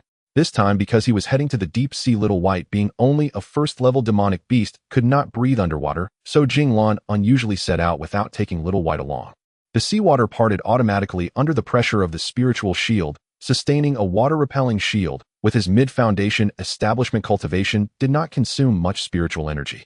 Unfortunately, he had not brought the Zetan shield, which served as the foundation for the cave's illusion formation, otherwise the energy consumption would have been even lower. Suddenly, Jing Lan remembered that the white pearl in his sea of consciousness was a top-grade defensive treasure. Using it to activate the spiritual shield should also be effective. With a thought, a vast amount of spiritual energy converged into the white pearl, then spread out from it, enveloping Jing Lan's entire body. Unlike the previous spiritual shield, this one, activated by the white pearl, shimmered with layers of white mist, making Jing Lan appear elusive. The consumption of spiritual energy seemed not to decrease much compared to directly using spiritual energy to form the shield. This left Jing Lan both amused and exasperated. He had not expected that such a magnificent top-grade treasure would only serve to alter the appearance. As for its defensive power, he had no idea. While pondering this, Jing Lan gradually made his way to the depths of the sea, surrounded by the white mist. The deeper he went, the calmer it became. Thousands of meters beneath the surface, various unknown seaweeds floated about, and countless unfamiliar fish swam leisurely among them. Within a radius of several hundred meters of Jing Lan's divine sense, he found no demonic beasts, only ordinary fish. Perhaps it was because he was too close to the shore. Slowly, Jing Lan guided his sword deeper into the inner sea. When he was about 20 to 30 kilometers from the shore, he finally noticed something different. Not far away, within the reach of his divine sense, he detected several demonic beasts. The biggest difference between demonic beasts and ordinary wild animals was that the former emanated spiritual energy fluctuations easily sensed by cultivators. It turned out to be 3 small salmon. Although they were merely first-level demonic beasts, upon seeing Jing Lan approaching on his sword, they instinctively fled. Jing Lan chuckled. He had intended to catch these 3 little fish first, but they had managed to escape. Jing Lan continued to fly deeper into the ocean, when suddenly a great white shark surged forth from hundreds of meters away, startling him. It turned out to be a second-level demon beast. Sensing the life force ahead, the hungry great white shark rapidly charged towards Jing Lan. However, he remained calm, directing his sword to hover about 20 meters in front of him, awaiting the shark's arrival. When the great white shark was about 50 meters away, it opened its massive jaws. Before it even reached him, a blue ice arrow shot forth from its mouth, aimed directly at Jing Lan, presumably intending to swallow both him and his shield whole. In response, a flurry of azure sword shadows greeted it. Instantly, the sea turned crimson. The ice arrow struck Jing Lan's shield, consuming almost none of his spiritual energy in defense, dissipating into water vapor that merged into the ocean. The dim-witted great white shark then realized that the little fellow across from it was not to be trifled with and attempted to turn and flee. Unfortunately, the softest part of its mouth had been struck by several sword lights, injuring its internals. By the time it awkwardly turned its body, it had acquired several more wounds. As Jing Lan continuously unleashed sword lights, the great white shark was left battered and bruised, ultimately losing consciousness. It was a one-sided massacre. Jing Lan did not expect the spiritual energy shield produced by the white pearl to be so effective. Not only was its resistance strong, but it also consumed very little spiritual energy. In recent years, while at the Golden Peak, Jing Lan had previously sparred with Luo Chang. His spiritual energy shield, supported by the rosewood shield, could only withstand less than 10 full force attacks at most. Given the current situation, if he were to construct a spiritual energy shield using the white pearl, it was likely that Luo Chang would not be able to break through it even after 50 full force attacks. This was merely Jing Lan's current thought. The white mist shield offered him far more than just this, though he was still unaware of its true might. Thinking of this made Jing Lan even more excited. When he first obtained the white pearl, he only knew it could accelerate the absorption of spiritual energy, but he never anticipated its usefulness to be this great. With a joyful heart, Jing Lan used sword light to slice open the belly of the great white shark, exposing its dantian. He had heard from senior brother Lu Yunfeng that all demon beasts possess a dantian, and those of second level and above can be used as materials for alchemy. The dantian of a 5th level demon beast forms an inner core, which is considered top-grade alchemical material. Many elixirs for enhancing cultivation are primarily crafted using the inner cores of demon beasts. There are also certain special demon beasts whose body parts can be used for crafting tools, which is why many cultivators enjoy venturing into the sea to search for these materials. This not only enhances their cultivation and practical experience, but also provides valuable materials for cultivation. Of course, this also carries considerable danger, which is why foundation establishment cultivators prefer the inner sea, while those above the golden core stage usually venture into the outer sea for training. Legends say that is the true homeland of demon beasts. A half-foot-long oval white dantian lay before Jing Lan. He exerted effort to extract it from the great white shark's body and placed it into his storage bag, considering it a good option to either present it to his master for alchemy or sell it at Lushan Town when he returned. As Jing Lan delved deeper, the ocean floor became increasingly beautiful, revealing not only green seaweed and small fish, but also colorful coral reefs standing in illuminated patches. Some of them were only a few dozen meters long and wide and over 10 meters tall, while the larger ones extended several kilometers in length and width, towering several hundred meters high. Upon passing a large coral reef, Jing Lan sensed the presence of another demon beast. Hidden within a dense hole in the reef was a second-level demon beast. As Jing Lan approached, his divine sense became clearer, revealing a large sea crab with a body a foot wide, complemented by 2 red pincers measuring over half a meter in length, giving it an imposing appearance. Clearly, it too sensed the powerful intruder and did not recklessly emerge to attack Jing Lan. Instead, it opted for defense, retreating into its den while keeping a watchful eye on Jing Lan with its divine sense. While studying under Luo Gengshi for weapon crafting, Jing Lan learned that the pincers of such large sea crabs are considered good crafting materials. The higher the level of the sea crab, the more valuable its pincers. Seeing the large sea crab huddled inside the several meter deep hole, without coming out, Jing Lan had no choice but to summon his sword and launch the first attack. Streams of azure sword shadows flew towards the crab's den. However, the sword light, which could typically cut through gold and silver, only managed to slice off a portion of the coral at the entrance, leaving the rest completely unharmed. He did not expect this beautiful coral reef to be so tough. Without spending 3 to 5 hours, he would not be able to break through this winding passage. By that time, his spiritual energy would likely be running low. It remained unknown whether he could still contend with the sea crab. To play it safe, Jing Lan chose to retreat. Just as he was preparing to leave, he suddenly recalled that he had yet to use his spirit binding formation, which might yield unexpected results. 500 meters away from the sea crab's lair, the spirit binding formation was activated. Jing Lan slowly approached the coral reef, once again stopping just above the crab's den, remaining motionless, while keeping his divine sense alert to the situation inside. After a while, nearby large and small fish that had been scared away by Jing Lan returned to their usual behavior, approaching the coral reef to forage, seemingly unaware of Jing Lan's presence. After another while, the large sea crab finally emerged slowly from the deep hole. Once it was 10 meters away from the entrance, Jing Lan stealthily positioned himself at the opening, blocking the crab's escape route. "Let us see where you flee this time." As the words left his lips, a streak of azure sword light shot forth like a falling star, slashing toward the giant sea crab. With a sharp clang, the blade struck hard against the crab's armored back, sending it lurching forward with a startled splash, nearly overturned. Only then did the giant sea crab pivot its massive body and notice Jing Lan, not through divine sense, but with its own eyes. Jing Lan too recoiled in shock. His full-strength ambush strike had left not a single mark upon the creature. Seeing its burrow entrance blocked, the crab appeared to grow enraged. From between its two colossal pincers, two blazing fireballs erupted midair. Jing Lan recognized those fireballs instantly. They were identical to the minor fireballs he himself had mastered during early Foundation establishment, conjured from pure true flame. Upon striking his mist-like spiritual energy shield, they vanished without trace. Realizing his opponent's attacks posed no threat, Jing Lan's confidence surged. Wave after wave of azure sword shadows flew forth unreservedly, each crashing against the crab's impenetrable carapace. And as courtesy demanded reciprocity, the crab responded in kind, launching fireball after fireball with unrestrained force. After the span of one incense stick, both ceased their assault and stood locked in tense standoff. For at that moment each had realized a sobering truth: neither could harm the other. Jing Lan's heart clenched with alarm. His strongest defensive technique had proven utterly futile. Even the modest fireballs held no effect whatsoever. It seemed certain he would lose. Yet fortune smiled faintly. Aside from extraordinary defense, the crab possessed only meager offensive capability. Before Jing Lan could finish speaking, the giant sea crab lunged forward, scuttling rapidly with pincers raised, clearly intent on close-quarters combat. Jing Lan dared not meet it head-on. Those twin pincers were no ordinary magical artifacts or weapons. He hastily retreated. Yet when the crab reached the burrow's mouth, it did not enter. Instead, it pressed its advance relentlessly toward Jing Lan, leaving him deeply unsettled.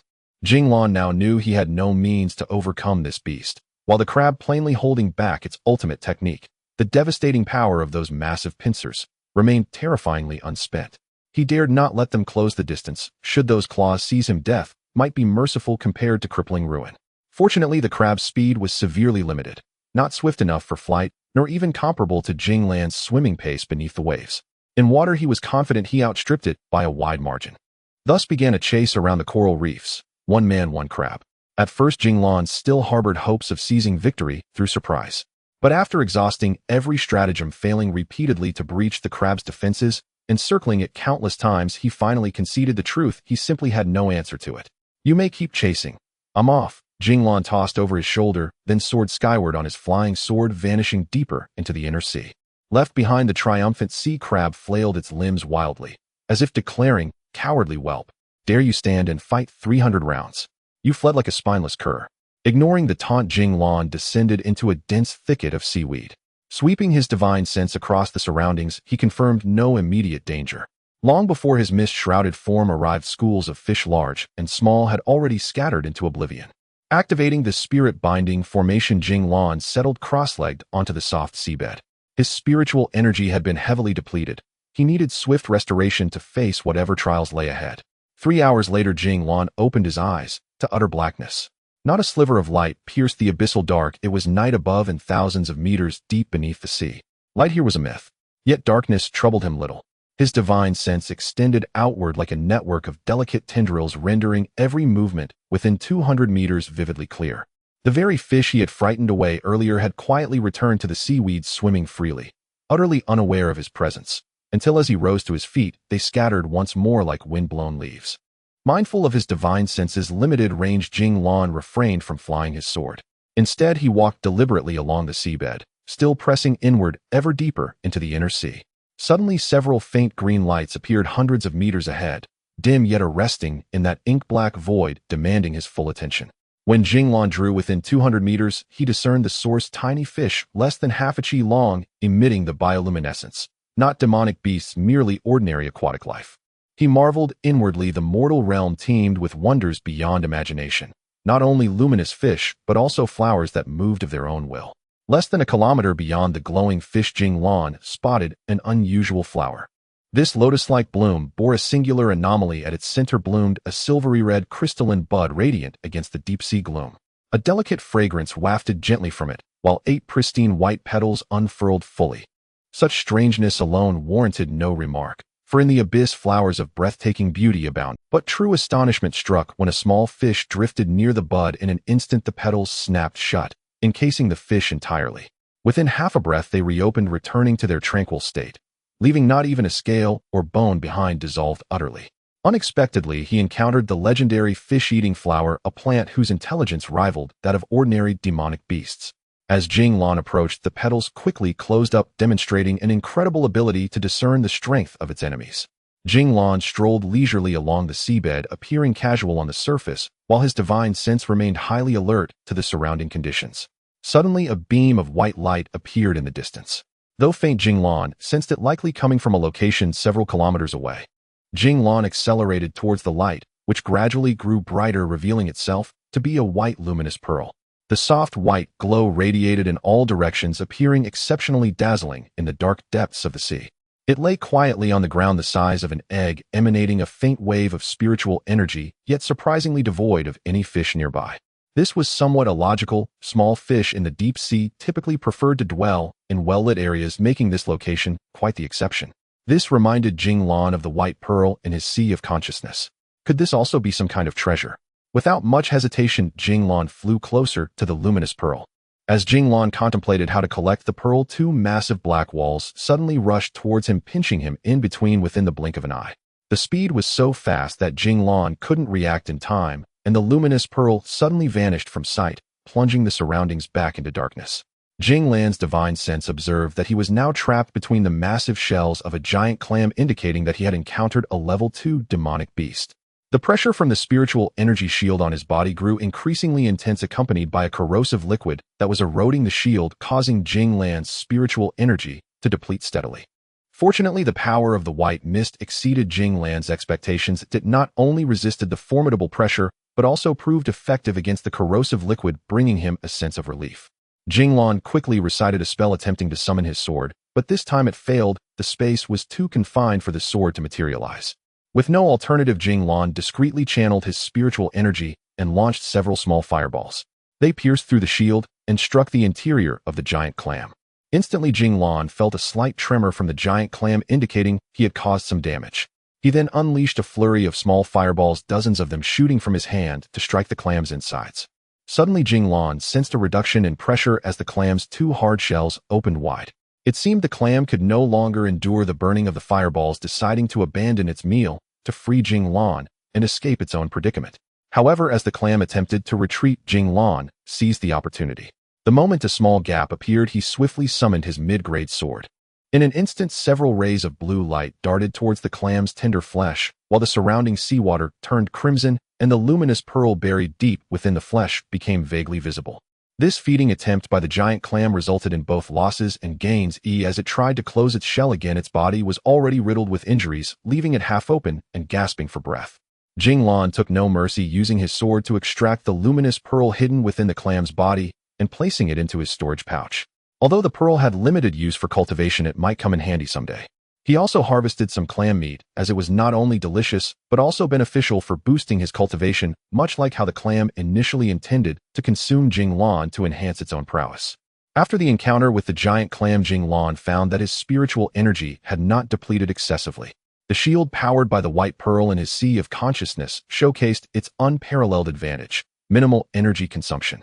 After a brief moment of rest, Jing Lan set off again towards the depths of the Eastern Sea, having already made significant gains within just one day. However, thus far the highest level demonic beast he had encountered was only a level 2 beast. It was precisely for this reason that he could handle them with such ease. It's important to note that the disparity in strength among demonic beasts of different levels is vast. Level 3 and above beasts are not so easily dealt with. 2 hours later, Jing Lan faced his first formidable challenge since entering the deep sea. 200 meters ahead, a 5-meter-long saber-toothed fish was glaring at him, marking his first encounter with a level 3 demonic beast in the inner sea. The saber-toothed fish, a type of shark known as the sword-toothed shark, is an extremely ferocious carnivorous creature with incredible speed. It possesses 18 hardened inverted triangular steel teeth on both its upper and lower jaws, making it incredibly formidable. Ordinary marine creatures would avoid it, let alone this was no ordinary saber-toothed fish, but a level 3 demonic beast equivalent to a human in the mid-foundation establishment stage. Clearly, both sides recognized each other as formidable opponents. The saber-toothed fish did not rush into an attack, while Jing Lan typically preferred to take the initiative. As the human and beast slowly drew closer, the atmosphere became increasingly oppressive, with all other fish and shrimp within a 500-meter radius having long since vanished. Ultimately, it was the demon beast that launched the attack. The saber-toothed fish opened its large mouth, and immediately a massive ice ball, as big as a bowl, emerged from its mouth, swiftly charging towards Jing Lan.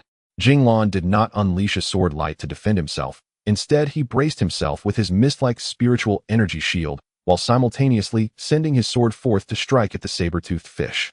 Almost simultaneously as the ice ball collided with the spiritual energy shield, the green sword light struck the demon beast.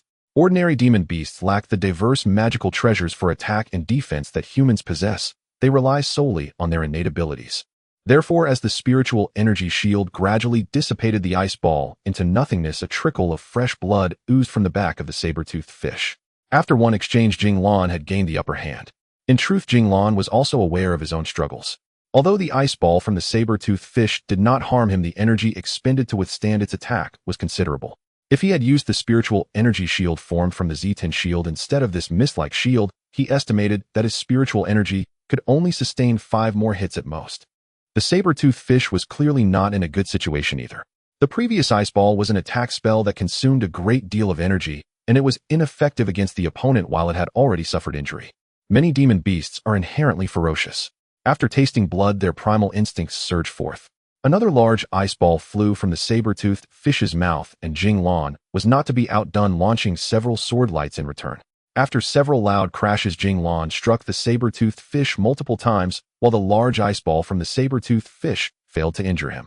The saber-toothed fish's most formidable attacks are its mouth and teeth, akin to the pincers of a large crab. However, it was evident that this saber-toothed fish possessed a certain level of intelligence. With its speed, it could have easily bitten Jing Lan, but it refrained from doing so. If its steel teeth failed to pierce Jing Lan's spiritual energy shield, the sword light from Jing Lan would certainly strike at its vital points. The stench of blood in the sea grew increasingly intense. The saber-toothed fish was seriously injured, or it had intended to swallow this delicacy rich in spiritual energy to enhance its own cultivation, but in the end it was the one that was hurt. Just as Jing Lan was preparing to press the attack, the saber-toothed fish suddenly turned and fled into the depths, clearly knowing it was at a disadvantage. Jing Lan did not pursue. Given Jing Lan's speed, even when utilizing his sword skills to the fullest in the water, he would likely still not reach half of the opponent's speed, making a pursuit impossible. Moreover, during the earlier conflict with the saber-toothed fish, he had already expended a considerable amount of spiritual energy. Even if he had the will to chase, he lacked the strength. Thus, Jing Lan's first encounter with a level 3 demon beast in the inner sea ended in a draw. 3 months later, Jing Lan, who had been wandering, finally reached the central region of the inner sea. Over the course of 3 months, his storage bag had gradually filled up, albeit at the cost of numerous life and death trials. Of course, one might argue that the life and death trials were not quite accurate, as in the past month, he mostly encountered level 2 and 3 demon beasts.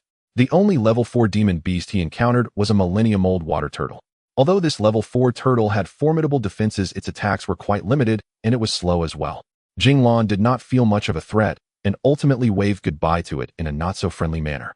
The most dangerous encounter was about 10 days prior, when he came across a level 3 water dragon. Legends say that dragon-like creatures are the hybrid descendants of dragons and snakes. While dragons are the kings of beasts, their lustful nature has led to many hybrid demon beasts having some connection to them. Though it was merely a young dragon, its attack power was exceedingly strong, and its speed was very fast. Judging by its size, it was less than 100 years old, while adult water dragons are at least level 5 demon beasts, which Jing Lan could not hope to contend with. Even so, this young dragon had already been rampaging without restraint in the outer regions of the inner sea. Jing Lan had no way to deal with it, so he could only take refuge within the mist-like spiritual energy shield, prioritizing defense. It was only at last, when the young dragon was exhausted and night had fallen, that Jing Lan activated the spirit binding formation, making it unable to lock onto him. Seizing the opportunity, he managed to escape. After escaping, Jing Lan was utterly exhausted, with his spiritual energy completely depleted. For nearly 3 hours, he had relied on the spiritual energy shield to hold on, and in the end, he was sustained solely by his will to survive.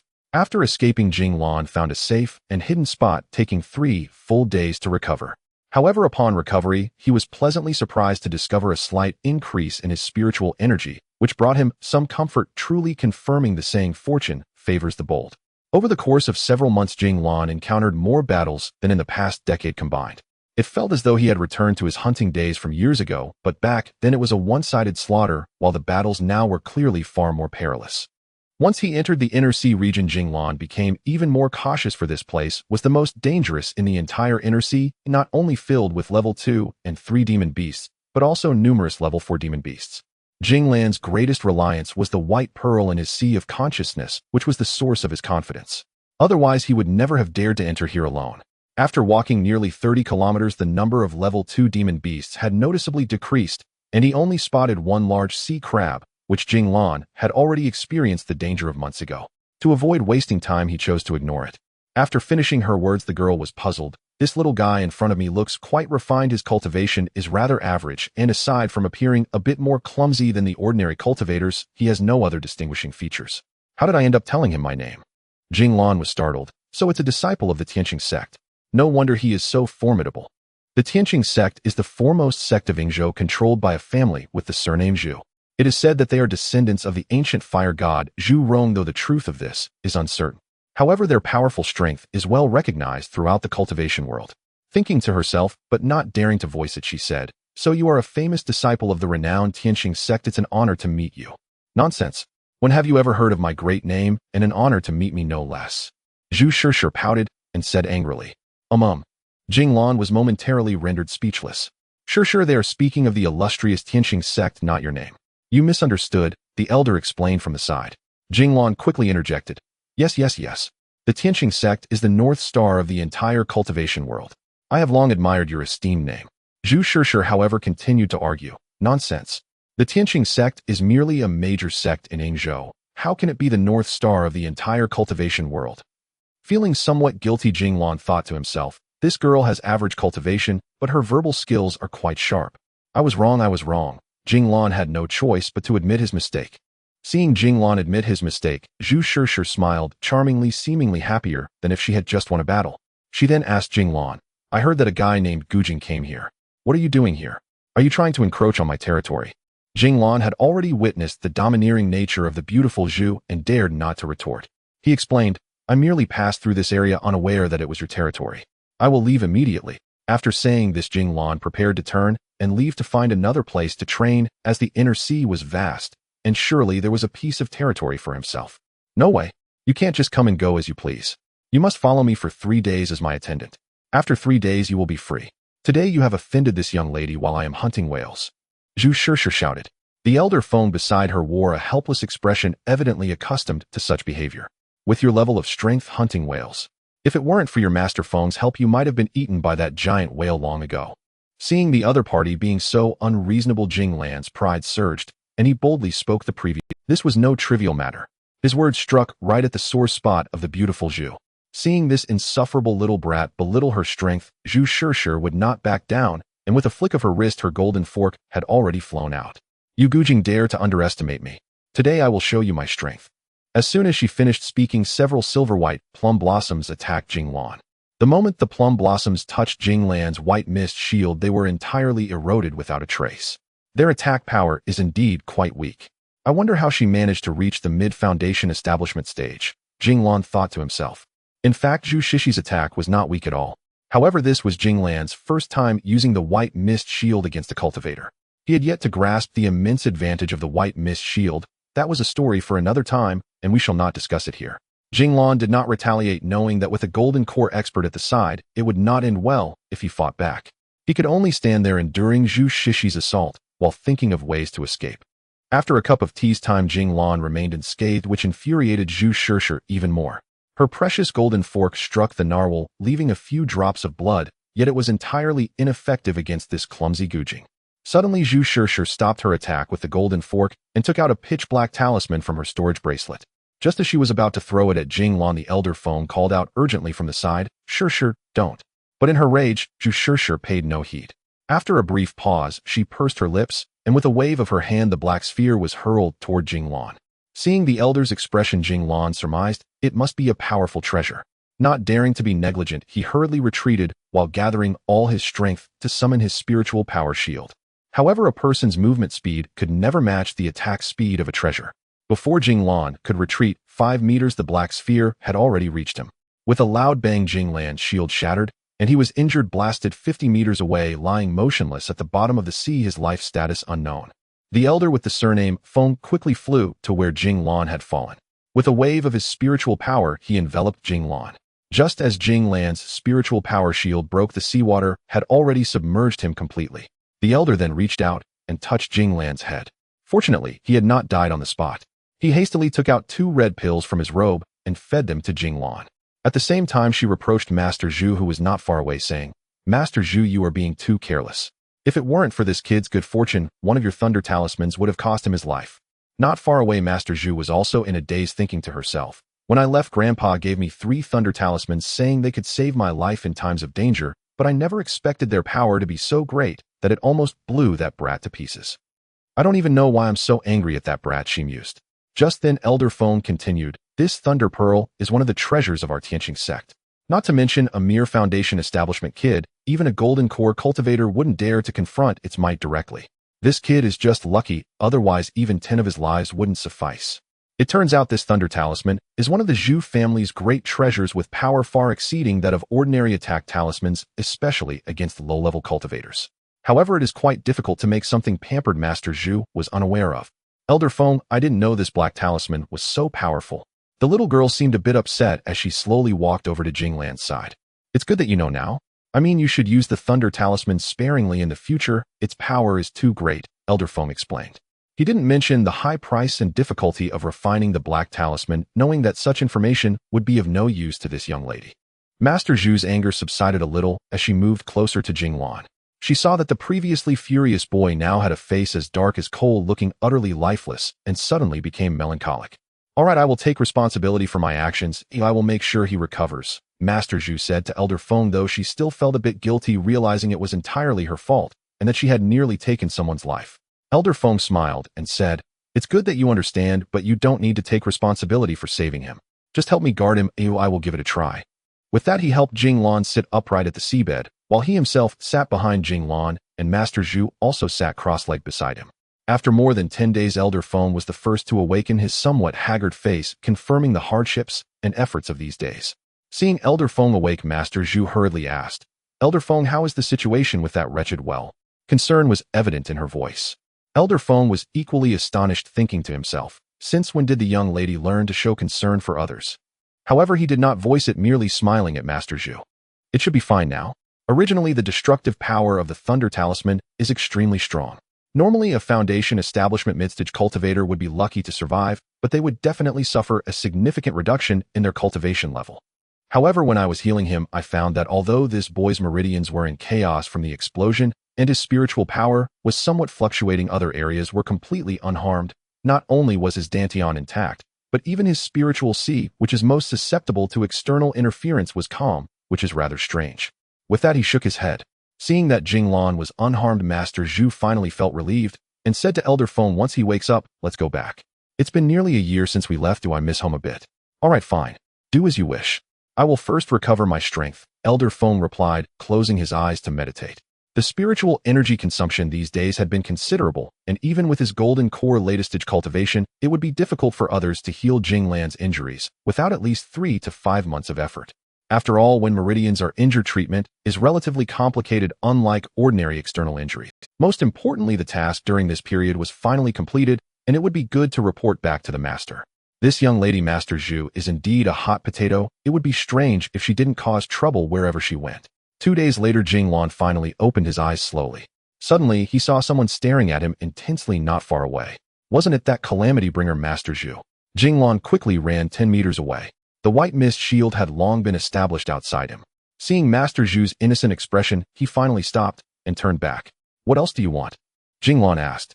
In an unexpected low voice, Master Zhu replied, "What else do I want? Didn't I help you heal your injuries?" Jing Lan then recalled the scenes before he fainted. That black talisman had such powerful offensive capability, and it was an area attack. It seems I was saved by them again after getting injured. Jing Lan, secretly circulating his spiritual energy, felt a surge of joy. Although my internal injuries haven't completely healed, it seems my cultivation level has made significant progress. Little did he know this was entirely due to Elder Feng, who was at the Golden Core late stage treating him for over 10 days. "Well then, I will take my leave now. Until we meet again," Jing Lan said, quickly taking off on his sword in the opposite direction of Master Zhu. "Wait!" Master Zhu called out instinctively as Jing Lan tried to run off after just a couple of sentences. She only murmured softly, so quietly that only she could hear, and by the time she came to her senses the wretched well was already out of sight, leaving her feeling a wave of disappointment. As for Jing Lan, he flew out of the sea with all his might, and after flying dozens of miles eastward, he finally landed back at the seabed, finally breaking free from the control of that calamity bringer. Although the other party had almost killed him, strangely, he felt no hatred towards her. Instead, he had developed some very special feelings. For a moment, Jing Lan suddenly remembered Sister Xiaodan. Ever since he learned of her marriage, the love he harbored for her had been buried deep within his heart. At that moment, amidst the vast and desolate deep sea, Jing Lan could no longer control his thoughts as images of Xiaodan flooded his mind, intermittently accompanied by the figure of the willful Master Zhu.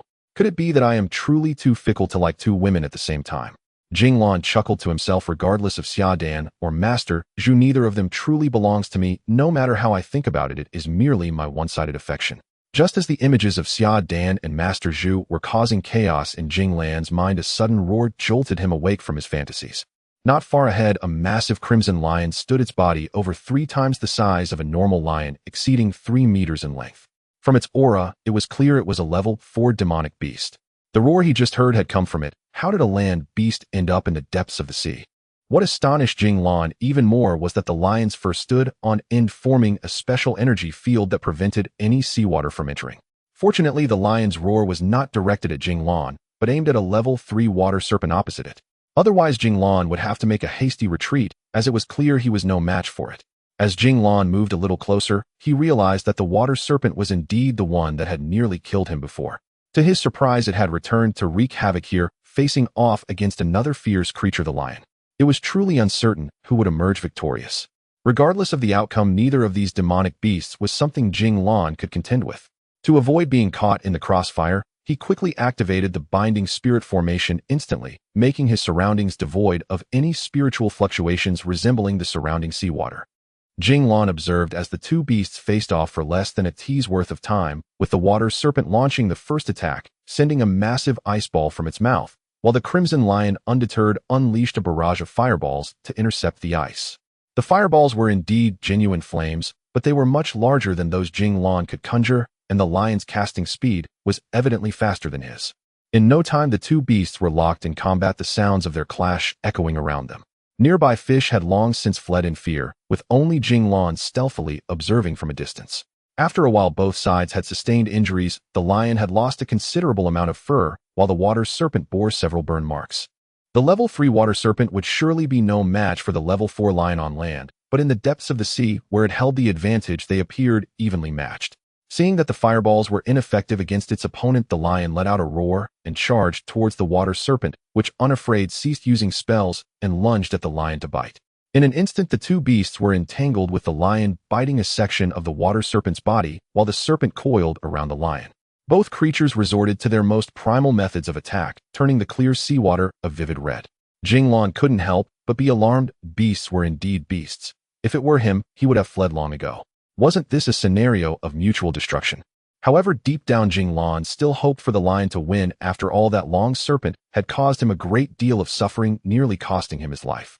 Half an hour later, Jing Lan saw that both sides were exhausted and heavily injured, when suddenly 50 meters away from the battlefield, a series of azure lights swiftly approached the water serpent, targeting its throat. Under normal circumstances, this might not have dealt a fatal blow to the large serpent, but after engaging in battle with the lion for so long, its spiritual energy had long been depleted. Suddenly, several azure lights flew past, and the serpent slowly weakened, finally collapsing onto the seabed, having been struck down by Jing Lan. At this moment, the lion was also on the brink of collapse, lying on the seabed. Seeing that Jing Lan did not attempt to harm it, it cast a grateful glance in his direction. Strangely, Jing Lan understood the meaning of that gaze. Could this lion be an intelligent demonic beast? With skepticism, he asked the lion, "Can you understand me?" Unexpectedly, the lion blinked a few times at Jing Lan, indicating that it could comprehend him. This piqued Jing Lan's curiosity, and he continued to ask, "What kind of demonic beast are you? One from the water or one from the land? What brings you to the depths of the sea?" Suddenly realizing that even if the lion could understand, it probably couldn't speak, he felt a bit disappointed. After resting for a moment, the lion rose from the seabed and walked over to the slain water serpent. It bit into the serpent's dantian, revealing a walnut-sized core, and with a mighty gulp, it consumed the dantian. It is quite normal for demonic beasts to devour and hunt each other to enhance their strength, and the lion's act of directly consuming the water serpent's dantian was one such method of cultivation. Unbeknownst to Jing Lan, an adult water serpent is typically at least a level 5 demonic beast, while this level 3 juvenile serpent was different from others of its kind, because its dantian already contained a nascent core, the precursor to a true core. Once the nascent core naturally matured into a true core, the juvenile serpent would evolve into a level 5 demonic beast. The lion had evidently been aware of this fact, which is why it targeted the juvenile serpent, but it had not anticipated that this young serpent would be so formidable, as ordinary level 4 demonic beasts were simply no match for it. Afterward, the lion approached Jing Lan, circling around him a few times, then gently nuzzled Jing Lan's misty shield. Initially worried, Jing Lan asked, "Could it be that you want to befriend me?" To his surprise, the lion nodded in agreement, and Jing Lan was overjoyed. This lion was quite a formidable creature. If he could travel the depths of the sea with it, his safety would be greatly increased. "All right, then you heal, and I will guard you," Jing Lan replied. However, the lion shook its head, glanced upward, and flew towards the sea surface, occasionally looking back at Jing Lan, signaling him to follow. Jing Lan was also curious, so he quickly summoned his sword and followed behind the lion. Before long, both man and beast soared out of the sea. Once they broke the surface, the lion swiftly flew eastward toward the meeting point of Penglai and Fangzhong, the juncture between the inner sea and the outer sea. Jing Lan was astonished to discover that beneath the lion's limbs was a swirling red cloud resembling a dancing flame from a distance. He could not tell whether it was a spell or an innate ability. This only surprised Jing Lan further. During this time, he had encountered numerous demonic beasts. Nearly all of them fought purely by instinct, which was why beasts of the same level were generally no match for humans. Yet this crimson lion appeared to understand how to apply certain techniques not only in combat, but also in everyday life. Now Jing Lan was certain that this lion was definitely not a water-dwelling beast, as it flew too swiftly. Even with all his might on the sword, he was only falling further behind. Before long, the lion came to a halt, glancing back at Jing Lan, and then at its back. Jing Lan was taken aback. Could it be indicating for him to climb on? He cautiously approached the lion, and the lion blinked at him in a friendly manner, signaling that this was indeed the case. Once Jing Lan sat astride the lion's back, it suddenly ascended several hundred meters, reaching an altitude of over 600 or 700 meters above the sea. Then the lion began to fly at full speed, and Jing Lan finally grasped its true velocity. Not only could he not keep up, but even an ordinary golden core expert would struggle to match such speed. It was easily 4 to 5 times faster than his own. Moreover, the altitude was nearly twice that of his usual flight.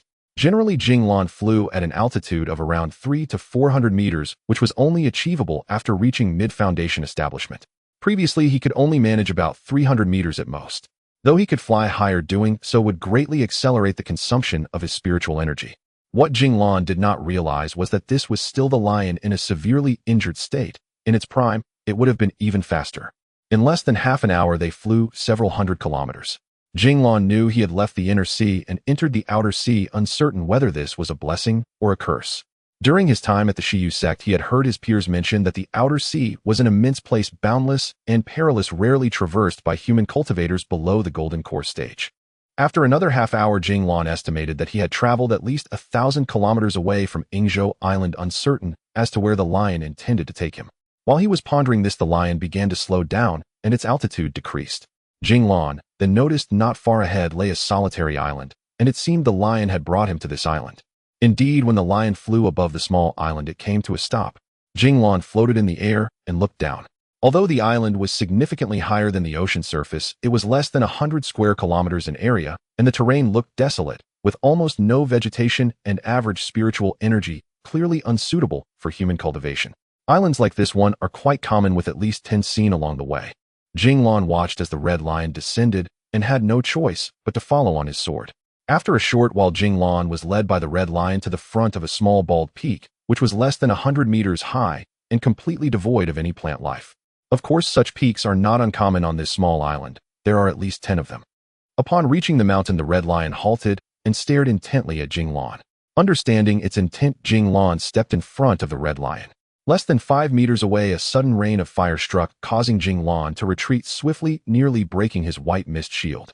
By the time he returned to the mountain, he was already drenched in sweat. To his surprise, this seemingly ordinary peak concealed a large illusionary array, and a deadly one at that, at least a level 3 formation. Only formations above level 3 possess active attack capabilities, which puzzled Jing Lan. Who could have such grand ambitions to set up a great array here? Or perhaps it was a natural illusionary killing array. Looking back at the red lion, he noticed it was motionless, staring at him, perhaps thinking, how could you be killed so quickly? Jing Lan felt a surge of anger. Good heavens, are you sending me to my death? Then he reconsidered. This red lion was only slightly stronger than him. Although it was severely injured, it wouldn't need to bring him to such a remote place to kill him. Could it be that it wanted him to break this array for it? Unfortunately, his understanding of formations was limited, and with only mid-foundation establishment cultivation, how could he possibly break this illusionary killing array? Thinking of this, Jing Lan spoke to the red lion. Brother Red Lion, I only have a superficial understanding of formations, and my cultivation is merely mid-foundation establishment. It is unlikely I can break this array. The red lion responded with two loud roars, implying he believed Jing Lan could do it, or perhaps to try again. Jing Lan shook his head and replied, all right, I will risk my life to accompany you. I will go again, but if it still fails, I must leave. This place is not safe. A level 5 beast might come and swallow me without anyone knowing. The red lion nodded, circling around Jing Lan several times, constantly nudging Jing Lan's pants with its mouth. Jing Lan was taken aback and asked, are you saying that if I break this array, you would be willing to become my mount? The red lion blinked its eyes, seemingly agreeing. Jing Lan was overjoyed. If he had this red lion by his side, he could go anywhere in the world. With such incredible speed, ordinary beasts and cultivators would be unable to keep up. Jing Lan instantly felt invigorated and, mustering his courage, said to the red lion, I will try again. This time Jing Lan did not rush into the array, but instead wandered outside of it. The greatest difference between humans and beasts is that humans possess high intelligence and the ability to think. After a while, Jing Lan could come up with no good solutions. This great array was too terrifying. Outside, he felt no trace of the array's aura, and it seemed no different from the surrounding environment. But once inside, he realized just how formidable it was. Fortunately, this illusionary array was not like the illusionary divine wood array he encountered over a decade ago, from which one could not escape once inside. Jing Lan fully activated his white mist spiritual shield and cautiously stepped into the array. Just as he set foot inside, another wave of meteor fire rained down, covering an area of at least 10 square meters. The white mist shield wobbled, but ultimately held firm. Once inside the array, Jing Lan noticed that he had unknowingly entered a cave with the entrance slanting downward, seemingly bottomless, and wisps of heat emanating from within. Feeling hesitant, Jing Lan walked deeper inside. After taking less than 5 steps, another wave of fire rained down, but this time the fire was even more concentrated and the spiritual shield nearly shattered. Jing Lan immediately decided to retreat. The consumption of spiritual energy was too great. Surviving this wave meant that next time he would definitely face destruction. Most importantly, he had taken barely 5 steps, while who knew how many more steps, or even kilometers, lay ahead. Upon returning to the entrance, he encountered another fire rain attack. Jing Lan emerged from the array, his face pale. His strength was too lacking. Without cultivation at the golden core stage or above, he had no hope of breaking into this array. Once outside the array, Jing Lan told the red lion, it's impossible, and quickly sat down to meditate and recover the spiritual energy he had just lost. The previous fire rain, though individually weak, was akin to a small fireball at the early foundation establishment level, but the density was overwhelming. There were hundreds or thousands of them at once. It was likely that even a golden core expert would fare poorly here. Seeing Jing Lan was powerless, the red lion let out an angry roar and rushed into the array itself. Jing Lan was startled and quickly shouted, don't go. Although the red lion was a level 4 beast, it lacked a spiritual shield. Relying solely on its body to withstand the fire rain, the outcome was predictable. Jing Lan did not want such a valuable mount to be destroyed by the array. Let me think of another plan. Don't rush, he said, quickly getting up to block the red lion. Could it be that there was something inside that the red lion cared about? What could make it so anxious? A treasure, a kindred, a mate, or perhaps its offspring? As Jing Lan meditated, he pondered, why was he attacked as soon as he entered? How could the array sense his presence? Slowly, Jing Lan realized an important truth. It must be his spiritual energy fluctuation that triggered it. Yes, it should be so. With this thought, Jing Lan picked up a large stone and walked toward the array. Another wave of fire rain attacked, but Jing Lan was prepared this time.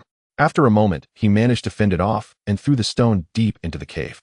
With his strength, the stone flew several hundred meters, but the array showed no reaction, causing Jing Lan to rejoice. Suddenly, Jing Lan activated the spirit constraint array and his spiritual shield became transparent. Since the white pearl in his sea of consciousness could not yet be split into two, for now Jing Lan had no way to activate both the spiritual shield and the spirit constraint array simultaneously. Jing Lan cautiously took a few steps back, and the array showed no reaction. When he turned around, he realized he had unconsciously reached the outside of the array, where the red lion was watching him with an expectant expression. Brother Red Lion, I found a slight weakness in the array. They'll go in again shortly. You stay outside and recover from your injuries and wait for my good news." After saying that, Jing Lan entered the array once more. This time he encountered no fire rain at all, but he still dared not relax, continuing to walk forward several more steps until he reached the spot of the second fire rain attack, which surprisingly also did not trigger. Jing Lan grew bolder, controlling the spirit constraint and spiritual shield to venture deeper, his pace quickening. Before long, he had walked several kilometers without incident. To Jing Lan's surprise, the cave continued to slope downward. If he kept going down like this, he would have long since reached below sea level and beyond the small island's boundaries. Yet not only did he not see any water, but the temperature was also rising. Continuing downward for about 3 or 4 kilometers, he finally reached the end of the downward path. Before Jing Lan appeared a gigantic cave, and upon entering this large cave, he felt an even greater heat. Cultivators at the foundation establishment stage can go without food and are unaffected by extremes of heat and cold, but this heat was clearly extraordinary, as beads of sweat were forming on Jing Lan's body. If it weren't for the spiritual shield helping to block most of the heat, he would likely be feeling much worse. Upon entering the large cave, Jing Lan cautiously controlled the spirit constraint, allowing his spiritual energy to gradually emanate. Indeed, he was not attacked by the array. It seemed the array only activated in the entrance passage, and once inside the large cave it did not. In the past half hour, although the combined use of spirit constraint and the spiritual shield did not consume much spiritual energy, Jing Lan's mind remained highly tense, fearing that any misstep would trigger the array and lead to disaster at that precarious position. At this moment, he finally relaxed a bit, as that passage's meteor fire was truly terrifying. What puzzled Jing Lan the most was that there were at least 10 tunnels surrounding the large cave leading to other areas. However, these tunnels did not extend downward. They were all on the same horizontal level. Jing Lan inspected each one, but found nothing. In frustration, he chose to enter the tunnel directly opposite him. As he entered the tunnel, Jing Lan carefully controlled the spirit constraint, allowing a small amount of his spiritual energy to emanate. The array showed no reaction. After releasing a little more, there was still nothing. Finally, Jing Lan completely withdrew the spirit constraint, and it seemed there was no array present in this tunnel. After cautiously walking nearly 500 meters, he finally confirmed that this tunnel indeed had no. Instantly, a misty white shield enveloped his entire body, and the surrounding heat subsided markedly. The winding tunnel stretched over 10 kilometers. Unprotected by any formation, Jing Lan skimmed the ground in flight and reached its end within half an incense stick's time. Upon arriving at the tunnel's base, Jing Lan was stunned. This seemingly spacious passage turned out to be a dead end. With no choice, he retraced his steps and returned to the vast cavern. There he carefully examined the remaining tunnels. None appeared distinguishable from the entrance. Suddenly, he noticed something on one tunnel wall: blood, crimson lion blood. He had seen its rich, dense hue before, deep beneath the inner sea. Though its scent had greatly faded, it still failed to evade Jing Lan's keen nose. Crucially, this time he observed with exceptional precision, discovering even that minuscule trace of blood, whose age remained unknown. Could the crimson lion outside have emerged from here? Yet, as a fourth-rank demonic beast, how could it possibly withstand the illusion-killing formation? If not its blood, then what explained these stains? Momentarily bewildered, Jing Lan resolved nonetheless to venture inside and investigate. Mind made up, he raised his misty white shield and soared forward on his sword, only for a sudden, unheralded torrent of fire to strike him mid-entry, catching him completely off guard. He hastily retreated back into the cavern. To his surprise, this tunnel bore a formation. Jing Lan activated the soul constraint formation once more and proceeded cautiously inward. This time he dared not fly on his sword. At his current cultivation level, he could not simultaneously control his sword, condense his spiritual energy entirely, and maintain full divine sense. Any inadvertent contact with the formation would bring unimaginable consequences. Half an hour later, Jing Lan traversed the serpentine passage. Externally, aside from occasional smears of crimson lion blood, it bore little distinction from the earlier tunnel. Yet it now contained a formation's control mechanism. Should he locate and either dismantle or subdue its core foundation, the array would collapse of its own accord. The challenge lay in the passage's unexpected length. Its terminus remained unseen. Though unable to fly, Jing Lan moved with extraordinary speed. Another half hour passed before he sensed something amiss. Searing heat surged relentlessly from the tunnel's far end. Though still unseen, the intensity left him drenched in sweat, his robes clinging sodden to his skin. At last he beheld another immense cavern, or rather a colossal caldera of flame.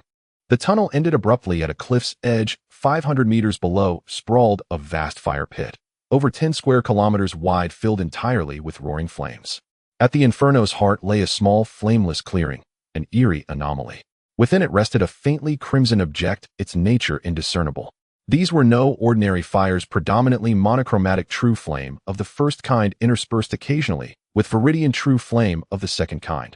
The very source of the tunnel's oppressive heat, explaining why even Jing Lan found it nearly unbearable. Jing Lan suddenly recalled reading about a formation in the sword-hiding pavilion's treatises, the ninefold Yellow River Formation. Its defining trait lay in its foundation, not forged from artifacts, but woven from abundant five-element qi. A naturally occurring formation, it featured 9 branching passages, yet only one led to its core itself, composed of swirling elemental energies, hence its name. Though modest in single-target offense, the ninefold Yellow River Formation excelled devastatingly against groups. By his own strength alone, Jing Lan knew he stood no chance of dismantling it. Only a celestial-tier artifact capable of absorbing all this fire could possibly dispel it. Jing Lan stood at the cliff's rim, scrutinizing the formation's foundation. Though the true flames appeared chaotic, their pattern must be deliberate. After a long while, he discerned a subtle rhythm. A meandering path of pure first-kind true flame extended from the tunnel's mouth to the formation's center, a path utterly free of second-kind flames. With his current cultivation, walking this path, shielded by a spirit energy barrier, should pose no grave danger. But encountering second-kind true flame would invite unpredictable calamity. He dared not fly across the abyss. Such arrogance would trigger the formation's most merciless assault. The rain of first-kind true flame, far deadlier than the mundane fire in the outer tunnel. After a brief recovery, Jing Lan fully activated the soul constraint formation and leapt lightly downward into the sea of fire. Following the flame path he'd identified, he advanced slowly toward the central clearing. Fortunately, the soul constraint formation, woven from white pearls, warded him from all other attacks. Beneath his feet, the first-kind true flame relentlessly eroded his spirit energy shield, draining his qi at a considerable rate. After one incense stick's time, Jing Lan finally reached the heart of the inferno, the tranquil clearing. The moment his foot touched solid ground, the suffocating heat vanished entirely. Moreover, fiery celestial qi saturated the clearing with extraordinary density. Gradually guiding the soul constraint formation, Jing Lan felt his spirit energy slowly replenish, until at last he withdrew it entirely. Indeed, within this flameless vacuum, no fire rain descended. Jing Lan instantly relaxed, collapsing onto the ground. Those moments had tested both his divine sense and spiritual energy to their utmost limits. Now at last respite. Only then did he notice the crimson object he'd glimpsed earlier in the tunnel, a tiny crimson lion cub smaller than a house cat, its eyes barely open, newborn perhaps. Its shallow, fragile breaths betrayed dire distress, on the verge of death, likely from prolonged. What astonished Jing Lan most was that this unopened-eyed cub was already a first-rank demonic beast. Recalling the crimson lion outside, he surmised this was almost certainly its offspring. Yet how had the cub come to be trapped here? Demonic beasts below 5th rank lacked the ability to abstain from food, unlike human cultivators who achieved grain abstinence upon foundation establishment. Below 5th rank, they relied purely on instinct for survival and cultivation. Prolonged fasting would inevitably kill them. Jing Lan now understood the outer lion's frantic urgency. Its child was imprisoned here, and its life perhaps already slipping away. Clearly the priority was rescuing the cub and returning it to its parent.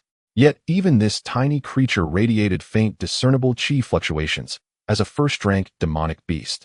Were it human, Jing Lan would have trusted his soul constraint formation implicitly. He'd entered precisely thus. But carrying the cub multiplied the difficulty exponentially.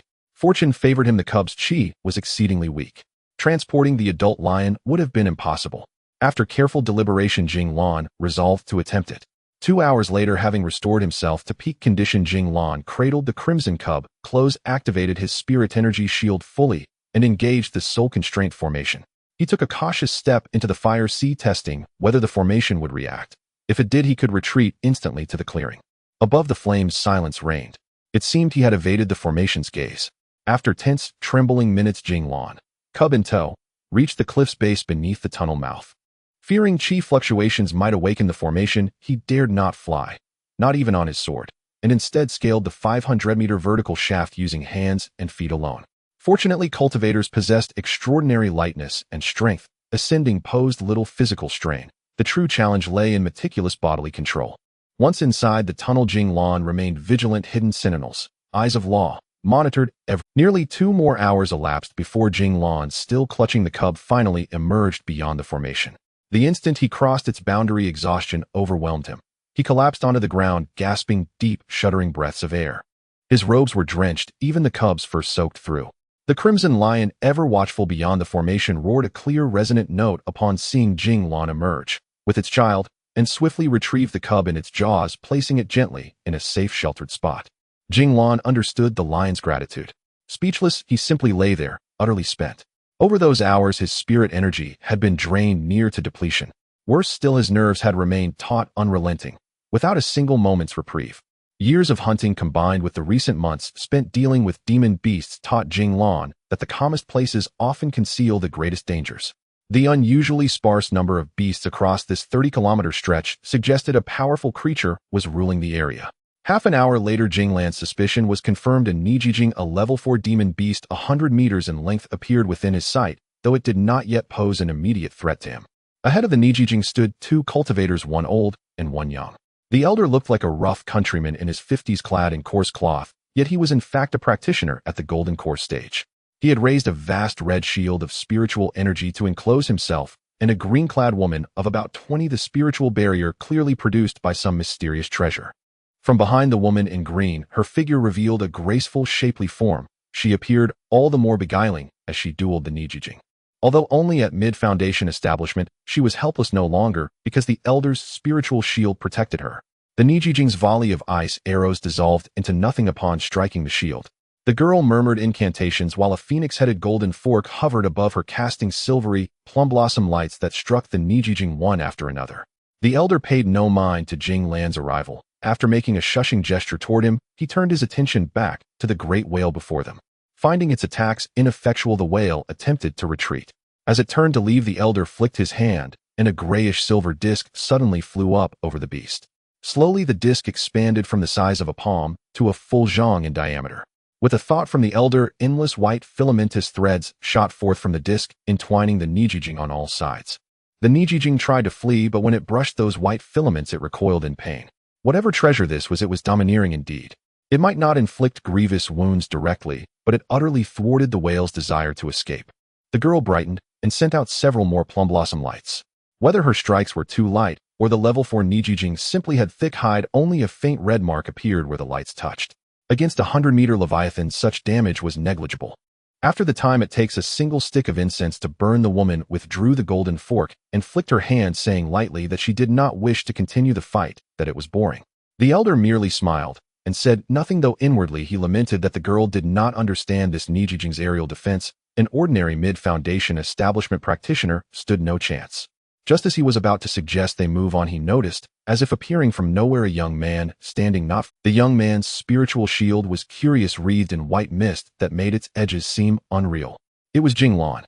When the woman in green turned and met Jing Lan's gaze, he caught sight of her face and was momentarily stunned. Her features were exquisitely formed, clear, bright eyes, pearly teeth, almond-shaped eyes filled with feeling, small crimson lips, a slender nose, an oval face framed by flowing black hair, skin like silken cream, and a willowy figure. Truly the portrait of a great beauty. Jing Lan found himself awkward and at a loss. He had not expected to encounter deep beneath the sea someone even more beautiful than his senior sister Xiaodan. More important than mere beauty was the quality that seemed to captivate Jing Lan's very soul. It was even more striking than the first time he had seen senior sister Xiaodan.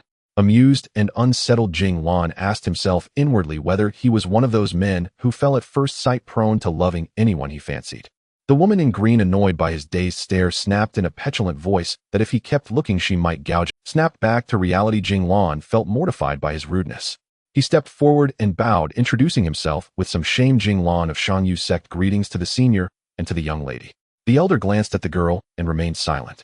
The woman said, laughing, that so this was the Shangyu sect idiot, and teased whether Shangyu sect produced nothing but idiots. Jing Lan flushed and replied in embarrassment, asking why she would say such a thing and whether she had actually met his fellow disciples. Her laughter continued as she explained that not long ago she had encountered someone who claimed to be a Shangyu sect disciple named Lu Yunfeng, who wore an expression much like Jing Lan's. Was he not a fool? Jing Lan was greatly embarrassed to find that senior brother Lu and he shared certain mannerisms. He lowered his voice and asked where they had met his Lu senior brother, and then courteously inquired the names of his interlocutors. Until Jing Lan spoke, he had assumed the elder was the pair's core authority, but when the elder glanced to the beauty for approval, Jing Lan realized the girl might actually be the dominant figure between them, which explained her brazen manner. Fate often unfolds like that. Rarely bothering with peers, the girl broke convention and announced her affiliation. I am Zhu Shishir of Tianqing sect, and this is my senior uncle Feng. It is like an ordinary person standing for a long time, their legs long since numb with a chair beneath them. You can choose to sit down, but the chair is covered with countless sharp needles, guaranteeing that once you sit, blood will surely flow. The feeling is truly excruciating. You want to stop, yet dare not, want to relax, yet cannot. After passing through a massive cave connecting 9 tunnels, Jing Lan returned to the corridor leading to the exit, continuously ascending. Perhaps sensing that they were about to exit the formation, the young lion in his arms suddenly moved, causing Jing Lan to momentarily relax. A lapse in concentration invited a torrential rain of fire upon him. Jing Lan was instantly jolted awake, urgently channeling all his strength to activate the conjuring spirit formation, while simultaneously controlling a spiritual energy shield to fend off the fiery onslaught. After a while, drained of spiritual energy, he barely managed to escape. In the time that followed until they exited the formation, Jing Lan was nearly at the edge of his strength, constantly vigilant, and finally made it back to safety outside the formation. The feeling of having survived a calamity was overwhelmingly joyful. Had he made another mistake on the way, Jing Lan would undoubtedly still be trapped within the 9 Curves Yellow River formation. While Jing Lan celebrated his survival, the red lion was busy tending to the young lion. The red lion expelled a small inner core from its mouth, which slowly flew towards the young lion, the very core of the young dragon from a day prior. Unexpectedly, the red lion's journey to the inner sea was not solely for its own sustenance, but also to save the young lion. After a while, the young lion still lay on the ground like a lump of clay, completely devoid of vitality. Perhaps due to having been starved for too long, even the essence of the young dragon's core could not save the. After circling the young lion a few times, the red lion suddenly emitted a brilliant red light, and from its mouth it expelled another nearly transparent inner core. Jing Lan was astonished. He had not expected this red lion to have formed an inner core as well. He began to realize he had underestimated it, discovering that it was actually a 5th-level beast. No wonder its intelligence was so high, capable of understanding his words. Perhaps due to the red lion's forced escape from the formation, its inner core noticeably lacked spiritual energy. Originally fiery red, the core now appeared almost transparent. It was no wonder Jing Lan had mistaken it for merely a 4th-level beast. The red lion positioned its transparent inner core just under a foot above the young lion's head, and immediately the core radiated a soft red glow that enveloped the young lion's entire body. Half an hour later, the young lion made a faint sound, clearly having been pulled back from the brink of death by the red lion. Upon looking, the inner core above the young lion had shrunk from the size of a jujube to that of a yellow bean, and it was even more transparent. If it weren't for the faint glow emanating from above it, Jing Lan might not have even noticed its existence. Suddenly, with a pop, the inner core that had coalesced all of the red lion's essence exploded. Jing Lan was alarmed. He knew that the inner core was the most vital part of a beast's body. If the inner core was destroyed, the beast would likely perish as well. Having risked his life to venture into the formation, he had relied on the red lion's formidable flying abilities. Now it seemed all his efforts were in vain, having lost such a powerful mount. With this thought, Jing Lan shook his head and sighed. Indeed, human plans cannot compare to the heaven's designs. He had thought that saving its cub would lead to it becoming his mount, yet the red lion lay weakly beside the young lion, casting a glance at Jing Lan as he approached, its eyes glistening with tears. Jing Lan instantly understood the red lion's meaning and was deeply moved. He spoke to the red lion. Rest assured, although you cannot become my mount, we have shared this moment together. Given your sacrifice for the young lion, I will take good care of it. After hearing Jing Lan's words, the red lion's gaze gradually became distant. Clearly having lost its inner core, it had reached the end of its life. Before long, its breathing ceased, and its soul vanished from the world. The young lion beside it, however, began to breathe more robustly. Jing Lan picked up the young lion, summoned his sword, dug a large pit, and buried the red lion's body. This was all he could do for it.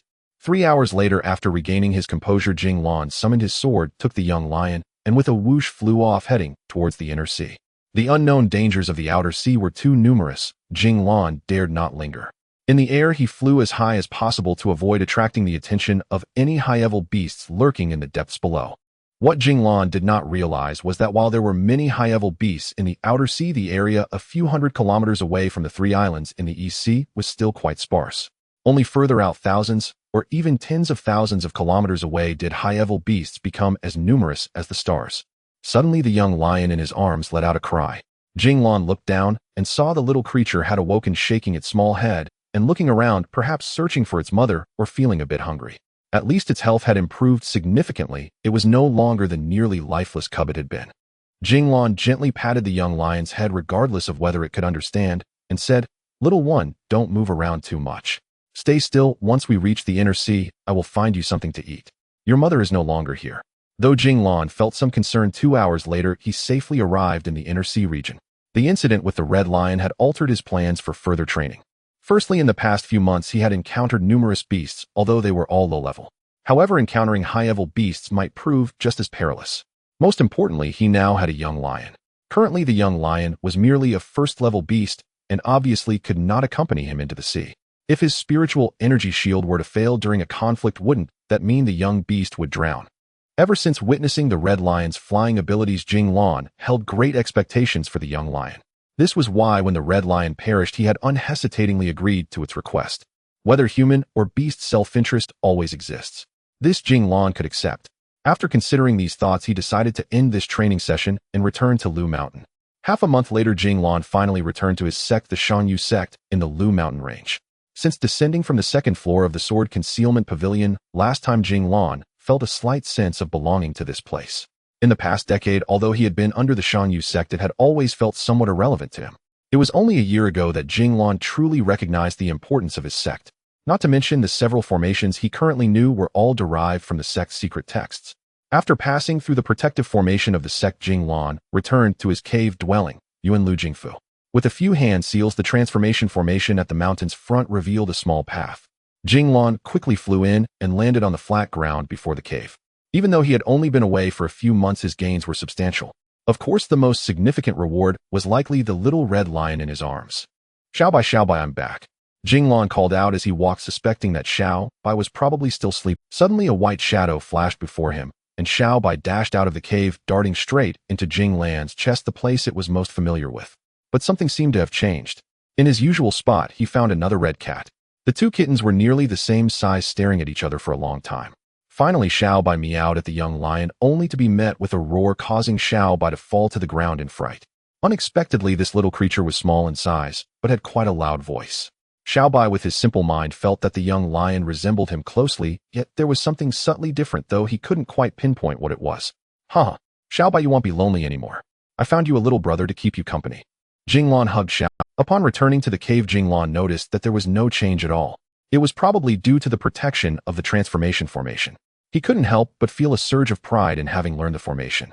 In truth, even without the illusion formation's protection, who would be interested in this shabby cave? The answer was undoubtedly clear. Sitting down, Jing Lan began to ponder, primarily concerning the young lion's food supply. He had long since fasted for years and could do without food, while Xiao, by being an herbivore, could survive on a few leaves and wild fruits for several months, just as he had during his time in the Divine Illusion Wood formation. However, now there was an addition of a red lion, clearly a carnivore. It would indeed be troublesome to find food for him every day. Although my storage bag could hold 3 to 5 small wild beasts, the issue was that it couldn't preserve freshness. The meat would spoil. I couldn't possibly go hunting for him every few days, as that would greatly affect my cultivation. I heard that higher-grade storage treasures like storage bracelets can preserve freshness and have immense capacity, but that's clearly something only the wealthy can afford. Even my master Luo Gingshi seems to only use a storage belt. Thinking of this, Jing Lan recalled the Starwheel Conference. If I happen to be lucky enough to enter the top 10, 500 high-grade spirit stones might be enough to buy a storage bracelet. In fact, both storage bracelets and storage rings are premium treasures. There are very few masters in the cultivation world capable of crafting such treasures, and the materials are quite hard to find. Thus, they are akin to premium spirit stones. Just having money does not guarantee you'll get them, a fact Jing Lan was unaware of.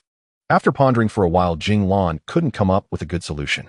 He could only go hunting for him first, hoping he would grow quickly enough to hunt for himself, or perhaps learn to eat vegetarian food from Xiaobai.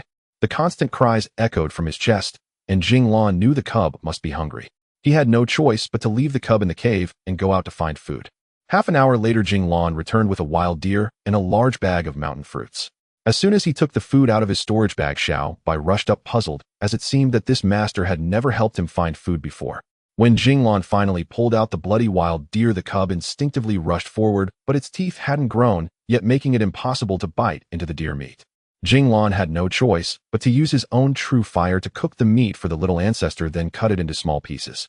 In an instant, the cub, about the same size as Xiaobai, devoured half a wild deer in one meal.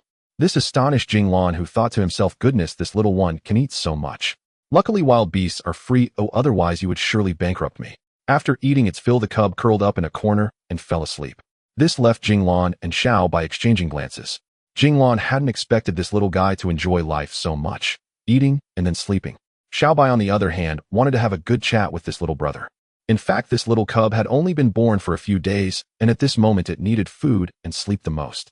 After years of hunting, Jing Lan had some understanding of this. Breastfeeding would have been better, but he hadn't found any suitable wild beasts during his outing.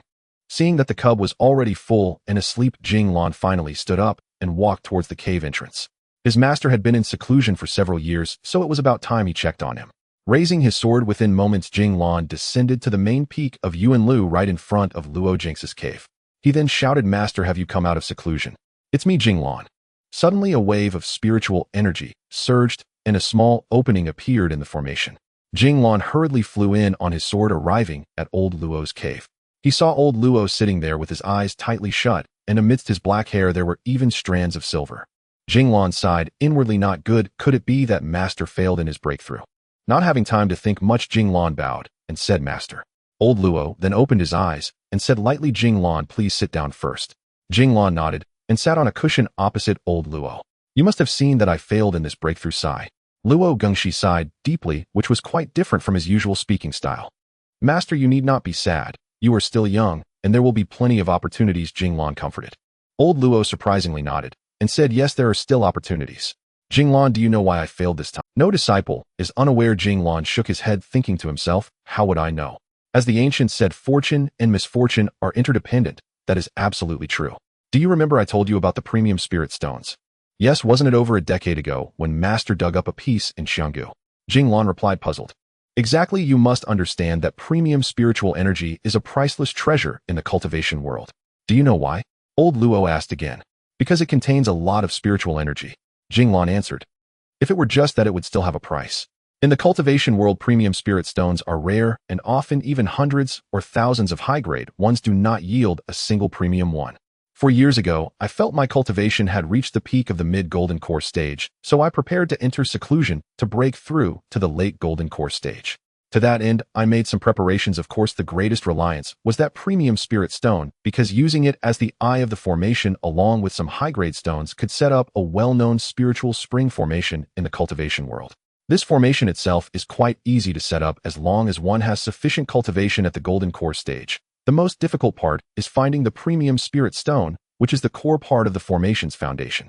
Even if there are some, many are in the hands of those old monsters at the nascent soul stage, and it is not easy to acquire. The effect of the formation is solely to provide a very rich supply of heavenly and earthly spiritual energy for a longer period, which is obviously crucial for our cultivators during breakthroughs.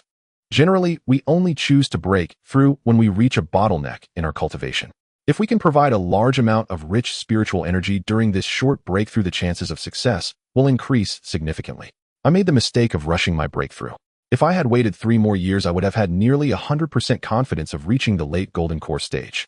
Perhaps I overvalued this spiritual spring formation, rushing my breakthrough 2 to 3 years early. I came out half a month ago, but in the end I still failed miserably. Perhaps it was meant to be.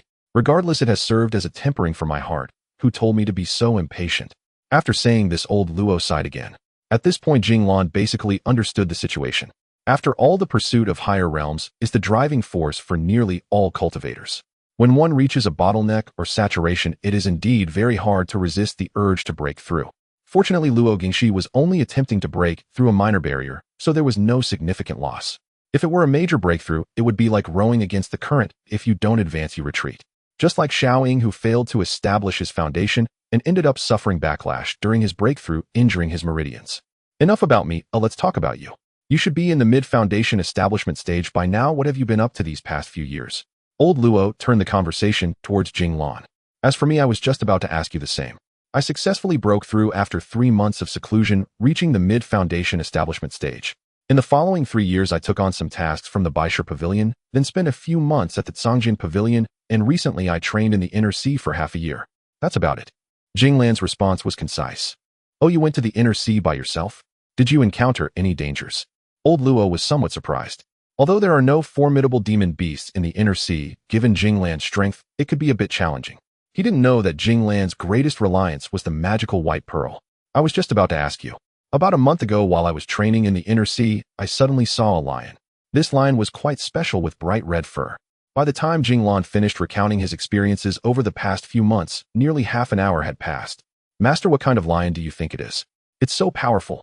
Jing Lan pressed on. Did you really bring back a little lion? Old Luo responded with a question.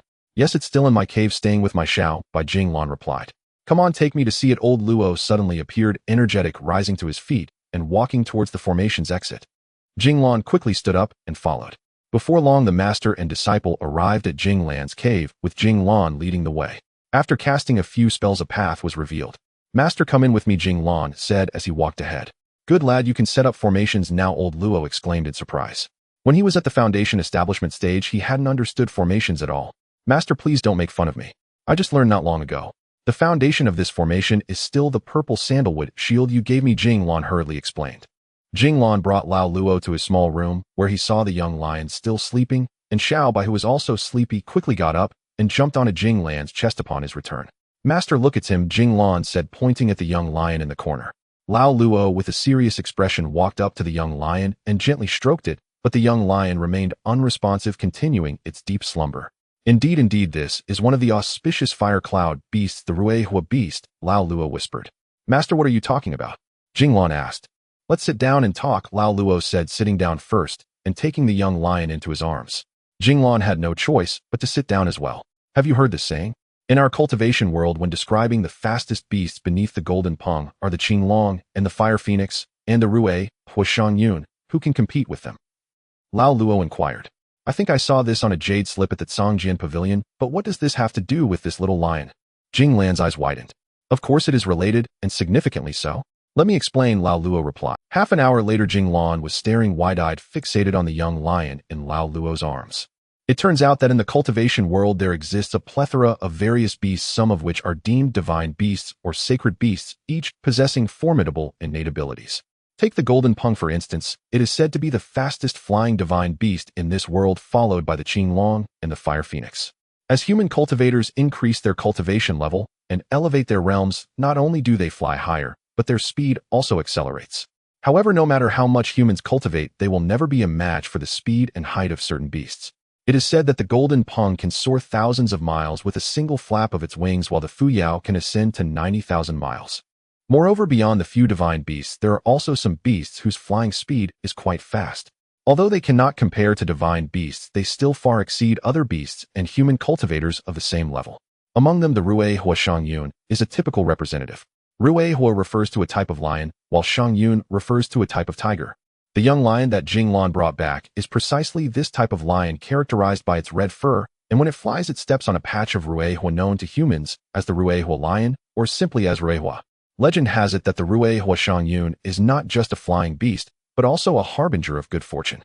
Those who encounter them are likely to experience good luck, which is why Lao Luo has been holding it in his arms. Perhaps he feels overly unlucky. Ordinary beasts generally cannot fly until they reach level 5, while flying beasts are mostly born with the ability to soar. This little Ruehua will probably be able to fly using fire once it grows a bit larger, but by then it will already be a level 2 beast. Master, if that's the case, doesn't that mean I'm going to have good fortune? Jing Lan said, feeling a bit excited. Yes, I must say you are indeed fortunate. At the beginning of your cultivation, you had the dragon well fruit, and after being stuck for 10 years due to the divine illusion tree, you broke through in one go. Now you've brought back Ruehua, who knows what other good things await you. Lao Luo said while shaking his head. It's clear you're not very interested in alchemy and artifact forging, and I won't pressure you. What do you plan to do in the future? Lao Luo asked. Master, I want to participate in the Star Will Conference in 2 years.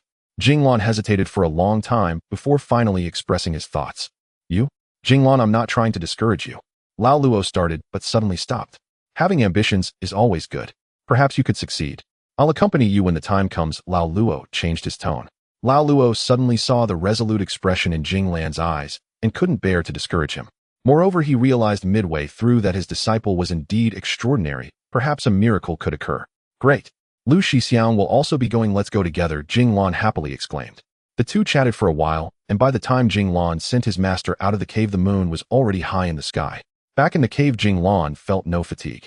The young lion in his arms had opened its eyes at some point and was curiously observing Jing Lan. Jing Lan smiled. Little buddy, I hope you can bring me good luck, and kissed the young lion. Xiao Bai let out a cry. Ever since the young lion arrived, his position in the family had clearly declined, and he couldn't help but call out. The young lion responded with a roar. Jing Lan felt embarrassed. Was this little guy hungry again? He had to roast the remaining half of the wild deer for it. Lao Luo said that once the Rue Hua reaches level 2, it can hunt for food on its own, which is a relief. However, what if it runs away while searching for food, or if someone sees it and tries to snatch it away? That clearly poses a problem. In the Tsangjian Pavilion, Jing Lan had also seen some techniques for taming beasts, and the best method was undoubtedly blood control. The advantage of this method is that as long as you drop blood infused with spiritual energy and divine sense into the beast's sea of consciousness, you can completely control the beast, and it will never betray you for life. Moreover, humans can communicate better with the beast. However, blood control is a very dangerous spell not for the caster, but for the one being controlled, which the sea of consciousness is extremely important for both humans and beasts. External divine senses and spiritual energy can easily damage it, leading to madness or even death. Moreover, the higher the level of the beast, the harder it is to tame. Therefore, the best time to perform blood control is when the beast is still young. It is said that high-level beasts can even implement this spell on humans, which Jing Lan found terrifying. After returning, Jing Lan did not immediately perform blood control, partly because he was afraid of injuring the young lion due to his insufficient cultivation, and partly because he felt it would be somewhat cruel. What if the young lion grew up and hated him for it?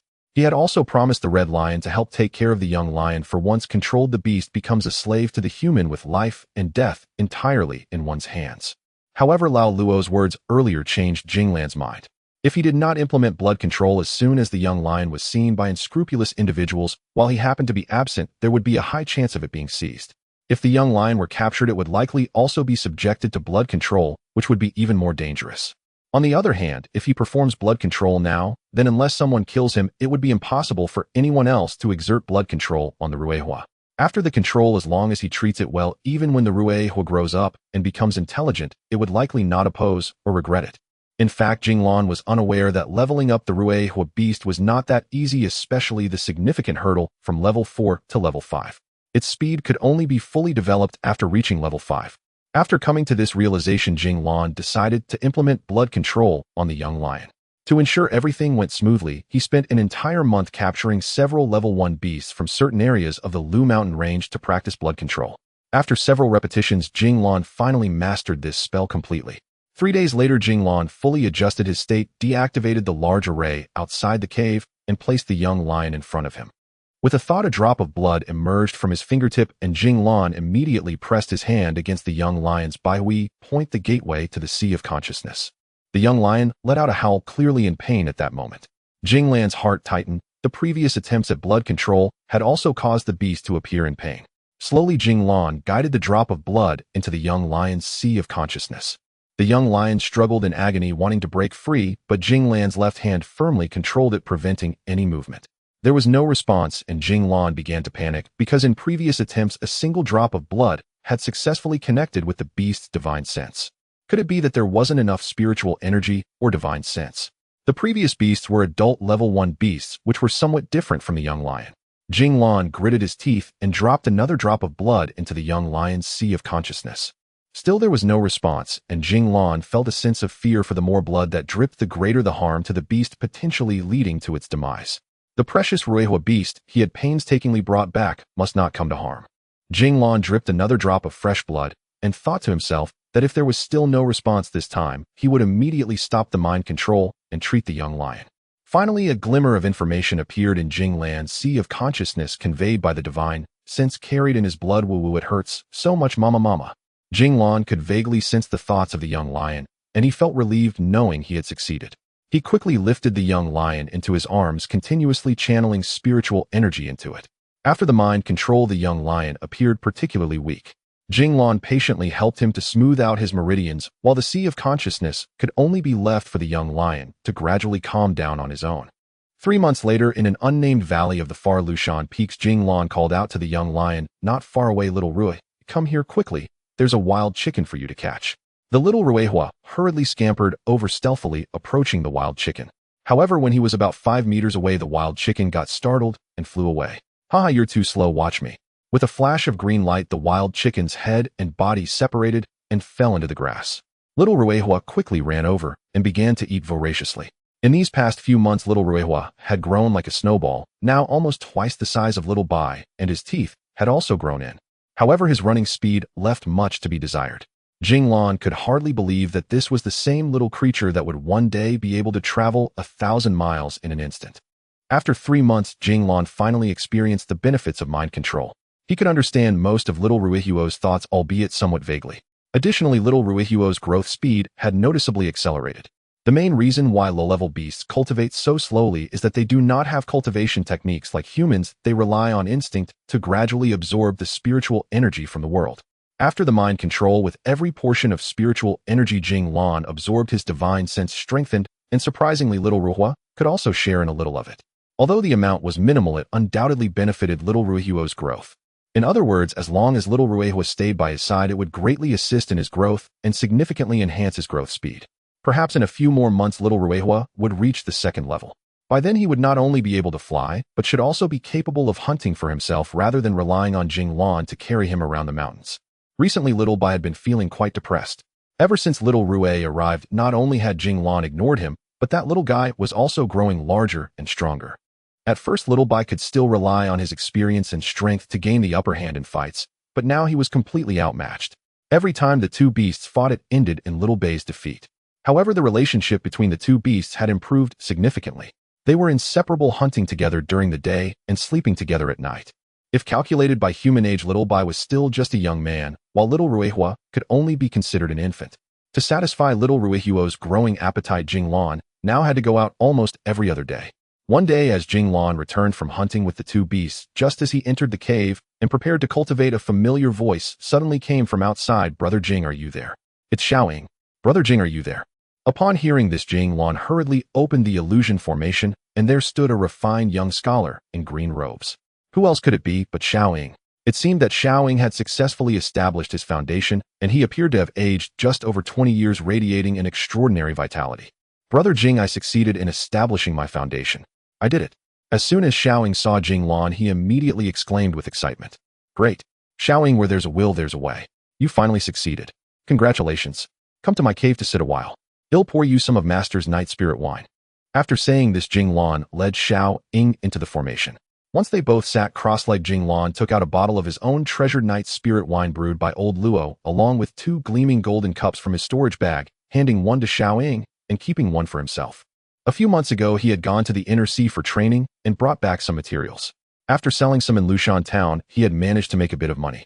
Following Lu Yunfeng's example, he bought a set of fine wine utensils, which were the golden cups now in their hands. "I must ask you, Xiaoying, now that you've successfully established your foundation, why are you dressing like your big brother?" Jing Lan said while pouring the wine. It turned out that Xiaoying's attire was strikingly similar to Jing Lan's, which prompted Jing Lan to ask. Oh. Xiaoying felt a bit embarrassed. "Brother Jing, you know you've always been my role model in cultivation. After all these years, I've finally succeeded in establishing my foundation." Jing Lan was taken aback, not realizing he had unknowingly become someone else's role model. However, Xiaoying's tenacity did indeed resemble his own. "So what are your plans for the future?" Jing Lan asked. "I plan to go home for a visit first. All these years I haven't dared return home since I couldn't establish my foundation. It's been over a decade. But I'll still continue my old profession, though this time it won't be mining. I want to move into management." Xiaoying chuckled as he finished. Jing Lan couldn't help but recall his own experiences managing the mines a few years back. "I should thank you, Brother Jing, for arranging a few good mining caves for me," Xiaoying said with a smile. "Don't mention it. Those were small matters, just a gesture. Aren't we friends? I've been alone in Yingzhou for so many years, and you few are my only friends. It makes me happy to see you doing well," Jing Lan said with heartfelt emotion. Unconsciously, the two began to reminisce about their cultivation experiences over the past decade, and after a long while, Xiaoying rose to leave. Upon reaching outside the cave, Xiaoying summoned a gray-black sword which emitted a faint green light around it, appearing to be merely a low-grade magical item. "Brother Jing, I'm leaving now. Let's meet again someday," Xiaoying said. "All right, take care." After sending Xiaoying off, Jing Lan returned to the cave. With less than 2 years until the Lunar Star Conference, he needed to prepare seriously. It was unlikely to quickly enhance his cultivation level, and that medium-grade magical item that had accompanied him for over a decade was truly too shabby. To achieve a good ranking in the upcoming Lunar Star Conference, it would be best to have a high-grade offensive magical item. However, he had no money or influence, and the price of a high-grade magical item was beyond what Jing Lan could afford at present. Even if he had the money, it wouldn't guarantee he could buy one of the best available at regular weapon shops were merely medium-grade, and that was rare. For the time being, Jing Lan had no good solutions. Master Luo Gingshi could only refine medium-grade magical items at most. Moreover, old Luo had recently failed in a breakthrough and needed a large amount of spirit stones, so it would be inappropriate to ask him. Regardless, he still had little Rue and little Bai, as well as the precious white pearl from his sea of consciousness. But little Rue was still too small, making it unlikely he could assist him in the coming years. Gradually, Jing Lan calmed his mind and immersed himself in cultivation. With the help of the white pearl, he encountered very few significant bottlenecks during his cultivation in recent years, and his cultivation level steadily improved. Suddenly, he felt a sticky sensation on his neck. It must be little Rue, causing trouble again. Jing Lan slowly withdrew his divine sense from his cultivation, waking up to find little Rue sitting on his shoulder, nibbling at his neck. "Goodness, get down from there," Jing Lan said as he scooped up little Rue and placed him against his chest. "In a few more months, there won't be enough room on my shoulder for you."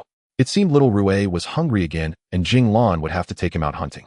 He shook his head helplessly. That little guy was becoming quite the eater. Jing Lan called out to little Bai and flew out with the two beasts. Recently, the wild beasts near Far Lushan Peak had been having a rough time, but thankfully Jing Lan didn't kill indiscriminately. Generally, it was enough for little Ruehua. Jing Lan had just caught a wild boar, and Xiao Ruehua was joyfully eating it. Over the past few months, Jing Lan discovered that Xiao Ruehua enjoyed eating rabbits, wild deer, and wild boars, but showed no interest in tigers, leopards, or lions. He wondered whether it was a natural instinct to recognize their kin, or simply that their meat was not palatable. When Jing Lan returned to the distant cave dwelling with the two beasts, he found an unexpected visitor outside. This person was recognized by Jing Lan. He seemed to be a senior brother who guarded the mountain gate, though Jing Lan couldn't recall his name. "Is that you, Jing Lan?" the senior brother in his 30s asked. "Yes, may I ask what brings you here?" Jing Lan, "I just asked Uncle Luo Gengshi, and he said you were in your cave, so I came over," the senior brother spoke politely. "The Tianqing sect has sent people to our sect for an exchange. I was ordered by Master Liang to invite you to accompany them." The senior brother referred to Liang Dong, the head of the sect, who had once overseen Jing Lan's entrance examination many years ago. This person was currently at the late Golden Core stage and was said to be the strongest outside the Elders Pavilion of the Shangyu sect, leading the entire Baishur Pavilion and deeply favored by Ren Qinghong. It was said that many years ago he was a junior disciple of Ren Qinghong, both being disciples of the former sect leader Gulaishi. Shortly after Ren Qinghong formed his nascent soul, Gulaishi passed away, and this individual became Ren Qinghong's right-hand man. Due to Old Pan's influence, Jing Lan had always harbored animosity towards Ren Qinghong, and consequently, he held no fondness for this Liang Pavilion master either. With over 100 Foundation establishment disciples in Shangyu sect, he wondered why he was chosen to accompany them. Despite his confusion, he had to obey Liang Pavilion master's orders. On his first day at Shangyu sect, he was informed that the first rule of the sect was to comply with the reasonable requests of the elders, putting the sect first in all matters. "All right, please wait for me a moment," Jing Lan said, turning to enter the cave. After setting down Xiao Rue and Xiao Bai, he followed the familiar, yet nameless senior brother flying on his sword to the peaks of Shangyu. Upon arriving at the grand plaza of the mountain peak, where Baishur Pavilion was located, he noticed about 10 Foundation establishment disciples gathered together, and he was led there. Looking up, he recognized 2 or 3 of them. Most were in the mid to late Foundation establishment stage and appeared quite young. However, Jing Lan also spotted an elderly man in the Foundation establishment stage. "Senior brotherly, you're here too," Jing Lan greeted one of the late Foundation establishment seniors. It seemed that he recognized this senior brotherly from the last time he accidentally intruded into his cave. "Isn't this Jing Lan, junior brother?" Senior brotherly returned the greeting. Cultivators generally have excellent memories. Once they meet someone, they usually won't forget, especially since the two nearly fought. "What is the occasion? Why has the Tianqing sect come here?" Jing Lan asked curiously. "I'm not sure either, but our 5 major sects often engage in exchanges. However, it's usually us visiting Tianqing sect or Dihai sect. I'm surprised they are coming here now," senior brotherly explained. Suddenly, a loud voice interrupted them. Unbeknownst to them, Liang Dong, the head of Baishur Pavilion, had appeared behind them. Everyone quickly turned around and greeted him. "Greetings, Pavilion Master Liang." "Greetings, Master." Liang Dong looked nearly unchanged from the last time Jing Lan saw him over a decade ago, still resembling a scholarly teacher, and it seemed he had made progress in his cultivation. Liang Dong paused for a moment and addressed everyone. "Today, the disciples of the Tianqing sect are here to exchange Taoist techniques with our Shangyu sect. Among the dozens of Foundation establishment disciples in our sect, I have specially selected you all. I hope you will not disappoint me, and even more so, do not bring shame to our Shangyu sect. Show your skills, and do not let them look down upon us." A young disciple in the crowd stepped forward and asked Master Liang, "Do you want us to wipe out their arrogance?" "Nonsense. When did I encourage you to be reckless? Just perform at your level, be measured in your actions," Liang Dong replied, laughing as he spoke. He thought to himself, "As long as you understand." On the surface, the five major sects of Yingzhou appeared to coexist peacefully, with no significant conflicts of interest. However, beneath the surface, there had long been hidden disputes often sparked by a small mind. The Tianqing sect considered itself a major sect, and often looked down upon others, even making Shangyu sect suffer. In Yingzhou, only Dihai sect could contend with them.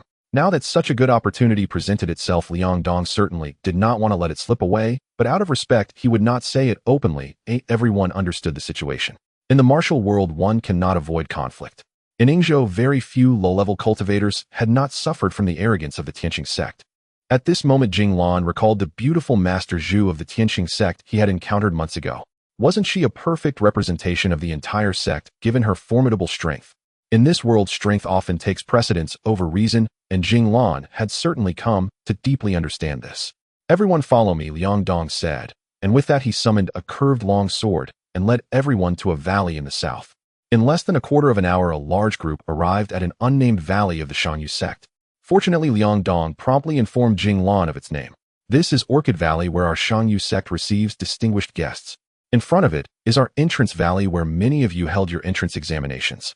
Upon entering Orchid Valley, Jing Lan was surprised to see such a beautiful, secluded paradise within the gates of the Shangyu sect, a place he had never encountered in his 10 years of being a disciple.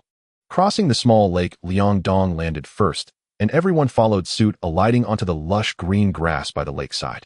Before long, Liang Dong led everyone to a large pavilion where two disciples in the enlightenment stage bowed and greeted, "Greetings, Master Liang." "Greetings, all masters." Liang Dong ignored them and brought everyone into the pavilion where 6 or 7 men and women were seated. Upon seeing the newcomers, they quickly rose to welcome them. Jing Lan then realized that among the 6 or 7 disciples of the Tianqing sect, he recognized 2 Master Zhu, whom he encountered at the bottom of the inner sea, and the seemingly peasant-like Uncle Feng, a golden core expert. "How fortunate that the wind has brought the esteemed friends of the Tianqing sect to our pavilion." "Master Feng, and greetings to all friends from the Tianqing sect," Liang Dong said, as he entered, bowing with both hands while the others followed suit in greeting. Master Feng of the Tianqing sect responded, "Greetings, Master Liang," and the disciples of the Tianqing sect also returned the bow. Once both sides were seated, Master Feng smiled and said to Liang Dong, "I was sent by our sect master to bring a few young disciples to broaden their horizons. I've heard that Shangyu sect's current foundation establishment disciples are outstanding, especially with the Starry Sky Conference approaching, so I brought along a few of Zhu's not Sagriat disciples for some exchange." "You flatter us, Master Feng. Who doesn't know that the Tianqing sect is the #1 sect in Yingzhou filled with experts? We have our talents in Shangyu sect, as well. You overpraise us," Liang Dong responded, chuckling.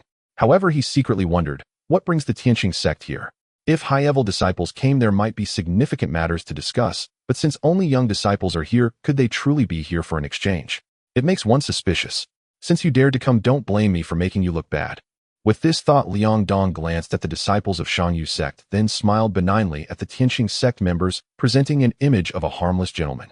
This caused Jing Lan to shiver slightly, realizing that true villains are often more straightforward than false gentlemen. Little did he know that the root cause of this incident was himself. Of course, if it were said aloud, Jing Lan would never believe it. After meeting the seemingly ordinary Master Zhu in the inner sea, she had surprisingly not been able to forget this unremarkable individual upon returning to the sect, which led her to gather everyone to visit Shangyu sect. Suddenly, a beam of spiritual light shot from the distance. Jing Lan reflexively looked up and saw a beautiful female disciple sitting behind Master Feng, her red lips and white teeth forming a charming smile directed at him, followed by a playful grimace that left Jing Lan utterly stunned. It turned out that Jing Lan was seated behind a group of disciples, and if one did not pay close attention, they would not have noticed him. Yet somehow the beautiful disciple opposite had spotted him, leaving Jing Lan uncertain whether it was a blessing or a curse. Logically, seeing the person he admired should bring joy, but for some reason, amidst his delight, Jing Lan felt a touch of fear. Perhaps it was due to his lack of self-confidence, or perhaps it was simply fear of Zhu Shishir.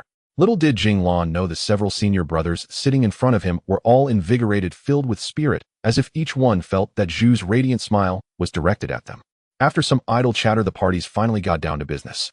A young man in his early 20s stepped out from the Tianqing sect crowd, his red robe accentuating his striking features. "I am Zhu Yishan from the Tianqing sect. I humbly request guidance from the esteemed friend over there." Everyone stood up, knowing it was finally time to showcase their strength. Soon both parties took to the skies on their swords, with the Shangyu sect disciples in the east, less than a mile away from the Tianqing sect. Jing Lan blended in among the crowd, keeping a low profile, while Zhu Yishan stood confidently against the wind, exuding an impressive aura. Seeing no one step up to challenge, Liang Dong scanned the disciples with a sharp gaze. The implication was clear. Just moments ago they had all been brimming with confidence, yet now they seemed utterly deflated. The disciples were also anxious. The Tianqing sect disciples clearly possessed late foundation establishment cultivation. Given their haughty demeanor, they were either exceptionally skilled or mere spoiled brats. Everyone preferred to believe the former, as anyone brave enough to be the first to challenge surely possessed. Suddenly a figure flew out from the Shangyu sect. It was Li Yuanbin, a senior brother known to Jing Lan. He too was at the late foundation establishment stage and ranked among the top 5 foundation establishment disciples in the entire Shangyu sect. Seeing Li Yuanbin step forward, Liang Dong nodded with evident satisfaction. This person was considered one of the top experts among the foundation establishment disciples of the Shangyu sect, and his presence guaranteed safety. Li Yuanbin soared into the air, stopping 50 meters in front of Zhu Yishan, cupping his fists, and saying, "I am Li Yuanbin from the Shangyu sect. Zhu, please enlighten me." Zhu Yishan responded, "Good," and with that he summoned a 3-foot-long fiery red sword, flames swirling around it ready to strike at any moment. Li Yuanbin did not dare to be careless. A light blue spiritual energy shield enveloped him, while a 2-foot-long gray sword spun above his head. In terms of momentum, it was clear that Zhu Yishan had the upper hand. Just as Jing Lan was worried, 2 of the senior brothers beside him whispered, "Zhu Yishan is being too arrogant. He doesn't even need a spiritual shield." Lu Shidi, you may not know, but the Zhu family disciples are used to being powerful. Unless facing a formidable foe, they often attack instead of defend. Their fire techniques are extraordinary.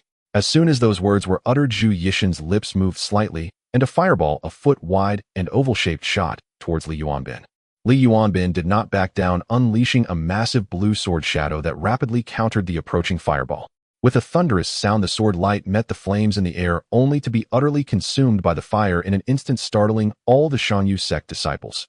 Zhu's fire techniques truly surpassed the ordinary. However, the ferocious fireball shrank significantly down to less than half a foot. Just as Li Yuanbin was about to unleash another sword light to block the flames, the remaining fire struck his spiritual shield with a fierce impact, causing a strong wave of spiritual energy to ripple through. Ultimately, the flames dissipated, though Li Yuanbin's spiritual shield wobbled precariously. In the first round, Li Yuanbin, who was claimed to be one of the top 5 foundation establishment experts of the Shangyu sect, had suffered a major setback. Before Zhu Yishan could unleash another fireball, Li Yuanbin's blue sword shadow surged forward, closing in on Zhu Yishan. Just 5 meters away, Zhu Yishan launched another fireball to meet the sword shadow. With another loud bang, the shrunk fireball lunged at Li Yuanbin. Just 5 meters away from Li Yuanbin, it was finally intercepted by another sword light released by him. After 2 sword shadows, the fireball was reduced to a size smaller than a palm, yet it still struck Li Yuanbin. In this round, both sides were fairly even, but it was evident that Li Yuanbin was at a disadvantage. Not only was his spiritual energy depleted, but he was also forced to be on the defensive. As both parties exchanged blows, Li Yuanbin's disadvantage stemmed from the low attack power of his single-target spells. His casting speed was only slightly faster than Zhu Yishan's. Moments later, he was already drenched in sweat. His spiritual shield was on the verge of collapse under Zhu Yishan's relentless attacks, while Zhu Yishan appeared relaxed. Defeat was likely just a matter of time. After a while, everyone could see that Li Yuanbin was clearly no match for his opponent. "Yishan, I concede," Li Yuanbin shouted, prompting both sides to cease fighting. In truth, Li Yuanbin still had a trump card left, but since this was not a life-and-death battle, and he did not wish to expose himself before the star selection conference, he chose to throw in the towel. However, it should be noted that while Li Yuanbin did not use his trump card, Zhu Yishan also did not go all out. They merely exchanged blows without pushing the limits. Liang Dong had intended to humiliate the Tianqing sect, but unexpectedly, despite having the home advantage, things did not go well. Seeing Li Yuanbin return to the formation, looking defeated, his expression was far from pleasant. The disciples of the Tianqing sect, however, appeared quite pleased, as if the result had been anticipated. Only Zhu Shishir turned to the crowd and said, "Is the Shangyu sect's disciples really this unimpressive?" After which she shot a glance at Jing Lan, her expression more arrogant than if she had won the match herself. Jing Lan's heart sank. Could it be that this girl still held a grudge against him for the few words he had said to her in the depths of the inner sea? It seemed to echo the old saying, "A little grievance is not a gentleman's act. The most venomous hearts belong to women." He never expected this stunning beauty to hold a grudge. Surely this visit to the Shangyu sect was not solely for those few words he had spoken. He quickly dismissed his thoughts. If that were the case, he would be overestimating himself. It was impossible. Just as Jing Lan was engaged in an internal battle, Zhu Yishan once again issued a challenge, saying, "Is there any other esteemed friend willing to offer guidance?" His tone carried an undeniable sense of disdain, and after speaking he exchanged a glance and a smile with Zhu Shishir. Jing Lan felt an inexplicable surge of anger and was about to charge out when Liang Dong spoke up, "Pang Jian, you go and face this Zhu Yishan. You are allowed to win, but not to lose." "Yes, Master." Liang Pang Jian immediately flew out and approached Zhu Yishan. The disciples of the Shanyu sect began to whisper among themselves. It turned out that Pang Jian was the oldest among the Foundation Establishment disciples of the Shanyu sect, having reached the late Foundation Establishment stage many years ago. He was now over 130 years old, looking older than Liang Dong, and was considered the top expert among the Foundation Establishment disciples in this gathering. Though older, his cultivation and skills ranked among the top 2 within the sect. His water-based techniques were unmatched among the Foundation Establishment disciples. Seeing the Shanyu sect sending out their oldest disciple, the Tianqing sect erupted in laughter, their meaning, "Clear, you truly are unimpressive." This made the faces of the Shanyu sect disciples sour, especially Liang Dong, whose face turned pale, wishing he could jump in and fight himself. After exchanging pleasantries, the duel officially began. Zhu Yishan employed his previous strategy, sending a massive fireball crashing down towards the smaller Pang Jian. Pang Jian's body shimmered with water light, clearly raising a spiritual shield.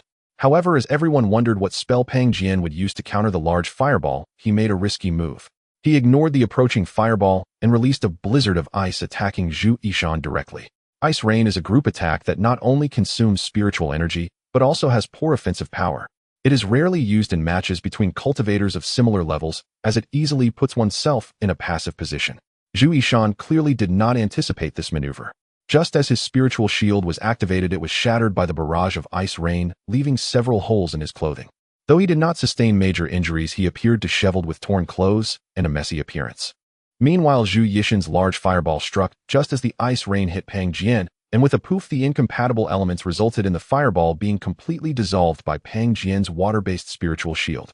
Clearly, in the first round, Pang Jian gained the upper hand. As it turned out, Pang Jian practiced water-based techniques, which could be both strong and gentle. Although the cultivation was slower, once successful, both offense and defense would be very powerful. Feeling confident in his deep cultivation, Pang Jian managed to withstand Zhu Yishan's attack, forcing his opponent into a passive position. After unleashing a flurry of icy rain, Pang Jian gathered his energy and launched several ice-sealing balls, each the size of a bowl, emitting a dazzling white light as they hurtled toward Zhu Yishan. Zhu Yishan did not expect to be at a disadvantage after just one exchange.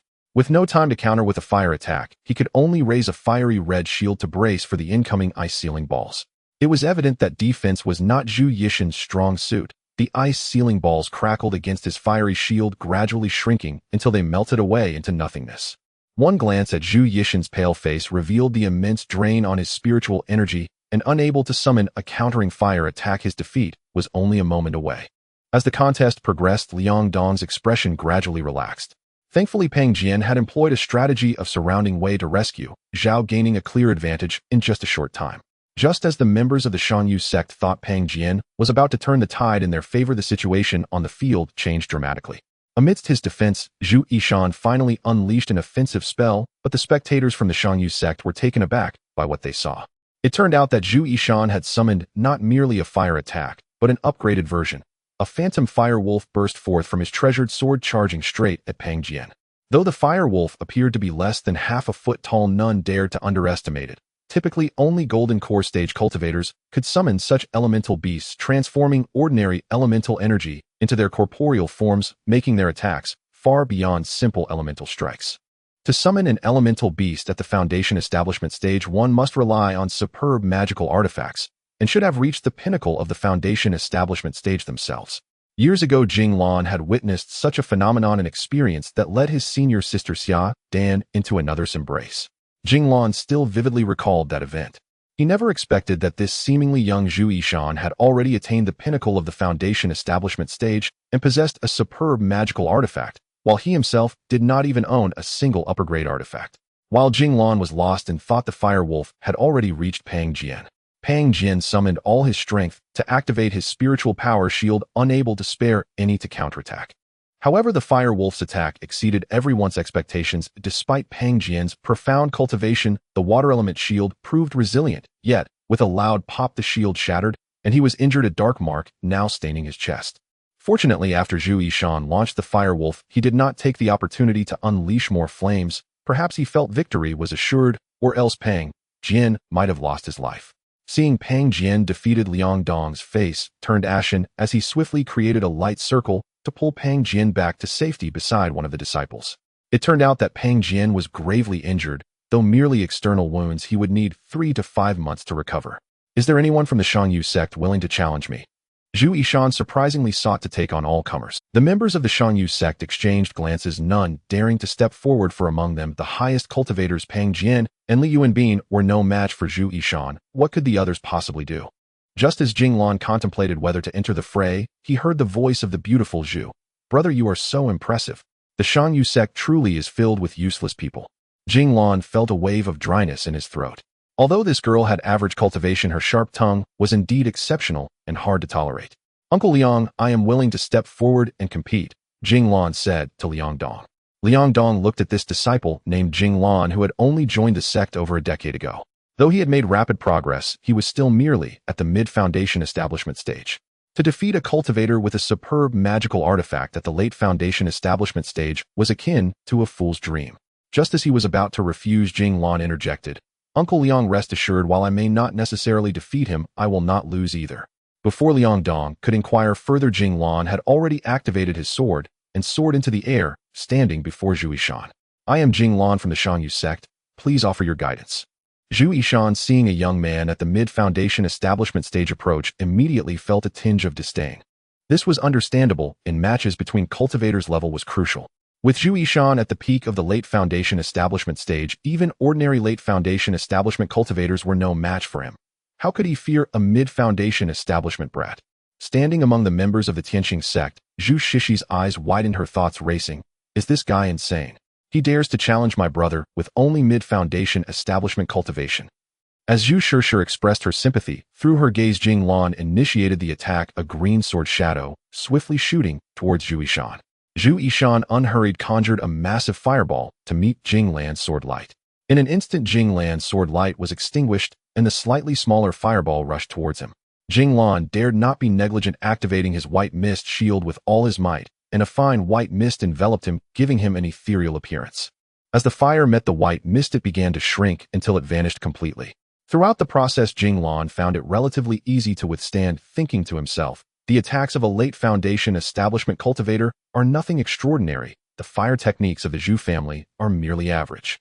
The members of the Shangyu sect had initially thought that with Jing Lan's mid-foundation establishment cultivation, he might not withstand even a single attack from Zhu Yishan, yet Jing Lan effortlessly dissipated Zhu Yishan's flames.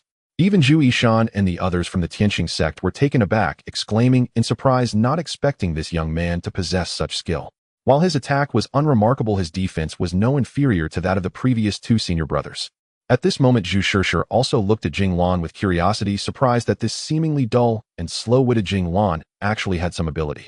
While others might not be aware of Zhu Yishan's true strength, she knew all too well. Among the foundation establishment cultivators of the Tianqing sect, he could confidently claim the second place, as no one dared to claim the first.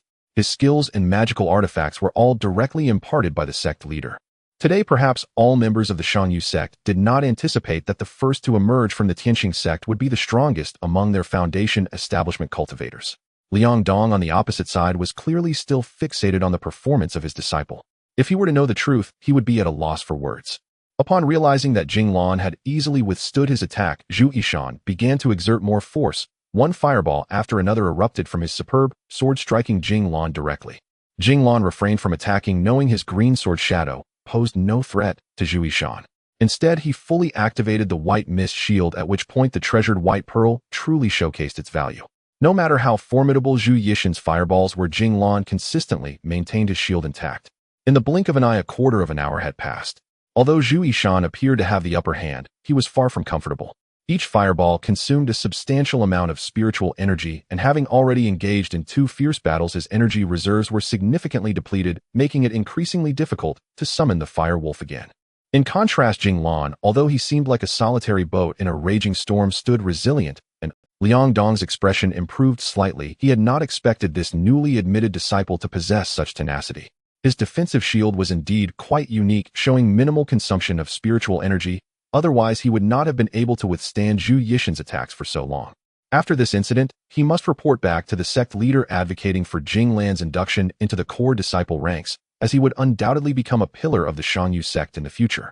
It is important to note that typically core disciples from major sects are cultivators at the golden core stage or higher, with only exceptionally talented foundation establishment disciples being admitted to the core ranks. Zhu Yixin's frustration was evident on his face. Although the members of the Shangyu sect were unaware of his true capabilities, the Tianqing sect members were all his kin. The fact that he had been unable to defeat even a mid-foundation establishment brat for so long was indeed a source of shame. Suddenly the onslaught of fireballs ceased. Zhu Yixin's lips moved slightly as he raised a finger. The firewolf he had previously summoned re-emerged from his sword, though this time it appeared more translucent and smaller. After unleashing the firewolf, Zhu Yixin's complexion paled, indicating he was running out of strength. As the firewolf was unleashed once more, the onlookers were taken aback, realizing Zhu Yixin was serious and had pulled out his trump card. The members of the Shangyu sect prayed fervently, while those from the Tianqing sect sensed that it was time to conclude the battle. If Jing Lan could withstand this, victory would surely tip in his favor. As the party involved, Jing Lan did not think too much. Surprisingly, his spiritual platform was exceptionally clear. Upon seeing the fire wolf howling towards him, he once again mobilized all the spiritual energy in his body, and the white mist shield appeared even more enchanting. During the previous defense, Jing Lan did not expend too much spiritual energy. It can be said that as long as he could withstand the fire wolf's attack this time, he would not only remain undefeated, but could also defeat his opponent. Everyone had different thoughts, but the fire wolf's attack reached Jing Lan in the blink of an eye. With a loud crash, the fire wolf and the white mist shield immediately entangled together. Perhaps the white pearl had a miraculous effect, or perhaps the fire wolf summoned by Zhu Yixin was indeed somewhat weak, or maybe Jing Lan's luck was quite good. Amidst the melting of the fire wolf and the spiritual shield, the white pearl emerged as the victor, and the shield formed by it completely consumed the fire wolf. The people of the Tianqing sect were taken aback, while the members of the Shangyu sect started to smile, especially Liang Dong. So far in the sparring, the Shangyu sect had gained a slight advantage, and perhaps victory was close at hand. When Jing Lan was somewhat at a loss after withstanding the fire wolf's attack, Liang Dong's command came from behind Jing Lan: attack, hurry, and attack. It turns out that Zhu Yixin had already gone all out when summoning the fire wolf. Realizing that the fire wolf did not injure Jing Lan, and knowing that the situation was dire, he saw the azure light emitted by Jing Lan and was unable to raise a high-intensity spiritual shield. He took out a jade talisman from his bosom and threw it into the air, revealing a protective spiritual talisman. This talisman was a one-time use, often crafted by high-level cultivators. It often had unexpected benefits during escapes or surprise attacks, but it was quite valuable, making it unaffordable for ordinary cultivators. Then Zhu Yixin swiftly retreated, shouting, "Jing Daoyu, I admit defeat." As soon as the talisman reached the air, it transformed into a light curtain blocking Zhu Yixin's path. Jing Lan's sword light was also halted by the curtain, ultimately vanishing into nothingness along with it. As soon as the talisman reached the air, it transformed into a light curtain blocking Zhu Yixin's path. Jing Lan's sword light was also halted by the curtain, ultimately vanishing into nothingness along with it. Jing Lan feel quite unaccustomed. "Jing Lan, would you be willing to join our sect as a core disciple?" Suddenly, a faint voice reached Jing Lan's ears. He knew it was Liang Dong speaking to him. Jing Lan nodded, and then shook his head softly, saying, "I don't know." The others were puzzled by his meaning, but Liang Dong was taken aback, unable to comprehend what Jing Lan truly meant. It was impossible for an ordinary foundation establishment disciple to join. Could it be that he shared the same reluctance as his master Luo Gengshi, and was unwilling despite having the chance? Zhu Yixin returned to his faction, and there Zhu Shishir was both pouting and comforting her brother. "That kid picked up a bargain again. Brother, you were too careless." Zhu Yixin could only smile helplessly. Indeed, if Jing Lan were to face Zhu Yixin alone, he would have a 99% chance of losing. However, taking advantage of the timing and the location, coupled with Zhu Yixin's underestimation, he managed to win with great difficulty. This left the members of the Tianqing sect feeling somewhat helpless. Due to the significant consumption of spiritual energy, Jing Lan did not continue to fight and was replaced by another senior brother in the late foundation establishment stage. After Zhu Yixin returned, the Zhu family sent out another slightly older cultivator. For a time, both sides exchanged blows with wins and losses, creating quite a lively atmosphere. However, Liang Dong soon noticed that the disciples sent out by the Zhu family later were significantly weaker than the first one, Zhu Yixin. The excitement of the match also declined. This gradually restored Liang Dong's confidence, and he thought to himself, so the Tianqing sect is not that impressive after all.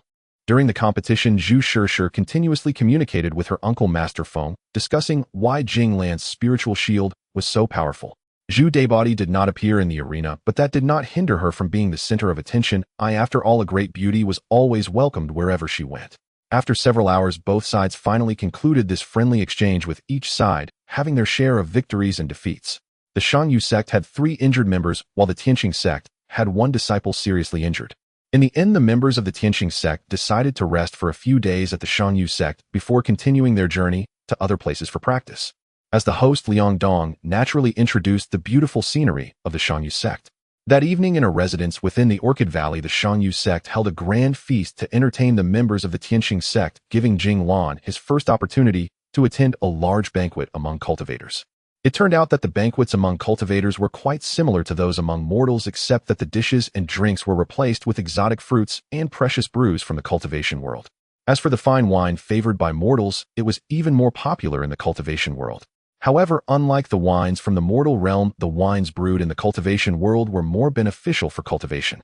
As for the taste, in Jing Lan's words, it was not necessarily better than that of mortal wines.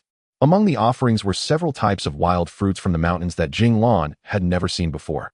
It was said that consuming them greatly benefited one's cultivation, and Jing Lan took full advantage of the Tianqing sect's hospitality to feast.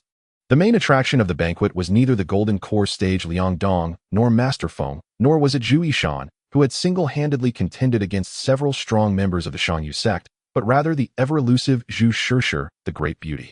Zhu Shishir was often surrounded by a large group of fellow cultivators, and one of her jokes would frequently elicit laughter from those around her. Jing Lan, born not good at socializing and fearing the special attention from Zhu Shishir, sat alone in a corner, fiercely biting into the wild fruits and delicious spiritual wine, feeling quite unsettled. Whether it was due to a lack of confidence or simply not being good at expressing himself, Jing Lan wanted to say a few words to the center of attention, Zhu Shishir, but found no good opportunity. While he was pondering, someone suddenly sat down beside him. Without raising his eyes, Jing Lan already knew who it was. That familiar spiritual aura could only belong to Zhu Yishan, who had battled him during the day. "Brother Jing, why are you sitting here alone sulking? Today was quite heroic. Come, let's have a drink." Zhu Yishan casually sat down next to Jing Lan. Jing Lan did not respond. With a splash, a cup of fine spiritual liquid poured into his belly. Only then did he turn around and say, "Brother Zhu is flattering me. I merely took advantage of the situation." "What are you talking about, Brother Jing? Strength is strength. Regardless, you won against me. Your defense is probably among the best among Foundation establishment cultivators on the entire Yingzhou Island. 2 years from now, I hope we can compete again." Zhu Yishan clearly valued Jing Lan, unconsciously regarding him as a rival for the Wheelstar Conference. Although he did not truly consider Jing Lan his match, he recognized him as a worthy opponent. It is worth noting that Zhu Yishan would be the absolute main force of the Tianqing sect at the Wheelstar Conference 2 years later, and the top-grade magical treasures in his possession were given to him by the sect master a year prior to prepare for the conference. In fact, Jing Lan was not aware that with his current strength, he had already stood out among the Foundation establishment cultivators across the entire Yingzhou Island. The essence of cultivator battles primarily manifests in 2 aspects: offense and defense. Any absolute advantage in either aspect is a significant asset. Jing Lan happened to excel in defense, which was fundamentally attributed to the white pearl in his spiritual sea. "Why doesn't Brother Jing join the other fellow disciples to interact with my little sister?" Zhu Yishan found Jing Lan's character somewhat peculiar and asked. I prefer quietness. It's too noisy," Jing Lan explained. "Oh, is that so? Then how do we explain that every time you look towards my sister, your eyes light up?" Zhu Yishan pressed Jing Lan on a sensitive topic. This. Jing Lan was speechless, realizing that the other party had been paying attention to him. "Stop with the this and that. It's natural for a hero to love a beauty. Although we are cultivators, we are still human, aren't we?" After saying this, Zhu Yishan smiled mysteriously at Jing Lan and then disappeared from his sight. After hearing those words, Jing Lan even forgot to put the wild fruit he had just picked up into his mouth. His gaze unconsciously shifted to Zhu Shishir, the focal point of the crowd, and he fell into a daze. Cultivators are far more sensitive than ordinary people. Even without opening their divine sense, Zhu Shishir felt Jing Lan's unwavering gaze.